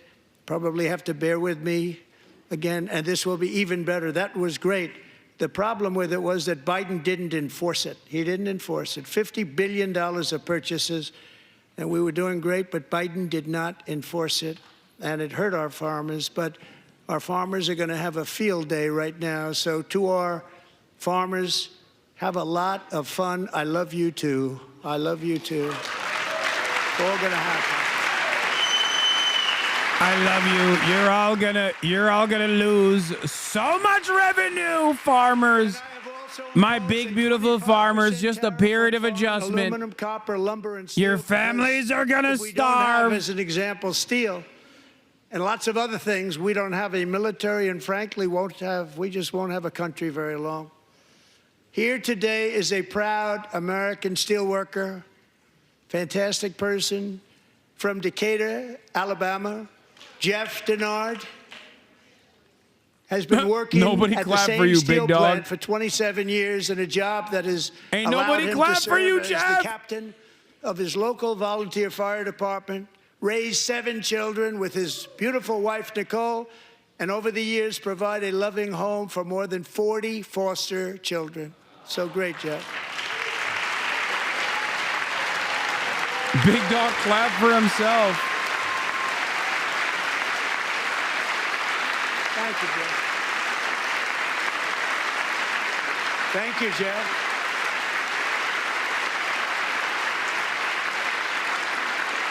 Stories like Jeff's remind us that tariffs are not just about protecting American jobs. They're about protecting the soul of our country. Tariffs are about making America rich again and making America great again, and it's happening, and it will happen rather quickly. There'll be a little disturbance, but we're okay with that. It won't be much. No, you're not. Oh. And look where Biden took us, very low, the lowest we've ever been. Jeff, I want to thank you very much. And I also want to recognize another person who has devoted herself to foster care community. She works so hard on it. A very loving person, our magnificent First Lady of the United States.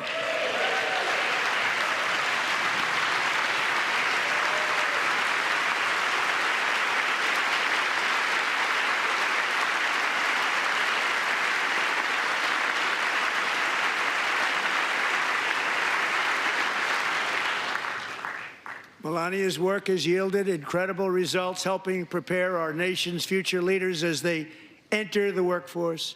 Our First Lady is joined by 2 impressive young women, very impressive. Haley Ferguson, who benefited from the First Lady's Fostering the Future initiative. Did she get smacked in the head too, bro? What's going on? Complete her education, become a teacher. Some of these people that he brings on are so, it's just like you're dunking on them, you know? Deep fake image produced by a peer. Look at the timing of this article. Breaking. China announces 7.2% increase in defense spending. Uh-oh. And this is so important. Thank you very much, John. John Thune, thank you. Stand up, John. Thank you, John. He's so weird. Thank you all He's very so much. weird when he refers to people. He's so freaking weird when he talks about stuff. Thank you. Like, he has no thank you to capacity to John talk Thune about and people the in an Senate. empathetic way. Great job. It's To odd, criminalize dude. The publication of such images online is terrible, terrible thing. And once It's it such a passes the strange House, way to I look refer to forward humans, to especially signing women. He that does this a bill lot. Into law. Thank you. And I'm going to use that bill for myself, too, if you don't mind. Because nobody gets treated worse than I do online. Nobody. That's great. Thank you very much to the Senate. Thank you. But if we truly care about protecting Americans' children, no step is more crucial than securing America's borders. Over the past 4 years, 21 million people poured into the United States. Many of them were murderers, human traffickers, gang members, and other criminals from the streets of dangerous cities all throughout the world. Because of Joe Biden's insane and very dangerous open border policies, they are now strongly embedded in our country, but we are getting them out and getting them out fast.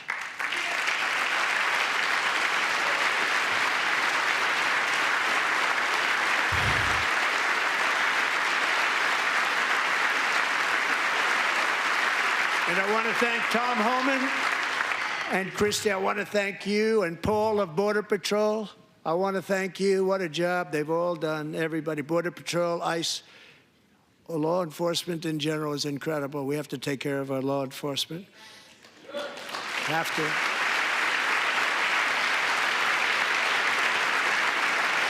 Last year,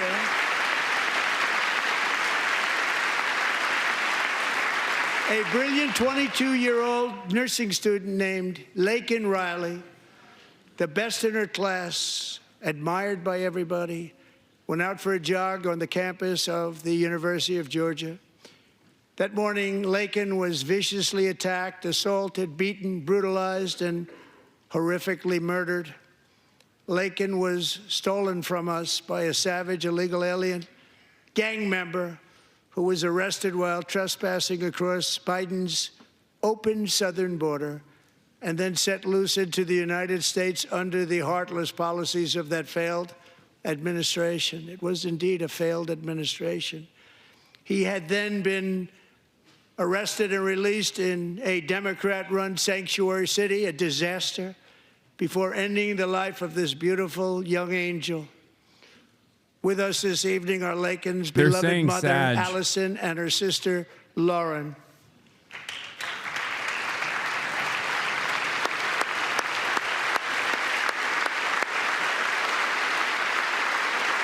Why is the dad not there? You know why. Because the dad, I think it was the dad that said, please don't make my daughter's death political and use it as a cudgel against, like, migrants, right? Last year, like he said, don't Laken's exploit her grieving tragedy. parents that we would ensure their daughter would not have died in vain. That's why the very first bill I signed into law as your 47th president mandates the detention of all dangerous criminal aliens who threaten public safety. It's a very strong, powerful act.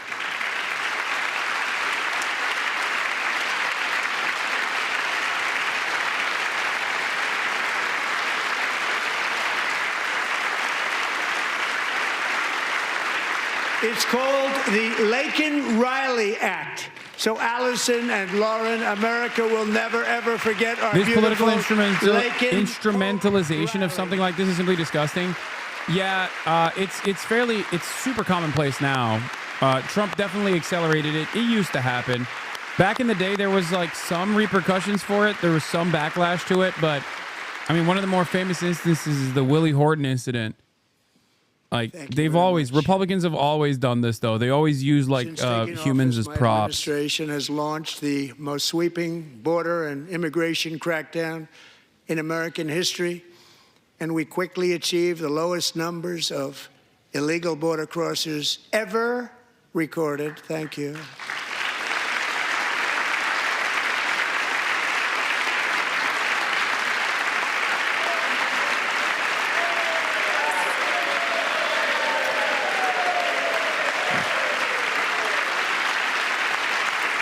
The media and our friends in the Democrat Party kept saying we needed new legislation. We must have legislation to secure the border. But it turned out that all we really needed was a new president.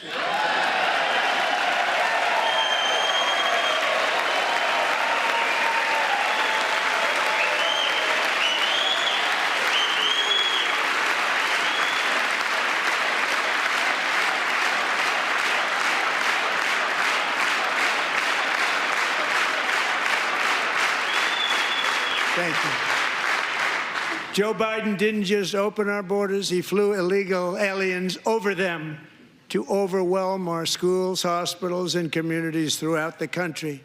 Entire towns like Aurora, Colorado, and Springfield, Ohio, buckled under the weight of the migrant occupation and corruption like nobody's ever seen before.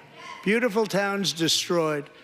Now, just as I promised in my inaugural address, we are achieving the great liberation of America.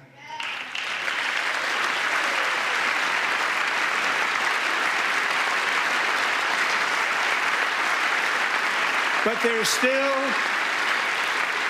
is much work to be done. Here tonight is a woman I have gotten to know, Alexis Nungari from Houston. Wonderful woman. Last June, Alexis's 12-year-old daughter, her precious Jocelyn, walked to a nearby convenience store. She was kidnapped, tied up, assaulted for 2 hours under a bridge, and horrifically murdered. Arrested and charged with this heinous crime are 2 illegal alien monsters from Venezuela, released into America by the last administration through their ridiculous open border. The death of this beautiful 12-year-old girl and the agony of her mother and family touched our entire nation greatly. Alexis, I promised that we would always remember your daughter, your magnificent daughter, and Earlier tonight, I signed an order keeping my word to you. One thing I have learned about Jocelyn is that she loved animals so much. She loved nature. By the way, Elisa Slotkin, Democrats' choice for responding to the State of the Union here, voted for the Lake and Riley Act. Refuge. If you want to understand where the Democrats are going with their future vision. Acre sanctuary for all of God's creatures on the edge of the Gulf of America. Alexis, moments ago, I formally renamed that refuge in loving memory of your beautiful daughter, Jocelyn. So, Mr. Vice President, if you would, may I have the order?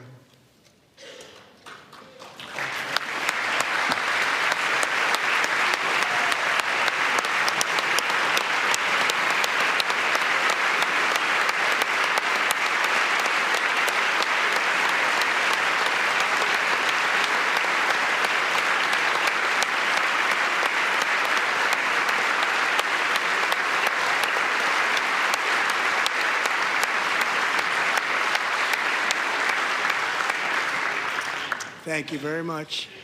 All three savages charged with Jocelyn and Lakin's One of the judges doing land acknowledgments, but for migrant crime victims. known as Trendy Aragua. The difference is the Democrats don't do anything after land acknowledgments. Republicans use that as an opportunity to deport every undocumented migrant. Foreign terrorist organizations.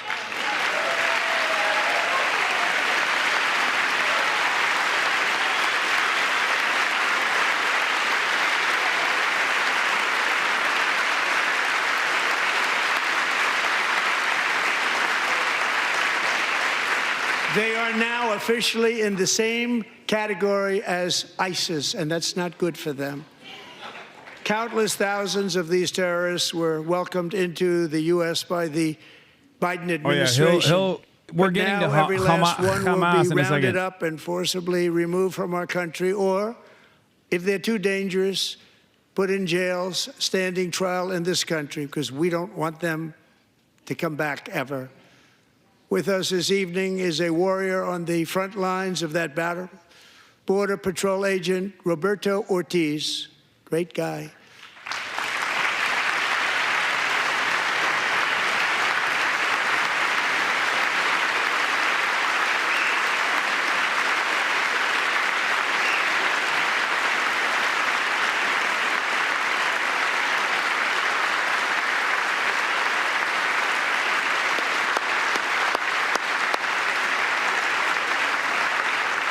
In January, Roberto and another agent were patrolling by the Rio Grande near an area known as Cartel Island. Doesn't sound too nice to me. When heavily armed gunmen started shooting at them, Roberto saw that his partner was totally exposed, at great danger, and he leapt into action, returning fire and providing crucial seconds for his fellow agent to seek safety, just barely. I have some of the prints of that event, and it was not good. Agent Ortiz, we salute you for your great courage and for your line of fire that you took and for the bravery that you showed. We honor you, and we will always honor you. Thank you, Roberto, very much.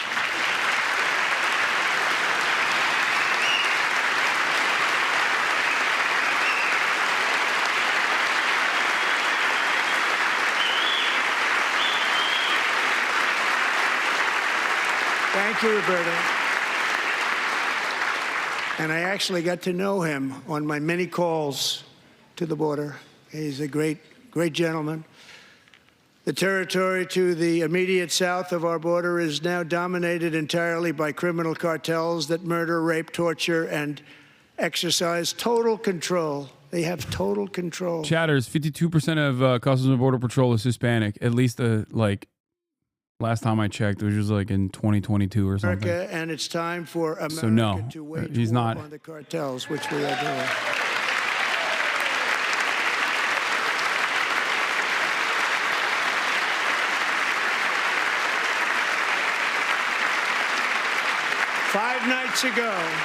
Mexican authorities, because of our tariff policies being imposed on them, think of this, handed over to us 29 of the biggest cartel leaders in their country. That has never happened before. They want to make us happy.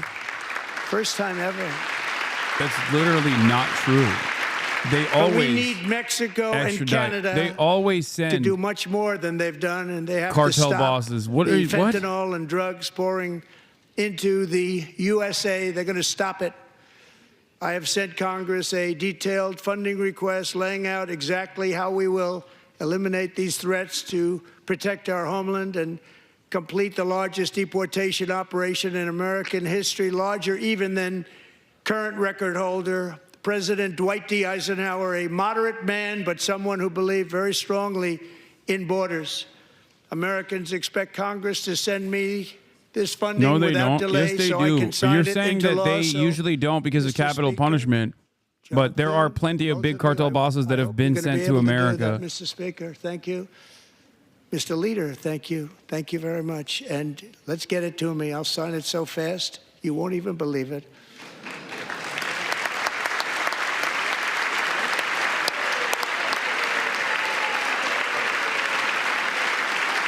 No, they don't. What are you saying?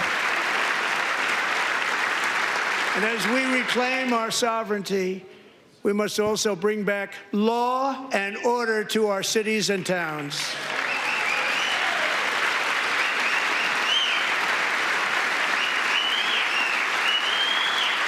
In recent years, They don't usually our offer up 29 justice cartel system bosses has at a been time. turned No, the point is upside they down do. by radical left lunatics.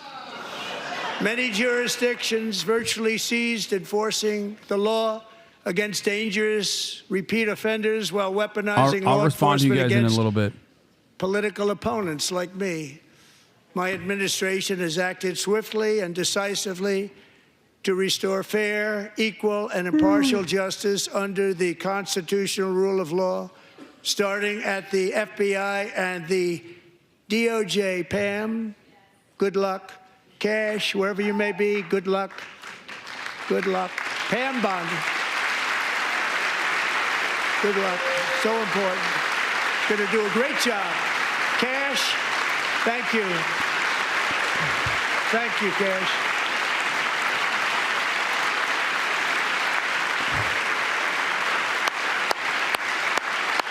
Cash always looks like he's up to some cryptocurrency scheming. Like he dresses like a cryptocurrency rug puller. We're also once again giving our police officers the support, protection, and respect they so dearly deserve. They have to get it. They have such a hard, dangerous job, but we're going to make it less dangerous.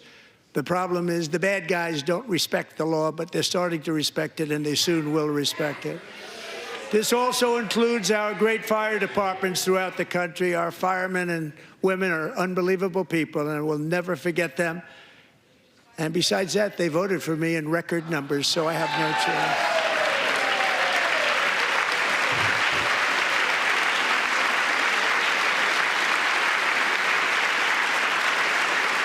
1 year ago this month, 31-year-old New York police officer Jonathan Diller, unbelievably wonderful person and a great officer, was gunned down at a traffic stop on Long Island. I went to his funeral. The vicious criminal charged with his murder had 21 prior arrests, and they were rough arrests, too. He was a real bad one. The thug in the seat next to him had 14 prior arrests and went by the name of Killer. He was Killer. He killed other people, they say, a lot of them. I attended Officer Diller's service, and when I met his wife and one-year-old son, Ryan, it was very inspirational, actually. His widow's name is Stephanie, and she is here tonight. Stephanie, thank you very much, Stephanie. Thank you very much.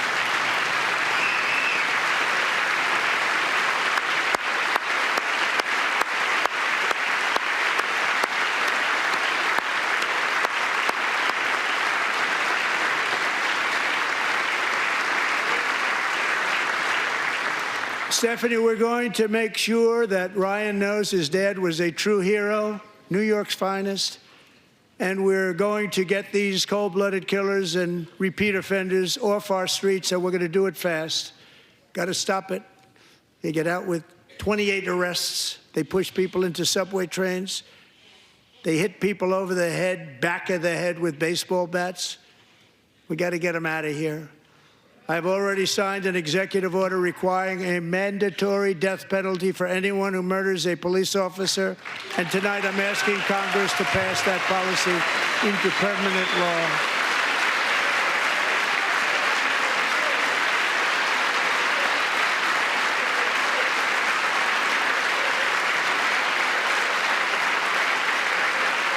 I'm also asking for a new crime bill getting tough on repeat offenders while enhancing protections for America's police officers so they can do their jobs without fear of their lives being totally destroyed. They don't want to be killed. We're not going to let them be killed.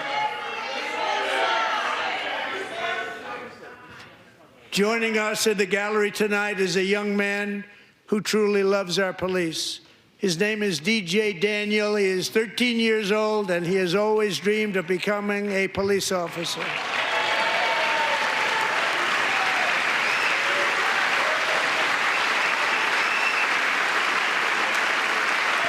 Oh, God.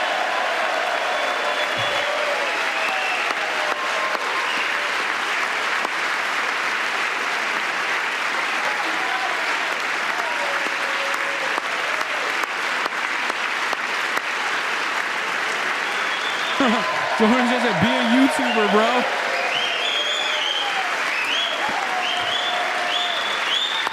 Bro, get into TikTok, bro. Get into TikTok, Brody. Don't do this. But in 2018, DJ was diagnosed with brain cancer.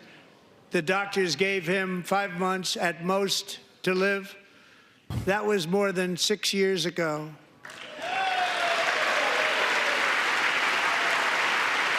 That hairline is insane in the Asmongold community. Bro, he got brain cancer. Calm down.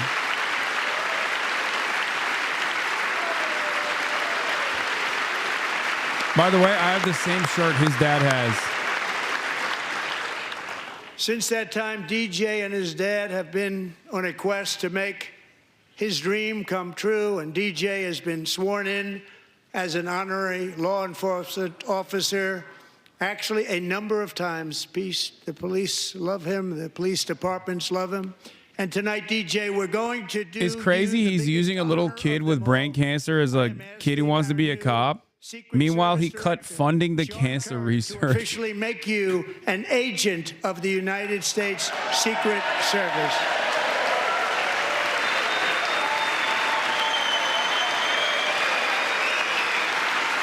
Bro's like, you're the last one.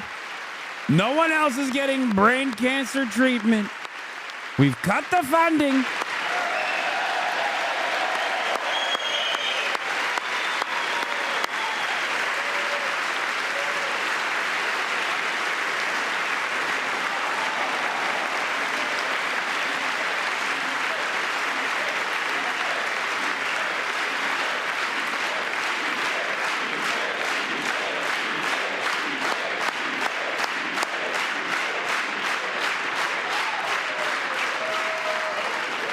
DJ.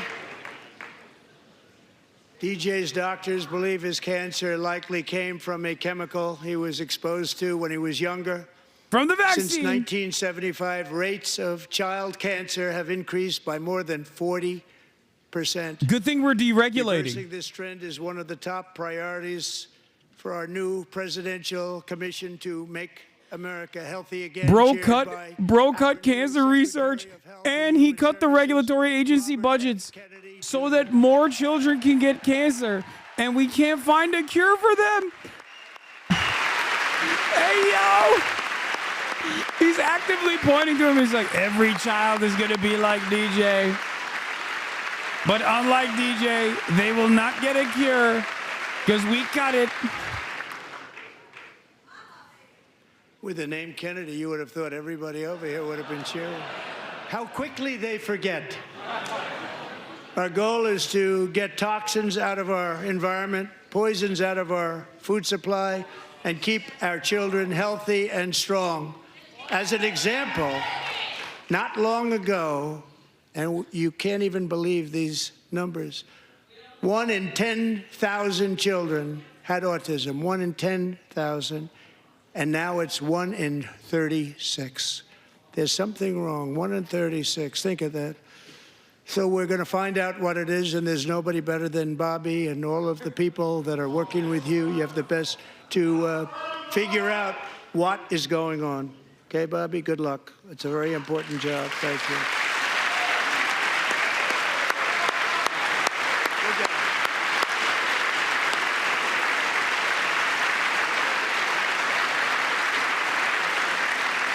Thank you. My administration is also working to protect our children from toxic ideologies in our schools. A few years ago, January Littlejohn and her husband discovered that their daughter's school had secretly socially transitioned their 13-year-old little girl.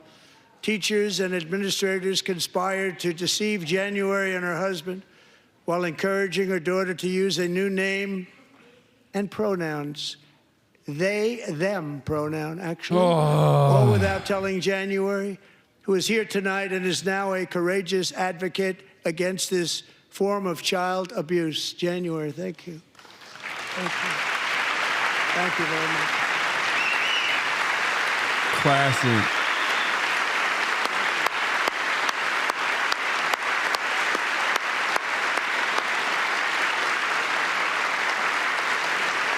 Thank you. Stories like this are why, shortly after taking office, I signed an executive order banning public schools from indoctrinating our children with transgender ideology.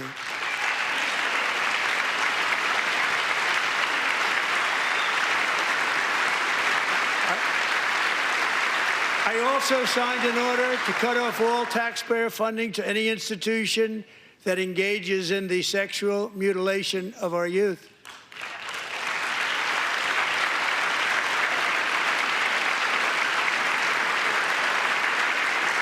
And now I want Congress to pass a bill permanently banning and criminalizing sex changes on children and forever ending the lie that any child is trapped in the wrong body.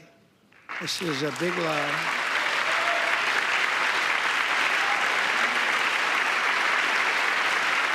And our message to every child in America is that you are perfect exactly the way God made you. Unless God made you trans. Unless God made you trans, then bye-bye. Because we're getting wokeness out of our schools and out of our military, and it's already out, and it's out of our society. We don't want it. Wokeness is trouble. Wokeness is bad. It's gone. It's gone. And we feel so much better for it, don't we? Don't we feel better? Our service members won't be activists and ideologues. They will be fighters and warriors. They will fight for our country. And Pete, congratulations. Secretary of Defense, congratulations.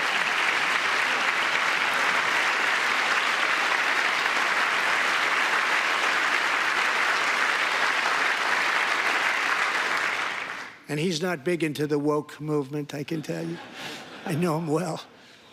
I am pleased to report that in January, the U.S. Army had its single best recruiting month in 15 years, and that all armed services are having among the best recruiting results ever in the history of our services. What a difference.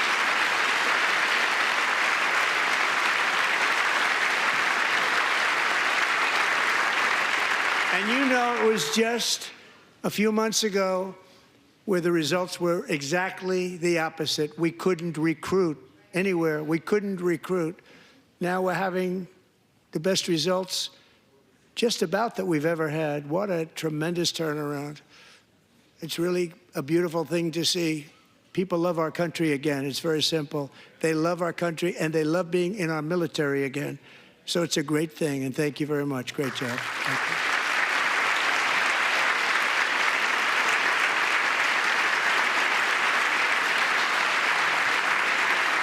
We're joined tonight by a young man, Jason Hartley, who knows the weight of that call of duty.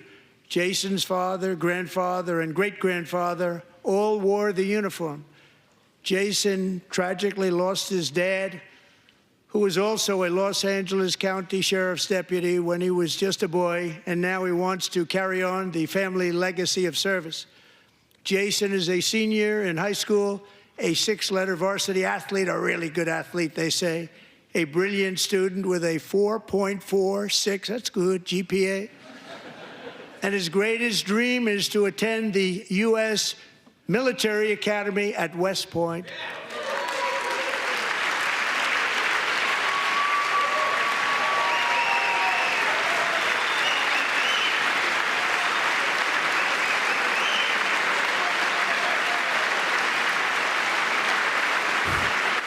They're so cooked, bro. The American military is so cooked. They have to parade like individuals basically to be like, see, we got one. Jason, that's a very big deal. We got a new recruit. That's a hard one to get into, but also, cop phrenology is real. Cop phrenology is a real science. Accepted. You will soon be joining the Corps of Cadets.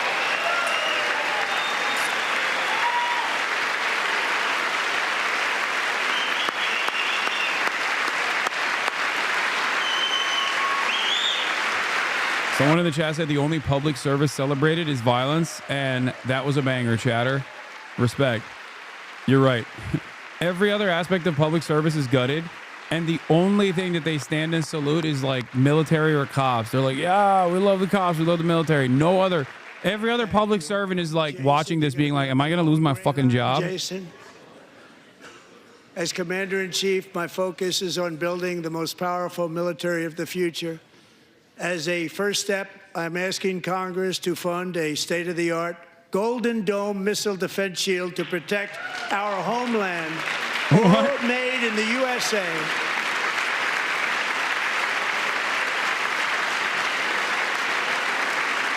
No way. No fucking way. Ronald Reagan wanted to do it long ago, but the technology just wasn't there, not even close. But now we have the technology. It's incredible, actually.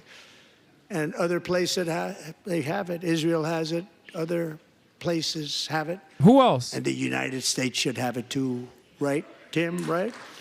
They should have it too. Yeah, when Canada starts launching bathtub rockets at us, when Bloc Québécois and the liberation movement starts launching bathtub rockets directly at Albany. We're also going to resurrect the American shipbuilding industry, including commercial shipbuilding and military shipbuilding.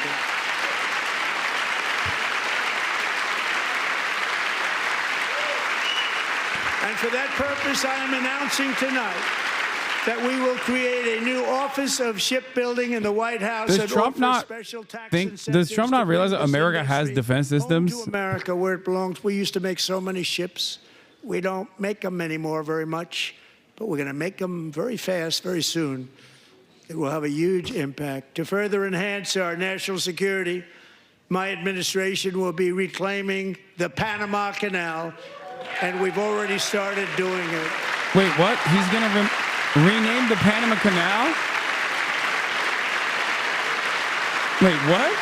Just today, a large American company announced they are buying both ports around the Panama Canal and lots of other things having to do with the Panama Canal and a couple of other canals. The Panama Canal was built by Americans for Americans, not for others. But not others for could people use in it. Panama. But it was built at tremendous cost of American blood and treasure. 38,000 workers died building the Panama Canal. They died of malaria. They died of snake bites and mosquitoes. Not a nice place to work. They paid them very highly to go there, knowing there was a 25% chance that they would die. The most expensive project also that was ever built in our country's history, if you bring it up to modern day costs. It was given away by the Carter administration for $1, but that agreement has been violated very severely. We didn't give it to China.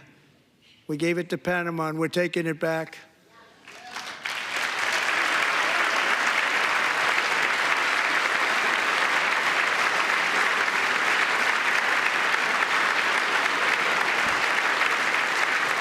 And we have Marco Rubio in charge. Good luck, Marco. Now, we know who to blame if anything goes wrong. Marco's been amazing, and he's going to do a great job. Think of it. He got 100 votes. You know, he was approved with actually 99, but the 100th was this gentleman, and I feel very certain. So let's assume he got 100 votes. And I'm either very, very happy about that or I'm very concerned about it. But he's already proven. I mean, he's a great gentleman. He's respected by everybody, and we appreciate you voting for Marco. He's going to do a fantastic job. Thank you. Thank you. He's doing a great job. Great job.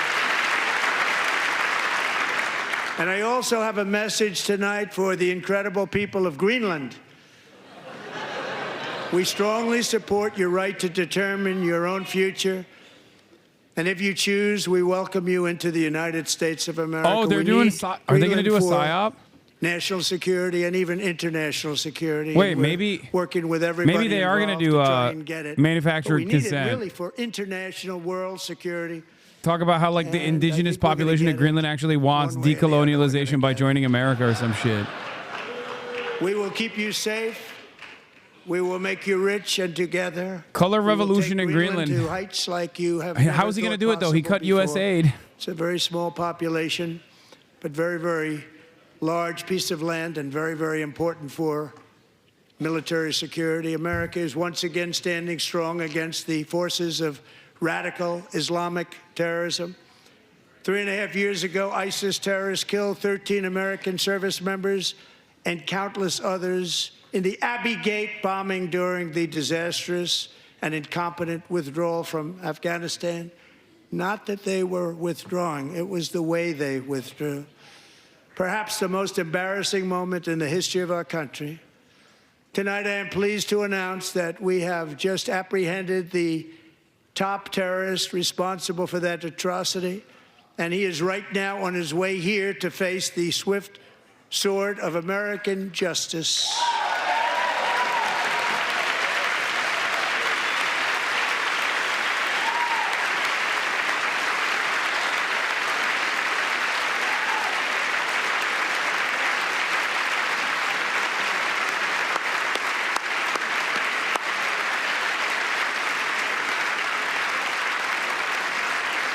And I want to thank especially the government of Pakistan for helping arrest this monster. This was a very momentous day for those 13 families who I actually got to know very well, most of them, whose children were murdered, and the many people that were so badly, over 42 people, so badly injured on that fateful day in Afghanistan. What a horrible day. Such incompetence was shown. That when Putin saw what happened, I guess he said, wow, maybe this is my chance. That's how bad it was. Should have never happened. Grossly incompetent people. I spoke to many of the parents and loved ones, and they're all in our hearts tonight. Just spoke to them on the phone. We had a big call. Someone said rare Pakistan W and Asmongold. Everybody was on the line, and W Pakistan. They did nothing but cry with happiness. They were very happy, as happy as you can be under those circumstances. Their child, brother, sister, son, daughter was killed for no reason whatsoever. In the Middle East, Dems are walking out. Started with Bernie, then Van Hollen, now a lot more. In my first term, we achieved one of the most groundbreaking peace agreements in generations, the Abraham Accords. Witkoff, my goat.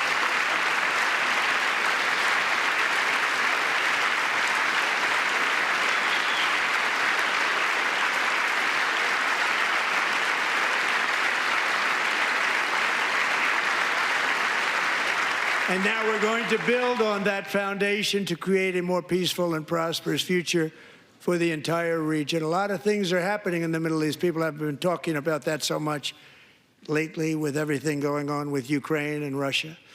But a lot of things are happening in the Middle East. It's a rough neighborhood, a lot of things. I'm also working tirelessly to end the savage conflict in Ukraine. Millions of Ukrainians and Russians have been needlessly killed or wounded in this horrific and brutal conflict with no end in sight. The United States has sent hundreds of billions of dollars to support Ukraine's defense with no security, with no anything.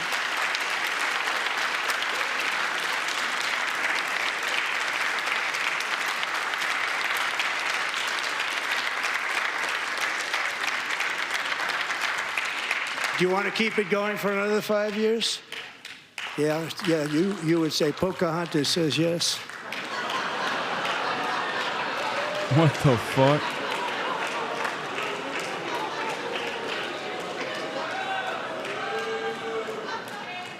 $2,000 people are being killed every single week. More than that. They're Russian young people. They're Ukrainian young people. They're not Americans, but I want it to stop.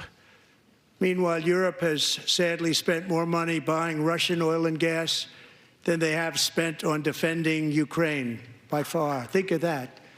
They've spent more buying Russian oil and gas than they have defending. And we've spent perhaps $350 billion, like taking candy from a baby. That's what happened. And they've spent $100 billion. What a difference that is. And we have an ocean separating us, and they don't. But we're getting along very well with them, and lots of good things are happening. Biden has authorized more money in this fight than Europe has spent by billions and billions of dollars. It's hard to believe that they wouldn't have stopped it and said at some point, come on, let's equalize. You got to be equal to us. But that didn't happen. Earlier today, I received an important letter from President Zelensky of Ukraine. The letter reads, Ukraine is ready to come to the negotiating table as soon as possible to bring lasting peace closer. Nobody wants peace more than the Ukrainians, he said. My team and I stand ready to work under President Trump's strong leadership to get a peace that lasts. We do really value how much America has done to help Ukraine maintain its sovereignty and independence. Regarding the agreement on minerals and security, Ukraine is ready to sign it at any time that is convenient for you. I appreciate that he sent this letter, just got it a little while ago. Simultaneously, we've had serious discussions with Russia and have received strong signals that they are ready for peace. Wouldn't that be beautiful? Wouldn't that be beautiful?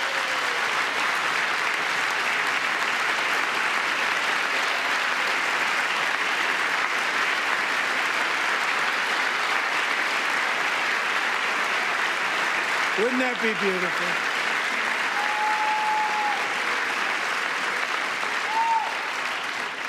It's time to stop this madness. It's time to halt the killing. It's time to end this senseless war. If you want to end wars, you have to talk to both sides. Nearly 4 years ago, amid rising tensions, a history teacher named Mark Fogel was detained in Russia and sentenced to 14 years in a penal colony. Rough stuff. The previous administration barely lifted a finger to help him. They knew he was innocent, but they had no idea where to begin. That's crazy. But last summer, I promised his 95-year-old mother, Malphine, she looks great for 95, by the way. God damn. Safely back home. After 22 days in office, I did just that, and they are here tonight. God damn.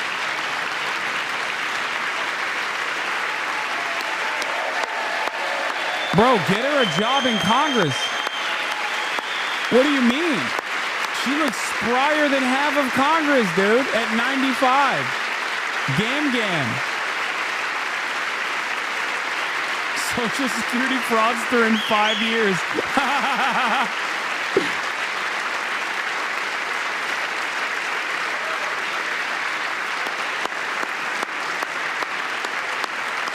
We're gonna cut our Social Security so good.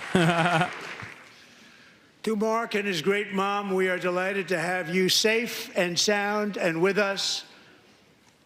As fate would have it, Mark Fogel was born in a small rural town in Butler, Pennsylvania. Have you heard of it?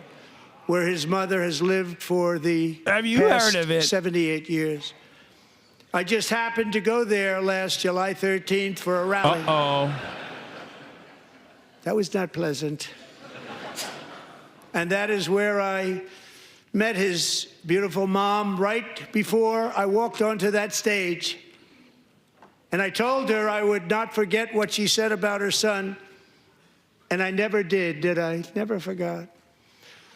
Less than 10 minutes later, at that same rally, gunfire rang out, and a sick and deranged assassin unloaded 8 bullets from his sniper's perch into a crowd of many thousands of people. My life was saved by a fraction of an inch, but some were not so lucky. Corey Comparator was a firefighter, a veteran, a Christian, a husband, a devoted father, and above all, a protector. When the sound of gunshots pierced the air, it was a horrible sound. Corey knew instantly what it was and what to do. He threw himself on top of his wife and daughters and shielded them from the bullets with his own body. Corey was hit really hard. You know the story from there. He sacrificed his life to save theirs. He's so weird, dude. He cannot talk about this shit normal. But thankfully, Corey was hit really hard, like country doctors. There's something wrong with him. Gone and they were saved. So those doctors had great talent. We're joined by Corey's wife, Helen, who was his high school sweetheart, and their 2 beloved daughters, Allison and Kaylee. Thank you.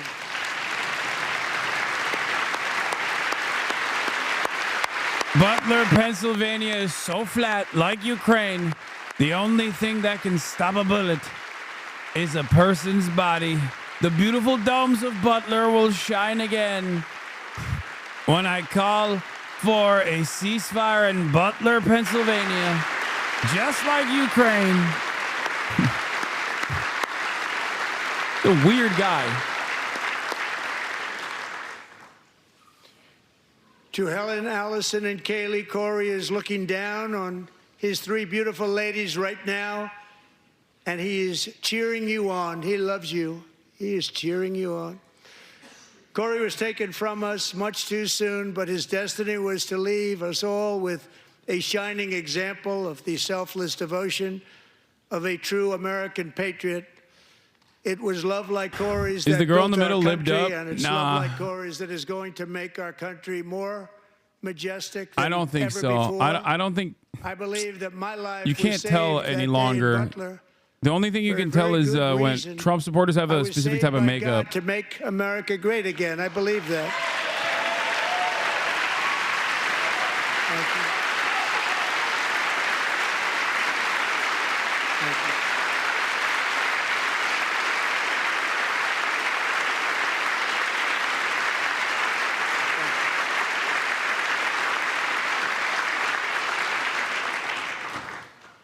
Thank you very much. From the patriots of Lexington and Concord to the heroes of Gettysburg and Normandy, from the warriors who crossed the Delaware to the trailblazers who climbed the Rockies, and from the legends who soared at Kitty Hawk to the astronauts who touched the moon, Americans have always been the people who defied all odds, transcended all dangers, made the most extraordinary sacrifices, and did whatever it took. I'm a to commie and I defend find our it rude to children, downplay our this country, Corey guy's and our death. freedom. Wait, what? I didn't say. I wasn't As we have downplaying his seen death. in I'm this making fun of chamber Donald tonight, Trump.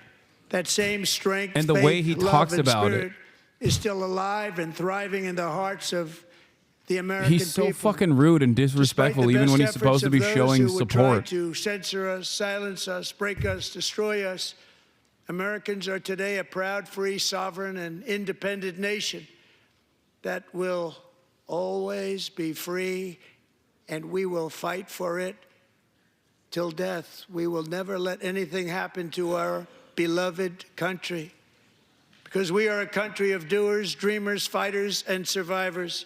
Our ancestors I think he's crossed wrapping a it up. vast ocean, Surprisingly, no mention of strode Israel. into Like, the he barely unknown mentioned wilderness Israel. and carved their fortunes from the rock and soil of a perilous and very dangerous frontier. I've never heard a commie say as a They commie. chased Yeah, that person our was not a commie, destiny but I don't really across give a a shit. boundless continent. They built the railroads, laid the highways, and graced the world with American marvels like the Empire State Building, No, I know when the he's wrapping up. mighty This is his like Hoover wrap up Dam, portion. and the towering Golden Gate Bridge. They lit the world with electricity, broke free of the force of gravity, fired up the engines of American industry, and vanquished the communists, fascists, and Marxists all over the world, and gave us countless modern wonders sculptured out of iron, glass, and steel. We are the worst We stand country, on the bro. We are shoulders such of a these bad pioneers country. who won and built the modern age. These workers who poured their sweat into the skylines of our cities. These warriors who shed their blood on fields of battle and gave everything they had for our rights and for our freedom. Now it is our time to take up the righteous cause of American liberty. And it is our turn to take America's destiny into our own hands and begin the most thrilling days in the history of our country. This will be our greatest era. With God's help, over the next 4 years, we are going to lead this nation even higher, and we are going to forge the freest, most advanced, most dynamic, and most dominant civilization ever to exist on the face of this earth. We are going to create the highest quality of life, build the safest and wealthiest and healthiest and most vital communities anywhere in the world. We are going to conquer the vast frontiers of science, and we're going to... This stuff is so boring because he tries to sound like a old school politician, like a JFK, and it's always like, come on, dude. To infinity and far beyond. It's like, okay, dude, we know. We know how you are, okay? We know how you be. We know how you operate. That was so ass, dude. I'm not gonna lie. This was a... We are going to rediscover the unstoppable power of the American spirit. This is so... And we are going to boring. renew unlimited promise of the American dream. Every single day we will stand up and we will fight, fight, fight for the country our citizens believe in and for the country our people deserve.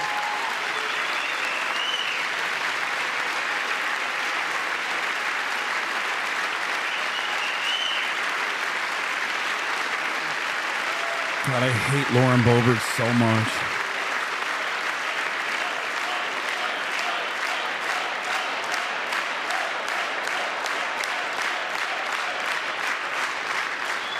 My fellow Americans, get ready for an incredible future because the golden age of America has only just begun.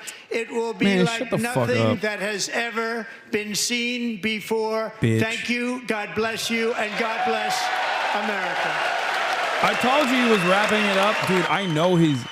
I know his speech patterns. Like, concluding what we believe is the longest speech of this type made to Congress. apolitical Hasan would say, "Good speech. He became president tonight." Well, I'll let Lester Holt do the talk in that regard. So some moments I think many would agree probably weren't helpful, including those protests we saw early by some Democratic members. Yeah. And, That's the unhelpful part. The Democrats protesting at the bequest of the speaker. And the president talking about his agenda, talked about the tariffs that, of course, have just gone into effect this week. Wrap it up. It's certainly doubled down on that strategy and said indicated there would be more to come.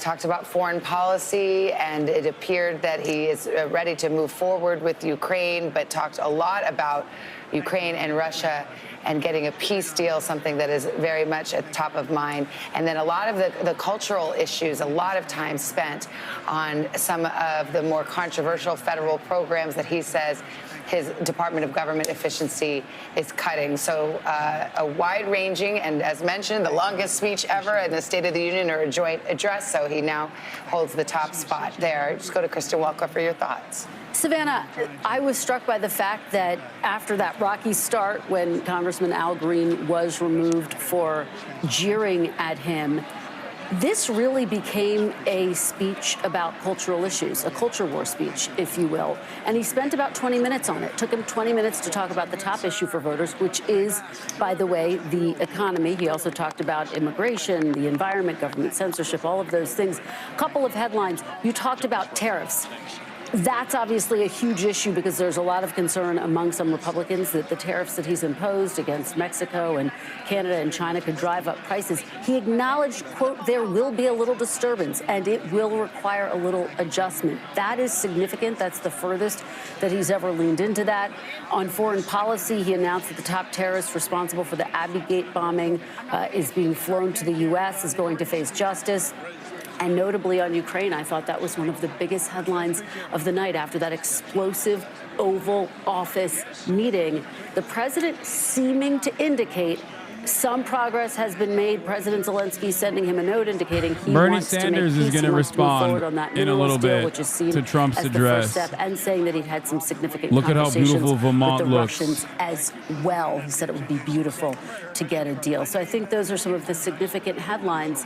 But again, so notable that he He's began not this live speech yet. really focused on those culture war issues, and reminder that that's part of. Bro, let me tell you something, okay? This Trump speech was basically just a rally. And just like every other Trump rally, it was so perfectly chock full of idiotic nonsense that doesn't actually help anybody and simply harms some of the more vulnerable populations that exist within the boundaries of the United States of America. Is through the And concept of it the played big a lie, role and boy, of did we hear distraction. that tonight. Let's get to Bernard Say Sanders. something that is grossly false, say it over and over again, and have right-wing social media blast it out endless times until people actually believe it. And then, rather than address the real issues facing the American people, the struggles that the American people are facing, we find ourselves wasting endless amounts of time discussing Trump's absurdities. Let me just give you a very few examples. Trump claimed that the 2020 election was stolen from him and that he won by a landslide. Remember that? A lie. Trump claimed that the January 6th insurrection was a day of love. A lie.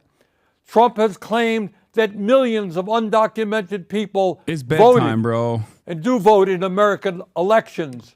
A lie. Let Trump this has man claimed that sleep, climate man. change Oh is a my God, hoax I feel bad. Originating in China. A lie. Trump has claimed that Ukraine started the horrific war with Russia. A lie. And tonight, just tonight, Trump claimed that millions of dead people lie. between the ages of 100 and 360, I guess, were collecting Social Security checks. And that is an outrageous lie intended to lay the groundwork for cuts to Social Security and dismantling the most successful and popular government program in history. So let's be clear about that. Well over 99% of Social Security checks are going out to people who earned those checks. 70 million Americans. Nobody who was 150 years old or 200 years old or 300 years old is receiving Social Security checks. And on the lies go. Now, the purpose of all of this lying is not just to push his hateful right-wing ideology. It is not just to try to divide us up. It is more than that. It is a masterful effort, and you saw that tonight, to deflect attention away from the most important issues facing the people of our country. Issues that Trump and his billionaire friends do not want to address because it is not in their financial interests to do so. Trump gave his State of the Union speech tonight. But if you listen closely, that speech had very little to say about the State of the Union, about what is really going on in our country, especially for working families. Trump spoke for over 90 minutes, although I must confess it seemed a lot longer than that, and he almost completely ignored the issues that are keeping working people up at night as they worry about how their families are going to survive in these very tough times. And I will tell you exactly why Trump had very little to say about the real crises facing the working class of this country. Think back 6 weeks ago when Trump was inaugurated for his second term as president, just 6 weeks ago. Standing right behind him were the three wealthiest men in this country, Mr. Musk, Mr. Bezos, and Mr. Zuckerberg. And standing behind them were 13 other billionaires who Trump had nominated to head major government agencies. Many of these same billionaires, including Musk, were in the Capitol tonight listening to that speech. In other words, it is there for all to see. The Trump administration is not hiding it. The Trump administration is a government of the billionaire class, by the billionaire class, and for the billionaire class. Notwithstanding some of their rhetoric, this is a government that could care less about ordinary Americans and the working families of our country. My friends, we are no longer moving toward oligarchy. We are living in an oligarchic society. Now let's take a moment and try to escape from Trump's parallel universe, the universe that you heard tonight. And let's do something really, really radical. Let's actually take a hard look at the problems that Americans are facing. Today, 60% of Americans are living paycheck to paycheck. Unlike Trump, I grew up in a family that lived paycheck to paycheck, and I know something about that reality. It means that every day, millions of Americans worry about how they're going to pay their rent, pay for childcare, pay for a doctor's visit when they get sick. They worry about what happens when their car breaks down and they can't afford the $1,000 it costs to get it fixed. And what happens when they can't get to work because they don't have a car. They worry about how they can afford to buy healthy food for their kids when the price of food is off the charts. Funny? I heard Trump speaking for 90 minutes tonight. I didn't hear one word from him about the economic reality facing 60% of our people or the enormous stress that they are living under. 90-minute speech, not one word about the economic reality facing American workers. But that's not all. Today AOC in America, is live as well. Everyone knows that our healthcare system is broken. It is dysfunctional, and it is outrageously expensive. We remain the only wealthy nation on earth not to guarantee health care for all. I just Mr. President, felt you really want to like make America great again? Then make sure that I every didn't American... feel like I could. Let's hear what AOC has to say. I've heard Bernie Sanders. He's saying the same stuff he's been saying. That being said, you know, I know different people had different takes on it. In terms of the House of Representatives, you know, I'll give you an alternative perspective. In terms of the House of Representatives, you know, some people feel, and it is true, that the State of the Union occurs in the House of Representatives, known as the People's House. And technically, in terms of the proceedings of the State of the Union, an interesting thing about the House is that it is different from almost every other chamber in that only House members are typically allowed in the House of Representatives. So I'm not gonna lie. I anybody mean, else that is brought before into people the say, "Oh, House AOC's weak" that or walks into whatever, the I House mean, has to be invited. And, virtually everyone is and just so Trump doing their actually has best, to but be not very formally strong invited against Trump to the at this House point. floor in order to be allowed into the House floor. Same thing with all those senators and the cabinet members, etc.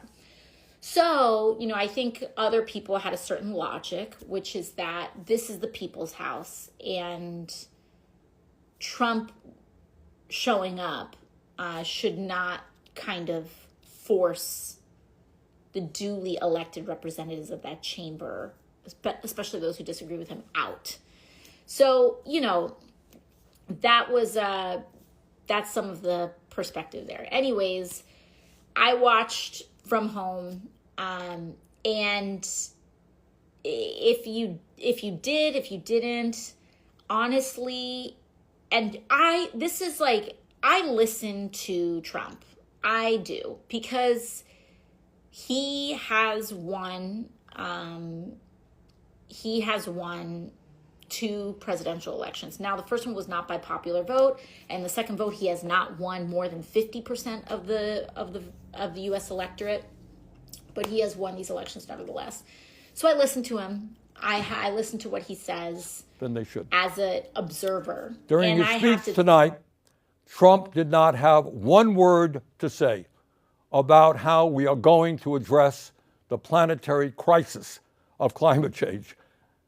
The last 10 years, as most Americans know, have been the warmest ever recorded, and extreme weather disturbances and natural disasters have been taking place all over the world, from California to India, across Europe to North Carolina.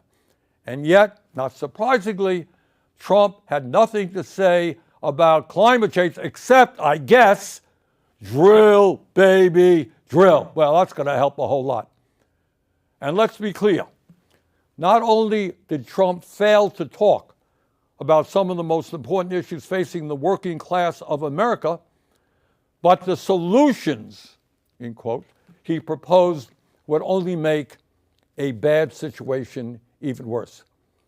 Yep, I did hear Trump talk tonight about some tax breaks for working families in terms of not taxing tips, not taxing Social Security, and not taxing overtime. Fine. But that is chump change compared to the benefits he's going to give to the 1%, and it doesn't tell the whole story about his tax policies.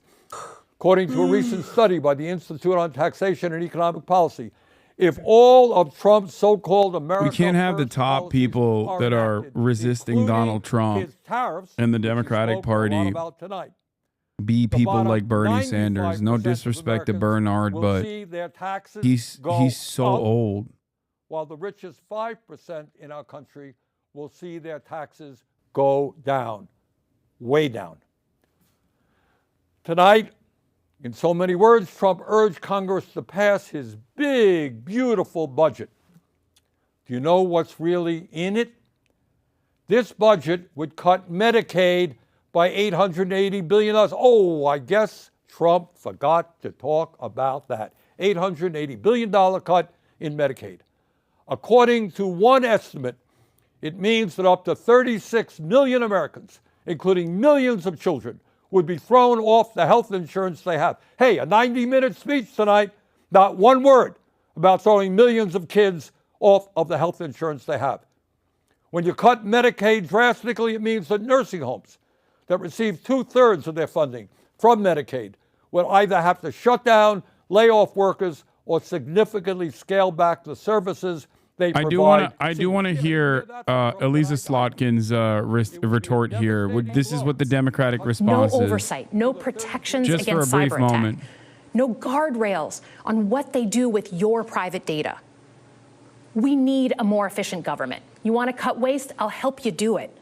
But change doesn't need to be chaotic or make us less I'm Brian, safe. kill me. The mindless Brian, firing kill of me. people who work to protect our nuclear weapons keep our planes from crashing, and I conduct the the research that finds waste. the cure for I'm cancer, a Democrat. only to rehire them 2 days later? I'm a Democrat, and I love cutting government waste. Please, I love firing federal. So we've talked about economic security. I love firing federal workers. Just give me the job. Let's I'm start with Elisa the border. Slotkin. As someone who spent my whole career protecting our homeland, every country deserves to know who and what is coming across its border. Period. Democrats and Republicans should all be for that. Oh my God. But securing the border without actually fixing our broken immigration system is dealing with the symptom and not the disease. America is a nation of immigrants. We need a functional system keyed to the needs of our economy that allows vetted people to come and work here legally. So I look forward to the president's plan on that. Because here's the thing. Today's world is deeply interconnected. Migration, cyber threats, AI, environmental destruction, terrorism. One nation cannot face these issues alone. We need friends in all corners, and our safety depends on it. President Trump loves to say peace through strength. That's actually a line he stole from Ronald Reagan. But let me tell you, after the spectacle that just took place in the Oval Office last week, Reagan must be rolling in his grave. I hope he We is. all want an end to the war He's in the Ukraine. devil. Why would a former CIA agent hype up Ronald Reagan? Combine Fuck our Ronald military Reagan. and Ronald Reagan can economic might suck my dick. with moral clarity. Fuck you. And that scene in the Oval Office wasn't just a bad episode of reality TV. Oh no, Ronald Reagan is rolling his grave. I piss on his Full grave. approach to What the the world. fuck's wrong with this person? He believes in cozying up to dictators like Vladimir Putin and kicking our friends like the Canadians in the teeth. He sees American leadership as merely a liberals series probably of real love estate this shit, dude. transactions. As a Cold War kid, I'm thankful it was Reagan and not Trump in office in the 1980s. Trump would have lost us the Cold War. Donald Trump's actions suggest that in his heart, he doesn't believe we're an exceptional nation. He clearly doesn't think we should lead the world. Look, America is not perfect, but I stand with the majority of Americans who believe we are still exceptional, unparalleled. And I would rather have American leadership over Chinese or Russian leadership any day of the week. Because for generations, America has offered something better. Our security and our prosperity, yes, but our democracy, our very system of government. If she doesn't bring up Medicaid cuts, I'm done. I can't say what I'm thinking because I will get banned again instantly, okay? I don't care about American hegemonic power. No, stop. No one cares about foreign policy. Please just talk about cost of living. Let it happen. Please talk about the egg prices. But it's also at risk. When Talk about the egg prices, you fucking idiot. Talk about the egg prices. Talk about federal employees getting fired. Talk about the evisceration of the last bastion of middle-class jobs with good benefits. Please, talk about SNAP. Talk about Medicaid. Anything. Those rights and the fight for them make us. She's who like, we gotta do NATO! We're a nation of AUKUS, strivers, Jack! risk takers, innovators, and we are never satisfied. That is America's superpower. And look, I've lived and worked in many countries. I've seen democracies flicker out. I've seen what life is like when a government is rigged. You can't open a business without paying off a corrupt official. You can't criticize the guys in charge without getting a knock at the door in the middle of the night. So as much as we need to make our government more responsive to our lives today, don't for one moment fool yourself that democracy isn't precious and worth saving. But how do we actually do that? I know a lot of you have been asking that question. First, don't tune out. It's easy to be exhausted, but America needs you now more than ever. If previous generations had not fought for this democracy, where would we be today? Second, hold your elected officials, including me, accountable. Watch how they're voting. Go to town halls and demand they take action. That's as American as apple pie. Third, organize. Pick just one issue you're passionate about and engage. And doom scrolling doesn't count. Join a group that cares about your issue and act. And if you can't find one, start one. Some of the most important movements in our history have come from the bottle up.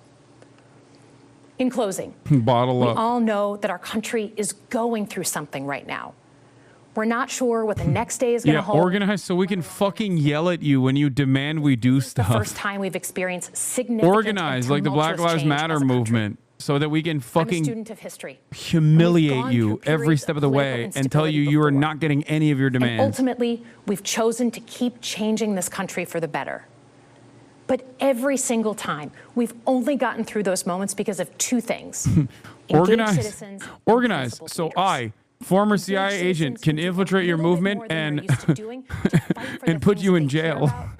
And principled leaders who are ready to Organize. receive the Oops, ball don't and organize in do a radical something about it. socialist kind of way. So thank you tonight for caring about your country. Just by watching, you qualify as engaged citizens.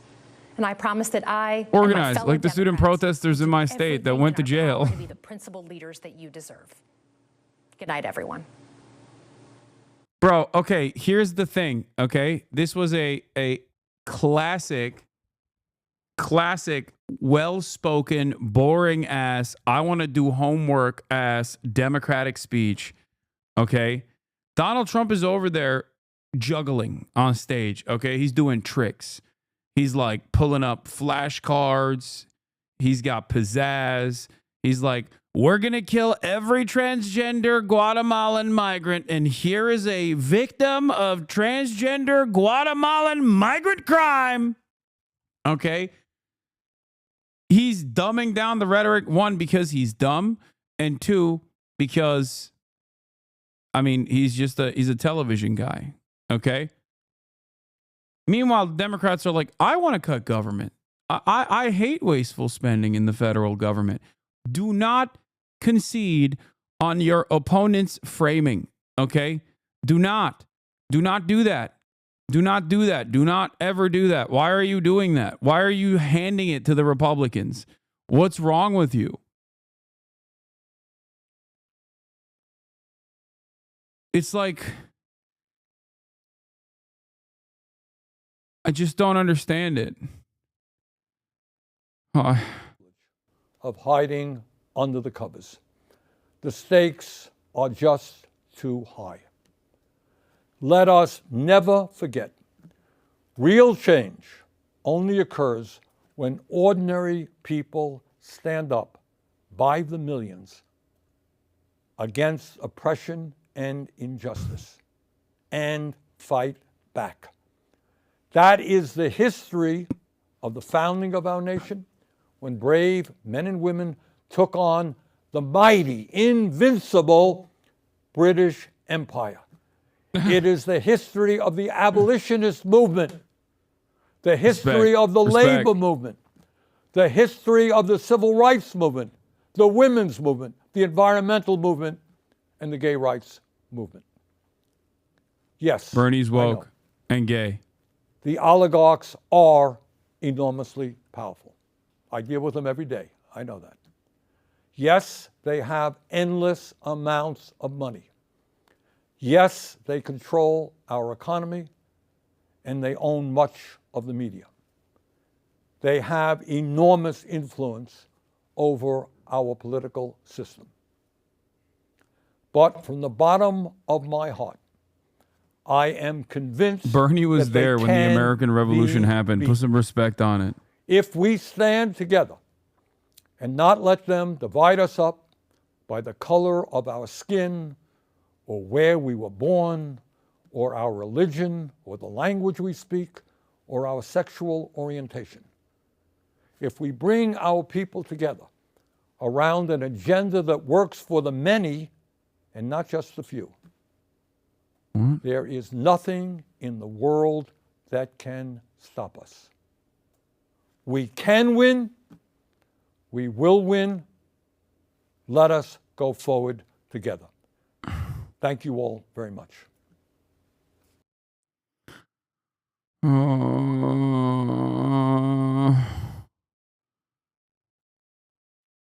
How is this, like, I'm sorry. I love Bernie, but god damn, we got like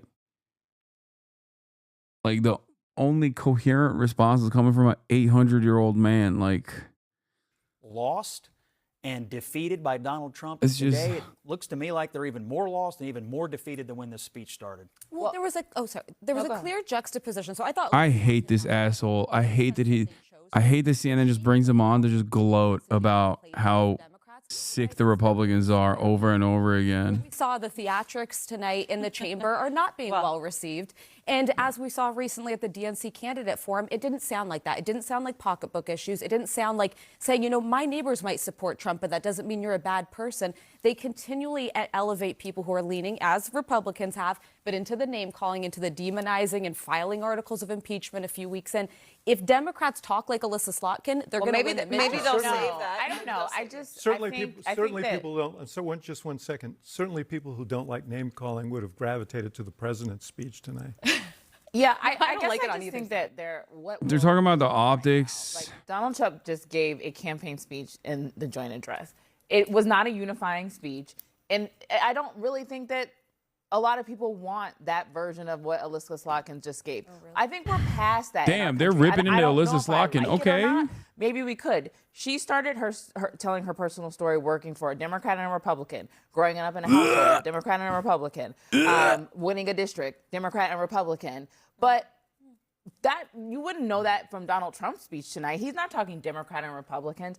I'm not going to say what the Democrats did tonight was, it didn't feel like a cohesive strategy, walking out, staying in, paddles, whatever. That was not how you land the plane. But I do think she laid out the issues that are important to people, and she told people what to do. I don't think this problem, honestly, in the Democratic Party is going to be solved in Washington, D.C. It's going to be solved in the middle of the country, in the South, where people are going to organize together and tell the party what they want and the direction they want to go. Let's bring in Doug Brinkley into our conversation, presidential historian. Doug, you know, it is unprecedented. It's not just in the length of the speech that we just watched from the president. Now, we, of course, just saw the Democratic rebuttal from Senator Slotkin. But it was also the disarray among the Democratic response. And how unprecedented was this moment that we just sat through? Anybody who sat through and watched the entire thing? I think President Trump did what he needed to do. But as Senator Slotkin just pointed out, the economic issues weren't really talked about. I mean, the big concern right now is Medicaid and Medicare, Social Security, what Trump's going to do. The fact that Wall Street is just diving right now, if he refuses to budge on these tariffs, the chance of the matter is you're going to start losing momentum. But Trump seemed relaxed. He had I think, a better night than the Democrats. They were like just, I guess, everybody left to their own. I mean, Senator Wyden made right to stay in Oregon and do town halls. However, Slotkin pulled a rabbit out of her hat. That was a very brilliant, relaxed response. And Andy Bashir and her should be the voices, I think, coming from the heartland of America. And I think Donald Trump left farmers from the speech a little bit out of it in a way that he needed to address them as a group in a more upbeat way instead of saying suffer some more pain, it'll be slow. Well, you know, when it started out, so anybody watching at the beginning, you know, there was that complete sort of that chaotic moment. And Al Green is stabbing his cane into the air, and then it appears to be over something with Medicaid. And I'm willing to bet every single normal human actually likes what Al Green did, and the Democrats are going to make it seem like he was really fucked up for doing so. A moment like that, I mean, we talk about the you lie. Yeah, Al Green demonstrated courage. Yes, he waved his fucking cane around and was screaming about Medicaid, okay? That's what every Democrat should be doing. The fuck is wrong with these people? Every Democrat should be standing up and being like, you want to cut Medicaid over my fucking dead body? Okay? Yeah, he was awesome. He was dope.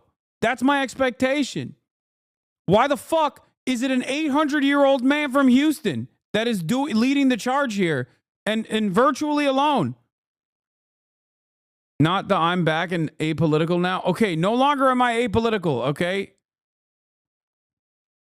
Fuck civility. What do you mean?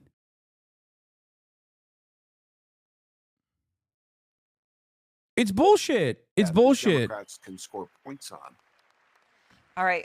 Well, Doug, you know, just coming back here to the group here, David, you know, when we were discussing, you know, what percent, someone can go through and parse what percent he talked about social issues versus not. There was a lot of social issues. right? There was a lot of wokeness. Wokeness is dead. Wokeness is gone. Yeah, this is a good take. Also trying to Here's talk the thing: about if you think economy. Trump is a fascist like Hitler was, then you have to accept that this is a ridiculous thing to do. In response to Hitler's policies, some members of the German left party wore purple hats. Do you see how stupid that sounds? From the president. Meanwhile, we have hundreds of thousands of federal workers who have not been showing up to work. My administration will reclaim power from this unaccountable bureaucracy, and we will restore true democracy to America again. And any federal bureaucrat who resists this change will be removed from office immediately. Because we are draining the swamp. It's very simple. And the days of rule by unelected bureaucrats are over. Yeah, I didn't see Elon Musk standing and cheering for that. Listen, I think that the president met his probably many of his political imperatives. He touched all the hot buttons that he touched during the campaign, and particularly on, anybody can get a cheer by saying, I want to cut government bureaucracy, I want to cut waste, fraud, and abuse. It's when you get into the details of what you're cutting that it gets stickier. And certainly there's a strong feeling in this country about immigration and the border, and I thought he leaned into that. Some of the social hot buttons, I said earlier, there's no doubt that, it scores noise. Scott calls that common sense, and I'm sure he scored with that. But the biggest single issue facing people in their lives is the economy, and what we've seen is that still 75% of the people think the economy is fair or poor. Here's the interview Al Green gave to C-SPAN after getting kicked out, okay? Fuck all this noise. Let's take a look at what he did, okay? So what were you shouting to the president? The president said he had a mandate. And I was making it clear to the president that he has no mandate to cut Medicaid. I have people who are very fearful. These are poor people, and they have only Medicaid in their lives when it comes to their health care. And I want him to know that his budget calls for deep cuts in Medicaid. He needs to save Medicaid, protect it. We need to raise the cap on Social Security. There's a possibility that it's going to be hurt, and we've got to protect Medicare. These are the safety net programs that people in my congressional district depend on. And this president seems to care less about them. I love that. And more about the number of people that he can remove from the various programs that have been so helpful to so many people. It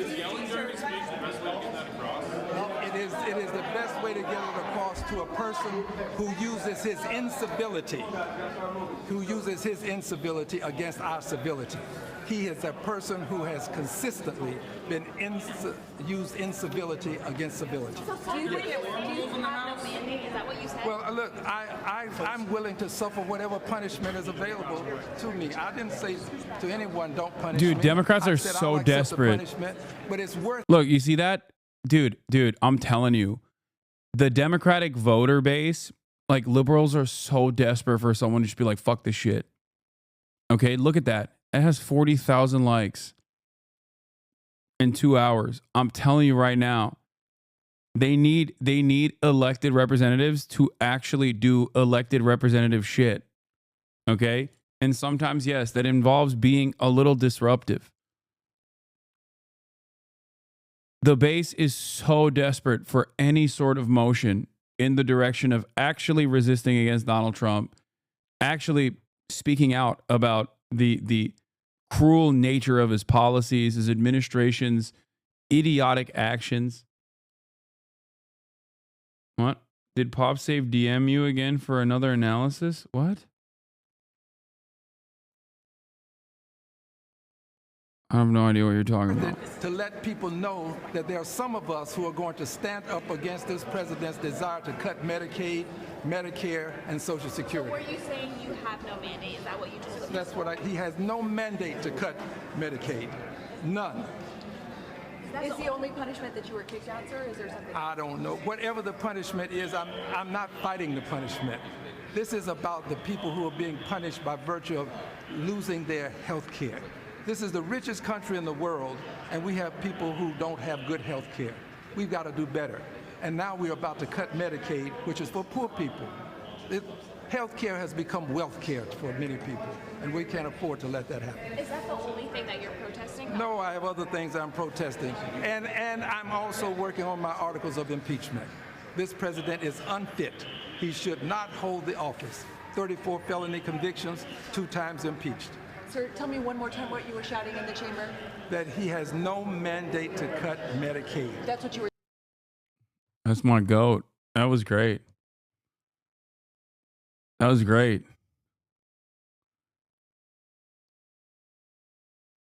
saying over and over. Thank you, sir. Yeah. He said you have no mandate to cut Medicaid. And he's right. He's absolutely right. No mandate. He's right. It's a disastrous policy.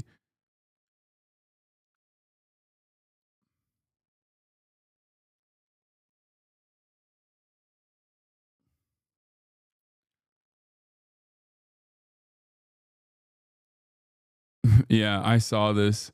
Hakeem Jeffries, there's nothing we can do. I'm going on a book tour. Serbian parliament. Chaos in Serbian parliament as opposition sets off smoke grenades and tear gas to protest against the government. Like, look at that.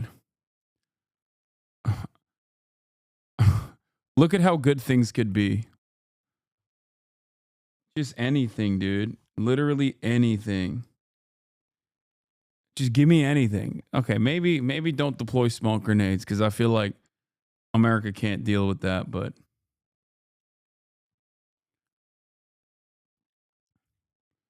isn't the Greenland statement the craziest takeaway? I mean, he kind of like backed down from saying he's going to take Greenland. He just said if Greenland wants to join us, they can. Which weirdly enough is like, I guess, nicer than saying we are going to forcibly take Greenland. Greenland is now ours.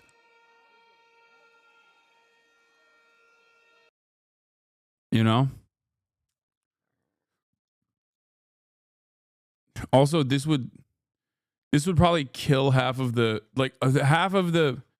I'm not going to say it. I'm like legitimately worried. I'm self-censoring now. I can't use analogies. I can't use the term KILL ever again because God forbid lives of TikTok in between calling for the execution of like doctors who administer HRT will take the time out to fucking complain about me, you know?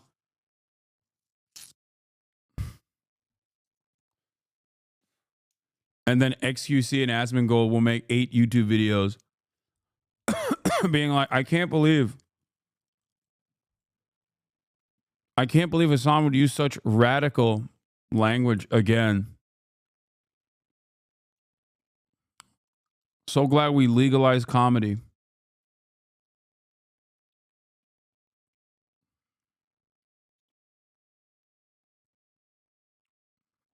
No, he's wrong. The president does, in fact, have a mandate for the American people to govern and do what they elected him to do. He won the Electoral College and won the popular vote. He literally has the mandate. No, but okay. If we're going to get down to the semantics of this point, he's not saying the president doesn't have the mandate to run the country. He's saying the president doesn't have the mandate to cut Medicaid. And as a matter of fact, he didn't run on cutting Medicaid. He ran on preserving Medicaid and Medicare. Okay? So what are we talking about? He's doing a bunch of stuff. He ran on, I don't know what Project 2025 is. And now he's doing Project 2025 to a T. Okay?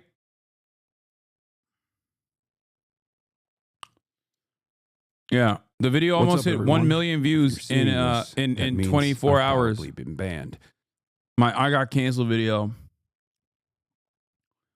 I need to do more. We also have 3 branches of government. No, we don't. That's the other problem. Donald Trump is also eradicating all checks and balances.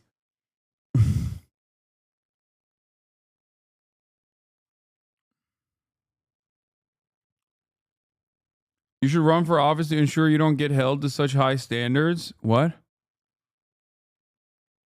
Dude, I'm not good at that. Okay? I'm not.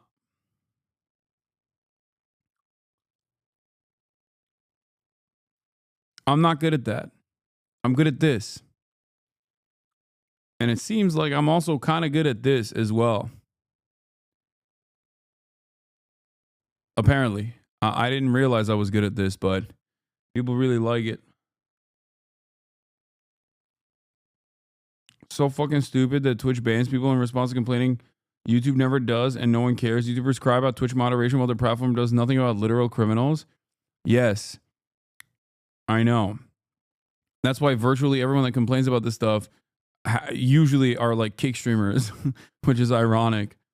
Kick streamers on the timeline being like, "Ah, this guy should have been banned for a year," and it's pretty funny. It's like, dude, you're on the pedophile platform. Like, what the fuck are you talking about? Sit your ass down.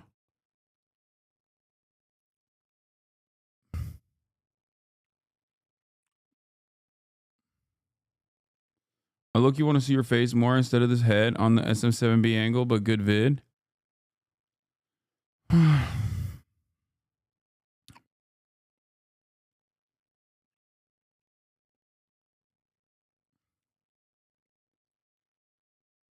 Read your editor's comment under the video. Yeah, I saw Ausinox. You got to do more of these types of videos. Load the format. Just give me more than a few hours to edit it next time.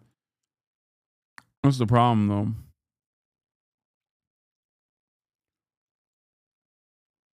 I think it's valid for Twitch to ban me.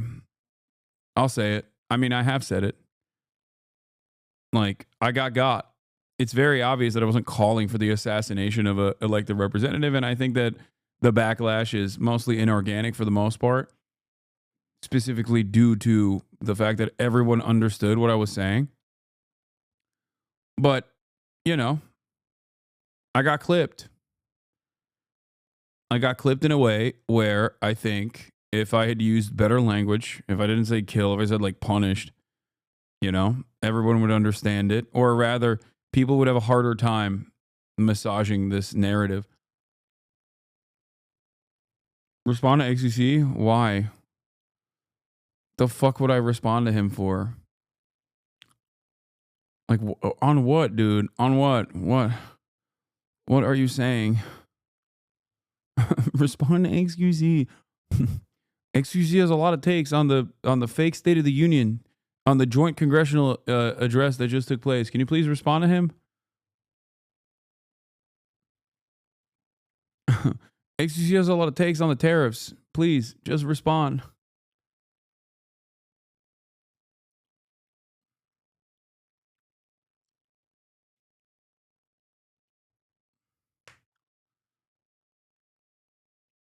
My torture video of Boy and I Did It thing came out. Oh, so shit. you see this car battery. We tried CIA interrogation techniques. This finally came out.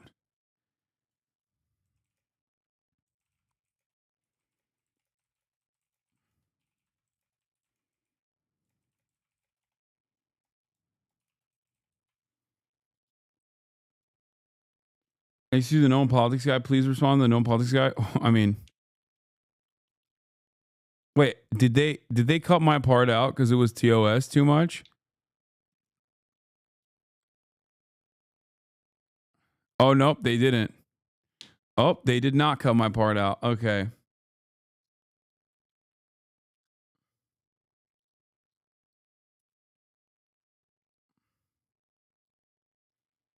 W torture. Yeah, I saw the scum art.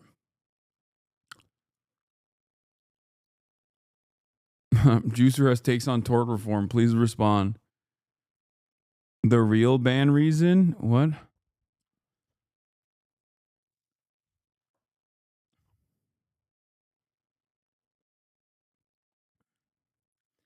How do you complain about Democrats being spineless and not push back on shit like your ban? You can't hand it to Twitch for censoring speech. I mean, dude, I get it, okay? I have a lot of haters. I have a lot of psychotic weirdos that actively make content around how much bandwidth Twitch gives me, okay?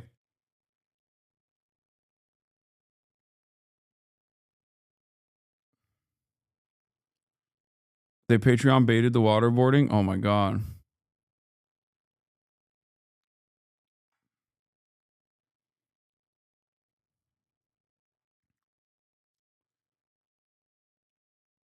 They show the lead up to your part in the video and the aftermath, but the 1 minute of your part is not in the video. That's crazy.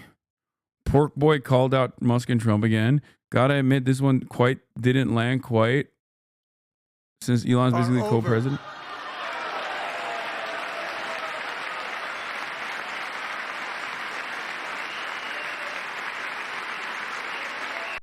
I think handing it to Twitch normalizes hate raids. It depends, dude. Obviously, it depends.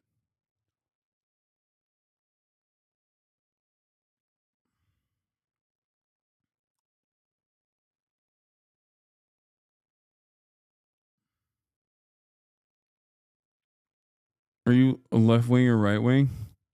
I'm no wings, buddy. I'm apolitical. I'm the number one centrist, big dog. I'm trying not to get canceled again. The funniest thing was, like, some people were saying, like, they didn't understand that I was joking when I said I got canceled. They took us seriously. They were like, but you love cancel culture. It's like, you're an idiot. Okay. Like, how do you look at this? What's up, How do you look at this intro and think that this is like me being serious? Yeah, people are very stupid. Talking about your bandwidth. How's your bandwidth or gaming today? Dog, it's 10 hours in and I'm very tired.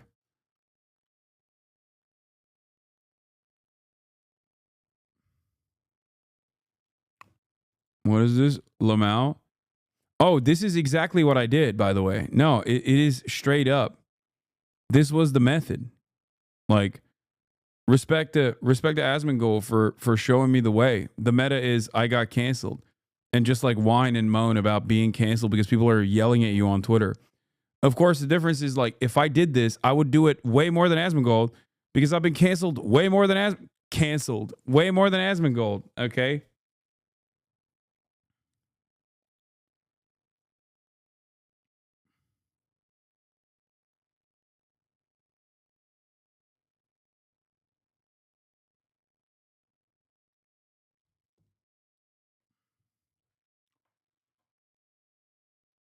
I was waiting for you to cover the drama in the video like a TikTok reply.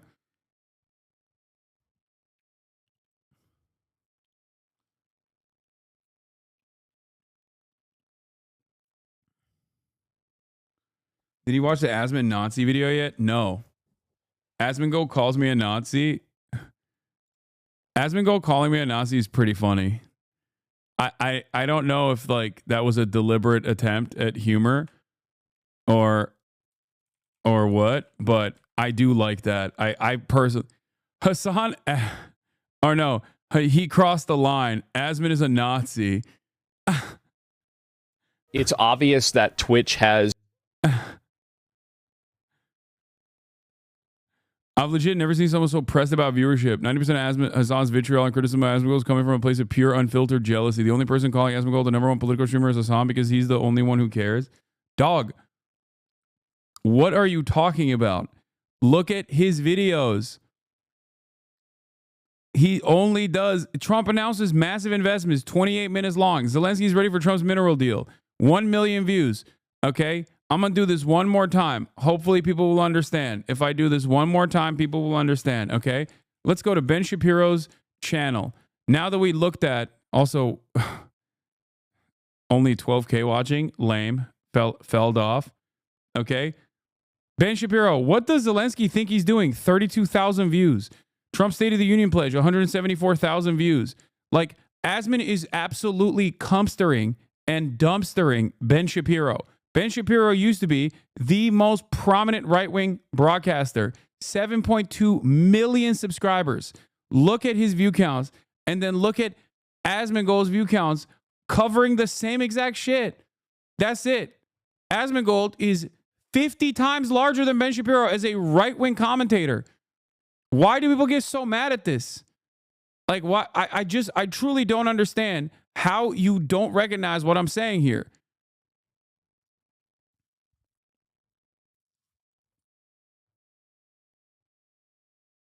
That's it. Ben Shapiro has fallen off. Asmongold has eaten his audience. It's just fact. Hasan, you have to make it clear to the idiots that you're saying this is the state of the right and not he's bigger than me. I don't think they care. I don't think they want to understand what I'm talking about. I'm saying Asmongold is not just the largest political content creator on Twitch. He is one of the largest political content creators in general. He is one of the largest right-wing commentators now. That is just the reality. It is the objective reality. Which is why I find it very strange when people are just like coping about a dude who spent 9 hours a day watching the same shit I was watching. How the fuck do we not, like, what does it take for someone to be like, okay, maybe he is political? Like what? Is it truly because right-wingers don't understand that Asmongold agrees with them or has right-wing opinions, so they're like, that's not political? Mr. Vice President. Like, it's not political. I don't understand. I don't understand. It's not political because I agree with them.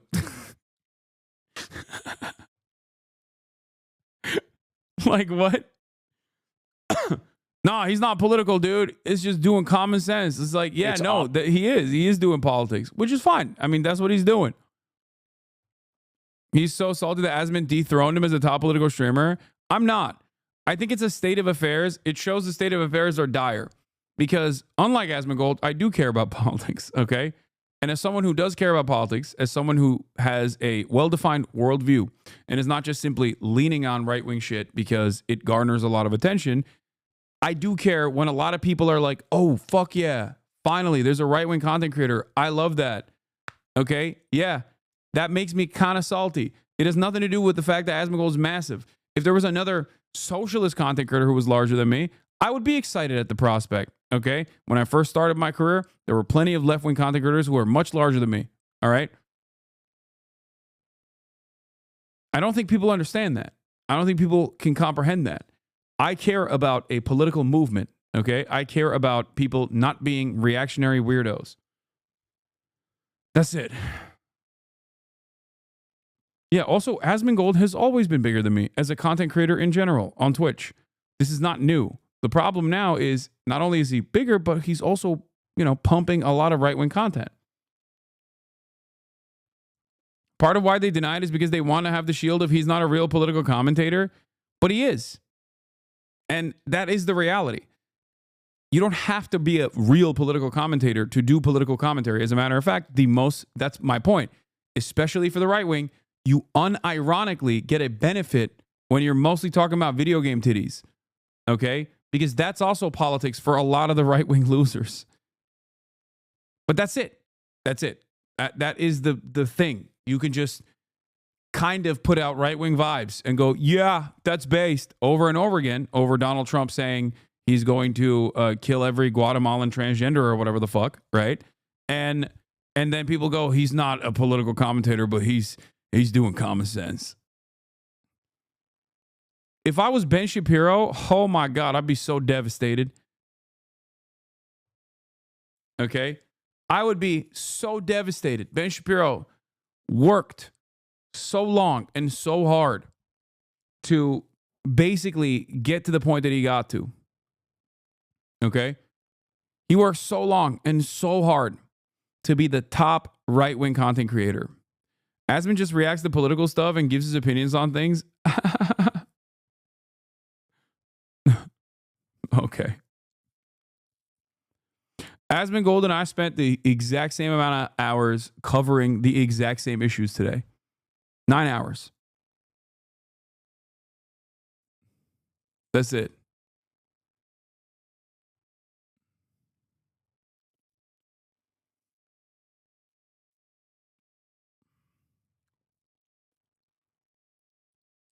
I am both Asmon and Hasanabi fan, but watching Asmon on politics is basically coming with an empty bowl and leaving with it empty. He has zero knowledge about history, geopolitics, or anything. He has nothing to add to the subject, just his personal, I think, opinions. Yeah, but it works. That's my point. That is an infinitely more successful way of doing political commentary than actually doing boring nerd shit. That's it.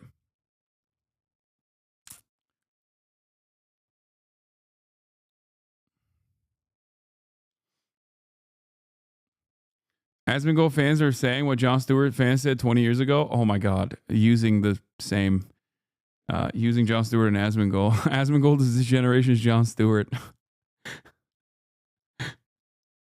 Yeah. Also, Asmongold gets more viewers doing politics than he does playing video games. So, you know, him and I are in the same boat.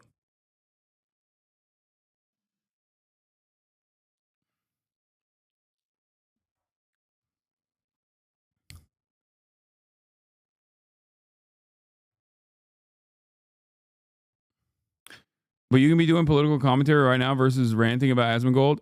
Ironically enough, this is political commentary. Talking about the state of affairs in terms of right-wing political commentators and who the most successful right-wing political commentator is political commentary. Quite literally. It's meta commentary about political commentary.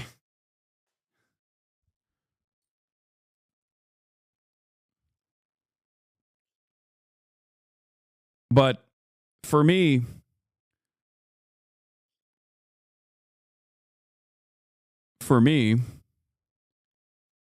I think that this is more so just the state of affairs in general. This is just how it is. Can you pull up some anal, preferably hardcore, so I can farm some viewers again? No. Also, why anal and why preferably hardcore? You didn't just want me to pull up porn. Slack in response. Oh, H-Bizzle is here, our DSA operative. Or not DSA, sorry. DNC operative. Slotkin's response to Hervik saying she will work with Trump to cut government is insane. Fucking moderate whites will always doom us all. On the other hand, Bernie is old and AOC is I don't know what. Is it militant enough for the base right now? Yes. The real meta is Al Green. What Al Green did, I think,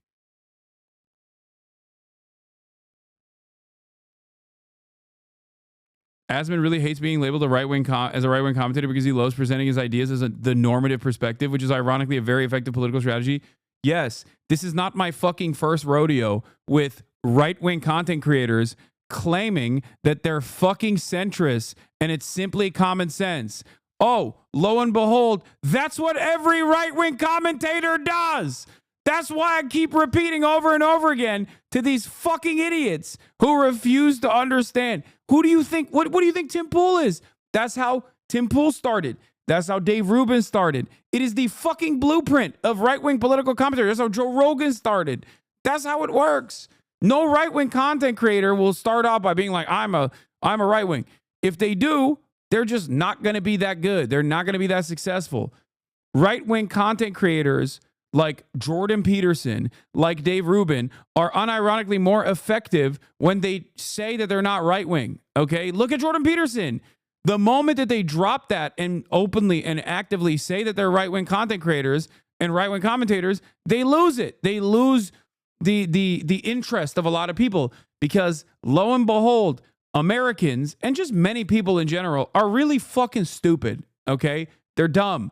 They want to hear someone go, this is just common sense. That's part of the reason why a lot of people despise me as well, because I actively say, I'm biased, okay? I have a worldview. I have a well-established worldview.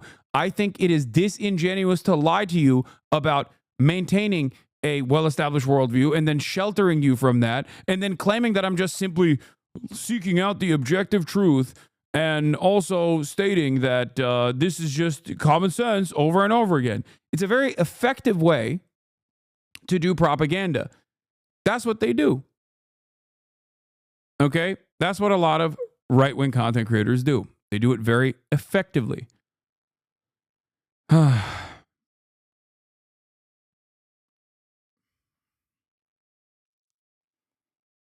is what it is.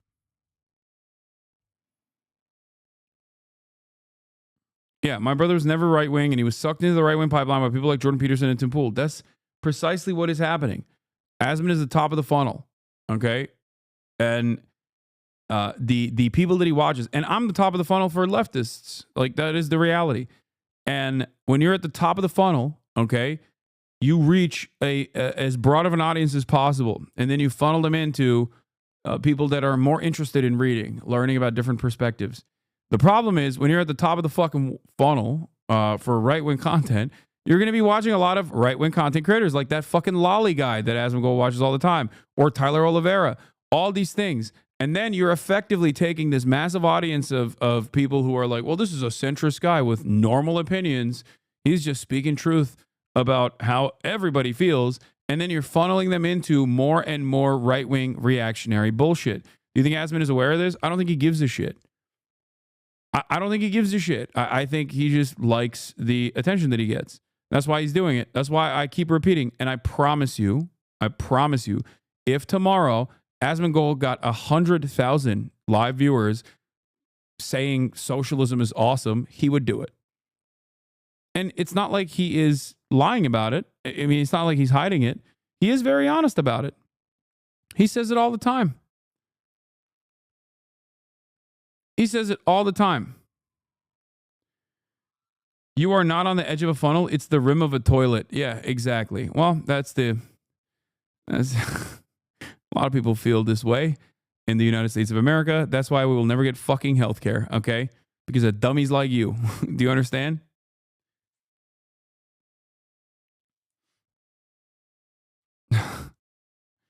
Oh, the toilet.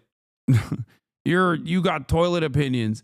I was worried about the response to this moment, and things like Asmongold doing political content is another sign of a dangerous moment we're in. And while in this dangerous moment, we don't have a functional opposition party or even an opposition movement, lefties even in retreat right now, and a lot of infrastructure in shambles. No, I agree.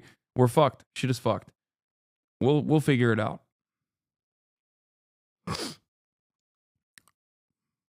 But no matter what, you know what you can't change? The fact that LeBron James tonight passed the 50,000 mark. My GOAT, LeBron James. So that is what matters. I'm going to bed. I'm so tired. All right. Another half day at 10 hours. Love you guys. I will see you tomorrow. Okay. Woo!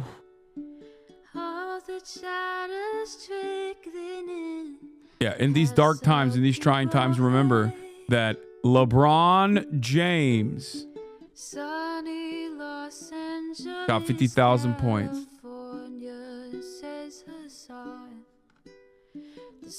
You and your community's political views are not the majorities, non-logical. Watching the copium is hilarious, though. We need commentators like you to keep pushing them over this way. Wait, what? Why did you give me money to say that? I know that my position, okay, to the average American is not immediately exciting or popular. That's not going to change my perspective on the things that I believe in. It is my job to try and advocate to get you to understand what I'm fighting for. Because at the end of the day, what I'm fighting for is you, okay? That's it. I want you to get health care. That's it. I want your tax dollars not to go to the baby murder machine and instead to go to fixing the goddamn potholes. That's it. If you have a disagreement with that, I don't know what to tell you. You're like, nah, dog, unlimited funds to Israel, please. Unlimited funds to Israel, please.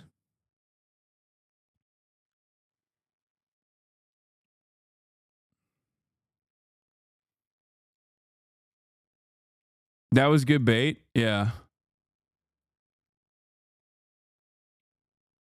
This is why the YouTube video is better. Yeah, look at this. Look at that. Look at my minuscule amount of views here. Okay. It's nothing. Look at Asmongold's views. And that's just one account. Then he also has Asmon TV and Asmongold clips. Look at fucking Ben Shapiro. Look at the Daily Wire. Asmongold is the largest, by and large, the largest right-wing political content creator, perhaps maybe the largest political content creator in general. Okay? Why is this so hard for people to comprehend? I do not know. Yeah.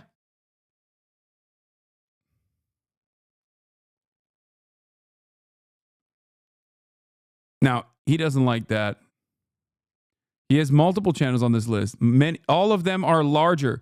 Asmon TV and Asmongold clips are still fucking larger than David Pacman Show, Sam Cedar, Timcast News, Timcast IRL combined. Okay? I don't think you guys understand. Asmongold, #1 political streamer, living rent-free in Humasabi mind. This is not... Okay, I don't know how to describe it. Patrick Bet David is on the left here. He's massive, but I also haven't encountered an Asmon fan in the wild. Yeah. Okay. Well, there's a reason for that, I think. They're too busy playing fucking WoW Classic at home. All right, let's finish this. Love you guys, and I'll see you tomorrow from the second largest political content creator on the platform. Peace.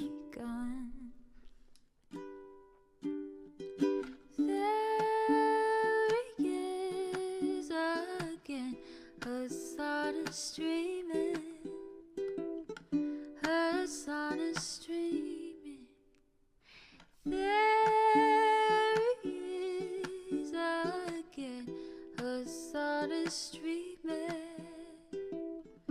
Hasan is streaming. Reviewing the P.O. box. Uncle Uger's face. Sudden Discord agitprop. Great names take embrace. Tiny Bernie Sanders, LGBTQ Air Force. The whole left at your fingertips, Ane at your door. H3 crowded debate, the Young Turks online show. 3 full fucking years of this, plenty more to go.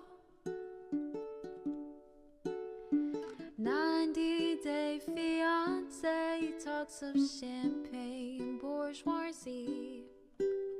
A Trump rally live reaction, a mass riot at DC. There he is again, Hasan is streaming. Hasan is streaming. There he is again, Hasan is streaming. Hasan is streaming. Reading live stream fair comments, Austin show chat advice, and all the ways the right-wing pipeline can suck you in online. JCS react, Lord frame gets broken, cover blown. A full-blown mass pandemic, monster streaming at your home. Total radicalization coming out to find. The system you were taught to trust in was broken the whole time. All these daily streams, whether big or whether small, have helped me and so many find the meaning through it all. There he is again, Hasan is streaming. Hasan is streaming. There he is again, Hasan is streaming. Hasan is streaming.